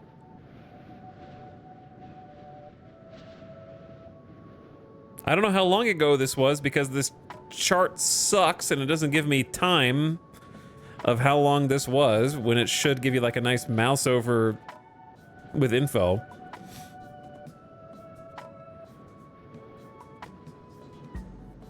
Decadent streamer has forgotten his humble roots of making $0.84.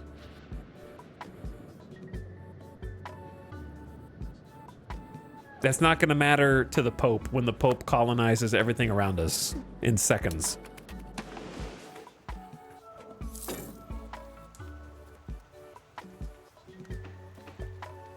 I fear that our happy fun time is over now.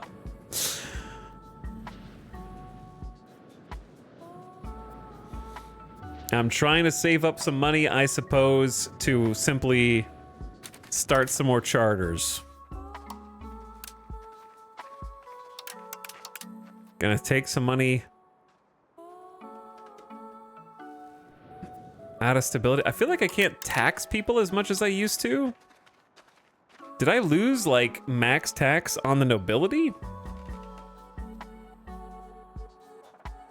Their estate power is giving minus 6.64. They did gain a bunch of power. Because I gave them primacy, I think. But I thought I had something else.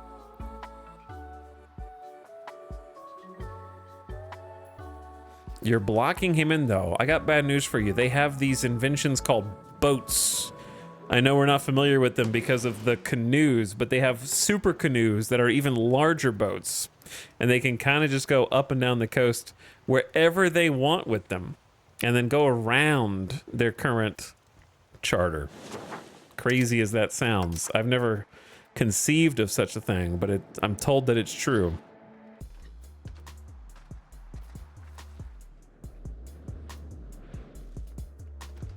I don't want to give even more power to the nobles. And I don't really want to support inward. But I'm going to take it because we need to pass. I can't lose 7% more stability. And yeah, we're going to delete the festival grounds. 4 festival grounds. The peasants are going to be pissed. It's very rude. Commoners are upset. Nobility's upset. But it gets us over the parliament support finish line.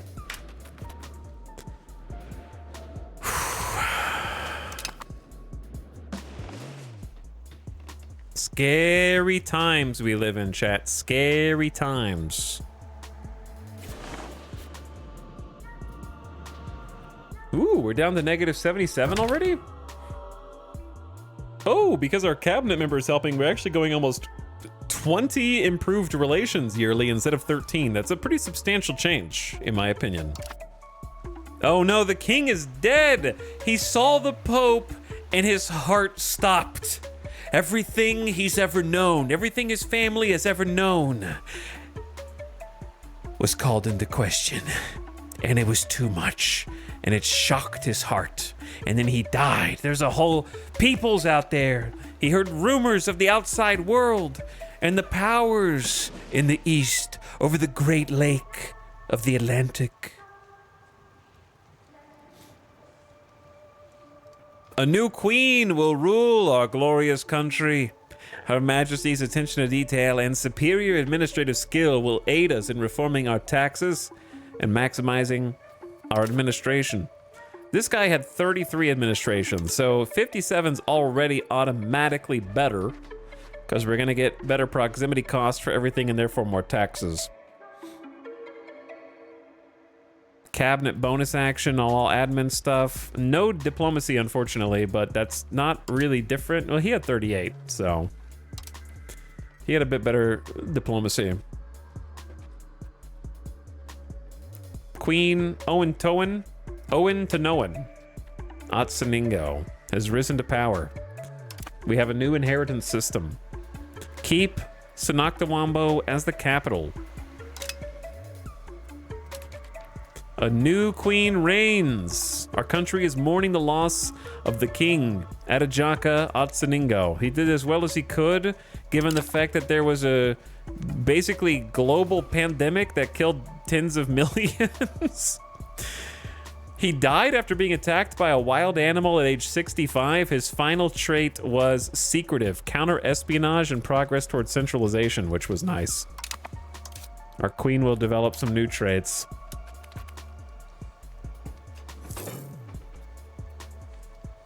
But yeah, what happened to our income? The Burghers of Sanoctawambo. Parliament members have withdrawn their support in Sanoctawambo, -5%, and now we're back under in the red. We've only gotten negative parliament events for the last 3 straight parliaments. No positives, only negatives. Nothing happy. Everybody hates us now. And I can either tax the clergy less for 5 years, or I can give them, the nobility, elaborate court life, or we can just flub another one and lose 7% stability, I guess. Instead of sucking up to these nerds, we'll tank the entire country, I suppose.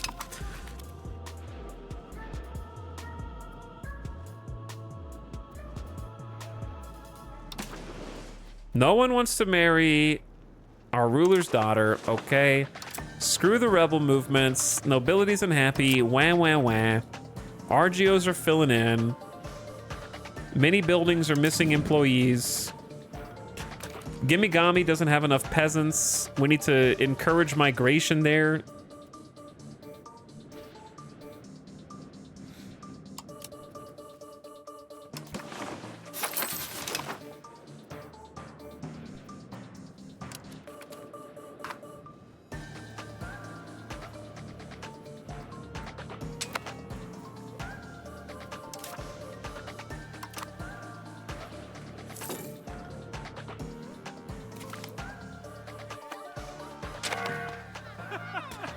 The members of parliament have been especially agreeable, wholly an actual positive one. With the loyalist leanings, we could easily sway them in our favor or extract some extra resources from their regions. We need 10%, yeah, give me 10% support. I can't lose 7% stability.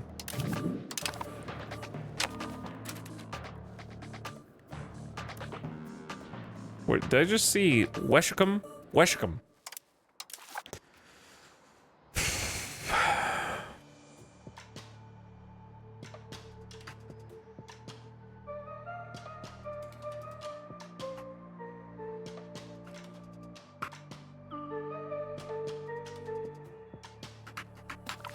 Will be prong.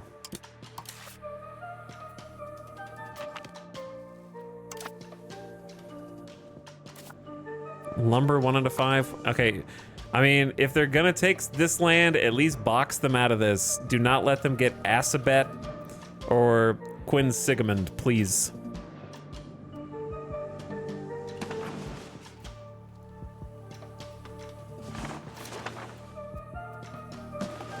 I'd like to get that salt. The truth is, I don't really know how much further I should go in which direction.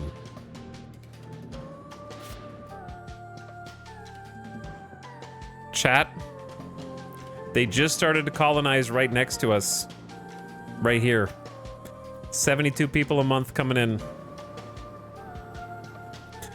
Why is there not a notification? Why do they want the territory immediately around us? It's the super canoes you were warned about.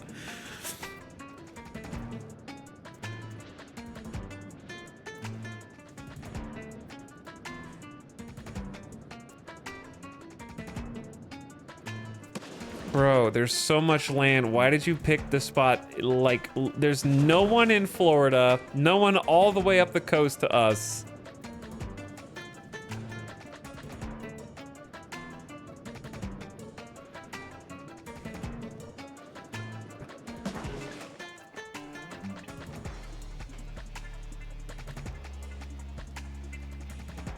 Historically, the Iroquois didn't spread to the coast. Are you telling me that the Haudenosaunee did not historically create super New England with almost 1 million population spreading from Lake Ontario to the coast? Are you for real?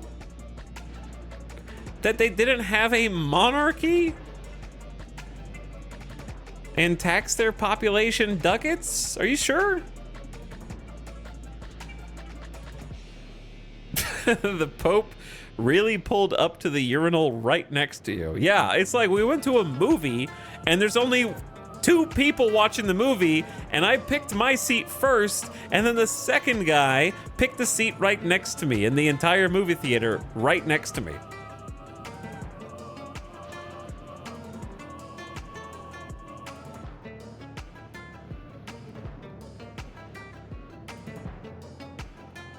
I'm just trying to decide what to do because it doesn't seem like it's worth spending the money to compete with them, because just numerically speaking, they have more. I assume if they have more people coming in than we do, then they win. Is as simple as, right? So it's not even really worth competing over. So then I'm figuring out, like, okay, if we can't go here, maybe I should just go one step back, even though this area sucks, just to stop them from getting it. Like, what are my priorities right now? This has changed everything. I'm just so annoyed by this that I didn't get these 3 little locations, and then they could have all of this if they wanted. But why do you have to border gore me right here on the edge? And it's gonna be like that forever unless they war me and take more.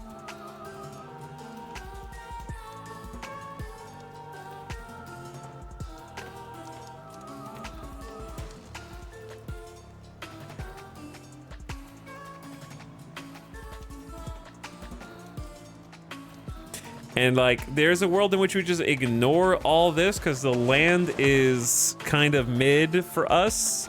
It's good for them, I'm sure, but for us, we don't need unlimited fur, wood, medicaments, and like some stone. So do I just say, just take this little spot that we're already colonizing right here, and then just let them have it? Because I can't stop them from getting all this. You know what I mean?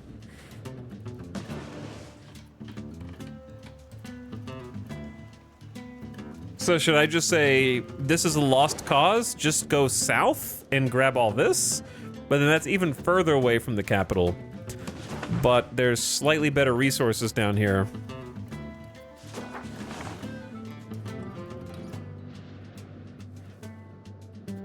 This is our first time experiencing this, so it's hard to fathom how quickly this is gonna dry up. Now that this is like a gold rush, but for New England, or New Popeland, New Popeland, because this tile like sucks, right? I have to spend 2 gold a month just to get 2 wild game and wood. Like, that's crazy, right? That's not worth. Look at that stick. Look at this stick. Straight up. We can't get that one. And he's already working on this one, but he just started. It's brand new. It's brand new. How is he getting this many people across the Atlantic every month?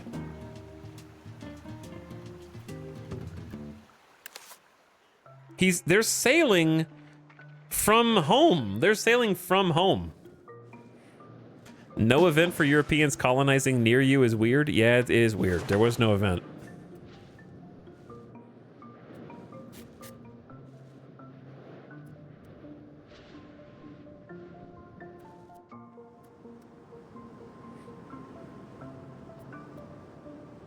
I think it's just that Age 3 Colonial Charter Tech is the only thing that's beating us, which of course makes sense.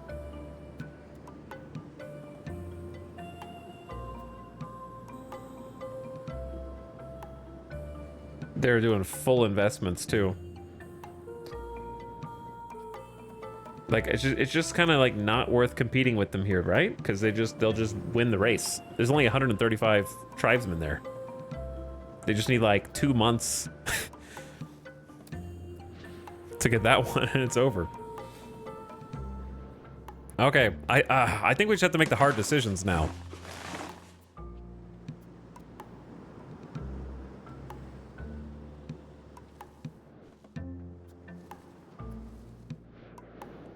Why? Okay, that's just not charterable. Like, we could just try and go...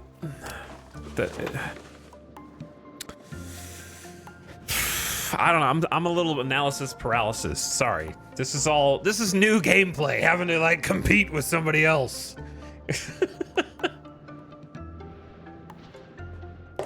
I'm not declaring war on the Pope. We're not gonna bring 20,000 troops to bear on our colonies. I don't even know how that works. They'll land somewhere else and then they'll just steamroll us and we'll lose the whole campaign. Do you need to keep expanding or can you build up instead of out? The reason I'm expanding is because every coastline I take is a coastline they don't initially colonize.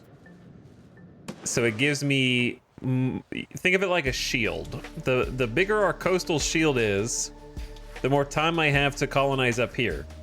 The thinner my coastal shield is, they're gonna go in and just start blazing a trail around us, and we're gonna find ourselves surrounded.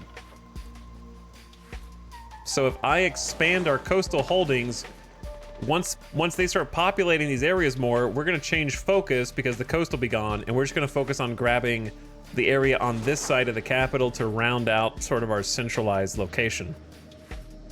So we're just trying to stop them from going directly in.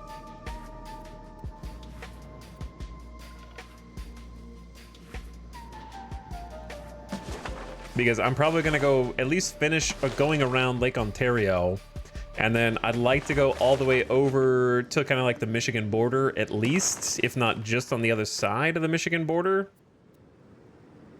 Corn, sand, and salt is pretty good. So like I'm basically having to make a decision between, do I want to like try and push here out a little bit more,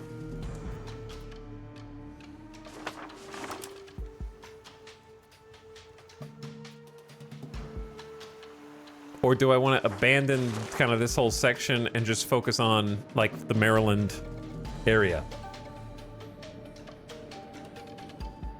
Hello, Johnny Boy Silver. We've been playing it a lot. I'm still trying to figure stuff out. We got our first colonizers that just came over. Glad you're enjoying it though. I'm not worried about institutions right now, chat. We can worry about that later. That's just something that's going to happen over time.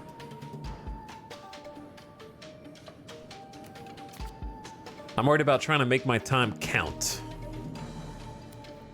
But I'm also worried about going so far south. Basically, if we go this far south, this is where we're going to need a vassal, I think, because this is hella far.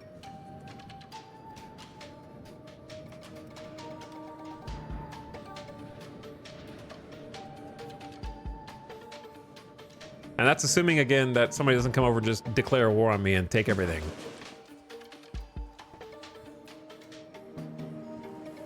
Like, this is... If I want to avoid border gore, which I can't, I have to kind of go all the way down the coast, and it's just not really viable to charter all the way down to here, and that's just going to be a thin strip of us all the way back, and then question marks of who gets here first. It's not going to be me.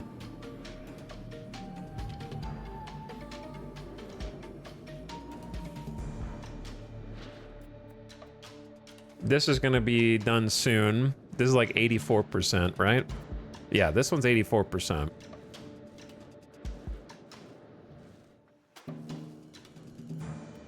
The Cumberland Mountains. Impassable terrain. Hot dog colony?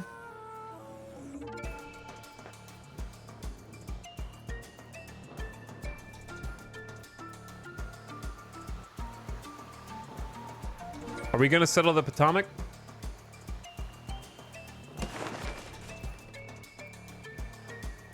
There is a shit ton of stone there, so it actually is kind of good.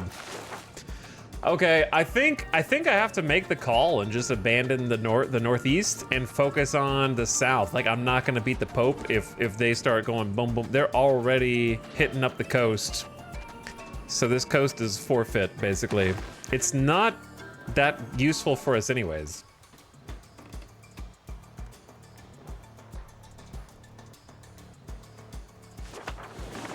Quebec coastal grab. Oh, I see what you're saying.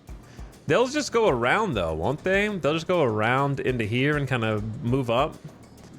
You're saying just like try and grab over to St. Lawrence.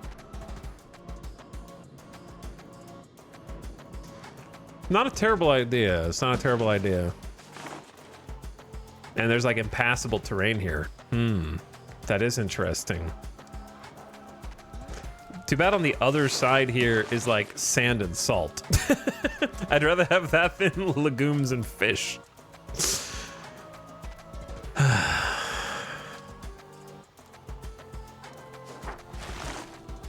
wish you could see how much it is to like what the provinces are without having to do this. It's a pretty big province.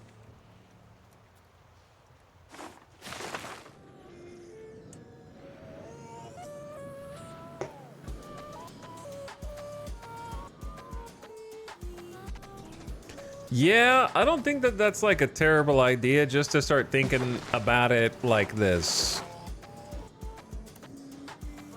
Though I don't know if we want... that's two gold for like nothing. We don't get anything back. I think we have to skip here and just go funky. Which, this is impassable terrain anyways.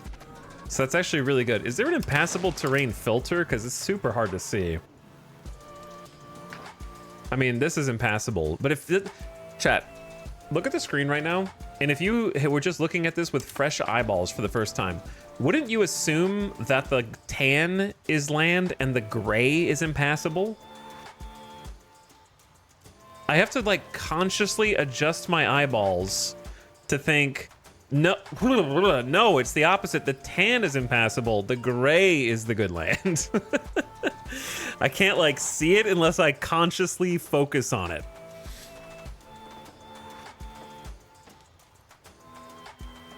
Negative contrast, yeah. But when you're in this mode, it's slightly easier because it's impassable as gray. But then you can't see your own borders. So when you go like this, it's just all the same color. Would love to see this touched up in a future free patch. But yeah, I think we grab this. It kind of cuts off the impassable. They have to go around. It also just plugs this gap, or they have to go to war. So this seems like the right play.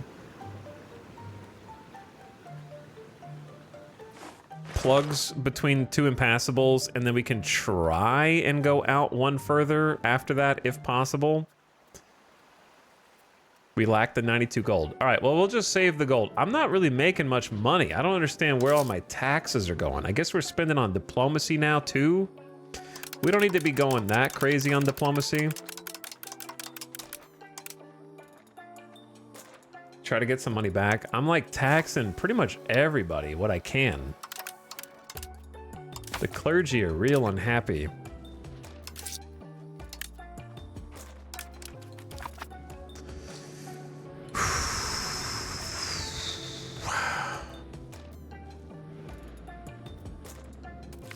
I'm not sure what it takes to be able to trade with the Pope either. Like, we might be able to make some huge bucks if we can trade with the Pope.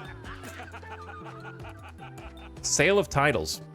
One of our advisors has suggested selling off titles of the nobility to anyone who can afford to pay. It'd bring in a lot of money and open a way for social advancement for the rich if we do, but it would devalue the idea of the nobility and the aristocrats. I mean, gold's worth 164. That's 164 gold, brother. You guys will be fine.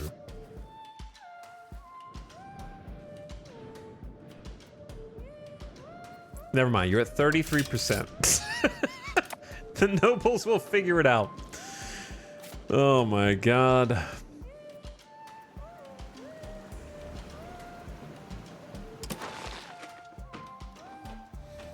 Chat, you guys don't need to ask dumb questions like no minting or do you have gold. I've been playing this for 9 straight days of the same colony while you sleep, while you work, while you go to school. I promise you, if there was a way to make more money, I would have found it already.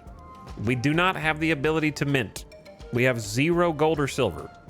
So there is no way to make more, or else I would have already done it. So just assume the best, you know? Trust. That being said, other people might have those resources. If we start trading with them, then we can maybe try some imports. Which of these areas is the best to take people from to go over there? I mean, Kataraki, how many free peasants are there up here? Like tens of thousands. All right, for sure that area. And they're right next to it anyway. I don't know if that matters. All right, new colonial charter way up there on the northeast, going crazy. That's kind of a Hail Mary play, to be honest. And I think we simultaneous. I think we just grab this little chunk of Maryland right here.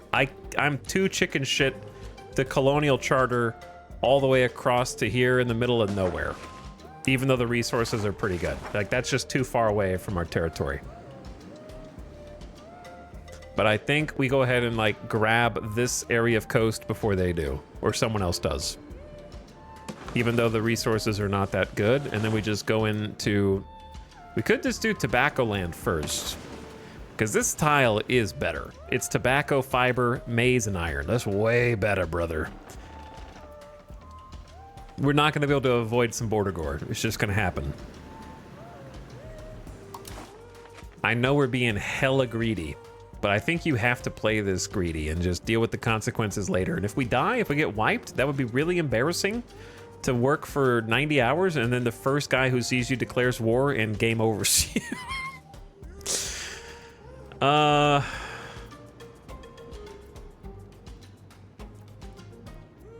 That would be really awkward. I don't think there's much going on in Raritan. I don't know where Raritan is. I mean, I know where it is, but I don't know what's going on there. So they can just move over. 46,000 people there. All right, we got 5 charters. I'm getting 2 gold a month. I cannot afford anything else. Control spreads down river easy, so the St. Lawrence plays probably good. Yeah, there is a river from Lake Ontario all the way. Is there? Yep, there's even river. Yep, it splits into 2 and goes all the way out into the mouth of St. Lawrence. The river goes far. Have you done any combat? We did declare war on a tribe, so we've done a little bit of combat and we won a war against the tribe, but there's kind of no reason to war against the other tribes. You don't get anything. We had an objective to force migration into our kingdom. We won the war. They did not migrate. They stayed put exactly where they were, but their population counted toward our population. It was very strange. I don't think the devs tested it. Because they didn't actually move into our territory. They just counted as our pop, but we didn't have control over their land. It was super strange. So we just didn't do it again. As representatives of areas that are sometimes quite distant from the capital, Sinaktamambo, many parliament members often find life in the capital during their visits is very different from what they're used to. Some find it cramped and filthy, but others seem relieved. And many seem relieved when they return home. Hey, that's not nice.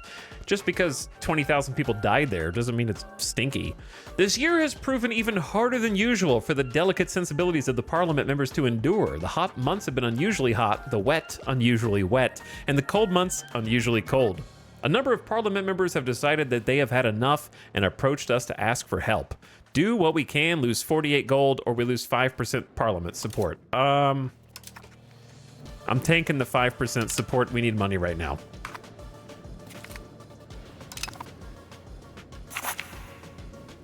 All right, well, Parliament agrees. So we just increased 3 separate lumber resource gathering operations by 1,000. One was in Hethelfried, which has a 4 out of 8. Plenty of people to work it. So we're going to have a lot of extra lumber. Since I think a bunch of the colonizers are going to want lumber, this might be a good way to like trade with them if they don't get the RGOs.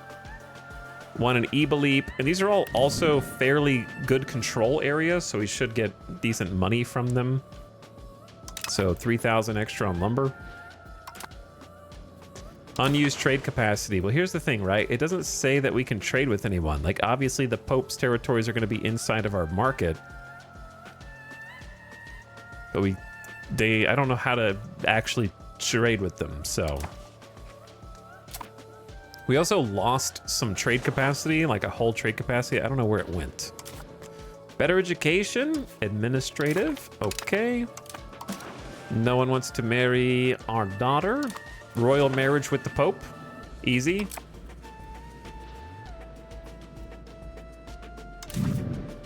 Sanak the Wombo's got 3,200 spare peasants, love it. It's finally rebounding, 17,000. Those are the new places. Pribblegop is also new. Gimigami, we are trying to encourage migration to, but I don't think it's working. Gimigami's kind of a failed town at this point. I could try and just stop increasing control and try to expel people from Lycoming or Erie or somewhere. Let's do Raritan again. There's 46. No, they're migrating.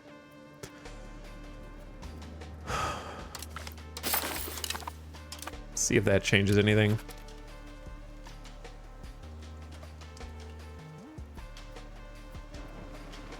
This is.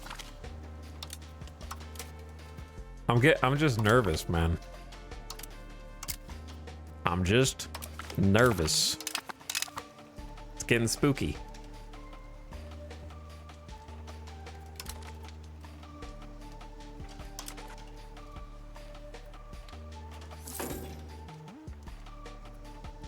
Oh, there it is. Migration arrows. So yeah, once we start expelling people from a region and encouraging migration to another nearby region, definitely seeing a change there now, for sure.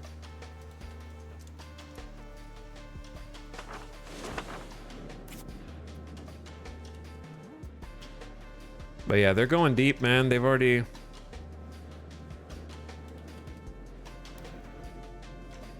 already got people coming in through to the coast. It seems like they're actually settling the coast first before the other two, which I'm assuming is not RNG, and the game actually knows that these are the closest. This is the closest one, so it's kind of like settled first, which is cool.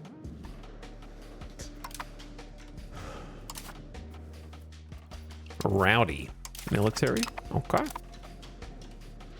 So the year, was it 1546? Is that the year that the Pope appeared? Or I don't think I've fast forwarded more than a year, right? 1546. Just before 1550. That's kind of crazy that nobody's even touched like Florida.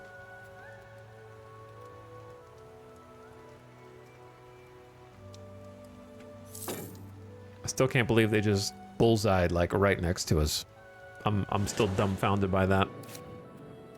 They haven't started trying to race us to settle here, so I'm hoping that they don't.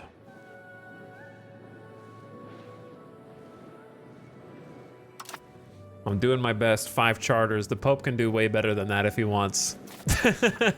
I don't know what it costs them to colonize across the Atlantic.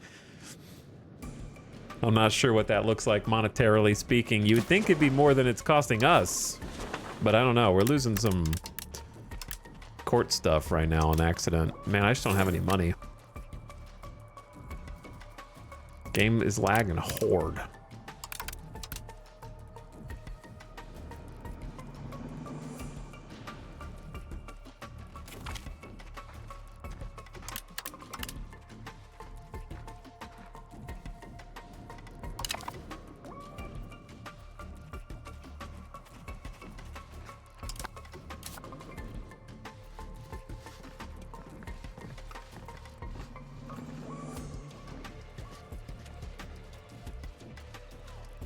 Why are we not making enough cloth?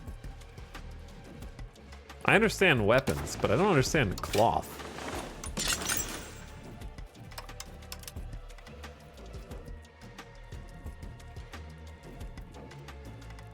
Where's it going?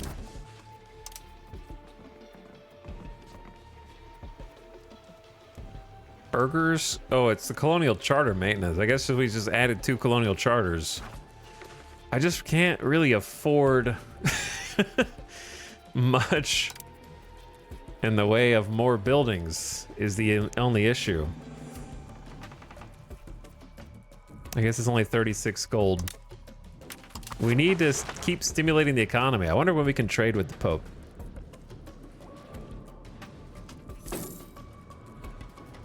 A crusade on you would be hilarious. It would be pretty funny. Though if I just got steamroll face wiped by the AI, I'd probably just rage quit until like 5 major patches came out. We're back over 757,000 pop, which is the pre-plague number.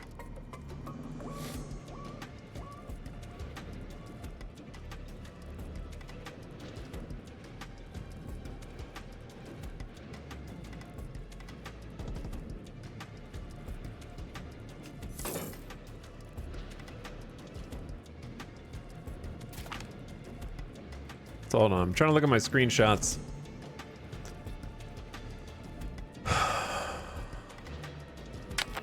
Yeah, no, wait. No, we had 771,000. We had 771,000, we had 5 charters, and we were getting 18 gold a month. So, like, I don't know what specifically, economically, was crippled, but something did not come back.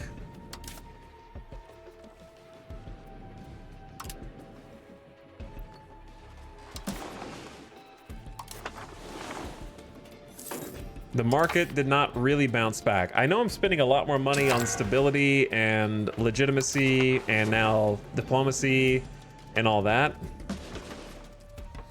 Trade income was only like 1 to 2 gold, or ducats a month. So I don't know. Did prosperity get a dent?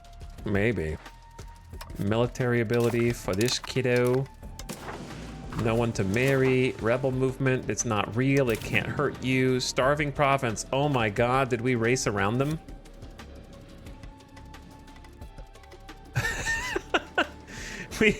we snuck around them and took Patuxent while they were trying to settle the other spots somehow. I don't know if we get to keep it because it seems like they're still settling this area. It might just flip back to them. Unclear at this point.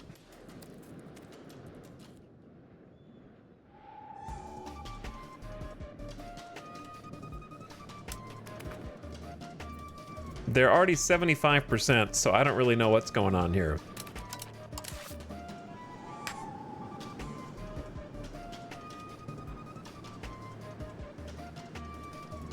How is trade? Is the trade in the room with us right now? We have no trade.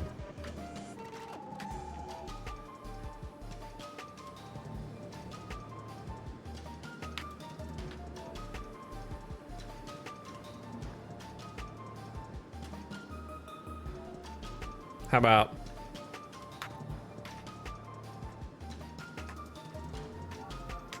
Yuxissippi?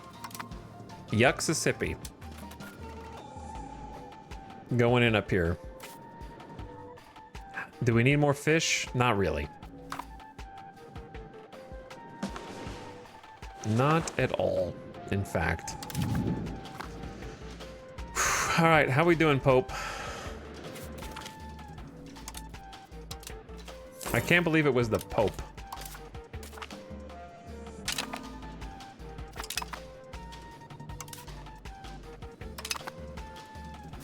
Oh, they got Nantucket. The papal colony of Nantucket and Asenet. They're just gonna live in Nantucket, I guess, forever.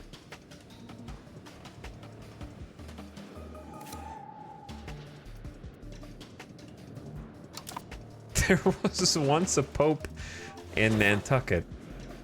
We're actually at positive relations already. Wow. Okay. All right. I'm feeling a little slightly better about this. We've managed to overcome... The antagonism is not even there anymore. It's just... Antagonism's gone. We profess trust in them and been improving relations plus 30, but the antagonism modifier is dead somehow. And we actually have positive trust and positive opinions. So maybe we can avoid the instantaneous, holy war.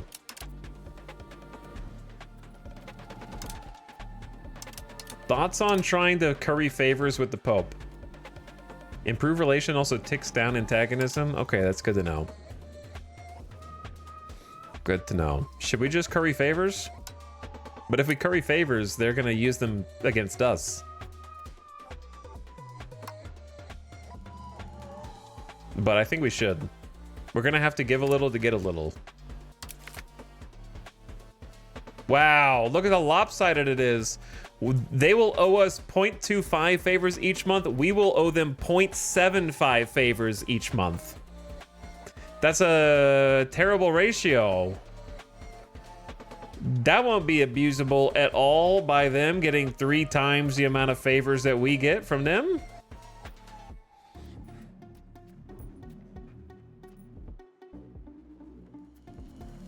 I'm trying to see what they can do with favors besides ask for money. I don't know if I want to do that, but we're just going to keep improving opinion right now.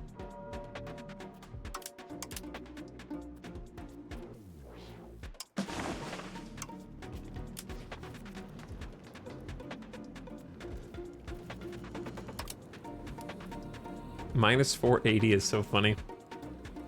We'll never be able to buy those locations. Oh, this is... Dude, I'm nervous, man. I'm still having to play matchmaker for my 3rd cousins.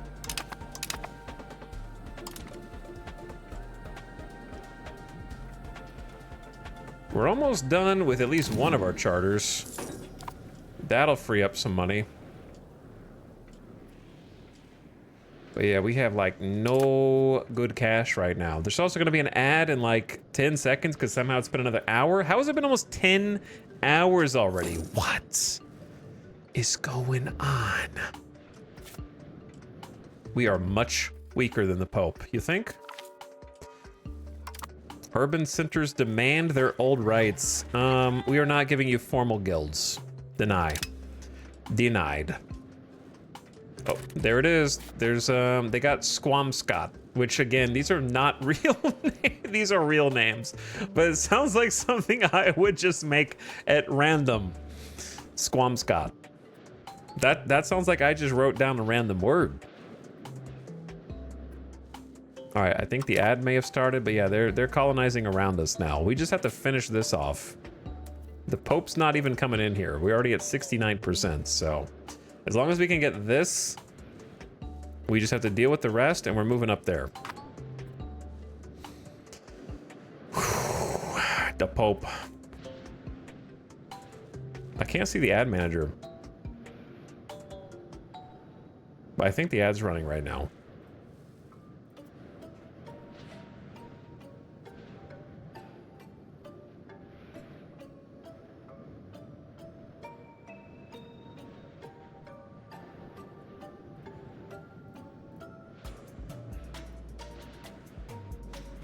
Okay, I know this is a streamer who has to stand up once an hour every time there's ads, but I'm an old man and my bones ache, okay? Give me 1 minute. Give me a minute.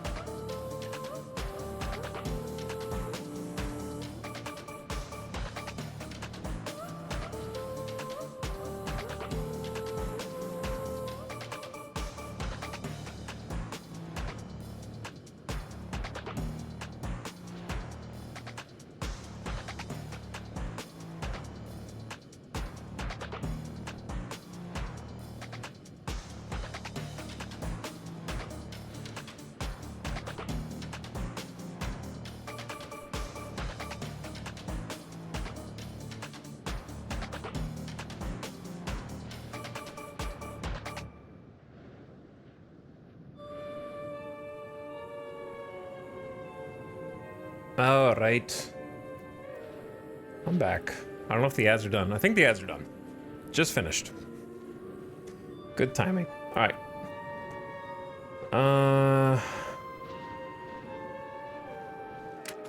Where are we at? Almost 1550. We are now over 200 years, 210 years since the game started, which is kind of crazy to think about.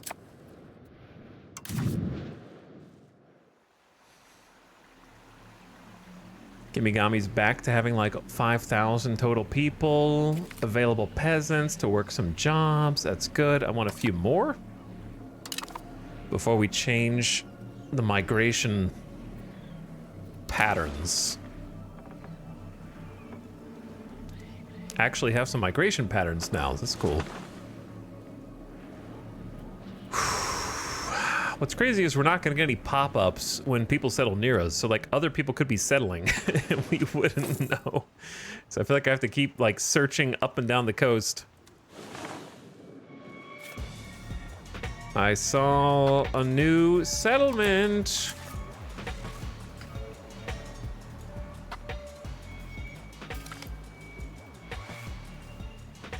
How about...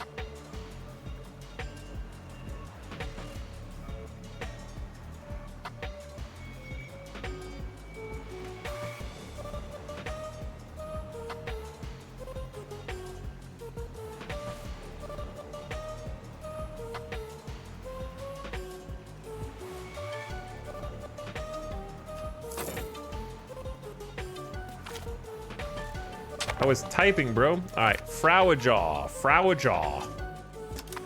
The colony of Nauset, the charter we founded is done. I think it's done because they finished it. It's fulfilled its role to the best of its ability. Yeah, they just colonized that real quick. Okay, so they got these 3 spots. The border gore has begun. Is that island purple? I don't know what island you're referring to.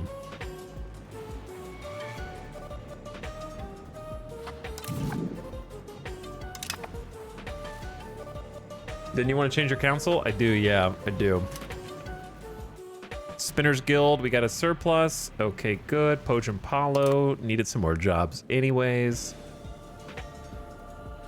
He couldn't contain the Pope.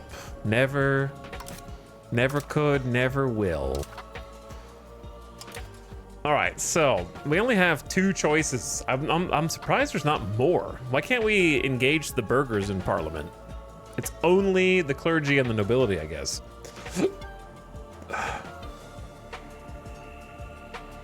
So we have council. Wait, do we have council? Yeah, we have council, which reduces agenda impact by 10%. It's either that or assembly, which reduces it by 33. Which is not what you want. You want the number to be less. So I feel like council is the best we can currently have, I think. No parliament is worse. We don't even have parliament. So I guess there's nothing to change to.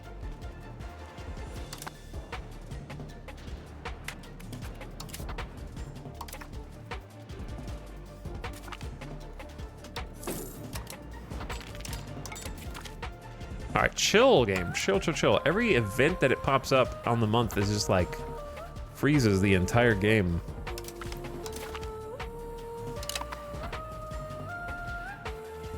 Colonial disaster. Many settlers have died and not returned home. Give them 4.5 gold. They'll be fine.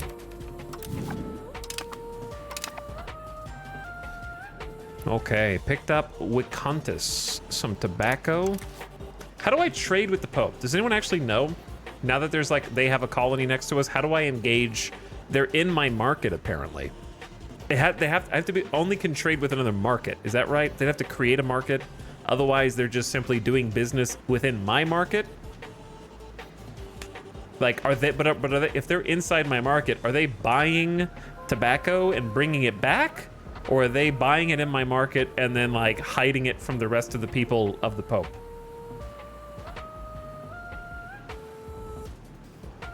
The Pope might be able to export stuff from your market if they can reach you. Isn't it kind of weird though that like all the people that are buying inside my market just don't tell the rest of their country what they're buying?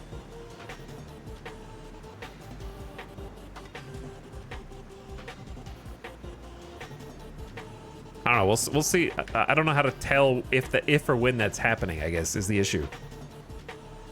Chat, give me a letter or a name.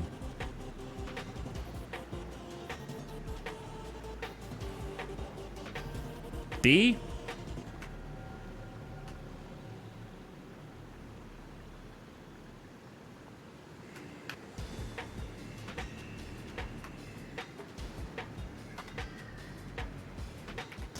Doloise. Doloise. For the tobacco.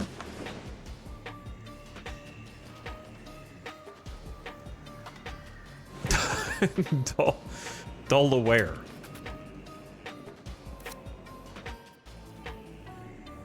Well, we're back up to 11 gold after losing the one charter. So they're just getting this area.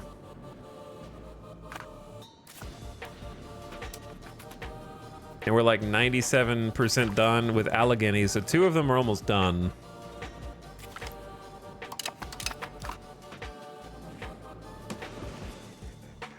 Go to your market, trades, and then untick owned trades. What?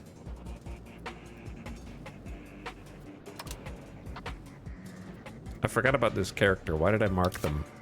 They never got married.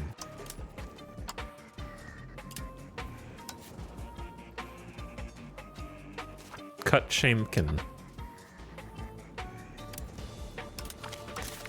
We are exponentially expanding our nobility by exponentially expanding our pool of first cousins. All right, market. Trades. Yeah, and then like pop those. So there's no trade route, basically.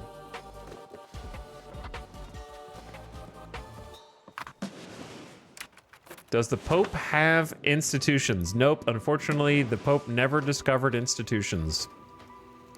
It's a shame. But this is actually an institutionless Europe. They never even knew what it was. And therefore, they will never be able to spread it.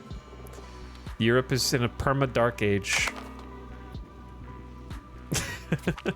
Speaking of dark ages, it's a dark age when I look over and I see that it is after 1 a.m. I've been streaming for 10 hours and Avic is raiding me, who normally dwarfs my stream time, but also I have been going a little too crazy and I'm feeding off of an entire Starbucks cold brew out of a can right now, so I'm a little awake at the moment. What is up, gamers?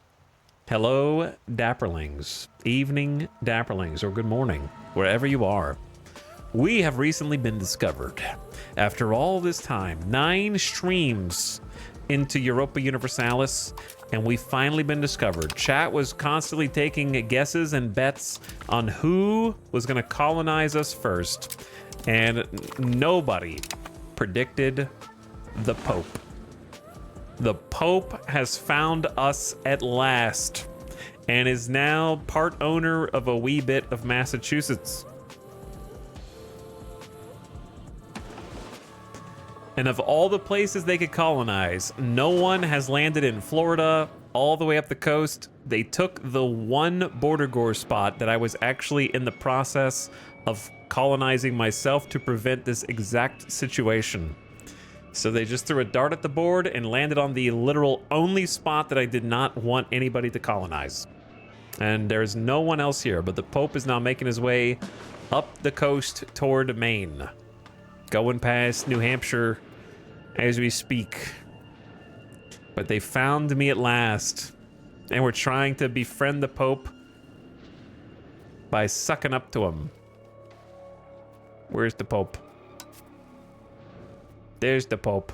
Do I need to independently have good relations with this colony? I guess I do. Yeah, I guess I do. They have an overlord. and 104 armies. But I assume it's better to just be friends with the Overlord than it is the individual colonies, right?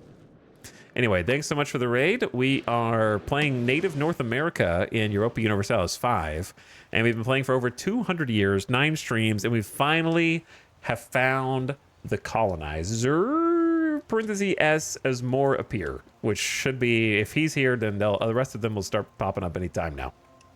But thank you so much for coming by. Good morning to each one of you, and if you're in my chat and you haven't already followed, hello? Why did I put a space in front of that command? There we go. Nightbot? All right, well, some things are not working the way they're supposed to, but I think at the top of your chat, you should see the option to toss a heart follow to my friend Havoc, who's been playing some Dwarf Fortress. You've been playing the Siege update? But how was the stream? Let me try that last command again. There we go. Playing some Dwarf Fort. Checking out some Siege update. I don't know if you're playing the Steam version, but I hope you had a fantastic stream. And if you're in my chat and you're enjoying watching my stream, you'll definitely have a great time over there on Havoc's channel. So check him out for the next one. Highly recommended. He struck the earth on the side of a volcano over a desert. Very nice. I'm not sure what's new in the Siege update, so if anybody in chat wants to tell me what the new Dwarf Fortress update is like, feel free to pop in. 3 hours of Embark creation. I would be right at home there. We didn't even unpause this game for like 8 hours, 8 hours, I think. That's not true. We had to unpause the tutorial. It was mandatory, so I technically did unpause within the first 2 hours, but I didn't unpause of my own free will for at least the first 7 or 8.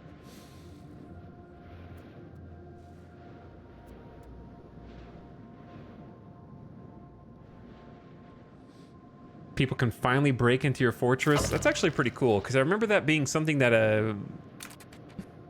the colony has declared us their rival. Well, that didn't take long. Not even the Pope declared us his rival. But his governor has.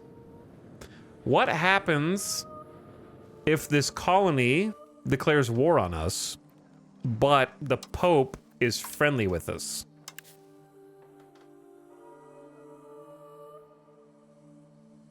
Does that drag their overlord into the war?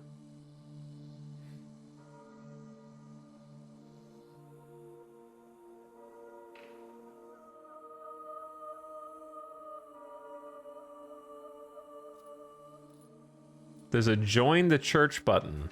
Where's the join the church button? Oh, join Catholic Church. We can't join unless we're already Catholic.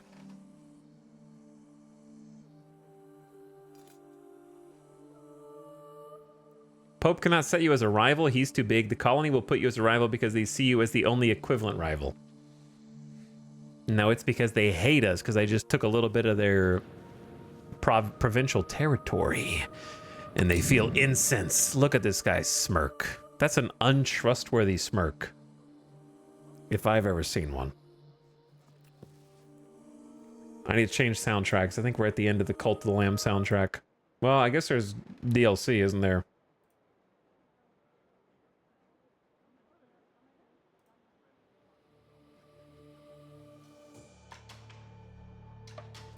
There we go.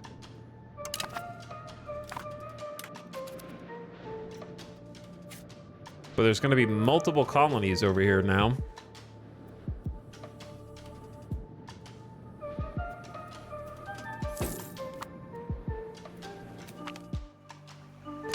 The colony of Allegheny has fulfilled its role. All right. That is good news.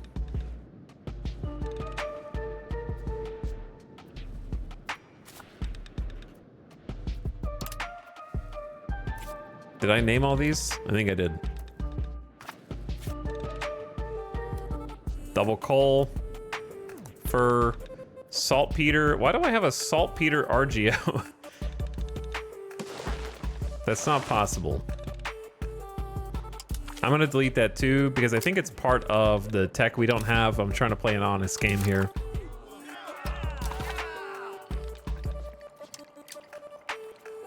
We haven't opened this screen in many years.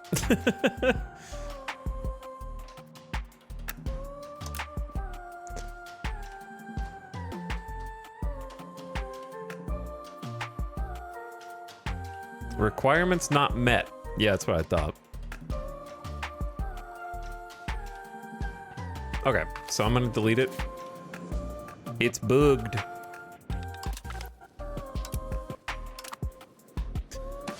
It is bugged. Now we only have 3 charters, and I could go for a 4th. And indeed, I think I should. If I want to avoid, more coastal territories.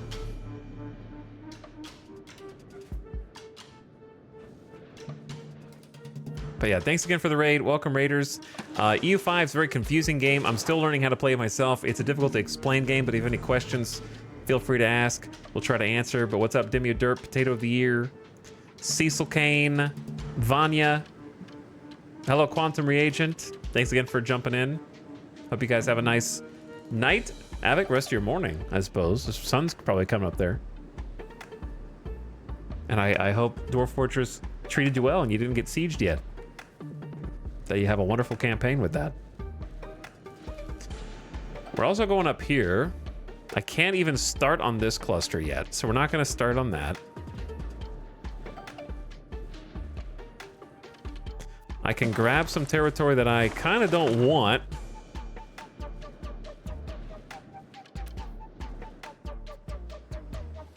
And I don't know if I want to take this just out of spite. It doesn't really help. But it's more of like a claim it because of spite.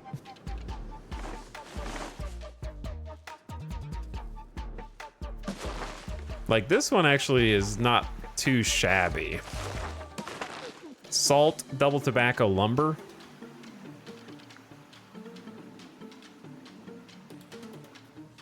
Leading into stone, which would be glorious, but gloriously far away. We'd probably have to vassalize this area, like I said.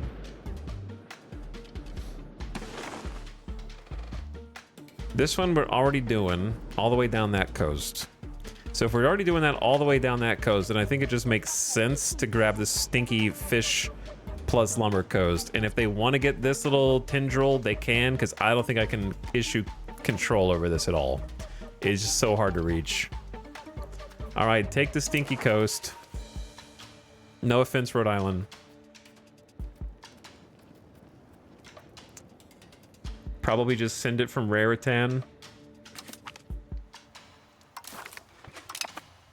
Takes a bunch of money, takes a monthly upkeep.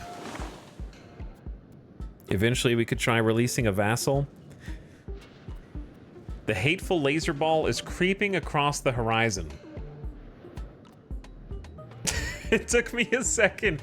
I was thinking for some reason you were talking about a siege weapon in Dwarf Fortress. I've been streaming for 10 hours. I was like, damn, they got like laser balls rolling up on your fort right now? That's crazy. I didn't think it was that kind of technology. I had to consider that.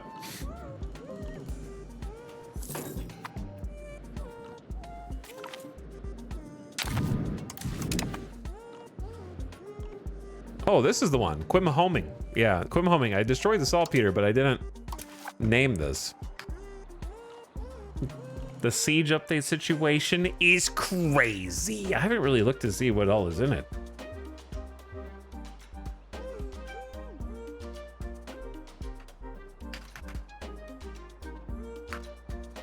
This is now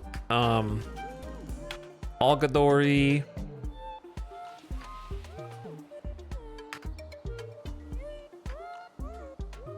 We're just gonna go Algadori. Algadori. I settled next to a necromancer tower, so it's gonna get fun, but not quite that fun. Well, the Pope's next to me. That's kind of like being next to a necromancer if you think about it.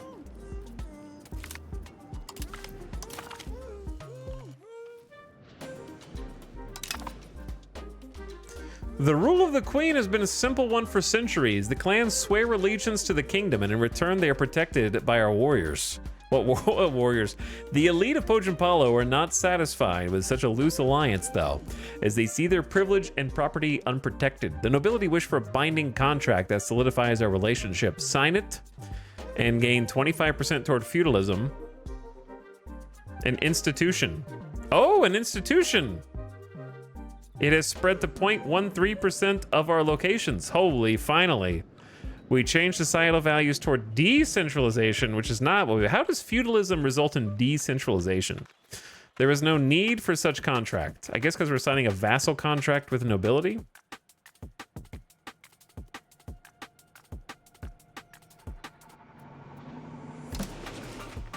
How do you even look at the institutions from this screen? I know you go here... and then check back here.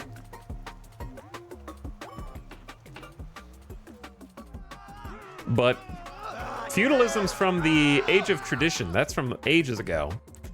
But it's only just now spreading. How do I even see how much each institution is spreading? Just mouse over it separately. 0.13, 0.13, 0.13, 0.13, 0.13, 0.13. So it seems like institutions are all spreading, except for the printing press and confessionalism, ironically. Yeah, Paris, so all the New Age stuff is not. Institutions spread the locations. Are you serious? Some of you need to stop typing. Chat, those of you saying that there's a map mode, what do you think is in the background that says institution right here? Did you just wake up? Wipe the dust out of your eyeballs because we are on the institution map mode right now. Okay, you're bleary-eyed. Get yourself some tea or some coffee. Wake up!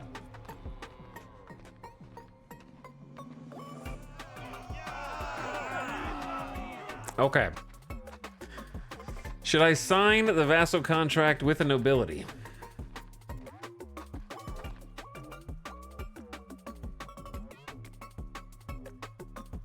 I don't really want to move toward decentralization, but I think it's definitely worth getting 25% of the feudalism institution.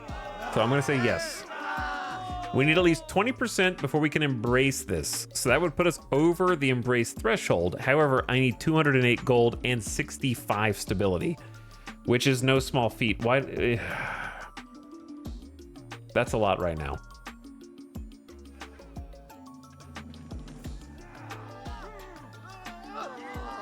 It's probably 25% of your 0.13. Well, if that's the case, then why do they say we need 20%? Well, I took it and we'll see what happens. It hasn't updated yet. It's 25% in one province, not your nation. I'm clicking it either way, so it doesn't matter.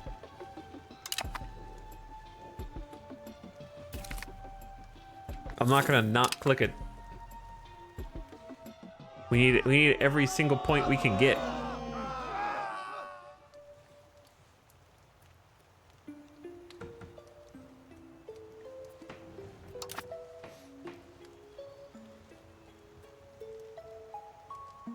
We have okay, so I'm timing out the other person, timing out you for just being wrong. We got to time out all the wrong chatters.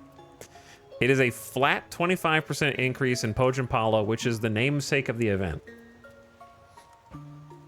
It's not in one province, it's in a single location. Provinces are made up of locations. Okay? Everybody just relax. Everybody, I got to one mechanic that I don't know yet, and people are panicking in the streets. Okay? One mechanic I don't have a firm grasp on, and people are going nuts. Same shit every stream. Yeah. Same shit every stream. People just saying things. Ugh, it's a bit tiresome, yeah.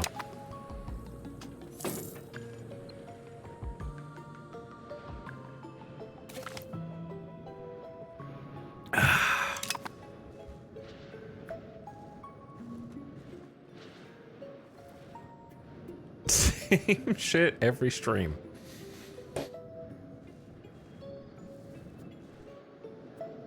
My issue is going to be, do I want to set up a 5th charter or not, just to race and drain my bank account? 5 charters is real expensive for us.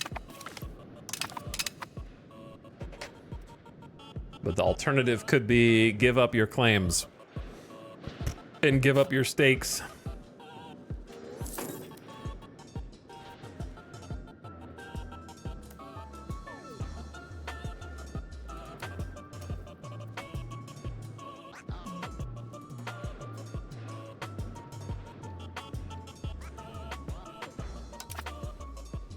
So I'm just gonna chill with it.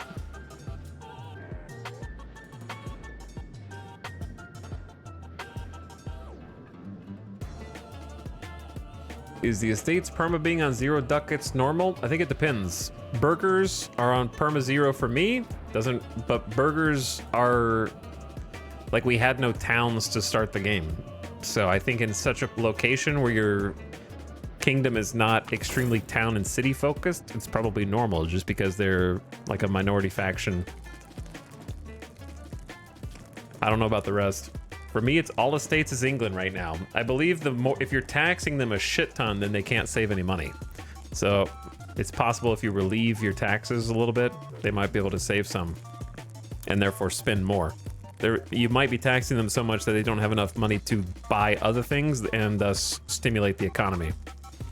But I don't know, I'm not an expert on that.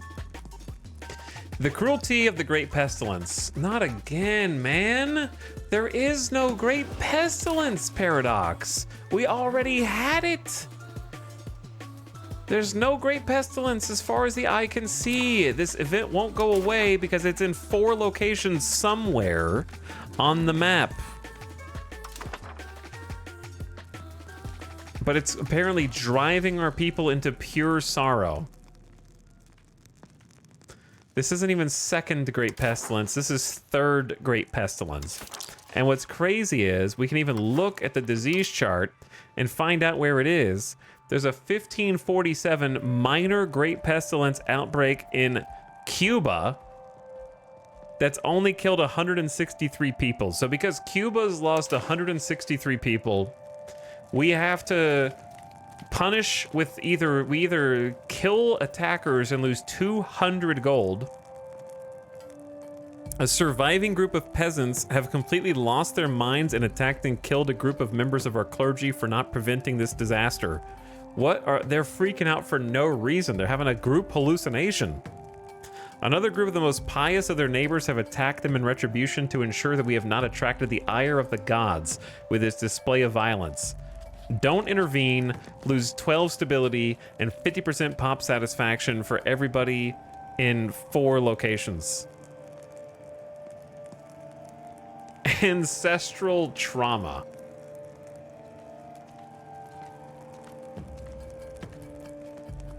Like, it's not even affecting us, man. There needs to be some kind of check in the game to see if there is actually any of your locations being affected by a disease before you get these damning consequence events that only have huge negatives when nothing is even going on.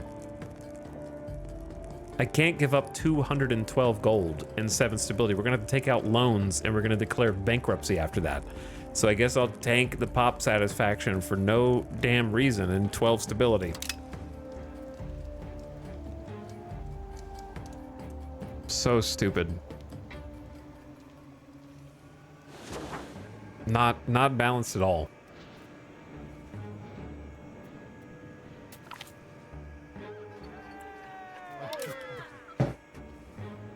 Although the Queen issues many ordinances, Her Majesty is almost powerless to enforce them. Instead, its enforcement depends upon the regional nobility and city governments that are not always as vigilant as we desire.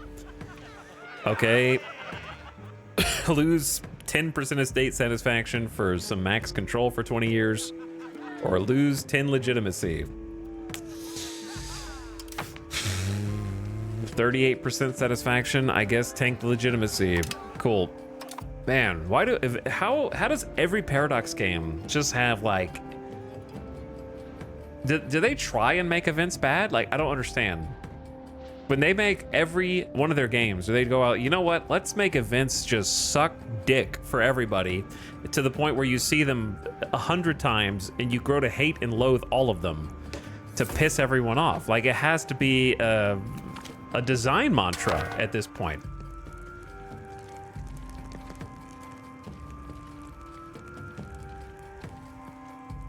Here, what do we got now? While the arrival of the Papal States saw a disruption for the Haudenosaunee people, through peace efforts by the Queen, who 1 event ago was said to be feckless and not effective without the nobility, the kingdom of the Haudenosaunee has grown to form a cordial relationship with the Papal States.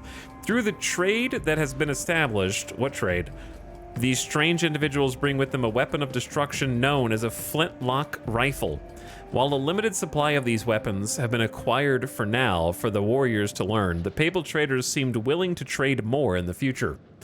These weapons of war must be mastered. We gain 7.5 army tradition. We gain trading and firearms. All it is a plus 15% to infantry power. I'm just going on a limb here. I'm gonna say that flintlock weapons are at least 50% more powerful than bows and arrows.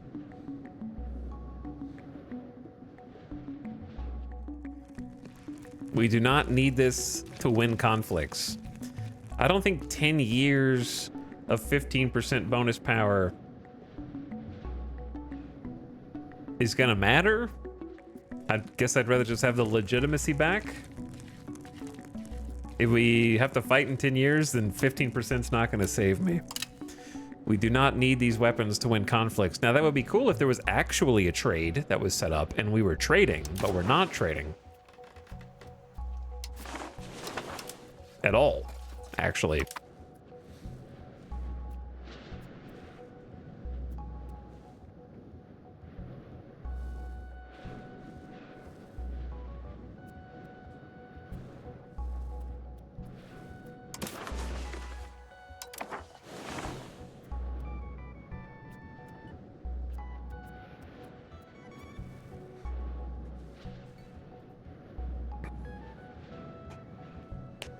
No, they are not. Bows reload faster, and if they get wet, waves still work. I think we found a mid-millennia general who was being replaced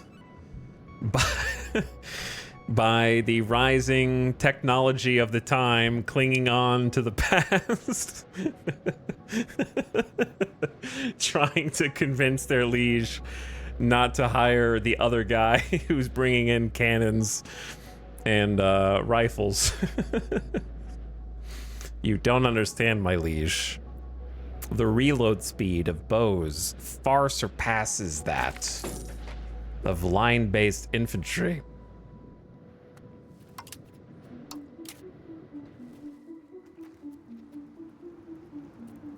The Last Samurai type beat. That's just a damn good movie. Kind of gets overlooked.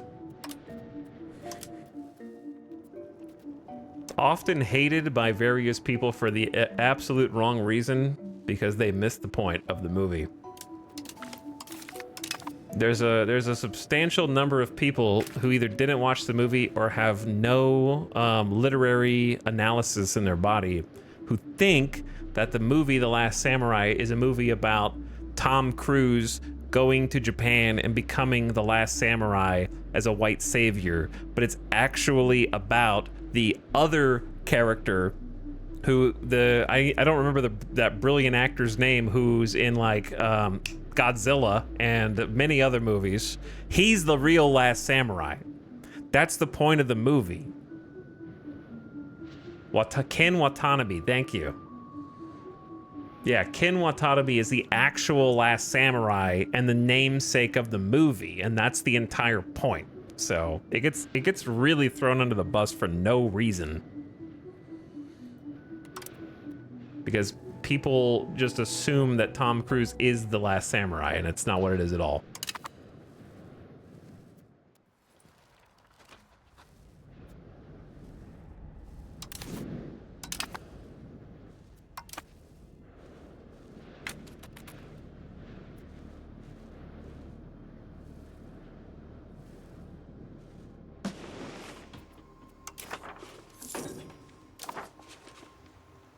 I need to watch the movie again, actually.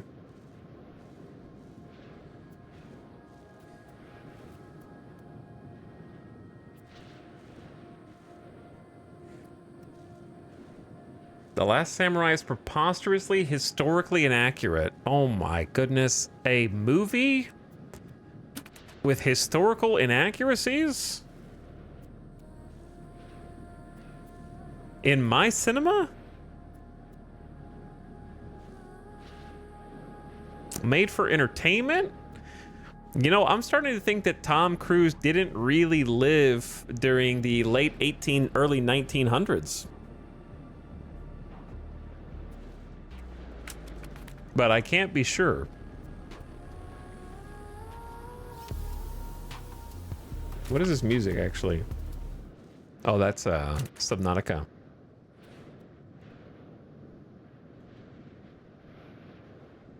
Let's listen to...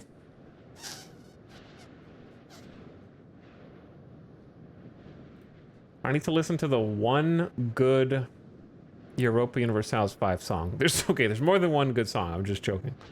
Is this one? No, it's not that one.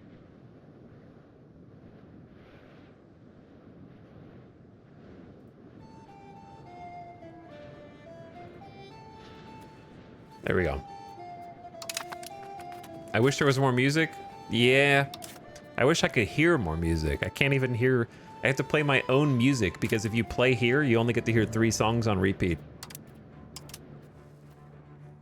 So I have to play Spotify while I'm playing the game. It's kind of crazy. And there's no music player, so what do you do? Chat, the Pope is expanding, dude. The papal colony of Pinnacook. They're going north. They're going north. They're sprawling out.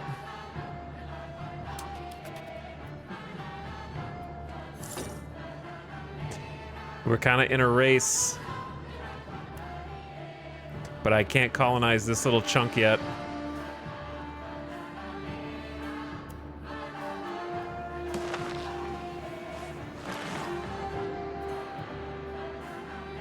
Wide Pope. Pope is going wide.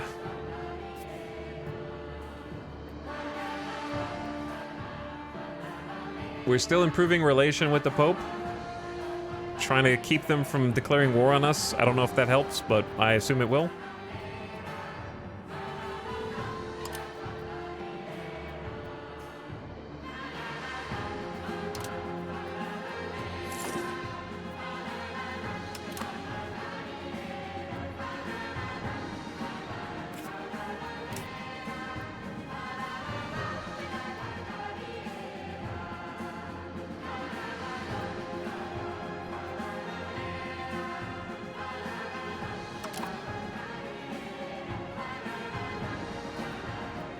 Isn't there one town that I never built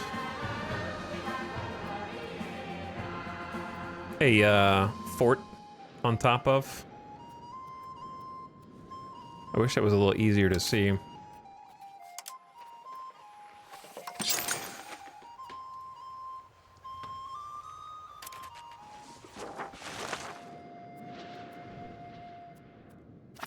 Did I? I think we're good. Did I miss any? I think I built one on like not the province capitals.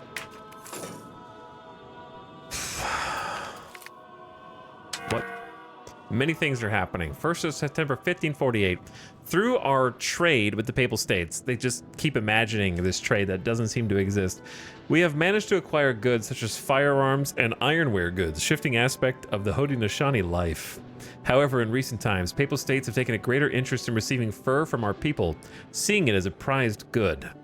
With the growing need for more fur, hunters have been more aggressive in the hunting of beavers and other animals. Though some within our nation are increasingly growing concerned the population may be severely affected. Listen, brothers. We have so much fur that would be impossible. Okay, just within our nation, we have 4, 9, 14, 19... 23 RGO levels of untapped fur that we haven't even begun to count yet. We haven't. It would be impossible to affect the local population within 2 months of them coming over. They came over like 4 months ago, and they're like, we might make all the animals in North America go extinct. Right now. Permit it to continue, and you gain... Does that say 1,500 gold? And plus 50 opinion? Holy shit, we're gonna be rich. Does that say 1,469 gold? Did they just bring over like a whole boatload of ducats to dump onto us for the economy? What the hell? We also get 10 years of 33% fur output. We gain 50 opinion to them, they gain 50 opinion of us. Or clamp down for 12 stability. I'm taking the money. There's no downside here. Oh my god, this is the most money I've ever had in the game.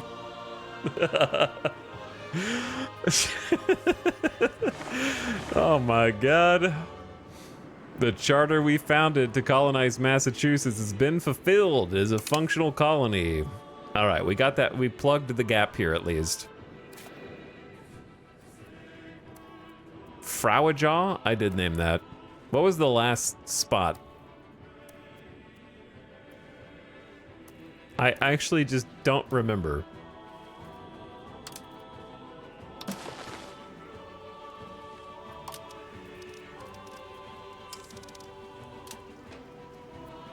People, wait, there's a notification right here. Open pop-up window. When another country sets off on a new exploration. Wait, I didn't realize I was on pause. Pause?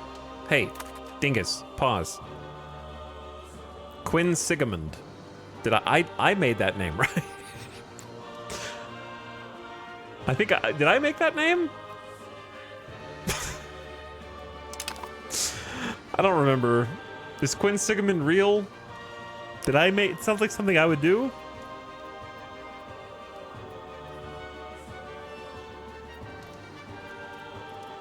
Bro, they're exploring like 4 or 5 places at once.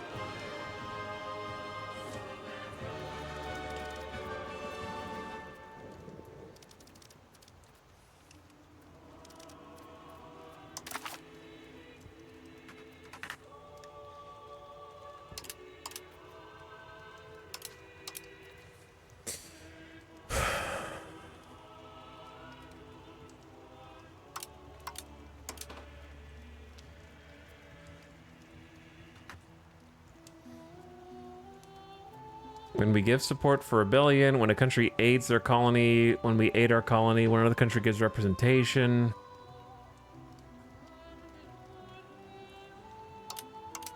When another country takes a colonial charter from us. What?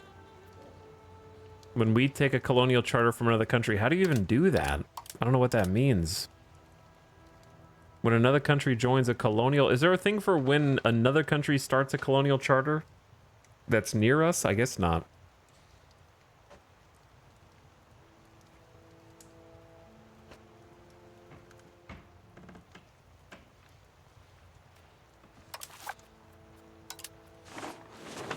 I guess we'll get some exploration ones. But yeah, they're moving up fast, actually.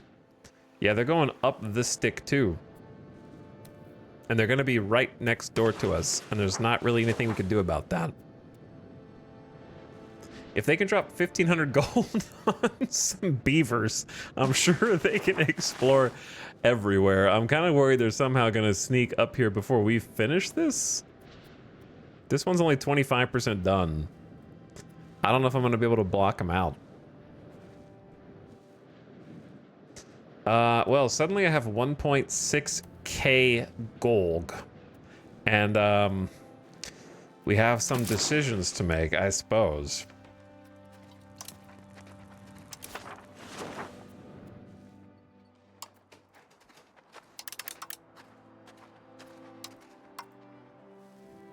First town. I have towns, brother.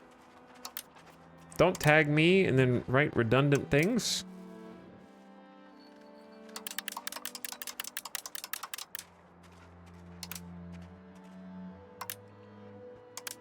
Or is it city? I can't do that either. We don't have 30,000 pomp. It's not possible.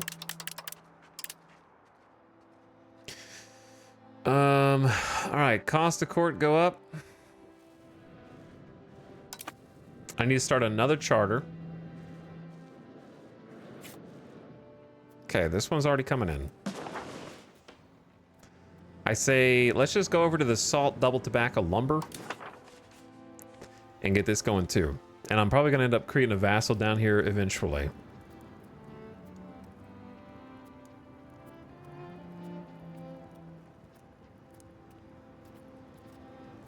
I'm gonna send them from Lehigh, I guess. Okay, then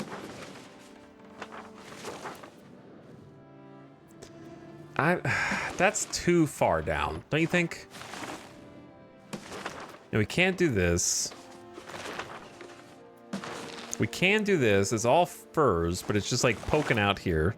This one's huge. Double fir, iron, clay, lumber. Then we got the coal. There's 4 coal nodes in a row. That's crazy. And then fruit, maize, tobacco, and fur. Or we deny them because they're stretching up here. They're going to be coming up here soon. I don't know if we care about this. I think we just leave this as is, sadly.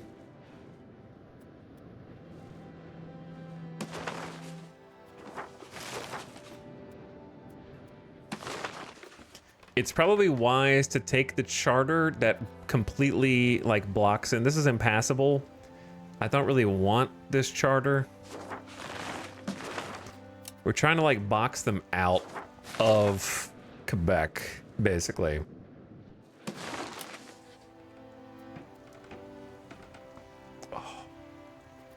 And I also want to go around Ontario, but that's obviously not the like top priority. I think we focus on the south. Sorry, I keep flipping the map. It's the only way to see what's actually going on.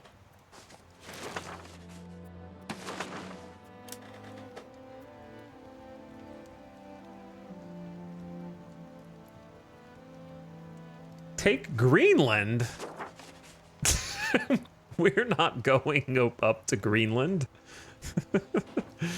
Colonizing is like Monopoly. It kind of is.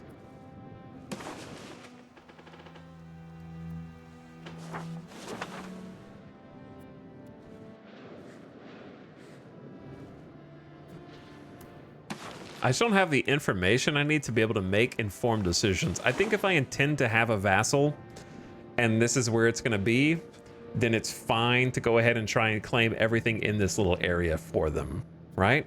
That just makes sense. And we can just keep claiming all this area and then vassalize it. Because it's just hella far away from the capital. They only have 40% market access all the way down here. But there's also not even a single road.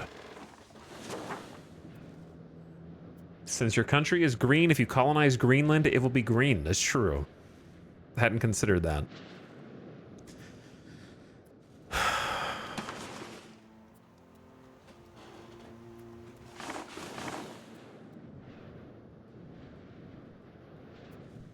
Do we want to go into Virginia? Do we want to go all the way down to Virginia just to try blocking the coast, or is that just going to create more problems?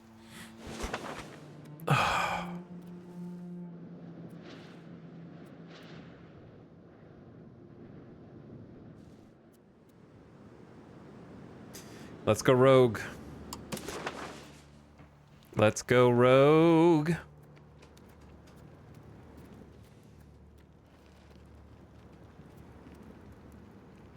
Why is Raritan so populated? There's like tens of thousands of people there. It's actually crazy. All right. How much is this going to cost? 100 G's? We're colonizing Chesapeake. You'll never have good control. That's what vassals are for, brother. Don't worry. Just let us handle it, okay? Give us some time. It's all about denying to other people that are trying to take the coast away from us. So we're just going to have to start this one as well in Rappahannock from the exact same spot.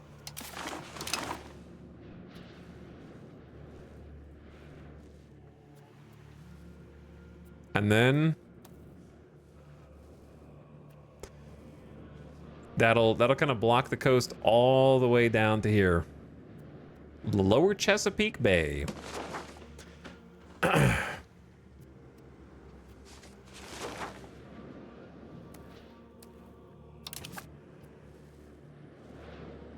And then any lower than that, I think, is insanity. I think we just kind of chill on that. Chill on that. That's 6 separate simultaneous charters. We have a bankroll of 1.34K and only 1 gold a month. So I think we just sit on that and let it go.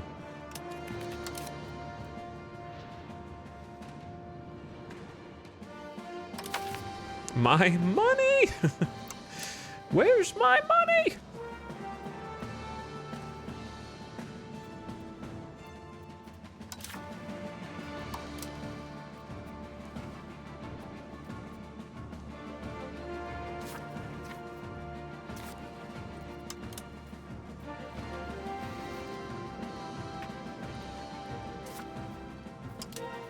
Not really sure at this stage how to get my taxes up without any innovations. But the innovations are spreading from the papal colonies. Slowly. You can kind of... Whoop, the game is lagging, but you can see it when it's done lagging. Spreading from the green over. Many, many different innovations at once, and we're going to have to choose which ones to embrace.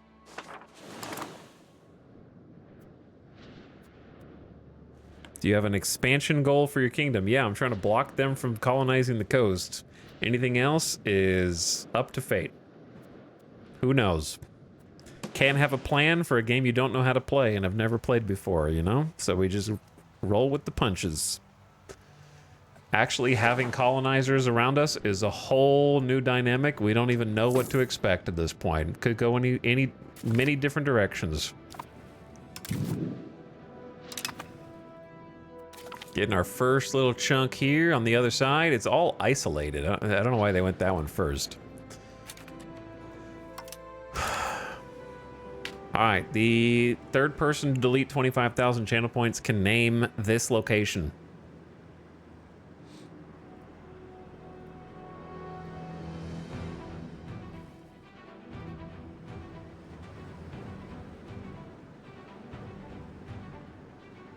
Chemo, I salute your valiant sacrifice. And the dark. No one's stopping you from doing it twice in a row, though. That's still a discount on 150K from before. Dragobot?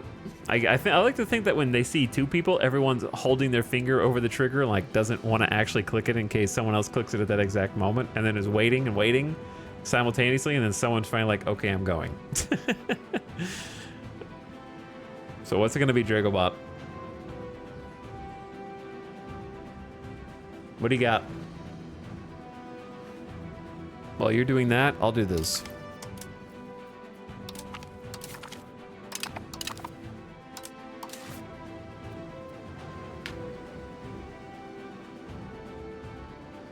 Great job caboosing there, Dutch Deviants, even though you get absolutely nothing.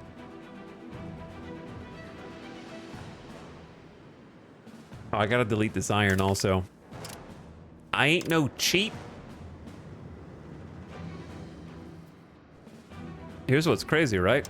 Look at the population numbers here. It's like 400 people. The plague just wiped everybody out. It's crazy.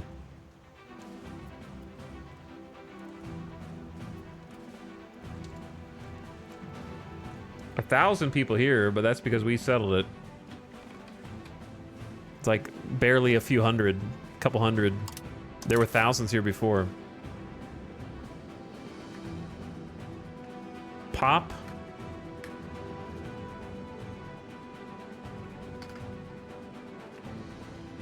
Vegan. Pop vegan. Oh, Pope Pecan. Oh. Pop vegan. Is what I'm gonna call it. Oh, we're almost making negative money. Pope paying for beaver furs just saved our bacon and let us. He doesn't know what he did. He just allowed us to start colonizing more down here, but he's gonna get every single thing in this area. So, unless someone else shows up, I don't know what's gonna happen there. It is officially lagging. It is officially January 1549.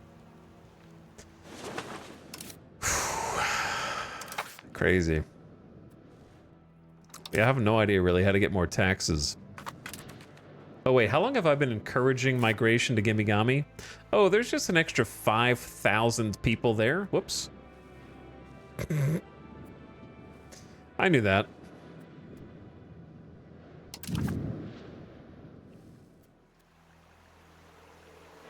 We still need people to migrate to Plumpet.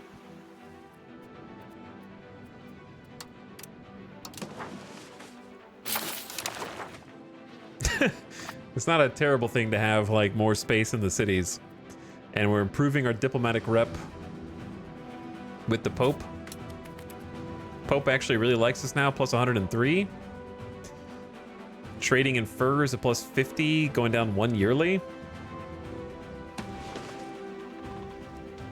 I wonder what the Pope gets from that. You know, like, we got a bunch of gold. If you're playing as the Pope in the same situation, what do you get on the other side of that event? I assume it's a two-sided event. Oh wait, do we have a spy network? We do. Where do you guys think I should steal the map?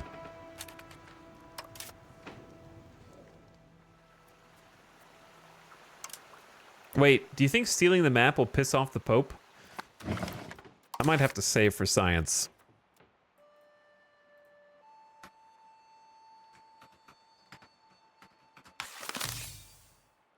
If it pisses off the Pope because I stole a map from a tribe, then I'm going to reload the save because that's a dumb mechanic. If so, we're about to find out. I'm not stealing his map. I'm stealing like a random tribe map. We have many options now.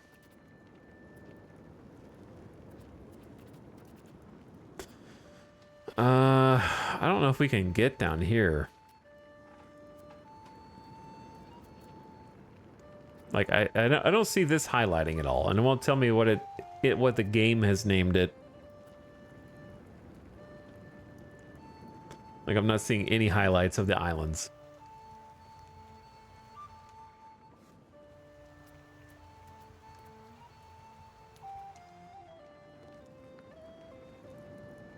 Or off the coast of Florida, so I don't know. I'm just kind of trying to see what highlights up here. We can get Newfoundland and see if anybody's in Newfoundland, but that's pretty much it. Or we can go to Mississippi.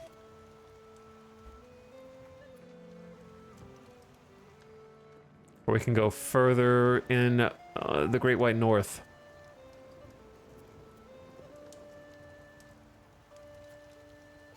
I guess Mississippi and just see what's here. It kind of looks like Louisiana has green, but we were baited by this before. Like we saw what looked like someone living there, and then we revealed it, and then no one was living there. So let's just look again, I guess. Baited. Nobody in Louisiana. Absolutely baited. Corn, fiber crops, cotton. That's it.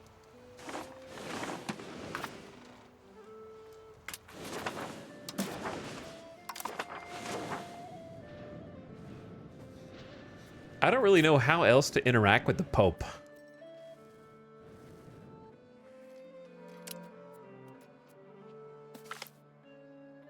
Other than the events that sometimes fire off.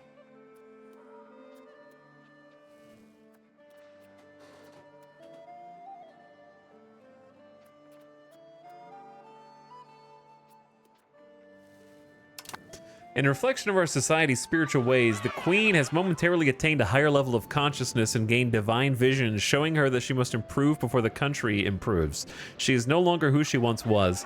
This spiritual experience has driven her to become better. She must fulfill her vision to see the kingdom of the Haudenosaunee rise above. Heaven blesses. We move toward 5 spiritualists. That's it? Ignore this foolishness. We move toward humanism. Okay, I guess... Move 5 towards spiritualism. I thought it was going to be like she gets plus perks to everything, but no. She is just, so plus 1% is state satisfaction, and we move to free subjects, which we actually don't want, so that's annoying. She's canceling out my serfdom.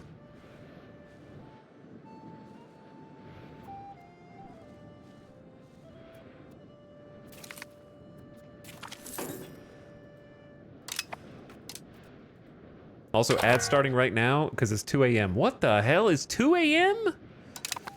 Guys, where does the time go, dude? What is happening?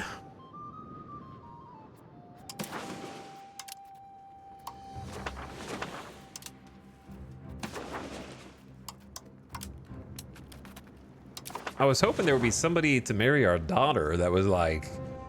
from one of these people, but I guess not. Oh god, we're actually losing money now.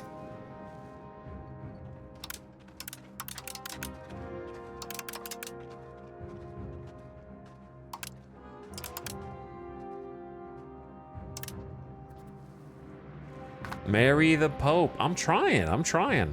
Anyway, turn your volume down, ad watchers. Oh, too late. Ad time's already here. It's 2 a.m. chat. I didn't notice how late it was. I got a little bit left in me. A little bit left. Just to see what happens.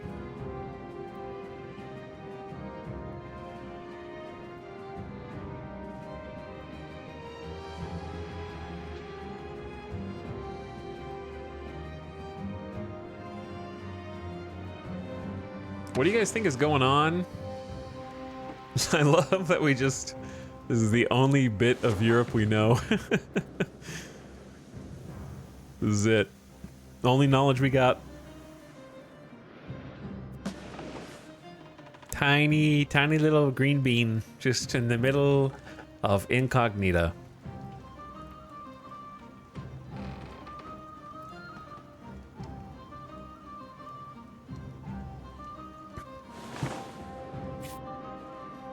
Where are you going, Pope?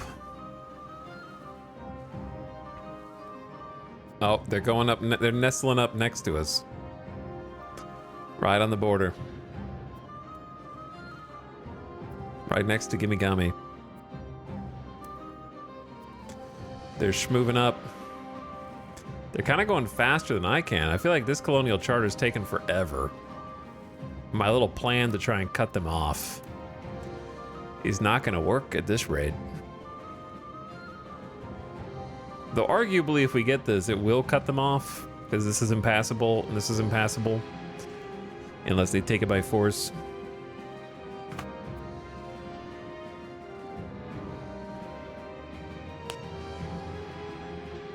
The Pope is doing popey stuff. The Pope doing popey stuff.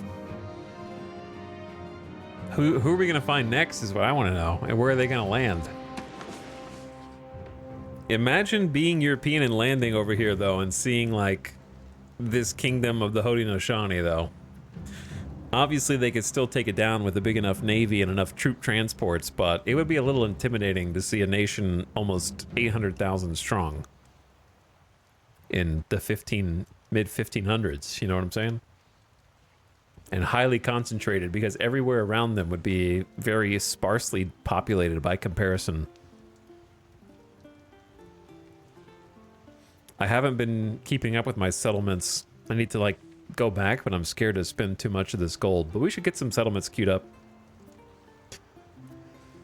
I'm really curious who's going to show up on our doorstep next. I still can't believe they literally, this would have been so clean if we had gotten this last spot. It would have been so clean. Welcome back from the ad. Though it wouldn't be a Paradox game without a little border gore, you know? So, it is what it is. All right, let me see. If I was gonna build...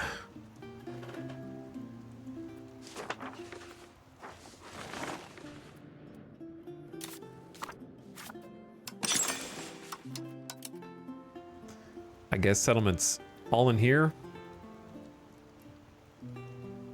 Look how fast it burns through the money, though.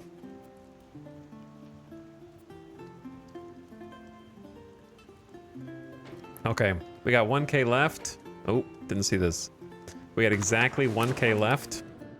Just a casual 10 simultaneous settlements. The leaders of the Papal States have decided to start ignoring the Treaty of Venetia.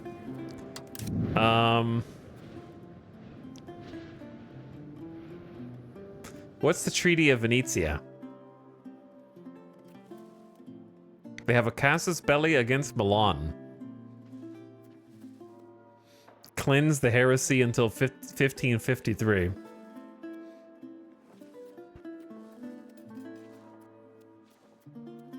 They're creating a cleanse casus belli on Athens.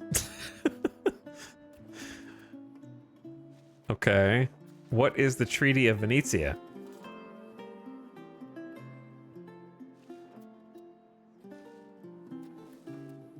They're currently in a war. The war was started by Castile in 1549 in January, so that just started. Castile versus the Pope. Or are they fighting with the Pope? No, they declared war on the Papal States. Weren't they in an alliance before?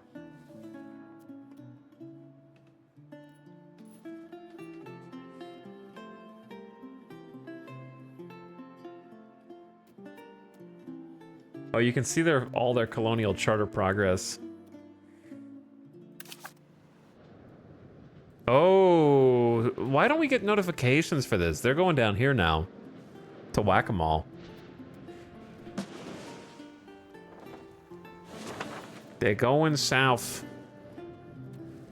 I wish we got pop-ups for this instead of just looking over and being like, oh, I guess they're here now. Going to South Carolina, right on the border. Between South and North Carolina. Oh, is this the treaty where they split the world in two and the Pope showed favoritism and they split the rights to the treaty between the Portuguese and literally one of the premises of the TV show Shogun and book, of course. No, that's the Treaty of Tordesillas. Oh, well then what's the Treaty of Venetia? It just has an icon where there's a... Oh, it says it right here. This treaty was signed in Venetia by the most serene Republic of Venice and the Crown of Castile. It establishes a set of rules and parameters that allow the two powers to claim exclusive rights to the colonization and exploitation of any newly discovered land on the continent of America. Uh-oh. So they made this before they discovered America and are already ignoring it?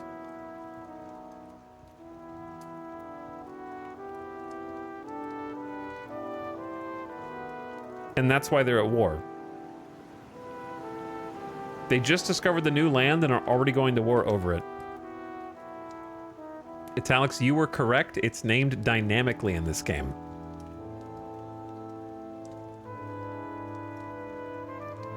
Local chatter says streamer was right all along.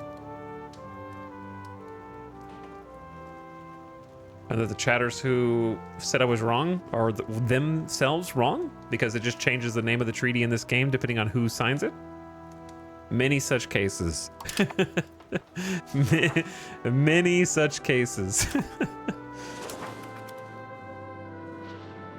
Venice and the Pope are the Spain and Portugal of the New World.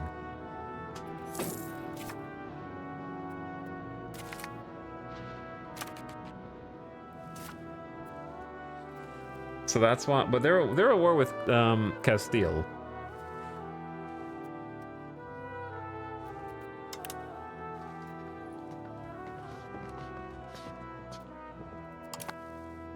Not with Venice.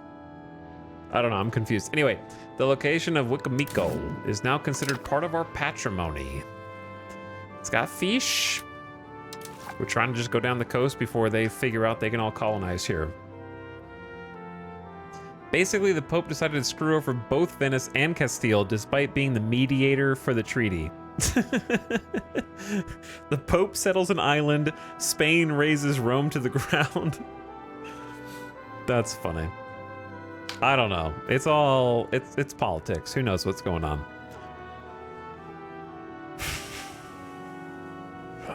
Let's just go with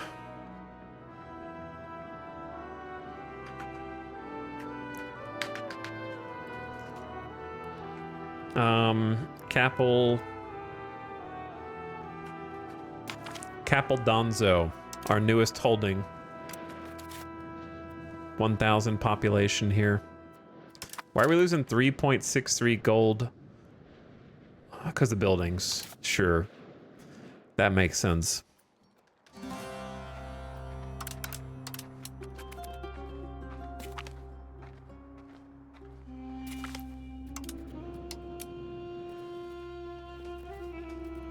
Matchmaker. Playing matchmaker. Maybe 10 simultaneous settlements was a bit much. I bet that's stretching our resources, our construction resources, just a smidgen. Stone, never heard of it.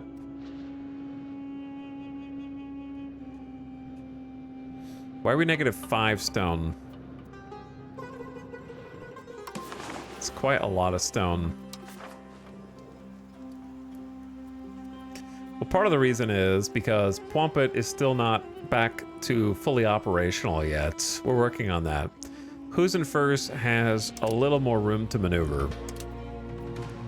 And we just need the RGO. Vivogloss is new. Get the peasants of Huizenfels to work there. And then this is pretty far away, but we just need the mats. Don't really care about the profit.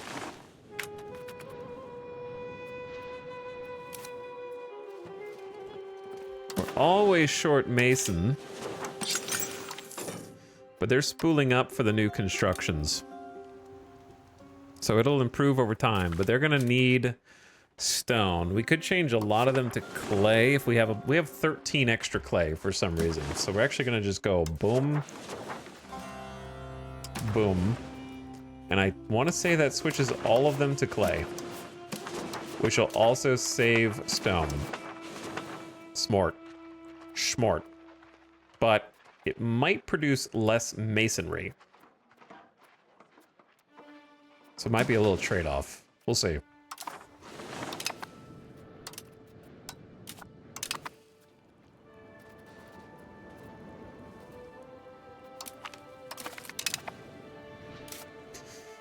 We're also short on cloth.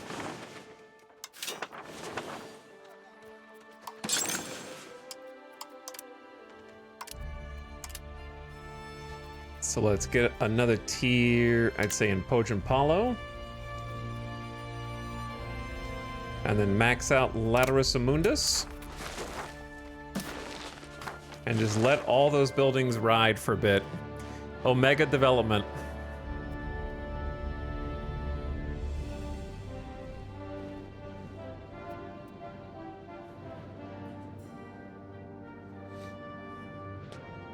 Has a great pestilence happened? Sure has.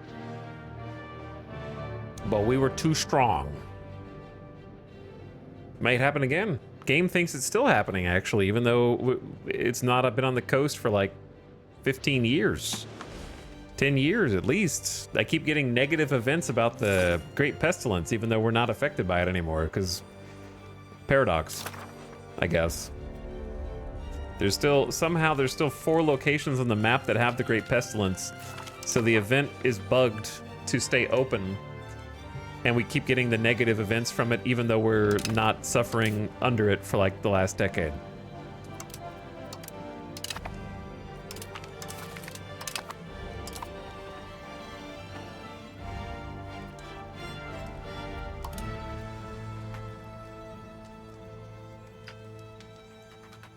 Is there like a colonization map that shows where everybody is going? I guess you just have to wait and see. Damn, this game's laggy. I haven't even seen the rest of the map yet, and it's laggy. Papal states impressed by tribal unity. We're getting some papal state notifications now. Hailing from a nearby papal village, Adonis Palestriniensis Ninsis has expressed his surprise with the unity displayed by the Haudenosaunee people, suggesting that we are like an unbreakable bond. Along with tales of conflicts beyond the waters, the Queen has requested that Adonis return to his village and spread word that should a tribe achieve the unity like the Haudenosaunee people, they too can accomplish great feats. How do we understand each other? I guess we figured out how to communicate real fast. Invite them to return anytime, welcoming to outsiders for 10 years, which is unfortunately a research bonus, which doesn't matter because we don't get any research. Forbid them from coming in. We gain 20 years of forbid them from coming in, which I know you can't see. Thank you, camera. Is a stability investment buff, 10% max control, and plus monthly tribal cohesion, which doesn't exist for us anymore because we have legitimacy. See, that one seems way better. 20 years of 10% max control and stability investment is kind of cracked. But I'm worried that there's going to be some like chain event from this that ripples into a worse event. But we're not going to be able to research anything in the next 10 years. There's no way. So this only thing is Diplo reputation.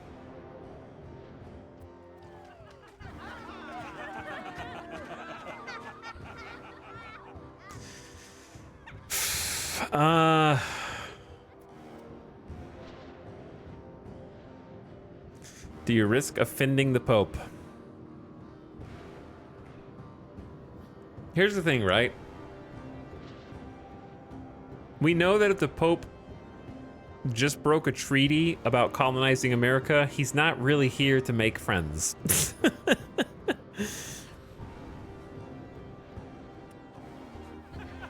I understand that chat is incredibly desperate, borderline insane with regards to being able to research technologies, but I can assure you we are not even close. We have 0.26% spread of any institution right now, okay? It's not going to happen for a very long time at this rate. Once they get a bunch more colonies and continue to spread from those locations, then we'll be talking. But right now, we have 0.26. We have one singular location that is not a province that is green. So it's not even worth considering that right now. I'm gonna forbid them from, well, that's tough because it's not forbid them from coming in, it's forbidding contact, which is way worse. So just because I don't want, like, they're actually, like, the trading furs is really good and we don't want to block all contact with them. I don't know if this is literal or just flavor text, so I'm gonna welcome them back even though I don't get anything from it, because we might be able to mutually benefit more even though they are colonizing the hell out of our borders right now all the way up to the north. I don't want to somehow block myself from other possible events, if that's a thing. So I'll just take it even... I'll take it on the chin. Marry the Pope. Can we marry the Pope yet?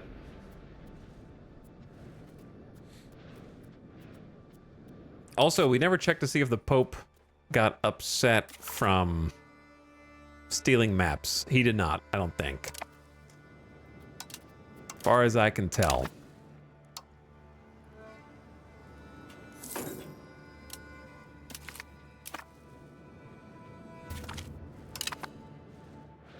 Now, what about the governor?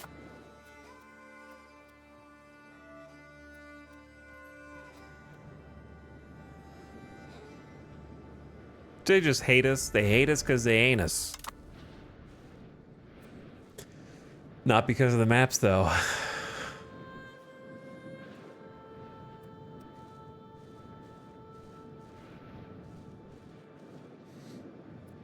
It would be pretty funny if his governor, like, declared war on us, and then we just fought back, and then he dragged the Pope into the war, and, like, that would be kind of funny, even if the game overed us.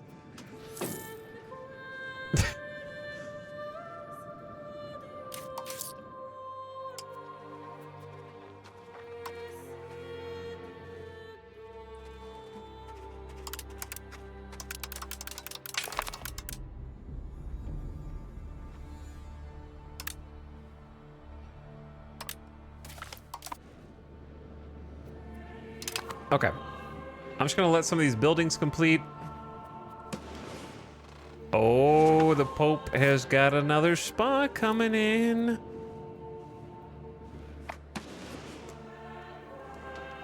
They locked this one down. Who's in first has got more stone. All right, they're gonna start filling in that RGO for us. Not, dude, come on. Paradox. It's gonna kill our nation because we just keep getting repetitious plague events when we don't have the plague, which is a terrible bug. It's a terrible bug. Save and reload. We already have you dingus. We've already restarted the game. That's not gonna randomly stop 4 locations from being affected with the plague. The spreading of the peasants will make it very difficult for our representatives to assert the will of the state over them. So we're just going to get infinite negative events from this bug, I guess. Every, like, 6 months or something.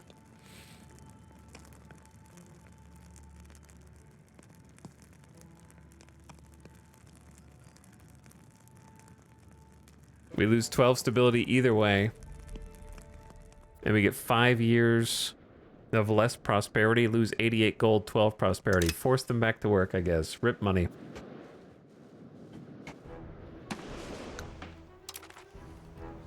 We'll never get full stability again at this rate. I need to, like, pump it because we keep having to deal with minus 12 stability from this event.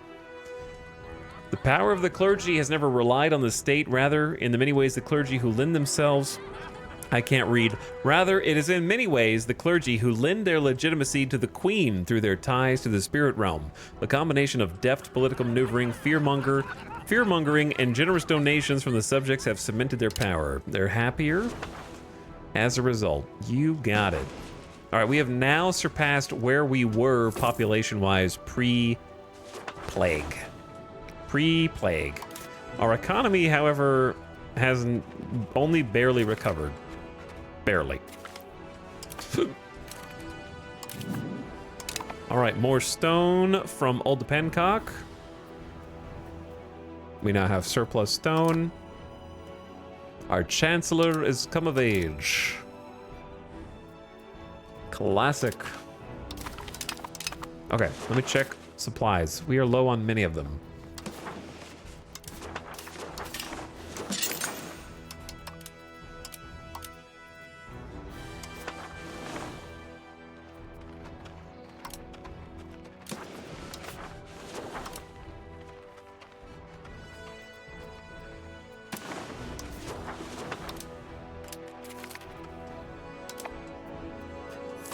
Maybe I just let them die out.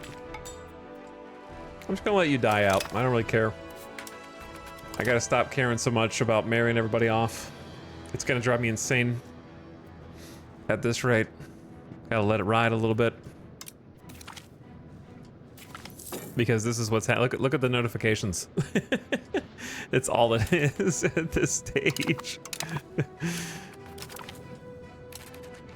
Papal states have sent explorers into the unknown to start exploring the lands of the Haudenosaunee.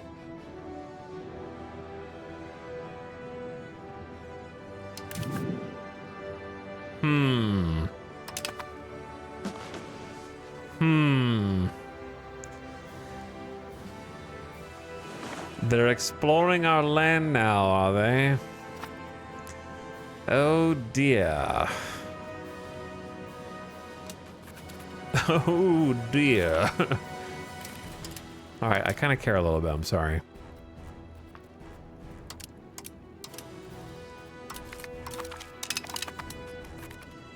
Care a wee bit. Alright, super settlements. Settlement, settlement, settlement, settlement. More.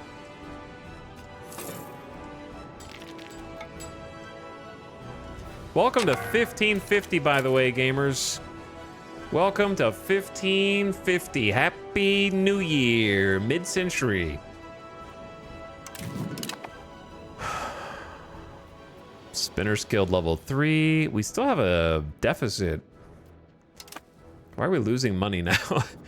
I guess upkeep from the settlements. Settlement, settlement, settlement, settlement, settlement, settlement. Holy. Oh shit, a comet. The people of our kingdom have always been superstitious, and the appearance of a comet in the sky has caused a panic among them. They are convinced this is a sign the end times are near, or something terrible is going to happen in the future. That may not be wrong, but could you stop hitting me in the balls for stability with every event? Please. Please.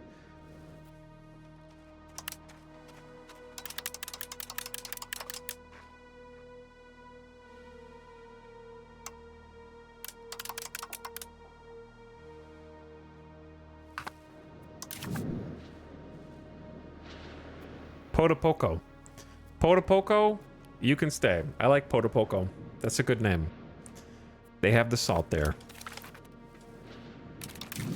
Okay, second Spinner's Guild. Still can't achieve no deficit, unfortunately. Gained a core of Potopoco. I like the name Potopoco.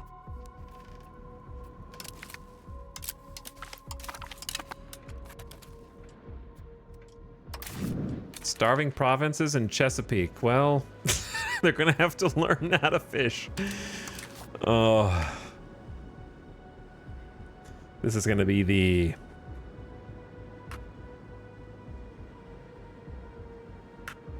far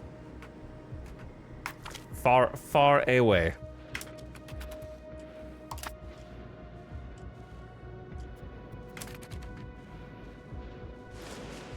It has begun. But where's everyone else? Eh? Where is everyone else? And why is this colonial charter taking so long? Do they not have enough supplies? Is that the issue? Why do we have a demand, pray tell, for 2 naval... preparing a sea exploration?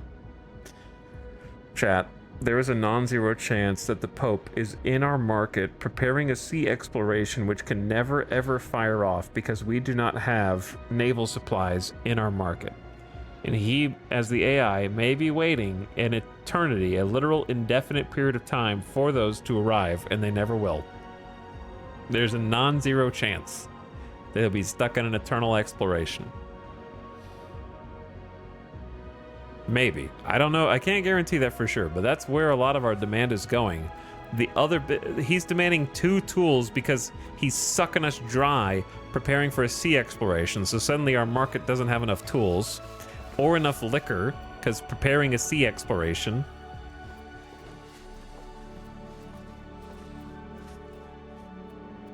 Which is also coincidentally why we don't have enough cloth because preparing a sea exploration.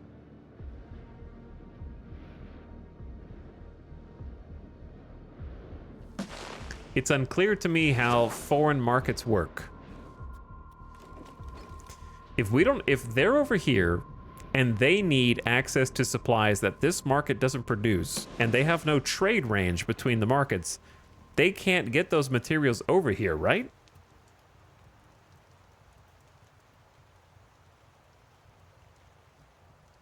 Without having market connections, I'm pretty sure. They'd have to, like, I don't know how that works. I don't really understand how do you get materials from one continent to the other. No, they don't have a market over here. But even if they did, I don't know how they would import specific goods.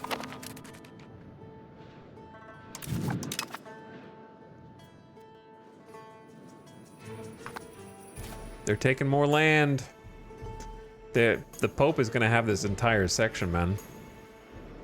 He might actually get up here before we even can pop this other section. I'm a little nervous. He's sucking all of our resources in the market. Try to. And I don't have the income right now to, like, rebuild them. To try to fill the demand for the tools.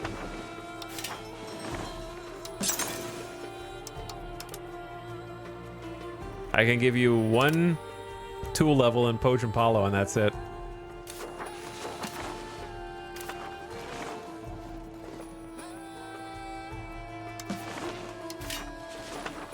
And I can probably increase liquor via the Distillers Guild in Sanoctawambo. Though it's probably better to go Flopalopatopa because there's more people there. And then we only have 700 gold and no income, so we need to chill. We need to chill.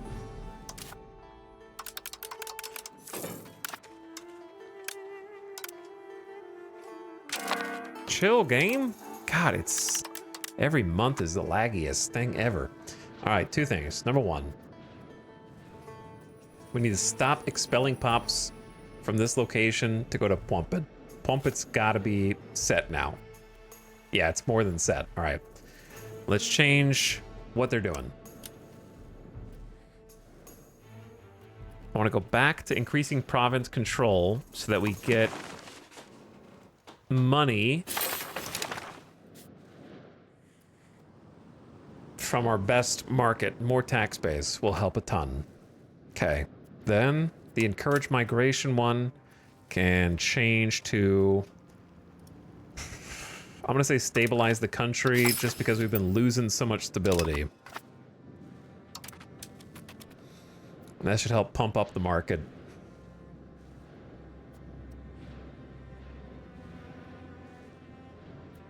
Help them with sea exploration by providing that naval supply. Listen, just sit in the back seat and shut up. It's 2:38 a.m. You don't know what you're talking about. And you're making suggestions 11 hours into this stream, 90 hours in. So maybe just assume that the streamer actually knows what they're doing and is doing the best that they can in this circumstance for once, instead of thinking that you know better. Okay? That is true. I do not know what I'm talking about. At least you're honest. We cannot make them. So, it's that simple. We cannot make them. The end. There's really not anything else to say about it. I'm sorry. I apologize for our ineptitude, but we are a simple people. We do not know what galleys, boats, and warships are. We can make canoes. Oh my god, it's this again. Is it possible that we just lose the game because the fake plague event? Is it possible that this just like soft locks our entire campaign and we lose? And then I rage quit the game? I was wondering, after 9 days of streaming this, whether or not there was just going to be one aspect of the game that just ruins the whole thing. It might be this. Like, I thought it was far enough apart that it wasn't going to matter, but it actually might be this. it still thinks we have the Great Pestilence. And it won't go away. So it's just punishing us. We can either lose 229 gold, 7 stability, or we lose 12 more stability. It's actually going to like run our stability to 0. And also, each of our pops are losing 50% satisfaction each time.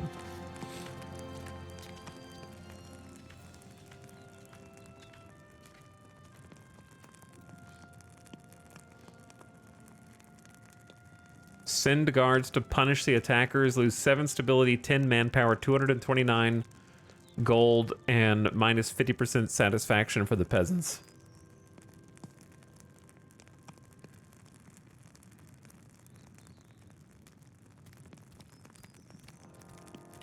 I'm gonna Google actually. Europa Universalis 5 disease stuck bug.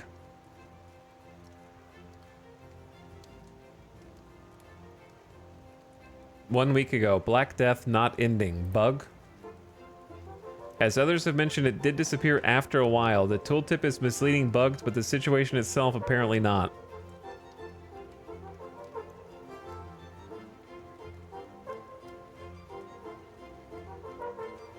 Okay, none of the comments mentioned getting like negative events for all that time.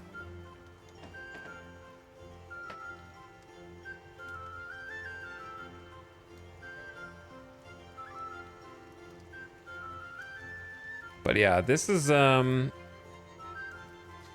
actually a pretty I think this is the most egregious bug, I'd have to say.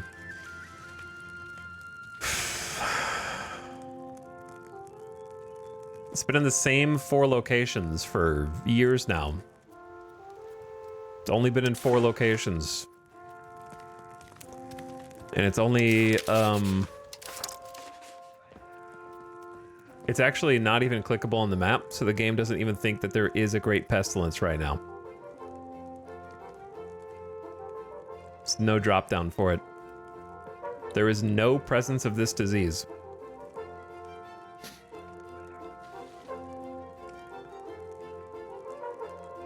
That's what the game says.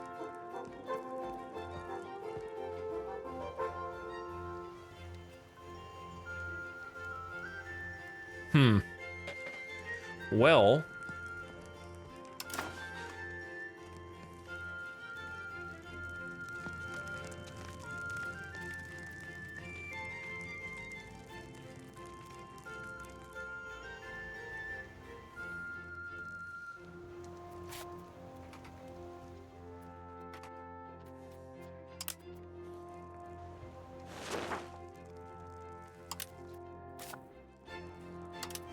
how unhappy are they right now?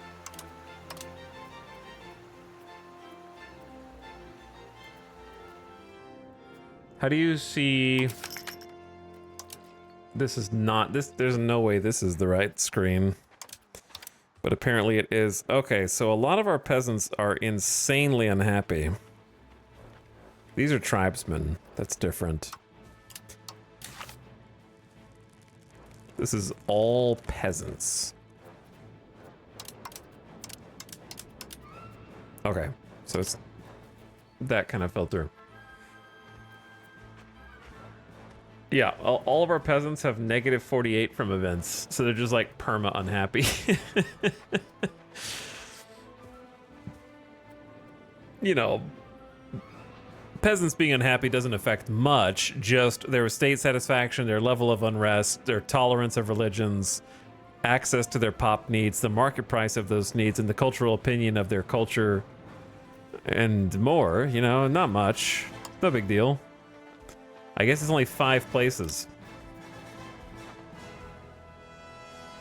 I got the same thing when playing on the West Coast. It ruined my kingdom and didn't go away until Korea colonized the one province still infected.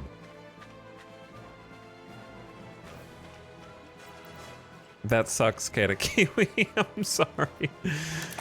Oh my god.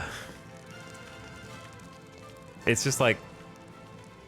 I'm just gonna send the guards this time, I guess, and tank the 230 gold.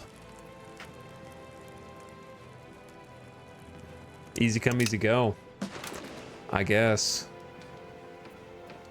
But yeah, the game doesn't think that there's any pestilence.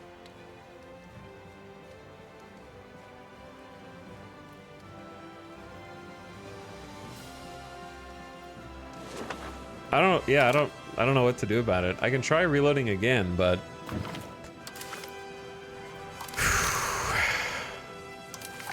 I don't think it's gonna matter.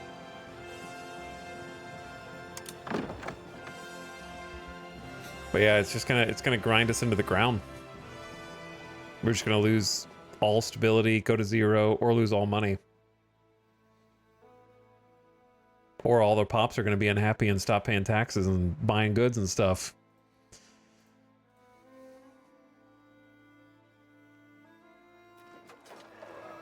Yeah, you guys are missing the point. Instead of saying, I don't think it'll go away until it's gone, it is gone.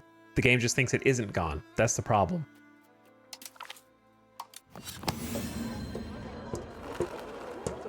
What is the law where the most obvious solution is the right one?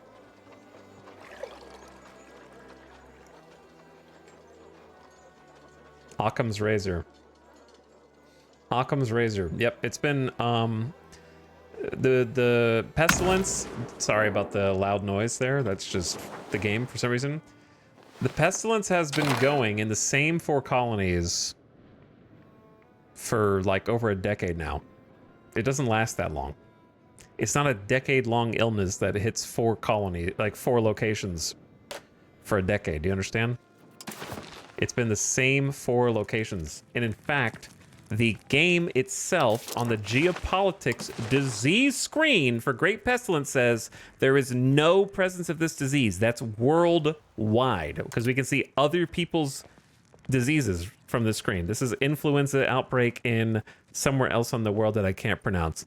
Yegorlaikskaya on the 1st of February. This is measles in Aclera, Benavente, Maritime, smallpox in Waldberg. Those are not us. Those are other places. 1.2 million. But they're stuck. These have been the same diseases. An outbreak of influenza happened on the 1st of February, 1505. That was 45 years ago. 45 years ago. It has affected 0 locations. You're telling me the same outbreak of influenza has been going for 45 years? Some of these diseases are just getting stuck on forever.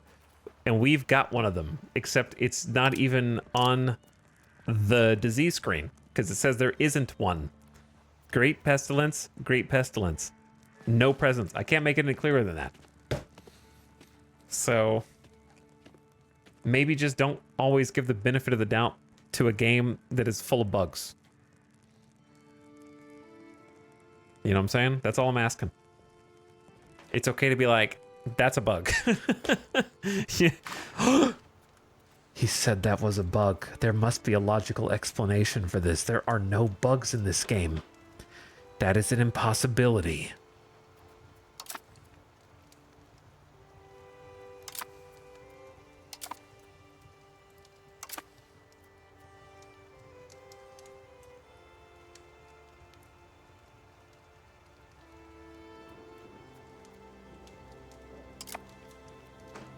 And again, even on top of that, even if this wasn't bugged, and somehow it's only spreading to 4 locations across the globe at any given time over the last, like, decade or 2,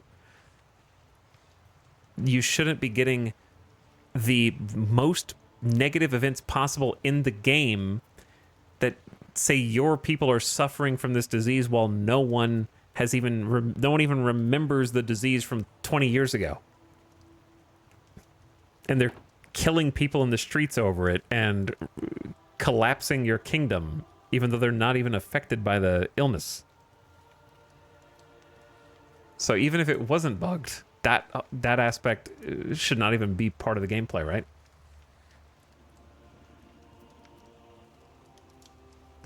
And it might actually just, like, ruin the whole campaign if it keeps firing.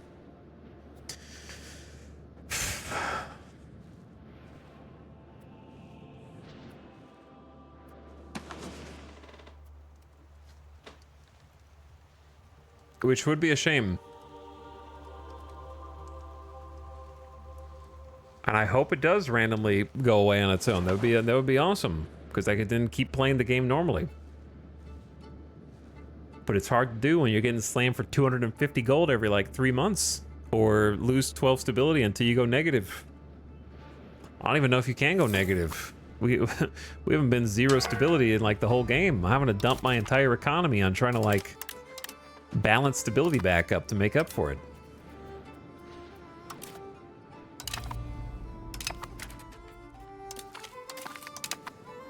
And that's kind of the issue, right? When game is this slow paced, I love the slow pace of it.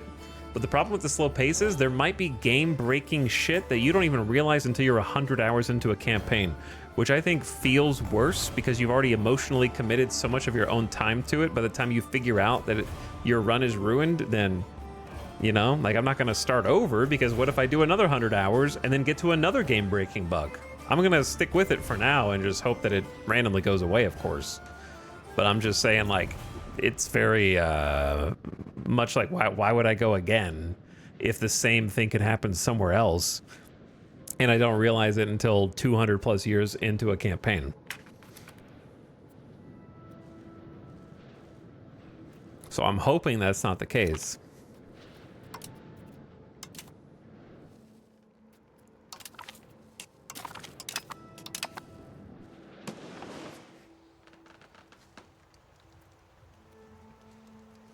I probably need to go anyway, because like chat is 3 a.m. bro. 11 and a half hours. It wasn't supposed to be like this.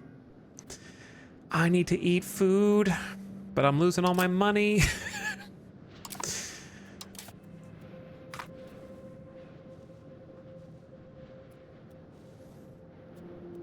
For me, I've been very intentionally not getting committed to my runs until they release the bug fix patch next week. Yeah.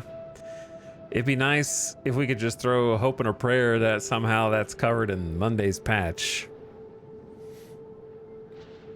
I guess there's the temptation to just play Anno for a couple days and then see if the patch on Monday fixes things. Hey, I want to say thank you. Your gameplay should be the tutorial for EU5. I don't know if they would like all the things that I said in the first 4 streams to be in the gameplay tutorial for this, Zerg, but I'm glad that you're enjoying it. That would send some very mixed signals to anybody that was experiencing that tutorial, I think.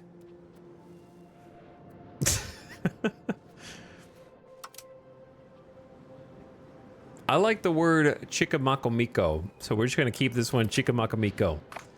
That's a pretty great name.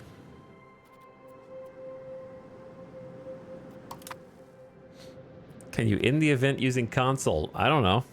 Can you? Why are you asking me?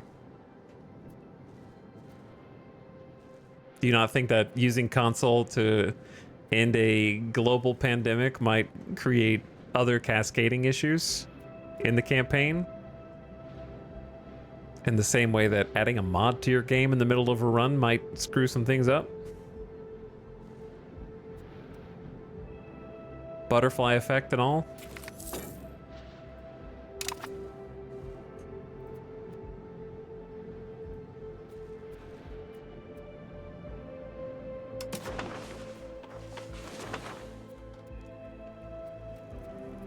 If only we could get census stability, but we can't even guarantee that we'll pass it. Has 0% support in Parliament.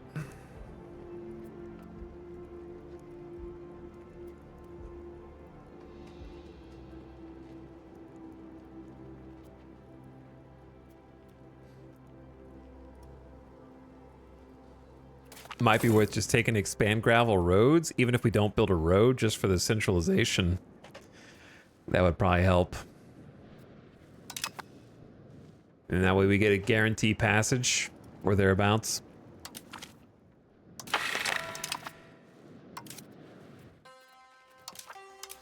It is right at 50%. Contain meritocracy. The clergy don't want the spread of meritocracy.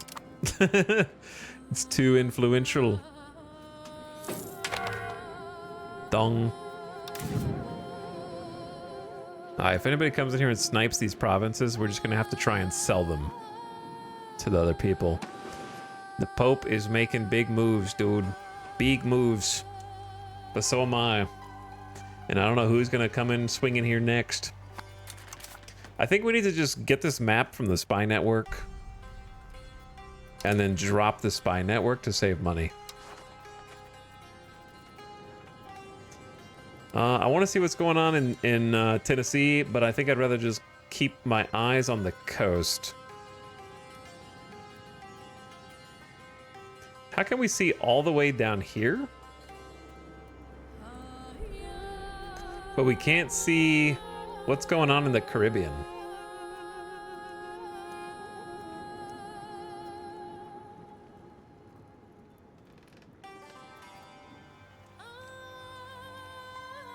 I guess we'll just go Mississippi.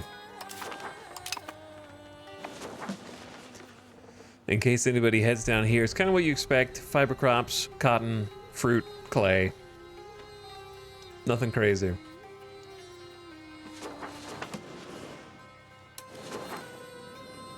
All right, stop improving the spy network.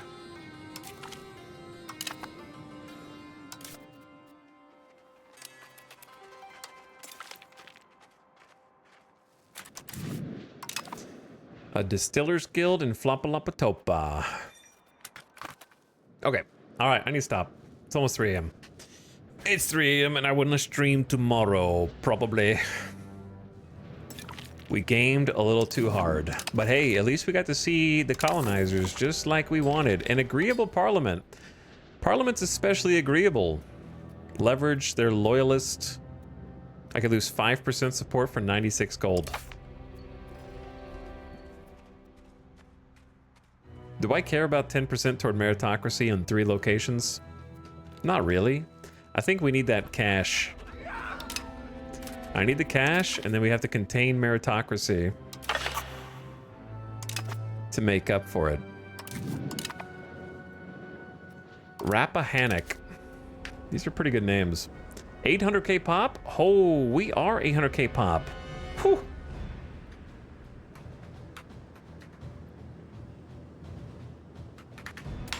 Blivarongo. Let's go to Blivarongo. We're just filling in this little area of pockmarks. Maybe 6 charters was biting off more than we could chew. The Pope is pretty happy. I'm just gonna keep improving rep with the Pope. I want the Pope to love us, and I don't want the Pope to fight us. That's what we want. We want to have a nice, cohesive relationship out here. 800k pops. The only problem is... Oh, tax base is shooting up. Pew, pew. Let's go. I think it was honestly increasing control in Anyataka. Anyataka has a pretty big tax base. Ibalip is like 6. Mamdania is not that much, but Hayahihi's like 12. So that's a pretty large tax base. Like it actually accounts for... tied with the capital for the highest tax base. Sinactawambo bounced back. I'm proud of them. Perrinvale's doing good. Alabama Slam is doing good.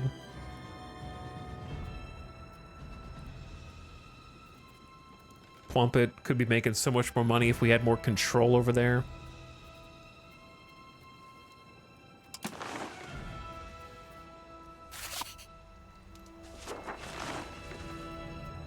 Got some big road building in today too.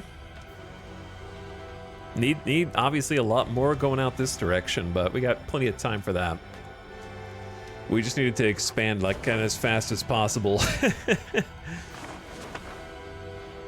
All right, I'm tired, chat. I'm tired. I eat. GG's. More to go tomorrow. We'll see if the plague kills us or not. And it's going to be funny that the plague itself is not killing us. It's the plague event. Maybe we will wake up to a patch that fixes that one event, Copium. We accomplished the goal. We got to see who showed up on the shores first. Nobody guessed Pope. No one guessed Pope.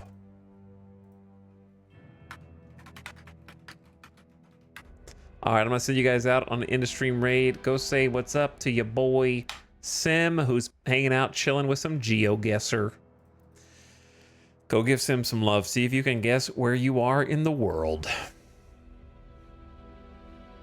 Go say hi. Enjoy the rest of your morning, the rest of your evening, wherever you are. I will catch you guys again for another one. Come back tomorrow. Sometime.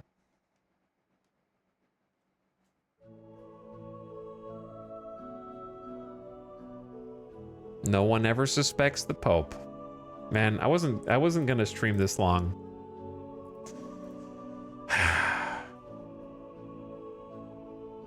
But here we are. Too late. All right. Good night. I eat. I sleep. I see you again for another one. GG's. Appreciate you all. Thanks for waking up with the stream or going to sleep with it. Raiders for sticking around. And we'll catch you for another one. Good night. Thanks again. Bye-bye.